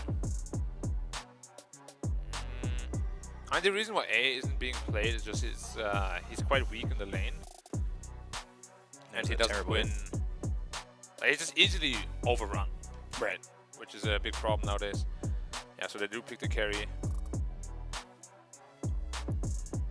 TB is great in this game. He's really, really good. I would say TB Sky is going to be my duo here. Yeah, Sky is great too. I think Mirana has a lot to offer as well. Dark Willow even could be strong. We're seeing a lot of that banned in the second phase. Not this game, but seems to be the go-to ban. Rubik. Rubik, okay. Not what I expected, but it's a decent partner for the Timber. Which also puts the Clockwork into the 5. Zeus! So they're using Zeus as sort of a TB counter and as a Bloodseeker enabler. Because of course, one Thunder God's Wrath is really gonna make him fast. Gotta go fast. Fight straight away. Yeah. Decent answer to Timbersaw, but does Huskar do well against Zeus in the mid lane? It's okay. You definitely win the lane, but it's quite hard to reach him in the mid game. But I think it could work. It could work. What about Tinker? Very hard to pull off against the Silencer. Yeah.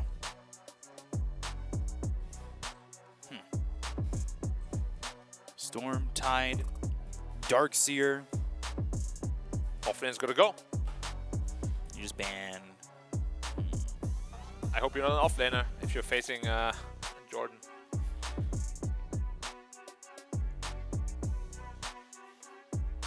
I'm trying to think of what the ban is here. I really like this picture of Terrorblade. He looks really stoic. Yeah, very handsome too. Handsome? Yeah. Like that face is nice. Got a good shape. Okay. Whatever you say. Huskar, Huskar, Huskar. Could happen, but it's risky. But Mage likes to be risky. Earthshaker? No. No. No. But yeah? Yeah? Nah. Come on. Just nah. One time. Void Spirit's still there. Yeah, but Void Spirit's not the go-to mid these days. He isn't. But what else is there? Huskar. I'm sticking with it. That's my guess. And if I get it right, I'm going to be excited. Okay. What about... No, never mind. Never mind. Say it. I'm staying Huskar. Say it. Okay, your refusal to say it is very suspicious. No, I'm staying Huskar. I'm trying to think what else would make sense. They need some sort of mobility coming through. Epo. Some sort of follow-up with the Clockwork as well. All right, he says, let's go.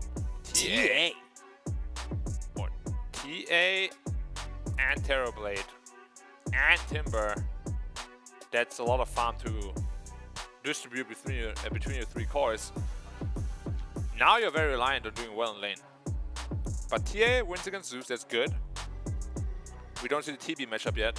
The Timber matchup isn't too easy, but you gotta win those lanes because otherwise they're just gonna close the map for you and you have 3 heroes that need farm. What's left in the offlane? Legion? Do you even want Legion? Legion is okay against Terrorblade, always will be. It just doesn't really play into the tempo too well, but it might be the best option that they have here. I'm trying to think. trying to open the mystery boxes in my head. The third eye. Yeah, what? I don't know if this makes sense.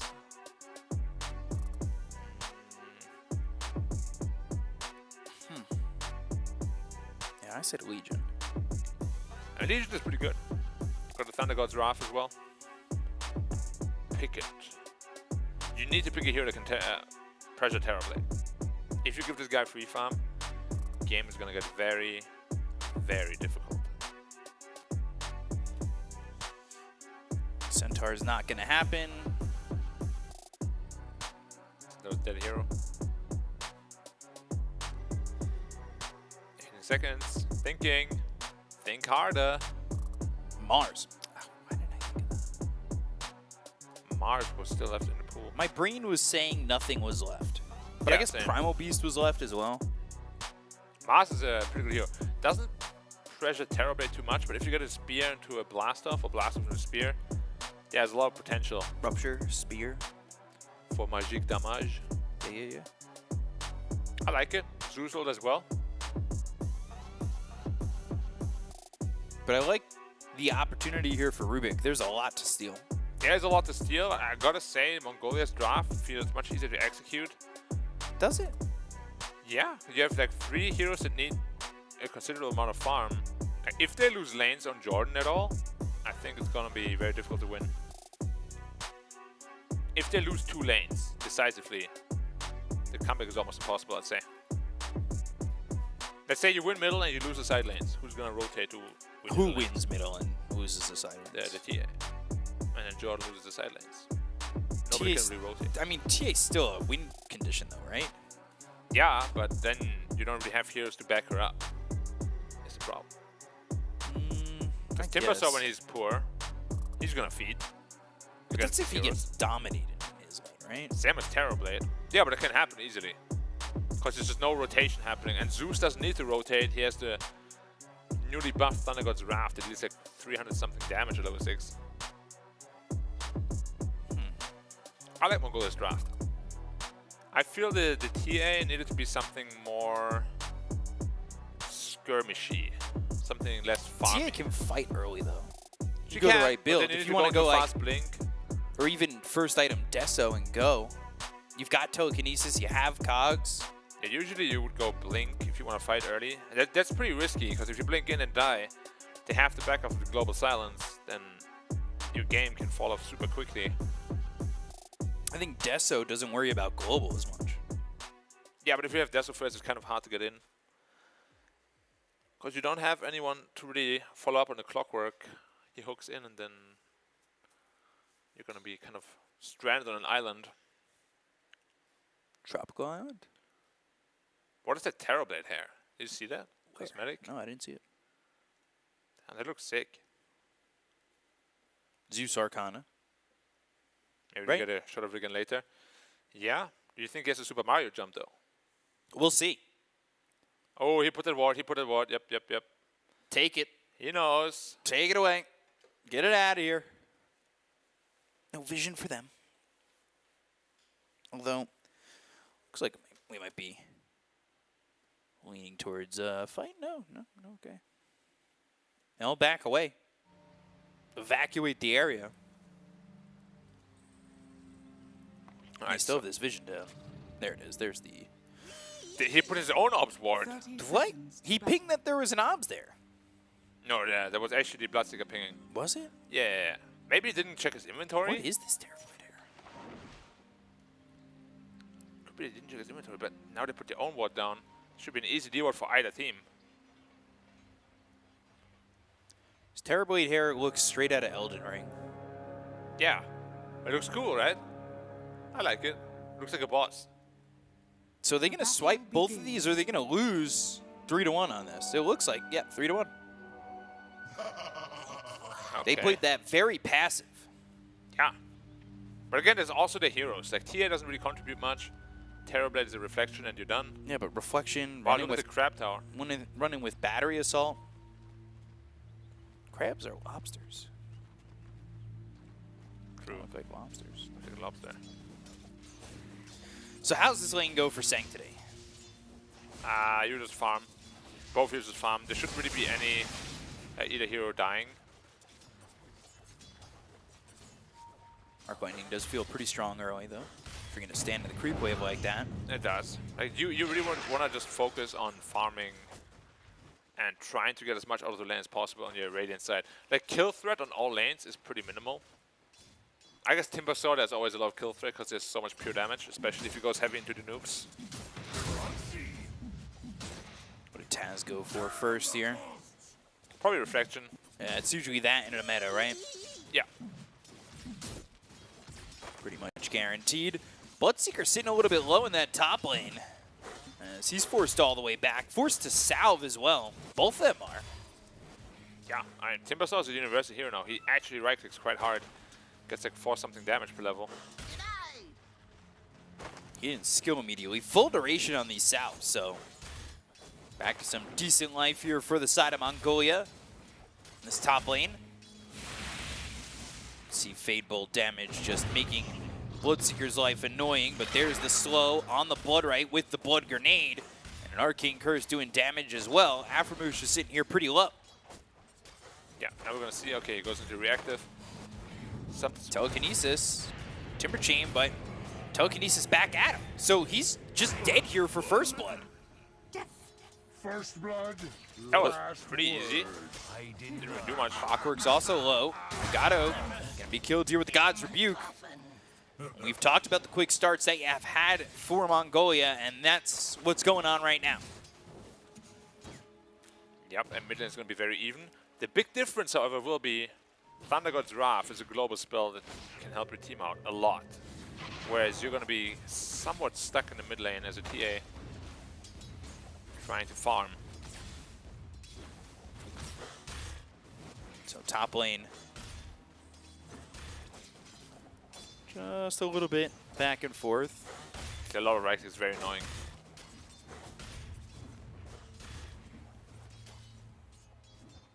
Bloodseeker being Bloodseeker.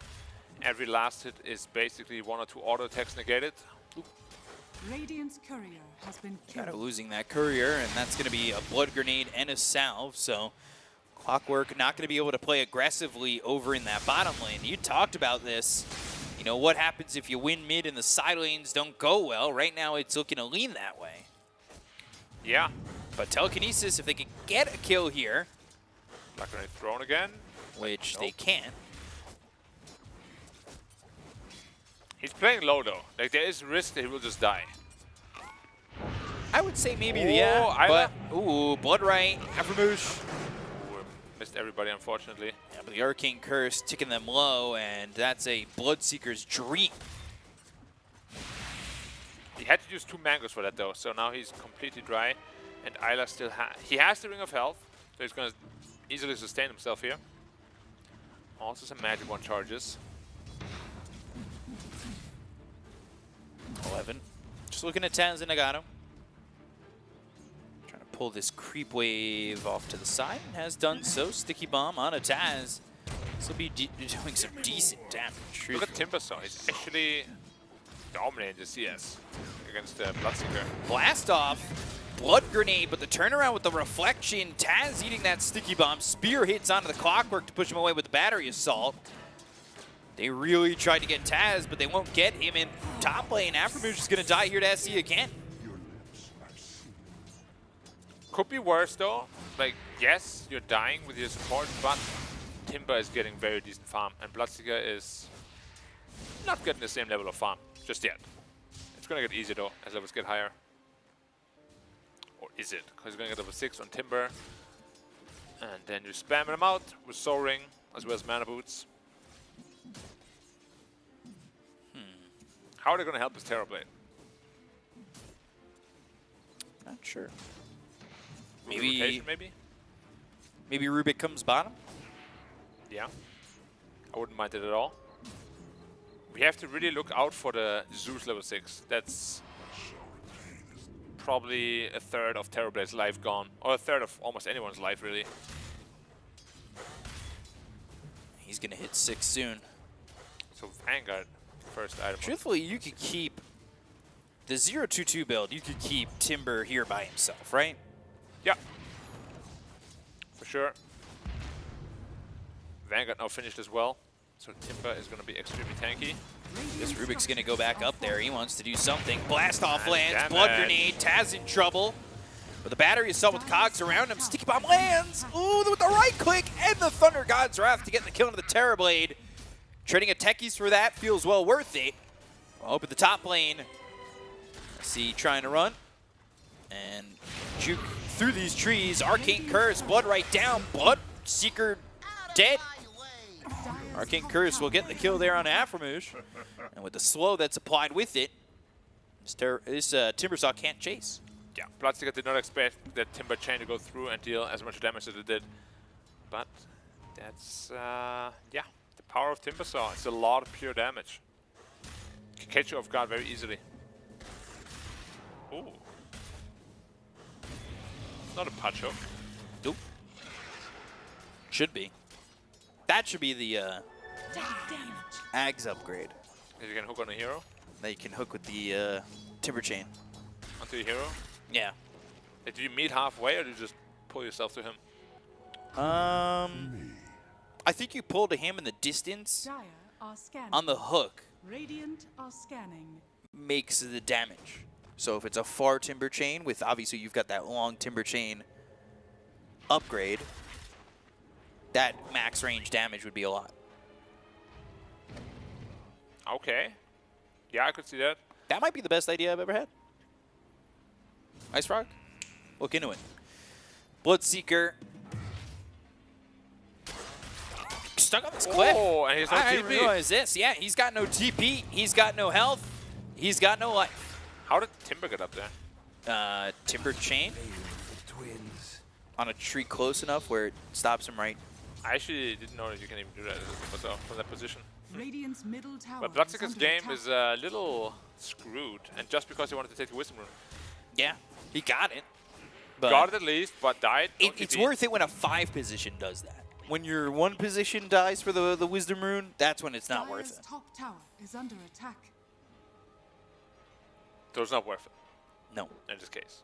No, not at all. Okay, so Thunder God's Wrath is back on the menu again. Rune is top. That's a good one for TA. Have control. He's farmed. Very farmed. 73 and 4. A lot of those are going to be neutrals, as you can use that side blade damage to splash the camps. Cleave. Splash.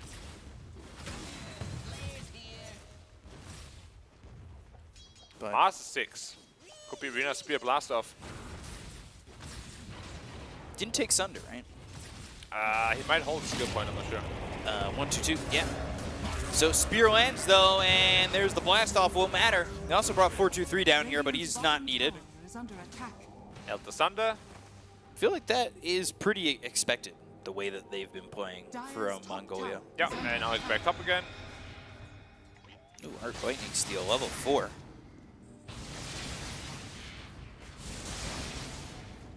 It's a good one to steal. Yeah, decent amount of damage. Yeah, SC gonna die here to the Timbersaw. Radiant's bottom tower Timber. is under attack. Look how far he is. He's actually getting TP'd on. They're gonna bring the Mars over, who doesn't have Arena, but they do have level 6 on 4-2-3, but he's out of mana.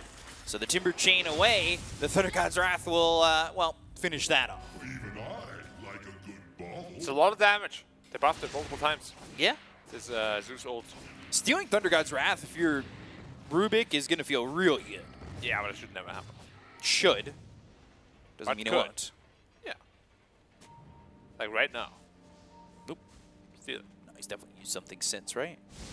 Radiant's top tower is under Definitely did. Going phylactery. Standard build nowadays.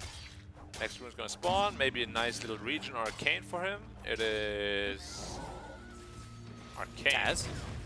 Blast off lands again. God's Rebuke and Arena available. And the Spear. So not gonna go to that. He'll Sunder. Truth be told, they could probably do that again in a second. is under attack. Yeah, and then there's no Thunder. There's the Arena, and Aframoosh, Telekinesis, makes his own Arena, his own spectators. And enough to get away? Not likely, as there's one more right click there from 11 to get the kill in Aframoosh. He really leaned into that one. There was a long poke. Yeah. Level 6 tactics now. Uh-oh. Reactive Taser. With the meta, now the Proxy Mines, he can't hit them immediately. He gets one out. If that spear lands, he's dead. But it didn't, so he's not 11? dead. Or... Hood right, blast off, and that should be a kill. No, not yet. Pops the wand. Fable comes in, steals the spear. Spear doesn't hit the tower. Actually puts him closer to Taz. Oh no, he'll die. They'll trade. There's the TA blink. Doesn't have enough cooldown for another 10 seconds. Reactive Taser though. He doesn't want to blink immediately. Slow with the trap. Trap hits, and we'll take the creep. Spear from a distance. Fade Bolt doesn't even need the TA. Spear on Rubik is really good. Yeah, one of the best steals in the entire game. The range and damage on that is ridiculous. Timbers is farming away in the top lane. And Bloodseeker, he's rotating a lot, but he's also not really farming. Spear. Spear lands. Thunder God's Wrath. Might not even need it. No, doesn't need it. Arc Lightning. Flank 3. Dire are scanning. Great item with Arcane Rune. Yeah. Oh yeah. SC is dead. Yeah, that's run down by factor. Mage. Hey, I'm Silencer. Oh, I'm dead. Silencer or food? Same thing. Tower is under attack. Thunder God's Wrath gets the kill, trapped down. They need the Rubik to land a spear. He's coming around the back. He's gonna have spear from a distance, but does Mage have the life? Arena's down, spear lands, Fable blast off. There's the kill. The spear's just not in time. They'll steal the Arc Lightning, trying to do some damage, but the Proxy Mines are down, and they'll get another kill on Aframoosh. Double kill there for 11. Zeus is putting in a lot of work now. Mage overplaying his hand just a little bit. Yeah. But yeah, this Philanthropy Zeus is very hard to play against. The slow, now on every Arc Lightning that you shoot, the extra damage on it. Trying to dive the Mars. Spells off the mark though, won't be able to get that kill. Radiant's middle Tracker tower when it's is not under doing attack. anything is, to me, a little bit funny. Rupture. Dire's top But tower right, is blink, under good attack. blink, bad spear. But now Rupture. So No stand TP. still, no spear to push. Timber Chain will make that. Fallen. Oh, they're Rupture running away. damage. But Zeus here again. Hello. Can Rupture and no. Only his life can end. Man, Zeus's damage is ridiculous. Yeah, it's insane. Going Octarine Core, and he's already got 2k towards it. Dire's middle tower is And under mana boost attack. too. Yeah, Dire's so structures technically he's already got that are one fortified. component, right? Yeah. So what, I get 1,000 gold away from it? He's Something. rich. Terrorblade is farming though. And TA is farming. Now here's this little awkward period that I spoke about. Who wants to make plays now? Me? Who's gonna play with the clockwork? I don't really know. I'm not really too sure. He skilled Blood Rage spell amplification, not the attack speed.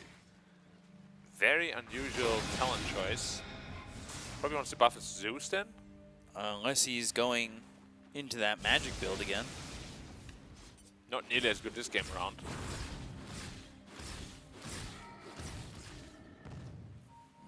You say that. Yeah, I love his hair. I didn't even know it existed. Are you gonna buy it now? No. So, looking towards this bottom tier 1, just doing some chip damage to it. Radiant's bottom tower is under attack. Aframoosh stole the Arc Lightning again, but not nearly as effective as the Zeus one. Another Rupture. Radiant's Yeah, bottom tower and no is follow-up under this time. attack. Zeus is there, they see Zeus, they have a hook shot, They do. but he has a Super Mario jump. And he's invis too. Very invis. Very safe. Invis is invincibility. Until it's not. Unless you're playing against the Zeus. You walk into like a random sentry and just get blown up. Oh, sorry. Then you're not invis though. You're visible. You are, but you're revealed. steals Arc Lightning again, and not much doing right now for Jordan, but at the same time, nothing in terms of fighting. They still have TA top of the net worth. And they're out farming them. Oh, I think Timbers actually went for the Blade Mail, so he wants to chain away when he's ruptured and try to kill the Bloodseeker that way. That'd be cool. It's pretty memey. Pretty meme. But it could work for Killer 2. Or they just don't rupture him anymore. Which is then also goal accomplished. Yeah, definitely. We'll see if it works. I'm ready to see if it works, but the Bloodseeker's top, so if Timber wants to test this out, he's got to go there. Dire's bottom tower is under attack. Going towards Zeus. I think Marshall picked up his Blink Dagger.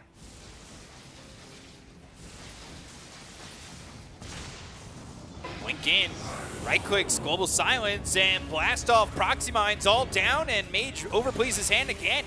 But they get the kill. Aframoosh gets credit for that one. Sticky Bomb slowing him down. Trying to run away, maybe getting some help. Throws down a Lightning Bolt and a Sticky Bomb. Ooh, Cogs, Spear, lands, and gets the kill. Finally got rid of the Zeus though. He was being big annoying menace. Lost your TA in the process. Tough loss to have. That's never good. Was a big bait. His Spear Connect is dead. Nice sidestep. Terrorblade farming, not a whole lot he can do right now. That's Blink short for Mars. Mars is the most farmed hero in Mongolia. He's rich, yeah. Almost as farmed as the TA. That's insane.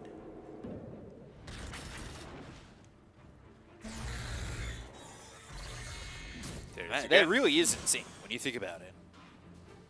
Just the possibility of double spear. Yeah, can definitely turn fights around pretty easily. So we're gonna go to Roach, the meta, level 4 Mel. I like it. Yeah. If you've got the damage, if you know they're not really pressuring your map, why not? That's it as well. They're not even using Metamorphosis for this one. But again, you're gonna have problems initiating. That is your biggest issue. They haven't hookshot. They do. But follow-up is not the easiest. Well, they haven't, they just haven't. You know what I mean? Oh yeah, they haven't used it yet. Yeah, I haven't actually seen Clockwork too much. His network was also pretty low. No, he's got 2K net worth. That's bad. I don't think there's any other way to put that. Nah, it's pretty damn low, yeah. Looking for a hookshot now, though. Could get the silencer, perhaps. Oh, bomb.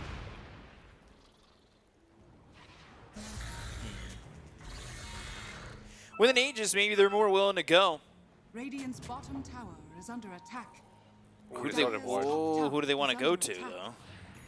Silencer would be an amazing kill. Kill him before the global. Stealing Arc Lightning. Oh, wow. The Cyblade, the 2-shot onto the silencer. Got the global off to start. They'll get the kill into the Clockwork. So a trade maybe not well worth it. But there's the Blade Mail. Look at the damage coming back. And again, Mage right-clicking, trying to get these kills, but they'll take out the Timber Saw with the ulti coming in. From this Rupture onto Rubik, they're able to take out Aframoosh. Yeah, Isla. Mage? Also gone. Nagata fought back. He's now dead. he has 600 net wow. worth. That is... Wow. Yeah, that feels really bad. 5k lead now suddenly. Triple kill. This is the big problem, though. They just don't have good initiation. I feel like draft problems is really the #1 problem plaguing teams here. Right. Like that's when you're not super well practiced together, or you. How are you gonna get out of your Terrorblade?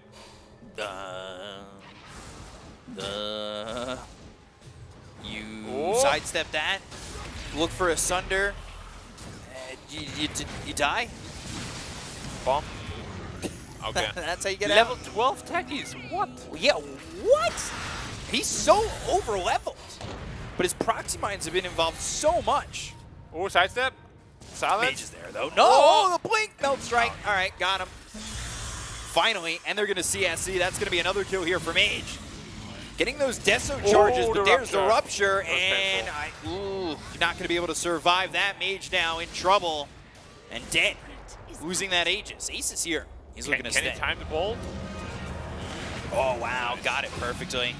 Another 7K lead for Mongolia now. They're bleeding away hero after hero. Hook shot. Though. Blood grenade. Battery assault. Yeah, all right. You know what, Aframush, I thought that was going to go poorly at the start, but he's got the stolen arc lightning. Yeah, but it's a small price to pay, honestly, for the lead they have managed to amass here. Yeah. Triple non-stun core lineup. That's rough. Really rough. And TA is supposed to be really snowballing at this point, but I think died 3 or 4 times now. Mars is very close to his BKB. Just clear up creep waves, easy. What? Am I seeing this right? Guardian Greaves already on a techies? He's got Fillet, but man, he is just... I mean, you think he's rich? Look at Aframush. Yeah, that's true. Yeah, but he's had Arc Lightning. He's had Fade Bolt. Yeah. How's the guard at level 11 almost? After the game he's had. Good news is that almost 3K of the network fleet is between the supports. Yeah. So. But still. Bloodseeker is getting scary. Zeus is getting scary. Is scary. Mars is getting scary. True. It's a scary lineup to play against. Mars, BKB in 30. Dire's bottom tower is under attack. Rubik, Blink Dagger, Etherland. Very farmed himself. How do you like this blade mail? Feels like it's been okay, but not like you know what it is? It did a lot of damage to the Mars. They're lacking the immediate kills on these heroes. Yeah. I feel like almost a Yules or something could have been better. Just to set up some kills. Stop some TPs. There were 13 techies. What's the building push like here for Mongolia? Not the best, but Bloodseeker can definitely do some damage and have techies mines as well. Is under attack. Re-stealing Arc Lightning. It's very potent. Yeah. Because that is now tied to the HP reduction. So, very strong. Yeah. Very much, yeah. 30 movement speed after Heavenly Jump. And the Heavenly Jump cooldown. Spear looking for Aframush, and now they've got some damage telekinesis from afar. Thunder God's Wrath and trying to run. But, ooh, Blinks to the left. I don't think they knew. Yeah, they escape on the Rubik. Nice escape. Use the Thunder God to cancel the Blink Dagger again, but could not get in range for another spell. I just feel like Jordan can't really do anything though. They have to be passive. They can't really initiate. They have to wait for Mongolia to initiate and then maybe make a play. They have good initiation now with the Rubik, but if you blink it as a Rubik, it's just probably gonna die. Yeah. Feels like a very hard game to play now for Jordan. Seems like it's been a hard game to play. Yeah, the draft has really made it very difficult for them.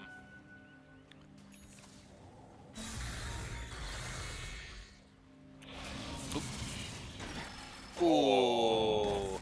Still though, telekinesis and the chakram, the damage coming in. Guardian Greaves popped by the techies. Still BKB available. Didn't panic, didn't pop it.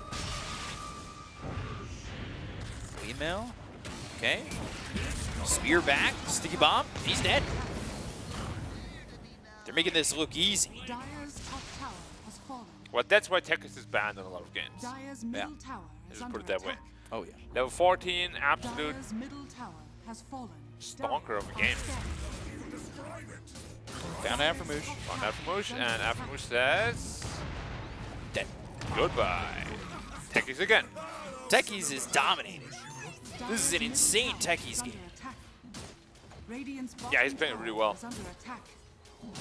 Good news is that the gold lead isn't really growing. Bad news is they still don't have any initiation. Bad news is it's not even shrinking. Are fortified. Radiant's bottom tower is under So, attack. tier 2 dead.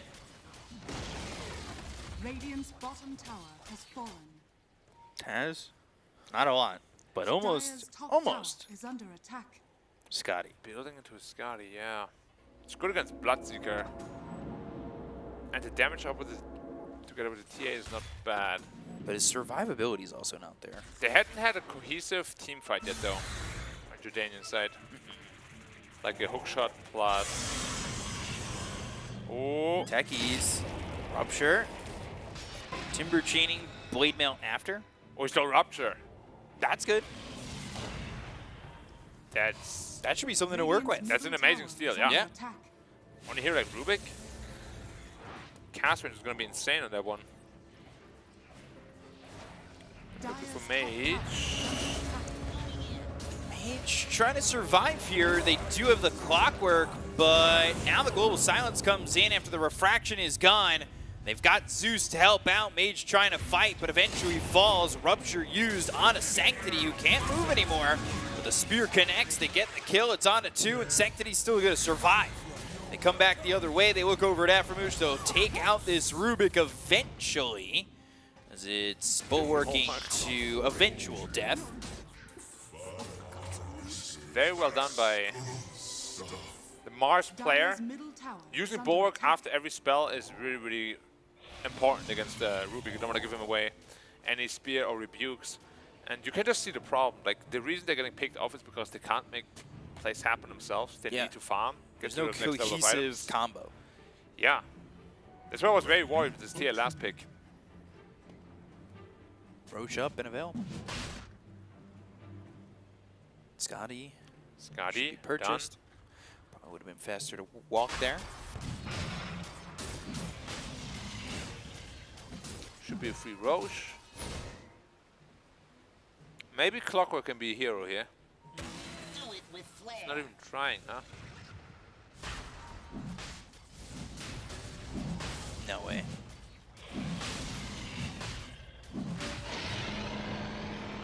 They're all TPing in. Like they want to fight.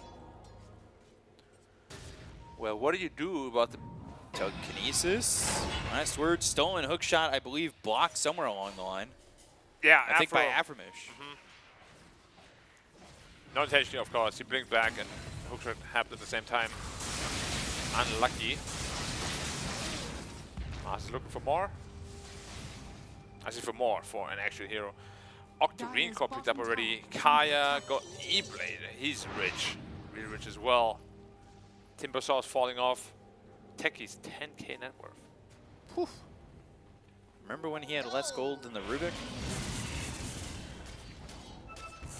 A long time ago. Mongolia is looking crisp. Yeah. Very crisp. Not letting that last series bring them down. In this one, at least.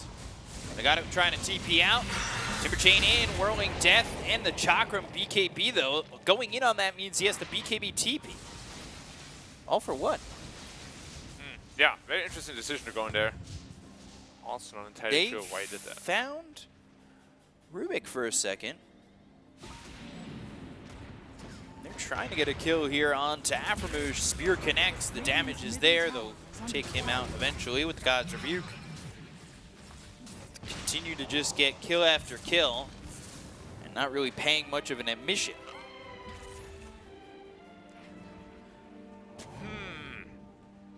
I'm really looking for what Jordan can do here. They're very reliant on a bad initiation from Mongolia. Then you got to counter-initiate somehow. But counter-initiating into a global silence is so difficult when you don't have those Lotus Orbs and Dispels. Radiant's top tower It's going to be a tough game. It's been a tough game. bottom tower is under Yeah, attack. definitely. Maybe here Look on at where the Eleven's at. Tower is under attack. Zeus might be Great caught spot. here. Yeah, but 11 can come around the side. I don't know if they can get this kill. Global Sound's going to follow it up. 11's going to come in. breaker. He's ready to go to an arena. That catches Mage. 2. Mage forced to pop the BKB. They'll chase with him. They've got the kill on a Nagato, and they use that blast off, but it doesn't do anything because they already got the kill. Taz, Taz trying to spear. TP. No! Whoa! Aframush is still in trouble. Yeah. I think just blink, spear. Yeah. That should have been a dead terror bit as well. And that would have really stung. I think they just pushed through to tier 3s at that point, right? Nothing stopping them. Yeah, but didn't die. There's still life in him. Did he meta? No. They were never gonna fight that. Radiant structures Easy are fortified. tier 2 again. Actually, no, they use Glyph. 8 is still 2 minutes. Plenty of room to work with. Let's see if they can declaw the shrimp lobster. Fight here, Rupture, Blade Mail, chasing. Yeah, they can.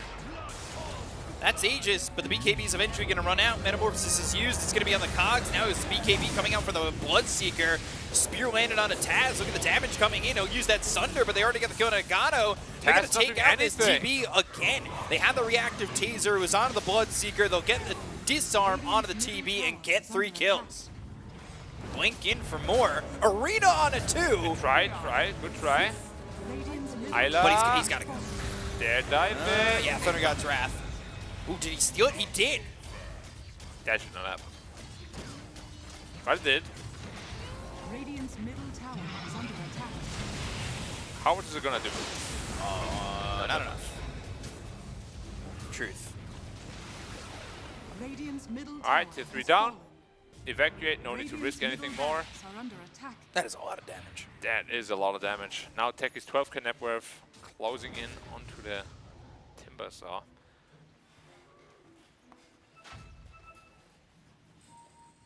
Hard to watch. It's hard to watch because they just can't do anything. Yeah. Ooh. I feel like they're actually trying to find good again. In a great spot, but now the hook shot. Global always there. There's a hex as well. Whoa, hey, a little bit of a juke coming in for the TA. Nagato's still going to die here. They've got the blood right, they get the kill. Mage still in trouble. BKB, the attempted a TP. Proximines do some damage as the Heavenly jump forward, looking for a target for this Zeus. They're playing aggressive, forward, and without taking their foot off the gas. 36 kills in 32 minutes with a 20k lead. For the twins. It feels like everything they try is just not working. They're looking for another initiation and smoked up once more. They know, of course, Tia doesn't have a BKB. But neither does Mars. And your death is worth way more right now. You gotta be careful, they don't want to throw anything away. Zeus is going to Mantis there with a shard. Lightning hands? Lightning hands, yeah, it's gonna throw him. That seems like a waste of gold. Right? It can be very strong. If someone is like speared and directed them, it's gonna be very painful. Nullify picked up. Good against the E-Blade, but they have a ward there. They see him.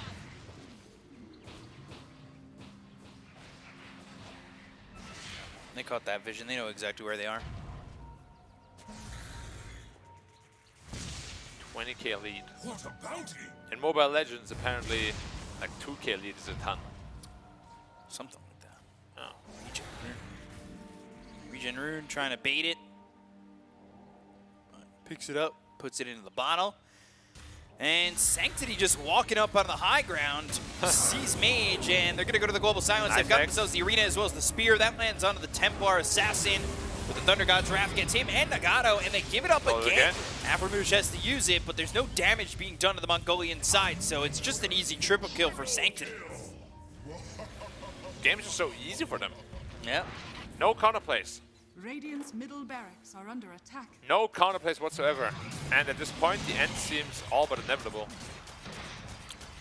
This isn't game 2. You can't do that. Of the last series. Yeah, you have a lot of them. Radiant's middle barracks are under attack. Not breaking through that back door. His level 90 character was downgraded to level 20 character. And he's trying to do the endgame boss. It's not working. So level 1 run. Radiant's middle. Good old Radiant's times. middle barracks are under attack. There's a DLC announced though. Coming out. Yeah. Looking forward to it a lot. Bottom tower is under attack. Bottom 2 or 3, that's going to go. Yeah. Stick for the racks? No. Jordan is up against the wall. I think they know winning this game is near impossible at this point, so they probably obviously don't want to give up. True. There have been cases where you just start talking about what went wrong though. We'll talk about the next game, potentially. Because they couldn't even play this game. It was all because of the draft. Like this last pick TA was really cute on paper, but again, checkboxes. I always keep telling everybody, you need the basics. You need stunts, initiation, front line. They have none of that. Like you can't play tennis, you can't be Roger Federer without the basics. Without the racket. Yeah, you need the basics. Do you remember the? Radiant's bottom barracks are under attack. Do you know Larry King? Interviewer. I think I heard of him. Yeah. One time he was talking to a professional skateboarder, and his first question was, "How important is the board?" What was the answer? Very. It's like, how important is the racket? Very. Yeah. Great interview. Not surprising. One of the most famous Larry King interviews out there. It's actually amazing if you get a chance to look at it. Radiant's bottom barracks are under Man, attack. Bloodseeker is sitting at 4,000 health. Heaven's Halberd, Satanic, BKB. I don't even know whether they can kill him with these three. Don't think so. No. Rubik is there now too. Terrible is going to join the party. But there's always a combo breaker. Combo breaker. Let's see. Nagato. Nagato, hello. Already ready with the sentry. And bye. Sanctity's forward. But Heavenly Jump on the other side. They've got the arena with the BKB being popped here by the Templar Assassin. They already got the count of the Rubik. Aframouche dead. Nagato in trouble. Thunder God's Wrath is used, and Mage is gone. Make it the silencer. See, low, not dead. Last word, spear, hook shot. Still trying to get Sanctity. They'll go to the Sunder. They can't kill anyone. They're going to lose this terribly. Taz is gone, and it's a full team wipe for Mongolia. They lose nothing. Yeah. One last fight where the weakness gets highlighted massively. No place. No place whatsoever left in the tank. I'm very surprised, honestly, they didn't GG out yet. Yeah, I thought so too. Maybe digesting the loss really and talking. Like, you saw the Terrorblade fight against the Bloodseeker. Bloodseeker lost no health. The question is, how long can you talk about it before the mental damage starts to affect you? I think how long can you stay in this game before the mental damage starts That's to affect what I'm saying. Like, you're talking about it and going into this next game, but eating all these deaths and these bad fights in this game. Yeah, it can get very draining to lose fights like this. Guess they'll give it one more high ground defense. But Bloodseeker ages again. Oh, he stole the Super Mario jump. They've got Global with Refresher. That means 2 globals. It's unfortunate to have to deal with. Radiant's top tower is under attack. I let the ping in. I'm just gonna rupture him, yep. Right in the Mail face. running, Guardian Greaves, and they've caught Mage. They'll get the kill. He's dead for 80. Blood Mist, another one. Buyback used. The chase is on. The Blood Right's down. It lands on a couple. Then they'll just back them away as they'll take the tier 3 top. No need to go crazy, no need to dive here. Just take the Rex. No, not at all. BKB popped. Blood Mist again. And they're just going in, going forward, and making sure that they can get these kills, Blade Mail or not. Taz is trying to get the Sunder off. They'll call GG, and Mongolia will take game number 1 over Jordan. There's honestly not much to say about this game, I'd say. Like, Mongolia played the lineup very well. The way it was intended. Yeah, but Jordan just had no place, no option. TA did very well in lane, did what he could, but the rotational ability is just not there. All your heroes need farm, all your heroes want to farm. It just doesn't work. Like, if you have a Timbersaw off lane, you cannot pick a mid laner that's hitting creeps. Yeah. You need like a DK, you need like a puck, storm, something that moves around and kills. It wasn't enough here. And you know, good on Mongolia to not let the last series affect them too much. They still come in playing their game plan, executing in the perfect way, and winning game number 1. I mean, that was about as good as it gets, and you got to be proud of them, right? Pull your head out of the gutter. You know, you're upset the way the last series went. You're feeling like that feeling, 6 a.m., Ma, I don't want to go to school. But they wake you up, you get there, and then you win the game. Maybe they're upset. Remember, a little bit. I told you the story. My assumption is they wanted this to happen. They wanted to take... Are you buying into that at all? No, I'm not. I'm not buying it at all. I don't agree with you at all. 0%? 0%? 0% for sure. Okay, yeah, I'll take it. I don't think I But can. They're sticking with the draft. They're sticking with the playstyle. Working out very nicely for them. Jordan, however, I can't even say they look lost. Because again, this draft just can't play. So many times we have seen that a team just gets outdrafted massively, and at some point in the game, they just have no place. Yeah. Like, what do you do other than run around and try to chase heroes? It really did feel like that, right? Like, this is an easily executable draft for Mongolia, and they did just that.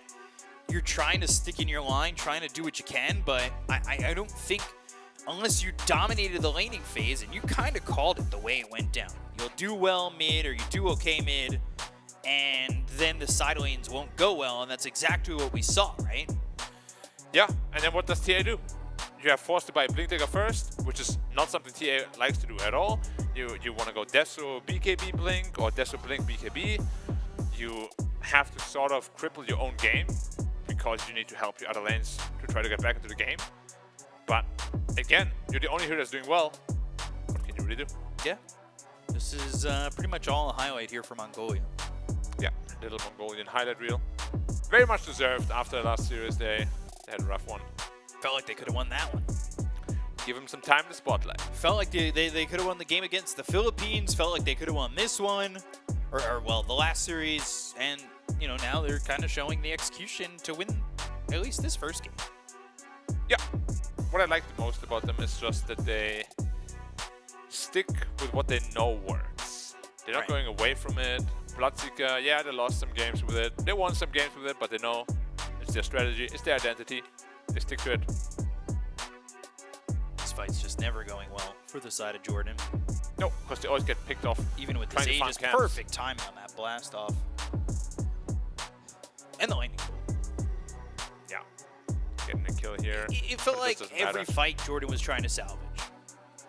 Never winning. Yeah. A lot of talking has to be done about the draft for sure. Right. They looked pretty pumped after they picked the TA, but I was more like,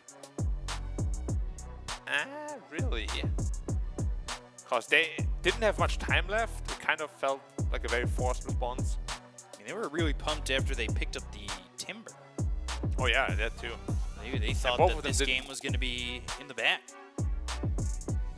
But ultimately, you could see, like, Bloodseeker with Blood Mist just runs you down. The Reactive Taser being really annoying, because Bloodseeker runs into your face. So Reactive Taser upgrade, it goes off, and what do? You can't fight back. Yeah, not much you can do at all, unless you have a BKB, which he didn't itemize for. So he literally just stood in front of the Bloodseeker, disarmed for like 10 seconds, because he had a Heaven's Halberd too. And as This is like the final fight. Mongolian highlight really comes to an end here. I, again, can't even fault them for misplaying. Yeah. Or itemization or anything. It was really just a draft. Pretty much unplayable after minute 10. Ends with a Hex there on the techies. Yeah. And then Bloodseeker just free to run you down. Look at this. Just Taz can't even get himself to get a Sunder off. Take a look at the damage overall, and it was a lot here for the Zeus, a lot here for the Bloodseeker. Truthfully, Timber did a lot, but just it wasn't enough. And you look at the low number of the TA, 10,000 damage. That is not anything. Yeah, it is not. But again, you got doubled by techies. Yeah, I just look at the net worth difference too. 45,000. Yeah, that's a lot at the end of the game. In 40 minutes. So over 1,000 per minute. And mean, that really just speaks volumes. When you hit that number, when you hit like that 1,000 per minute, the game's kind of over. Yeah, it's like stomp territory. And it was a stomp. 12-48. I mean, there's not much to say. Okay, like, we can keep harping on the draft, but that's not going to make it better, unfortunately. They really just have to reset. Draft better. Yeah. Come That's back it. game 2. Like, you didn't even play bad. Yeah, I don't think they played bad. It just you can't do anything. It all stems from the drafting, and it shows how important drafting is. Gotta Half make the game, sure really. Sometimes even more, truthfully. I mean, It's it felt like- like it was 80% of that game. Yeah, okay. But usually drafts wouldn't be this lopsided. Yeah. But yeah, like if you just can eke out a small little advantage in the draft, usually you're very happy. But after this draft, Mongolia was probably like, let's go. You guys want a farmer? We'll kill you. Yeah, I mean, even Tekis was farming. He had so much gold in that game. It was really ridiculous to the point where it just felt like, oh, Mongolia, I mean, they quadrupled the kill count of Jordan. They had over a 40,000 net worth lead. That's momentum. That's confidence going into game 2 that I think Mongolia really needed coming out of that last series. And I think game 2, if you're Jordan, you really got to switch it up. You can't go to the normal playbook on your heels like this. Unless you're going Medusa Undying, right? I say it all the time. Pick stuns. Make it easy for yourself. Stop trying to make it like flashy, because making it flashy makes it hard. Pick a DK, pick a disruptor, targeted stuns will win you the game. Yeah. So we'll see if they do that, if they reset on their draft and come into game 2 with something different. But for right now, it's a 1-0 Mongolian lead. And we'll be back with game 2 in just a moment. Stay tuned. We'll be right back.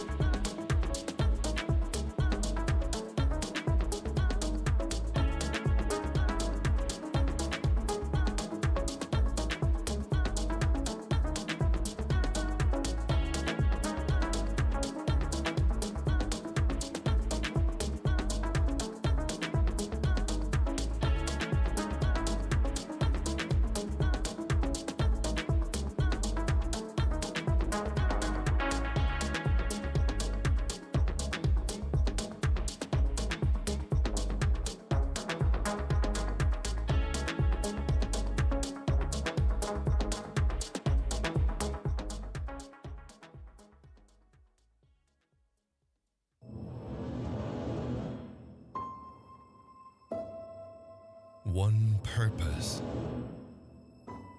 one dream, one rhythm,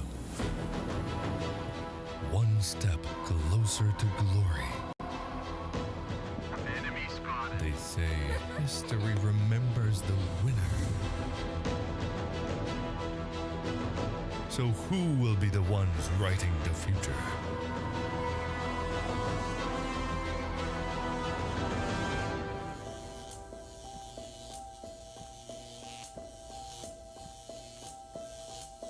The halls of power call for their kings.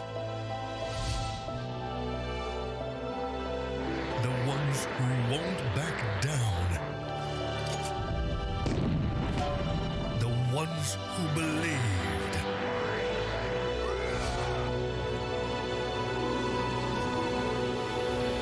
The ones who knew that over 100 nations can't be wrong.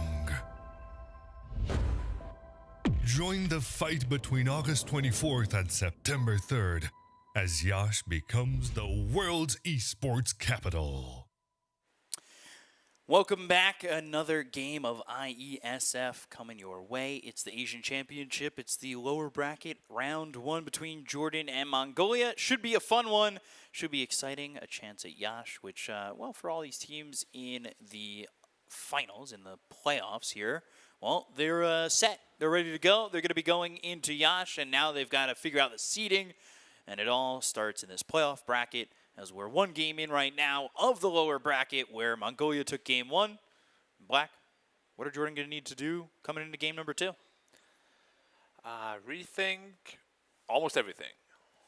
I like the opening 2 picks, but that's pretty much all I liked about the draft.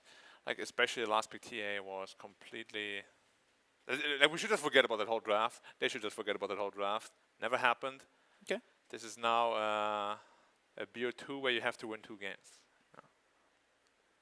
Doesn't work like that, but think about it like that. You just need to go on a 2-game winning streak. How about that? Sure, sure.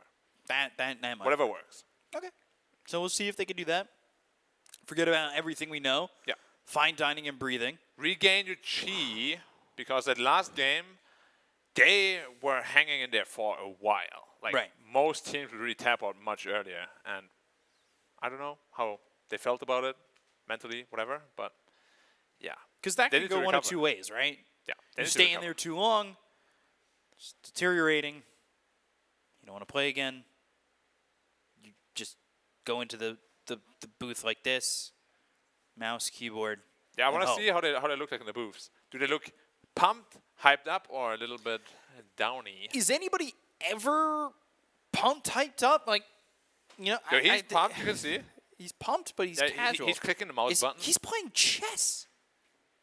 Was that chess? He's smiling. I don't know. Maybe. That's how to keep the brain active. That was, I wonder what his ELO is. 1400. Is that yours? No, his. No. I don't play chess. I just watch chess. Taking a look at those DPC standings. Some Magnus Carlsen. Nah, I don't watch a lot of chess. I know who that is. I just don't. Yeah. I don't know. That's the only reason I got into chess, because I heard Magnus Carlsen, and then he did like a live stream. I was like, hell yeah. All right, draft beginning. Let's see what Jordan has to offer here. They need to revamp everything. So forget everything you know, except fine dining and breathing. They banned the dual sensitive morph this time around. Okay, usually they would ban the morph here. That makes me wonder, did he just ban too fast and he forgot the order? Well, do they have first pick? Yeah, but last time they did this, they banned morph and picked Dusa. Maybe they want to try something else. It happens a lot, by the way, that captains miss pink accidentally. A lot? It happened to FY too, yeah. We wanted to ban Lycan, and he picked Lycan instead. And I was like, well, that happened with the random gyro, didn't it? It happened with random gyro. Happened a bunch of times in very high-stake games. And that also can be very deflating. Yeah, definitely. Because you suddenly have a hero that you really don't know. There's First pick overall. I told you. That is... I told you. Lycan, hey! Wow, FY is onto something there. Start bringing up some more stories. It works. Okay. Very early Lycan. Tactics, of course, very standard nowadays. And the face of the big one is just so scary. He's about to like, inhale you. With his teeth. That big, that walrus underbite. Techies. Although, I feel like the other one scares me a bit more. Because he can't see. Yeah, that's why he's not pushing the cart. No, but he's the one shooting the gun. So, Enchantress, this has been a very common second pick. Little Friends could be actually used this game, maybe. If he goes for the Helm of Dominator build. True. Now you also got to protect this morph, though. Yeah, that's what Ange is perfect at. Lycan is a pretty good answer, honestly, against the morph. Because I think with the talent, it's an overall 50 or 60% damage reduction, which morphing doesn't really build into, let's call it green damage. Most of his damage is base damage. White damage. So, banning the Mars, Beastmaster, Meepo Pango. ban, yep. Meepo. You don't want to get Meepo when you have Morphling. Meepo! And a Naga man. So getting rid of a couple of carries. They've already got theirs. Drow Ranger looks amazing. It always does. And it never comes to be. This game will. It should have come last game as well. Maybe I need to tell a Drow story. So I played a Drow once. You need to tell it to them. To who, Jordan? Both teams. Whoever wins this, I think you need to take them aside. Be like, hey, listen. Hey, young kiddo. I played a Drow once. You gotta do that pat on the back, you know? You're gonna grab him by the shoulder and say, kiddo, you know, 10 years ago when I was in China. Well, not 10 years ago. Honestly, it might almost be 10 years. Yeah, It's been a long time. ESL 1 New York was 2014, so it's almost 10 years. Almost 10 years. Pat him on the shoulder. Back in your time. Back in my time. My day. I played Drow Ranger. I played Drow. You should too. Crystal made it. Coming in and kind of very squishy this draft right now. Common and cold. Offlaners are...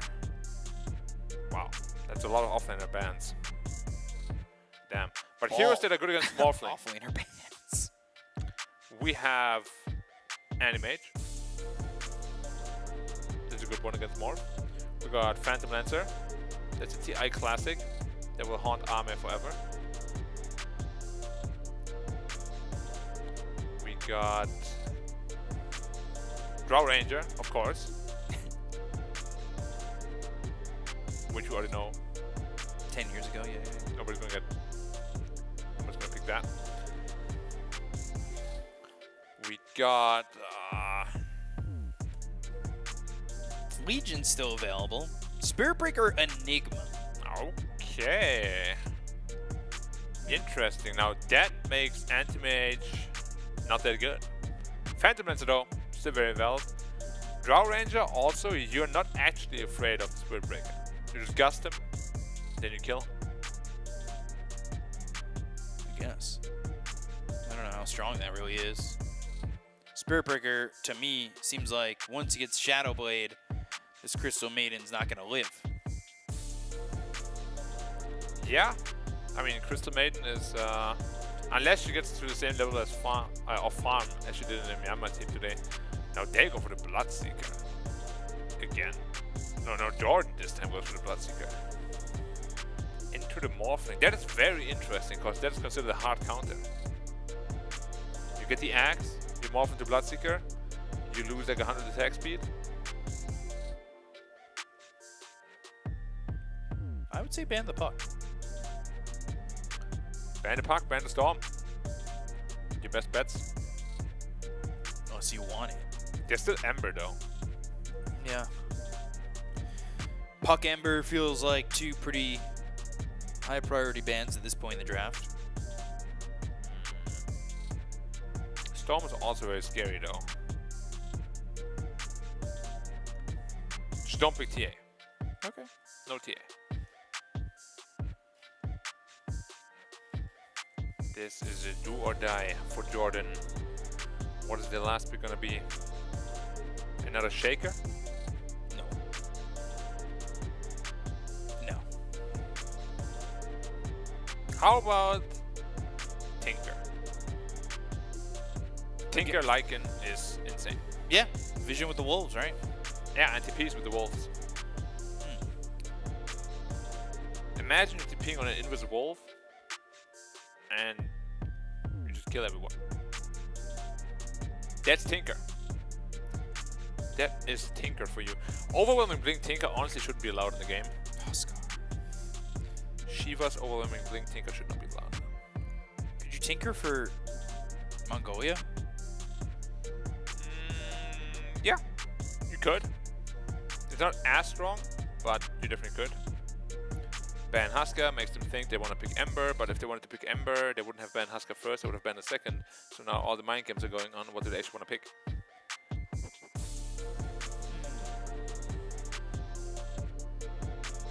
Ban the puck. Do you do something when you're nervous?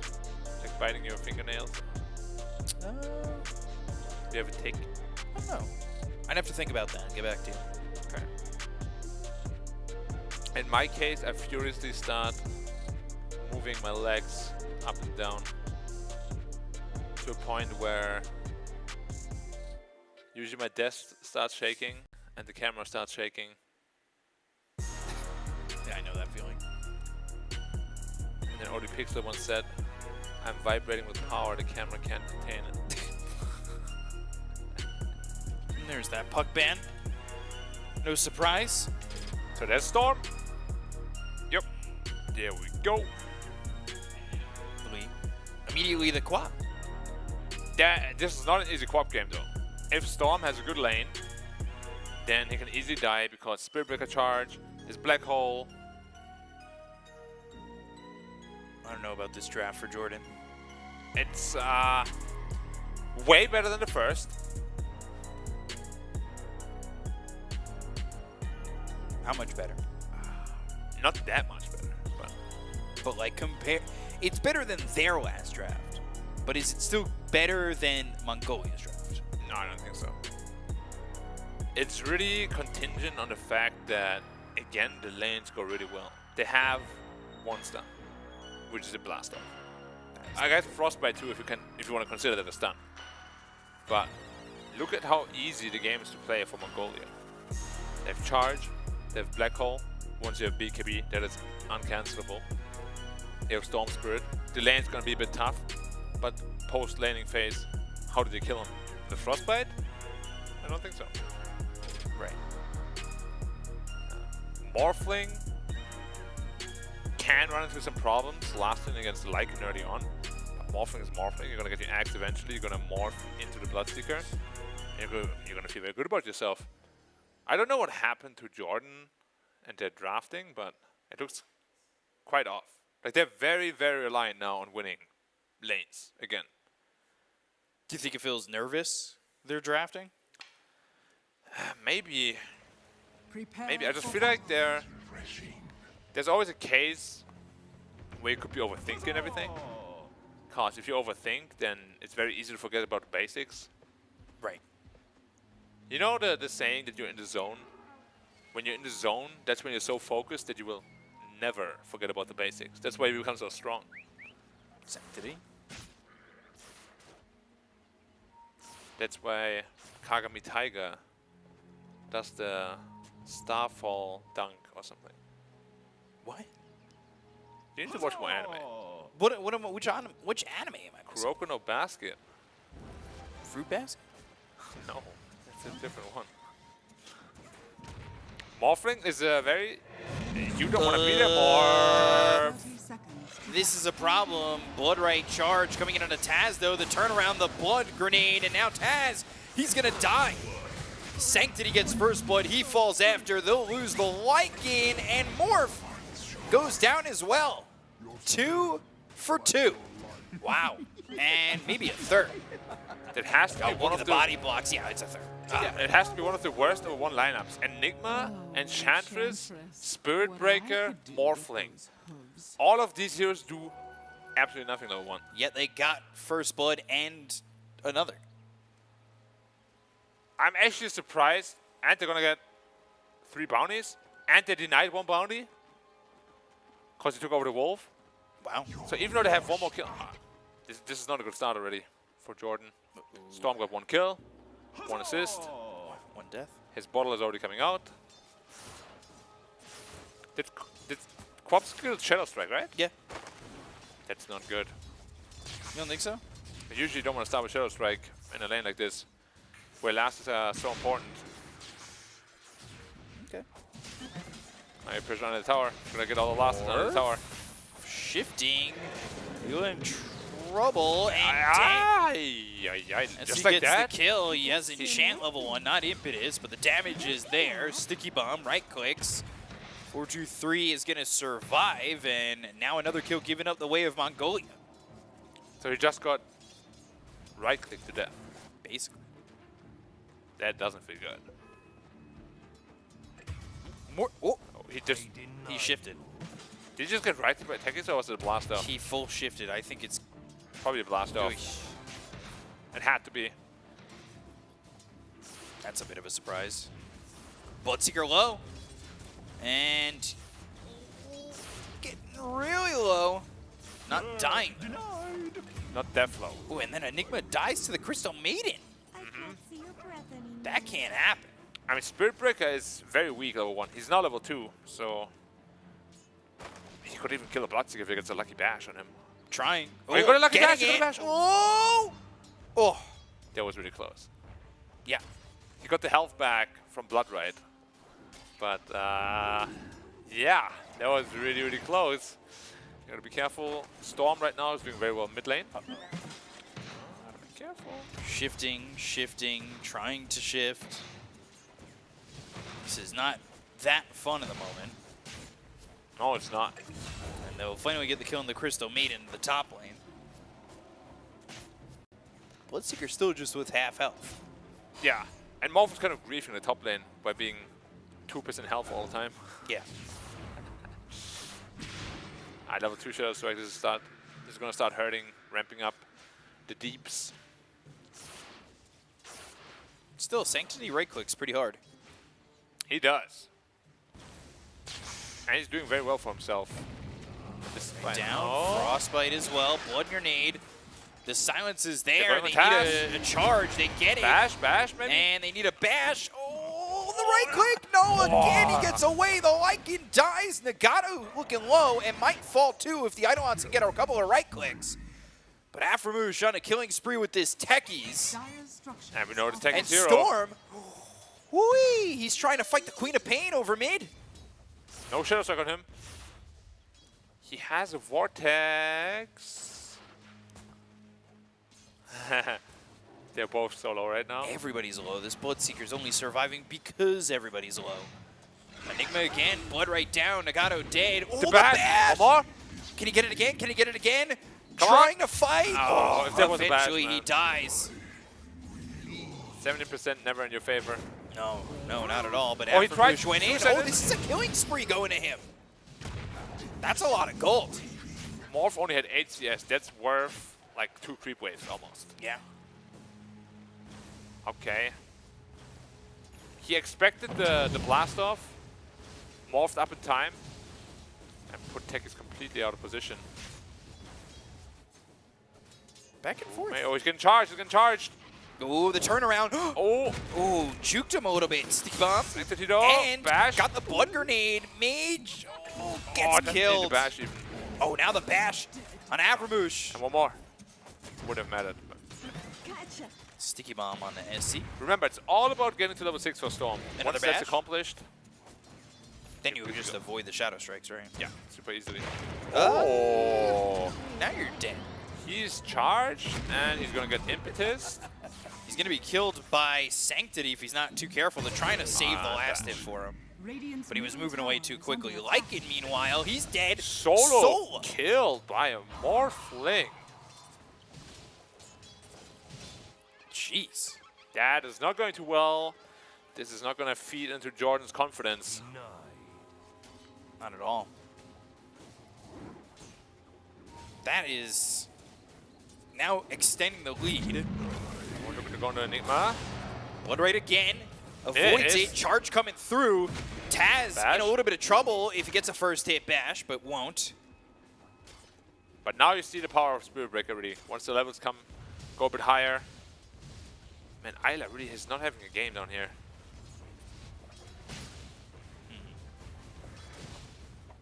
It was 8 CS for Morphling just a second ago. Yeah, then you go to solo kill. And now he's ahead of the Lycan. Got a killing spree. Got a whole lot of creeps. Blood Right, Spirit Breaker. Frostbite. Waste a charge. Needing a charge. There it is. Stupendous. Hoping for a bash. Not going to get it. Not quite yet. I will say now it's a 2,000 net worth lead for Mongolia. Yeah, Storm is doing very well. Morph is doing very well. The only one not doing well is the Enigma. I feel like you need to stop banning SE's Enchanters, to be honest. From Shield Rune. Yep. Each has level 6. Not sure you want to fight into this. By the way, SE's level 5 before the 7-minute. Yeah, SE's Ench is really strong. He's always doing so well in the hero. Might want to start consider banning it or picking it away from him. Yep. Yep. Lycan again. Getting run down. Under the tower, trying to survive. TP in. Aframoosh. Never gonna happen. Sticky Bomb blast off. It'll do some damage, but will it be enough, actually? Ah, he still has more to go. He's got some. Whenever you think there's not more to go, there's always more to go. Dire's bottom tower is under attack. Pesky. Dire are scanning. Pesky. There's always more to go, man. I'm telling you. 1 health. Dire's bottom tower is under attack. Trying. It's scary. Very scary. Radiant's middle Ench tower is under dead. attack. No more kissing it in my snow. Trying to. Did you get the rune? I don't think so. I think it went 1 apiece. Blast off again. Aframoosh. Playing with fire. You're also getting hit by the tower a lot. Ow, ow, ow. Ooh. We're starting to the wolf. The stolen wolf. That's what my thoughts were. Radiant's bottom tower is under attack. Blood Right. There's gonna be a black hole soon. Yep. Then charge black hole is just immediate, right? Yeah. Or just before. Can they get a bash? No. And you're gonna hope that you don't bash him out of the black hole though. Blink in, Oh, Shadow complication. Strike again. Sonic Wave available. Goodbye. 11's dead before he could turn to that level 6. Dire's middle tower is under attack. And now Rupture's available. Rupture's available, but charge. Oh, Isla's dead again.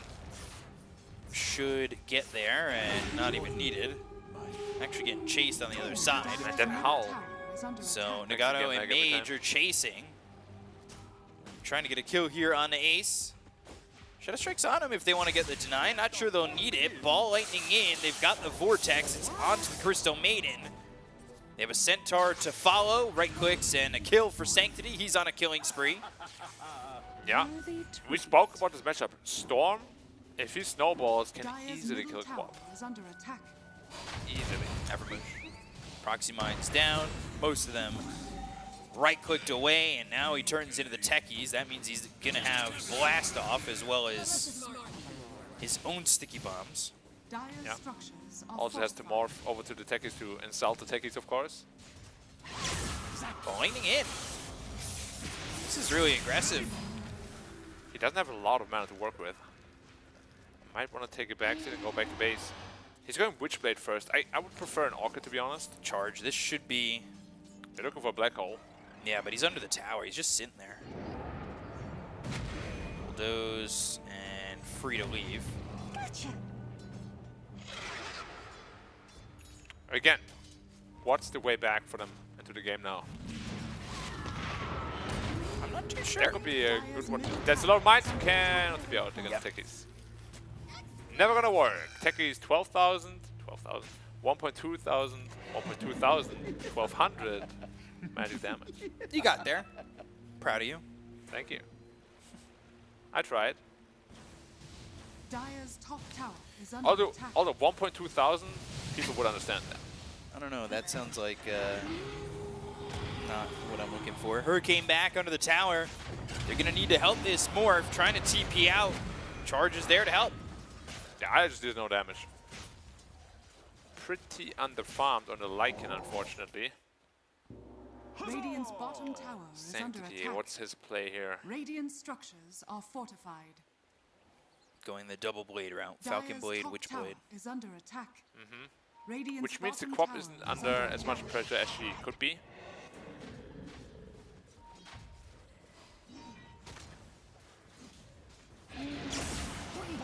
Charge, proxy mines. Ooh, almost getting a kill. Hal used, and they'll go to the Nether Strike, but with the scream, they get the kill. That's a turn, that's a spree going towards Mage, not the gold you want to be giving away. Still chasing. Dire's top tower is under attack. Crystal Maiden coming over, blink, the slow, and that's it. And the zip. Yep. Where's the party? Dire's top tower has fallen. That's the spirit. The game's still 3K lead. Taking a look at the net worth, and you can see everybody having a good game so far. 1,000 net worth lead here for the Storm. Yeah, I really thought he was going to go into the Orchid to try to really pressure the Quap out of the game. But no. Going still an offensive route, but not nearly as offensive as it could be. Is under attack. And it was going for the Aura, Mech, into Greaves, probably. Dire's top tower is under attack. Turns in the like and gets his own wolves. Meanwhile, Sanctity getting the kill on the Queen of Pain. Has fallen. They're fighting over mid, freezing field. The damage starting to amp up. And they'll get the second. Sanctity with the double kill, and this tier 1 mid is gone. Dire's Turning that into a 4,000 net worth lead, and Thank you, I'll take that. yeah, nice try. Picking Lycan first when you know that they like to play Enchantress is... Yeah, that's risky. Yeah, and then you still go Helm of Dominator too, which means she's going to take every creep. And even if you get your Helm of the Overlord, you can still do that. Blast off lands. Sanctity just playing a little bit too to the edge. Or too close to the fire. That is 600 gold for the Queen of Pain. A 6-time spree. But they just killed Bloodseeker top. Goes back to where it was. Without Black Hole. Yeah, Morphing does a ton of damage. They're going to let this tier 1 tower drop. Storm up to 10. See a little replay here of the scene that we just missed. Radiant's middle tower has fallen. Boom. It's very hard for Quap to play against the Fat Storm. Yeah, you can blink out once, but he's just going to chase you down. Yeah. Is under attack. I would say maybe Shard gives you a second to get away because of the silence on it. Dire's top Shard's tower definitely is good, yeah. under attack. Top tower is dead. They don't have a glyph anymore. He's dead. Oh, he just jumped in to save the Yeah. tower. Take out the proxy mine. Disarm thanks to the reactive taser and another proxy mine to It's get. ridiculous that they can't even survive that long. Well, the reactive taser's big, and then they kill this Lycan again. Mage coming through. They've got the charge though. Blink in, Shadow Strike. Oh, the shockwave and the kill. The freezing field now down. Nether Strike stops it. Ace Have a black hole on the run. They do have black hole if they want it, but the Malefice, the blood grenade, and the kill onto Nagato means it's a mega kill streak here for 4-2-3. I like how it just always comes in and double strike. Mega kill, and double strike. Unstoppable. Radiant's bottom tower is under attack. That's exactly how you want to play though. That's all you need. Yeah. Come on. Best case scenario for carry. Come in, swipe the kill, go out. AK net on the Wurf. On the Net Morph. on the worth. I like that. I might use that. You have to credit me though. Or copyright How do strike you. how do I do that? You'll think of something. You're smart. Am I? Yeah. Dire are scanning. Am I? I don't think you know what you're talking about. Truth. I really don't think you know what you're talking about. So. Reality do. Just with me. I mean. Smoke broke. They need to get a blast off from the fog and then need to burst him somehow, but catching him all agi. There we go. A little bit of lag there, and they got him all agi. That's gonna happen. It's a classic. Thinking about the vision on the high ground, but it's actually right by the steps. They didn't even see him there. Queen of Pain though, TP'd bot into death. Yeah, it feels like every time they make a good play, they give it back. Mongolia is ready to respond instantly. He's ruptured. He's sure walking. about that freezing field. He is fine. That's not good. Just walk it off, as they say. As they should. You're bleeding everywhere. Doesn't matter. Just keep walking.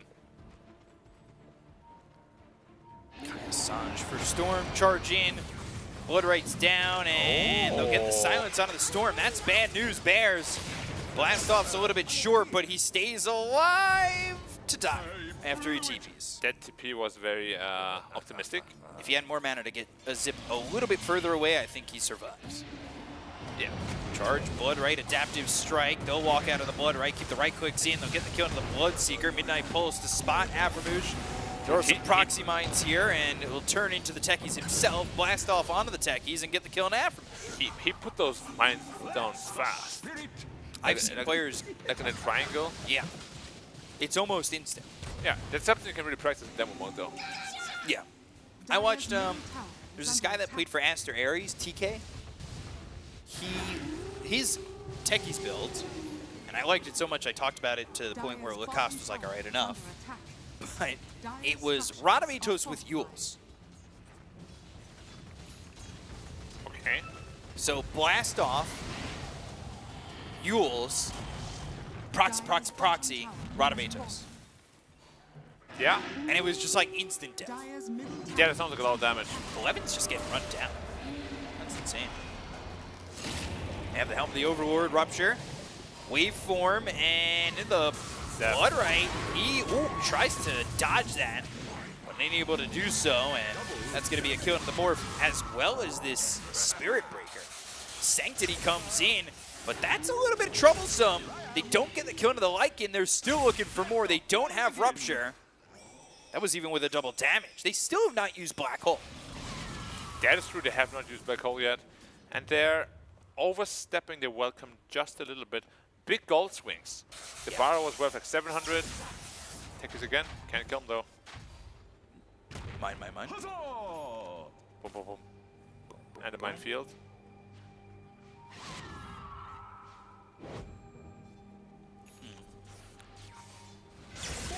Ooh, I got him. Charge is also coming through in a mage. Storm just needs to survive the initial onslaught. Backs away. They need one more right click. They will find it with the impetus shot. And as he's so rich, 7,000 net worth. Yeah, and he's got level 10. He's almost the same net worth as this Lycan. People need to stop giving him that hero. Yeah. He's level 30 on it. As you can well see. He actually went back into the Midas. Greaves into Midas. That is an interesting build-up. This Shadow Blade is almost available for Ace, but TP attempt, no chance. That's what you got. Mage at least recovered very nicely. Sort of Bloodseeker. Roche. Ooh, careful. Don't want to drop below that health threshold. Does he have shot on edge? Yeah, it sounds like it, because it's the horns for low friends, which works with the Eidolons. And he has 2 creeps.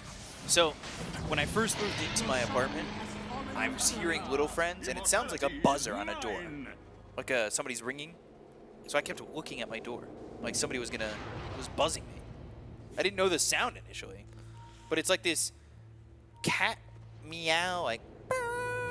Yeah, no, I know what you mean. It's really weird. There's a couple of game sounds that always make you look at your... Just like, who's coming in? Like it... Trying to if he dies to the leave. Oh, The impetus and the right clicks and the kill. And see another kill. And they're charging. Looking, okay, for nothing. Never mind. Thought he was looking for more. They want to kill gold this. to kill it. It's 250 is a lot of gold. And yep. For Sanctity. I played this horror game. There was this knocking. I always thought someone was knocking on my door. Never Grado, nice. goodbye. Ooh, freezing field blast off. All Pretty right. goodbye. Rupture used on SC. He's a big kill to get. And eventually, they'll find him. That's a 4-time spree to Mage. They took the Aegis on the Storm, but they can still fight again. They've got Black Hole. Need to be careful about using it. Ball Lightning, there's the Vortex, and they've got the Bash. They're going to make sure that they get the kill with the Black Hole used, but it was unnecessary. Ooh, blinking forward. 4-2-3 in deep. Frostbite, long time to be stuck there as the charge going forward, but eventually stopped. 9,000 net worth lead. Yep. It's going pretty much the same way as the first game again, where you're really wondering how are they going to fight back. They don't have great initiation once more. 11. Just dead. Morph as well. They could blink after him if they wanted Bounty to. on the ground. Bait. Oh, no. That was a bait. They denied it with the Wolves. Now the chase is on. The Frostbite is there. Can they get this kill? The charge is going to be onto the Crystal Maiden. The waveform the other way. Charge lands. And now, what can they get out of this? Lycan's low. Lycan's gone. Nagato's next. He's on the list, and they're going to take him out. Mage might also be in trouble, but Taz is coming through. SC, Rupture. Can you even kill him? Not really. Maybe, okay, now you can. Can you? Hello? Team? Where's my team? Where? Titans instead. I like how Afromush is just trying to solo kill people the entire game. It hasn't really worked yet. He always gets them really low, and they're just not dying.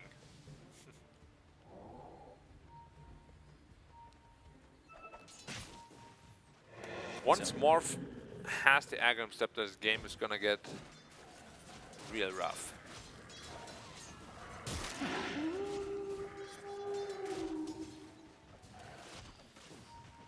Like if you morph into the Bloodseeker, you take 100 attack speed away. He's just gonna creep. Ish. That procs a lightning every now and then. And that axe shouldn't be too far away.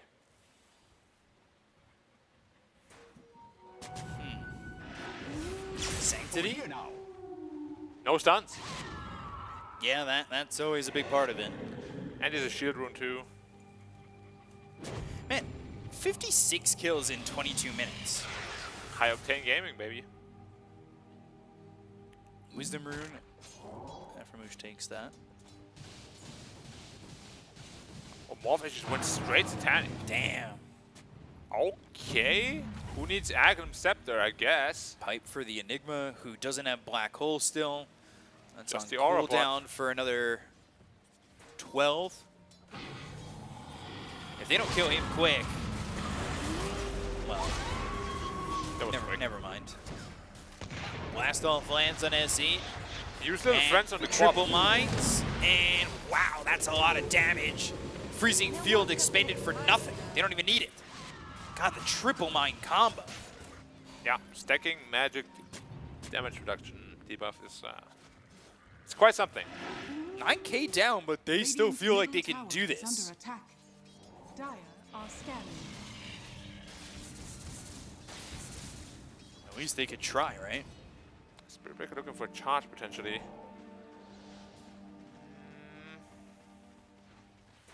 Up in 5 on the Enigma, has Black Hole, Shadow Blading in. Gotta be careful with the sentry wards. Morph TPing.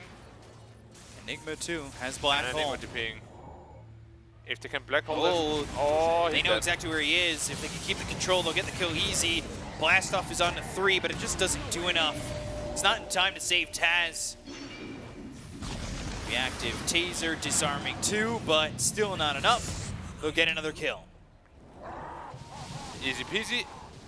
And this is when Spirit Breaker becomes so, like, playing behind against Spirit Breaker feels so bad on Dota. He just charges you anywhere. He's got that shadow weight. He's almost got an axe. Oh, there's some speed, boy. There's a region. Okay, don't care. Whoop. That's On why a I don't mage, care. doesn't have another strike. They've got the vortex. They have the control. Not enough to get playing the against kill, Storm, but they'll that stick doesn't with work. him and winking away, but not getting far enough out. Sanctity with the quick TP. Nagato, oh, there with the frostbite. That means he's dead. Dead 1200 gold again. Every time they trade heroes, very beneficial for Jordan. Yep. Didn't it look like a very long TP? Yeah. Felt like I don't know if he was going back home or not. Yeah. Regeneration. Trying to pull some of these creeps, I guess, for some reason. Mistakes were made. He's looking into building BKB and Blink. Of course, they have no black hole counter once that happens. Crimson Guard on the edge. Speak about being rich. Tormentor. Shard for the reactive. Taser upgrade. Okay. Lycan, at least, he's caught up in terms of net worth. Pretty close to an AC. It's just, again... Catching up to an Enigma that has Midas. How do you initiate, though? You're really relying, again, on them initiating on you. And once that BKB comes out, that's not something you can rely on.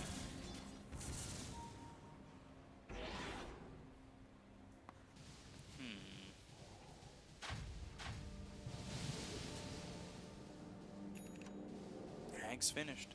There it is. For the Storm. Alright, for the, sorry, Spirit Breaker. Yeah. Dot S. So now Immediately BKB. said, Storm. Not rendered useless, but way less effective. Dust? Lands? Oh yeah, he's just in the next universe already. Does have planar pocket if he wants to use it. Oh, he's actually dead. Yeah. And Didn't Roche even gets use spawned planar 17. pocket. I don't know why you don't just use it there. Right? Yeah, maybe forgot that he even got it from a shard. Roche respawn in Dire's middle tower 2 minutes. is under attack. Radiant's That's a top bit of tower time. is under attack. Yeah, that's a long one. Not great for Jordan, I think. Yeah, they could have killed this if it spawned real fast. But it didn't, so instead they'll have to deal with some lane pressure. Being back to mid. Storm is going into a Shiva's guard relatively quickly. Almost has it too. Radiant's top tower is under attack. Shiva's then Ags, then Shard. Dire's bottom tower is under attack. Yeah, Quiver is also giving you the option to deal a lot of bonus damage. Lincoln's Yeah. on Quap. Against the Morph. Radiant structures are for Dire's bottom tower. Yeah, if he wants to go Axe, he would always target the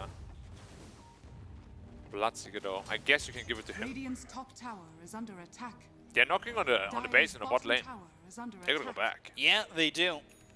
They'll TP one back. That's the Queen of Pain. Now a second. The tower's almost gone. Dire's It is? bottom tower it is gone. has fallen.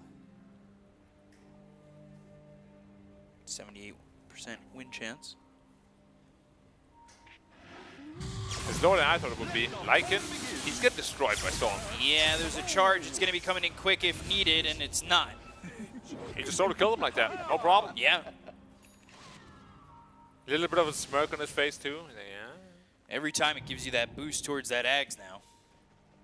And they're looking to get some vision for another charge. Because they've got Spirit Breaker right over on mid. Taz?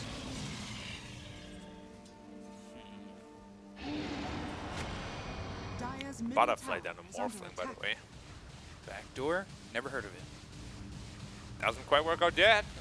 Slowly but surely. Yeah. Dire's middle There was no tower way. has fallen. Doesn't count. Radiant's top Yeah. tower is under attack. Roche up in 4, 3, 2, 1. Unfortunate time to walk out of it. Oh. Cutting creep wave? Maybe? Or just setting up the bombs at the gate. Yeah. Hoping for Morph to go in, but even then, he has too much HP already with his item build. He should not die. Smoke out. You're gonna smoke out. If you give the next Roshan away to Mongolia, the game is all but over.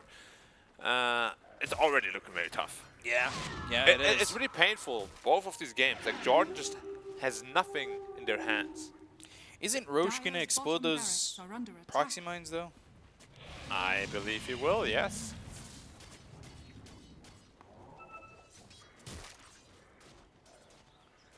right now. Boom, boom, boom, boom. Boom, boom, boom, boom.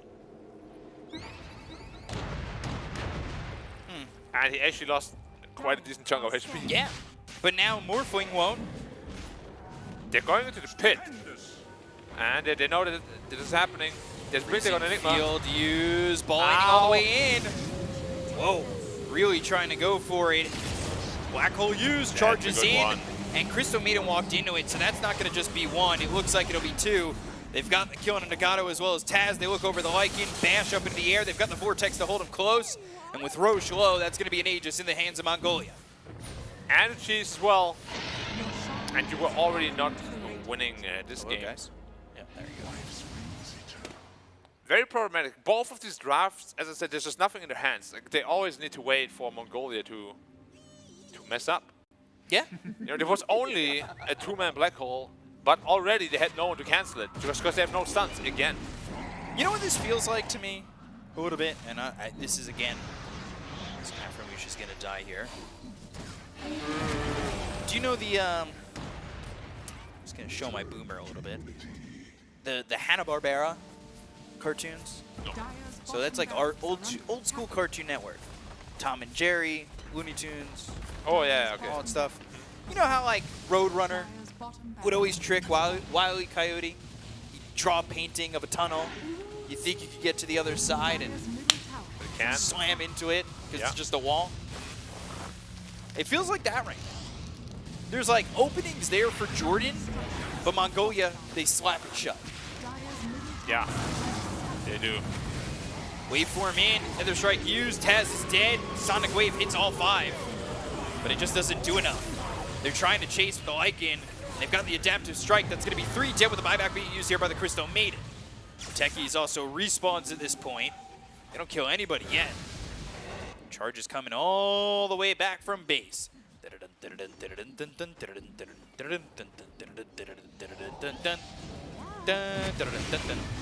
Waveform over to Afromush. Couple proxy mines down. Buyback used by Taz. And still, though, not much in terms of damage. Blink, Malefice, and they'll get the kill onto the Morph. Rupture used on the Enigma. They take out 11. Now they look over and Spirit Breaker dies. They could buy back to just finish the game, but that puts them in a bit of a tricky situation. But they'll get 2. They take out the Lycan. Techie says buyback. Right clicks in. Nagato's got to save with the Glimmer Cape. Morphing, Frostbite, damage in, Shadow Strike with the Scream. Can they get the kill? Waveform over. Now they've got the Vortex. And the Satanic is not enough. So Taz has the triple kill, goes after Sanctity, and it's an ultra kill. Full team wipe here for Jordan. There is some signs of life. It cost them a lot of buybacks. Didn't get the Rex though. Still standing. Ultra kill for Taz. That's a whole new item for him. Yeah. Hacks on Quap now as well. There are some plays now that they have. That tunnel, it's getting painted again. Is it real this time though? What did he purchase on the Bloodseeker? A Basher. Wait, that's it? He got an overkill. I thought it was more than that. Quap hacks, Basher, Bloodseeker. There are some plays to be made. However, this all just happened because they were really feeling themselves, diving to force and whatnot. Game's not over quite yet, guys. No, not yet. We've seen it before. Radiant's middle tower is under attack. And speed. You like that joke? Do I? No. Radiant's bottom tower is under attack. Just like that? Don't look at me like that. I mean, you know me, I'm not judging. But you're judging. Are scanning. Openly. It's like an internal monologue that I have, you know? But you don't need to know about it. You show it externally sometimes. Nullifier for Edge. Soon. Wow, that is a very interesting item build. Nullifier enchanted instead of Hurricane Pike or Axe Scepter or any utility. Double damage on the Bloodseeker. And Shard picked up there for the Enigma off the Tormentor. Not the greatest shard, but it's a decent one. Wisdom, Radiant's bottom tower They is lose under that attack. morph. The crazy thing is, experience-wise, it feels like this game's kind of close. Yeah, but gold is really where it's at now. BKB Enigma. How do you cancel the black hole? Bloodseeker needs to be behind him, not in the black hole, and then you bash him. Sounds easy enough. Unless you're the one getting black hole. Maybe. Charge. Ooh, Tether Strike. They see Aftermoon. No buyback. And now they don't. Why is he there? He has been in pretty random spots throughout this entire game. And this Spirit Breaker feels more like a core here now. Super high level. Very well farmed. No buyback on Aftermush too. Wow. Yeah. That is that's a rough place to die then. 3k health on He him. bought back in the last fight. They have hacks on Quap. They need to burst on with Quap hacks. Can they? Which is not morphing though. You can't kill the morph. Oh, Lightning Vortex in. That's a wave form right on top of them. They've got this charge coming through, but the bash is coming out from Taz. Sonic Wave, Freezing Field. It's not enough. Blink Black Hole. It's onto the Bloodseeker. He's got no buyback, and that's going to be the Crystal Maiden gone. They'll look for the rest, and this should be wiping it up for them as it's a full team wipe with a triple kill for 4-2-3. Yeah. Back on the Lycan. I mean, I guess they'll try to hold one more time. Dyer's middle barracks has fallen. Up on attack is in 20, but realistically, there's really not anything you can do against 5 heroes with a 30,000 gold lead.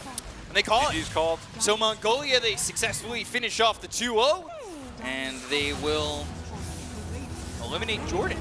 It's a little unfortunate, really. Like, I don't think Jordan really got to show what they're really made of. Yeah. Like, the last 2 drafts were forgettable. Like, you really don't want to remember those drafts. I don't know how that happened 2 times in a row, actually. Like, they didn't get to play a proper Dota. Yeah, it just feels bad. Is that more so off the drafting of Mongolia, though? Nah, I think they had a lot of options. It's just they picked these no-stun off lanes, they picked no-stun mids again. And you just see how much easier it is to play because Sanctity is going in and out. He has a Vortex to play with. He can make moves around the maps much easier. Spirit Breaker is just always there. I mean, your tech is still a lot of work, but compared to the Spirit Breaker, not really. Yeah. So, at the end of the day, it is 2-0 for Mongolia over Jordan. They tried their hardest to, compete in this one, but Mongolia still looks strong despite the fact that they're in the lower bracket. Mongolia looks good. Top 3 secured now. Myanmar and them probably on the same level. Now we have to see the Philippines and Myanmar.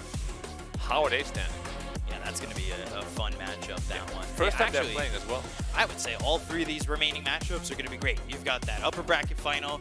Whoever ends up against Mongolia in the lower bracket final is going to be exciting. And then that grand final, it's one of the matchups you had already seen at that point, right? Like, everything that's left in this event is high octane, for sure. Yeah. I'm still expecting the Philippines to come through. It seems to be like a little bit of a story in SEA that the Philippines just always feel the strongest rosters. Apparently even in MLBB, like whatever match I'm watching of theirs, they just win in like 10 minutes. Yeah, they have that 15-0. This is MLBB. They had that 15-0 in 10 minutes. That was wild. Like, I don't understand the game, but it was still nuts. I don't even think I can. I play like solitaire on my phone. I don't understand it. It's tough. What was tough here was this series for Jordan, though. Mongolia looking really strong and off a devastating defeat in that upper bracket round 1 to come back here, have a successful series like that. You got to feel good, right? Yeah, you can really contribute a lot to just their drafting style. They always have a very clear idea of who they want their winning condition to be, and then they build a lineup around it. This time, they first picked the Morph, made it work, protected it with Enigma, Spirit Breaker, made sure they have plenty of initiation. 5E on his Enchantress, you either got to ban it or pick it away from him. I think he's just doing too much work. Even when they played against Myanmar, his Enchantress was insane. Against the Philippines, he had his Enchantress as well. He played insane there. Just take it. Take it away from him. Yeah, it was such a good series from Mongolia. Like I said, they played like that weird Hanna-Barbera style. It's like they show you what could be, and then you go for it, and then you pay for it. And then they know how to not only initiate, but I feel like they counter any attacks really well. Yeah, occasionally they overreact a little bit or overdive a little bit, but I think actually they toned it down quite a bit with that. Right. When they played against the Philippines, they were caught out being over-aggressive. Also, I have no idea how they even got first blood. Managed to get 2 kills with that lineup at level 1. It is like a terrible level 1 lineup. But yeah, like their feeding has been reduced considerably. Yeah. Against the Philippines, there were a lot of times where they were just over-aggressive, run in without any clear idea of why they're doing it, and would give up their lead. This game, it only happened once. Right. In the Philippine game, it happened like 4 or 5 times. Yeah, because they had a lead in that game, right? Yeah, multiple times. But you just see the Spirit Breaker is everywhere, all the time. It is so annoying. It feels like their farming efficiency on Mongolia is really good too. Because their 3, their 4 are all finding farm, even their 5. They're getting involved. They're willing to fight. Yeah, and it really comes from that. Like the assist gold. They're not farming that much on the Spirit Breaker on Ench. It's really just the assist gold coming through. And we know the kill gold, assist gold in this patch is very, very high. Yeah, it felt as though there was a point in time that Jordan had kills going their way. Really cute play here. And they were getting a lot of gold for it because of the fact that Mongolia was on a lot of sprees. I gotta say, I think Jordan, again, they actually played pretty well. It's just, given the cards they were dealt, it was so tough to really make anything out of it. Right. They make 1 mistake, that equals to like 3 mistakes of the Mongolian draft. Yep. It is just so difficult to execute. They went for good items, I think. They made a comeback almost work, but then again, your draft just cannot punish mistakes as easily as Mongolia can. Yeah, it's really well played by Mongolia. This is the first usage of Black Hole, or one of the first usages. Yeah. We have only seen 1 BKB Black Hole also on 1 Bloodseeker. Yeah. They had 0 cancel, so even if this game goes really late, I would still heavily favor Mongolia. Like, this game was never in a position where I thought, yeah, Jordan got this. Yeah, I agree with that. It never seemed to really pan out. They would cut the lead a couple thousand, but never quite get it there. And they stayed confident even in a fight like this, but again, Black Hole comes through. Without BKB too, there's just no cancel. Yeah, well, their only stun was Blast Off. Yeah, which, if you want to do that, you got to be like behind the Enigma, because otherwise you jump into the Black Hole as well. Yeah, you have to have perfect positioning. Then they just take your base. Like, it really, good 5-man Sonic Wave if you're not down 24,000, unfortunately. Like, the execution at times looks really clean from Jordan, and then like a kill like this can't happen. Aframush found a little bit too far out, and it signifies the end, right? Yeah, here we see the first BKB Black Hole on a no buyback Bloodseeker, making sure that they have to tap out. And then what do you have from here? But yeah, nothing. Once again, the Mongolian highlight reel comes to an end here. Taking a look at the scoreboard.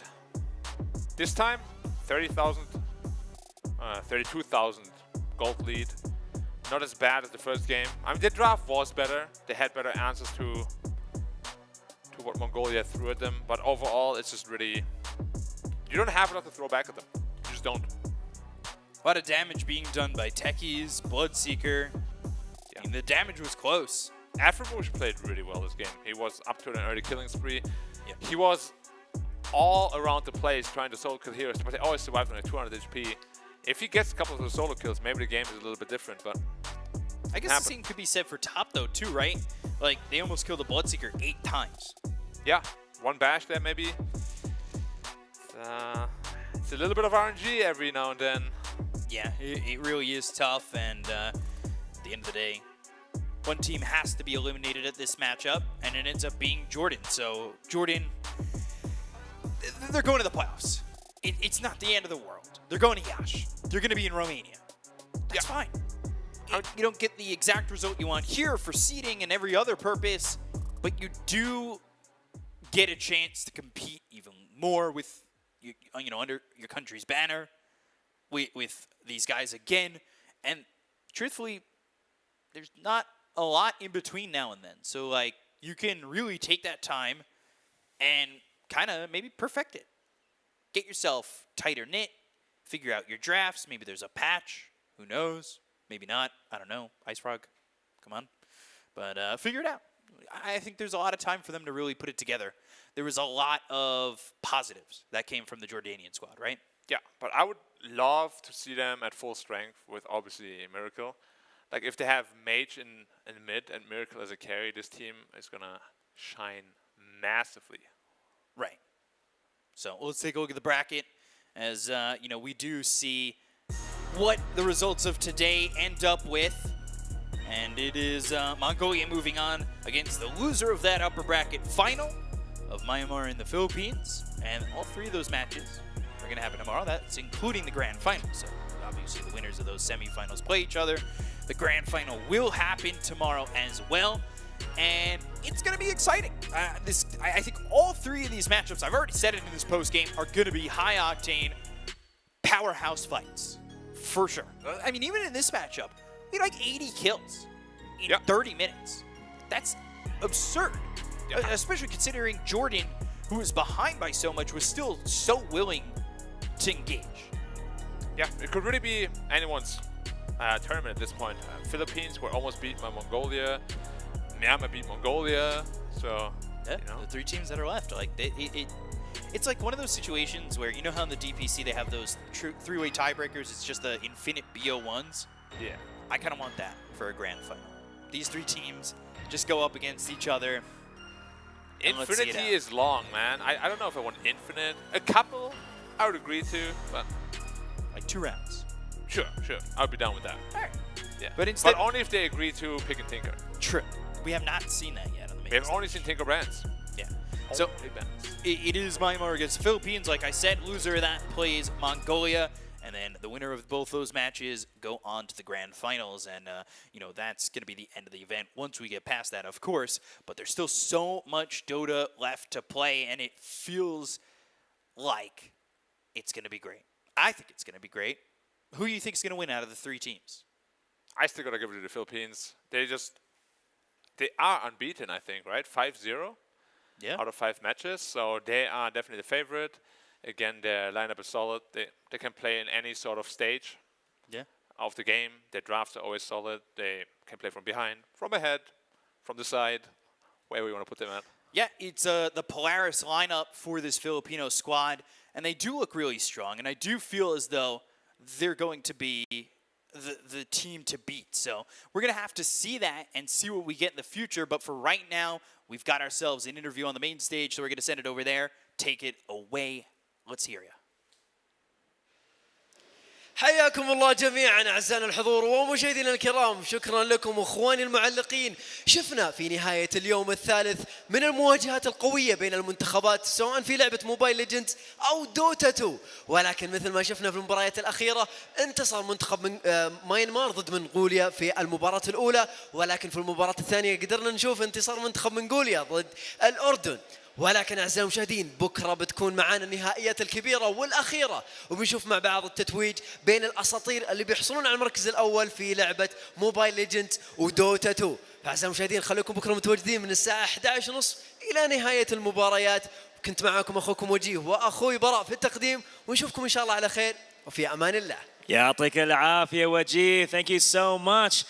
Today, we've seen a lot of hype and a lot of things. Congratulations to the winning team. And we've seen a lot taking place right here on this very own stage at the Gamers 8 IESF Asian Championship. First of all, big shout out goes to our casters for their amazing job keeping us entertained, informed, and pretty much educated. I learned a lot from just listening to them all day long. Thank you so much for welcoming us right here at Saudi Arabia in the beautiful city of Riyadh. And we'll be seeing you tomorrow for the finals for the Mobile Legends competition and Dota 2 happening right here in Saudi Arabia. And let's see what's going to happen tomorrow. So, God bless. I'm Bara Abdallah. With me was the amazing Waji and the amazing team working behind the scenes, our invisible soldiers. All that to make sure that we have an amazing show right here at the Gamers 8 IESF Asian Championship. So God bless, keep your game on, and this is it, right Waji? Now, to see you tomorrow. Let's go.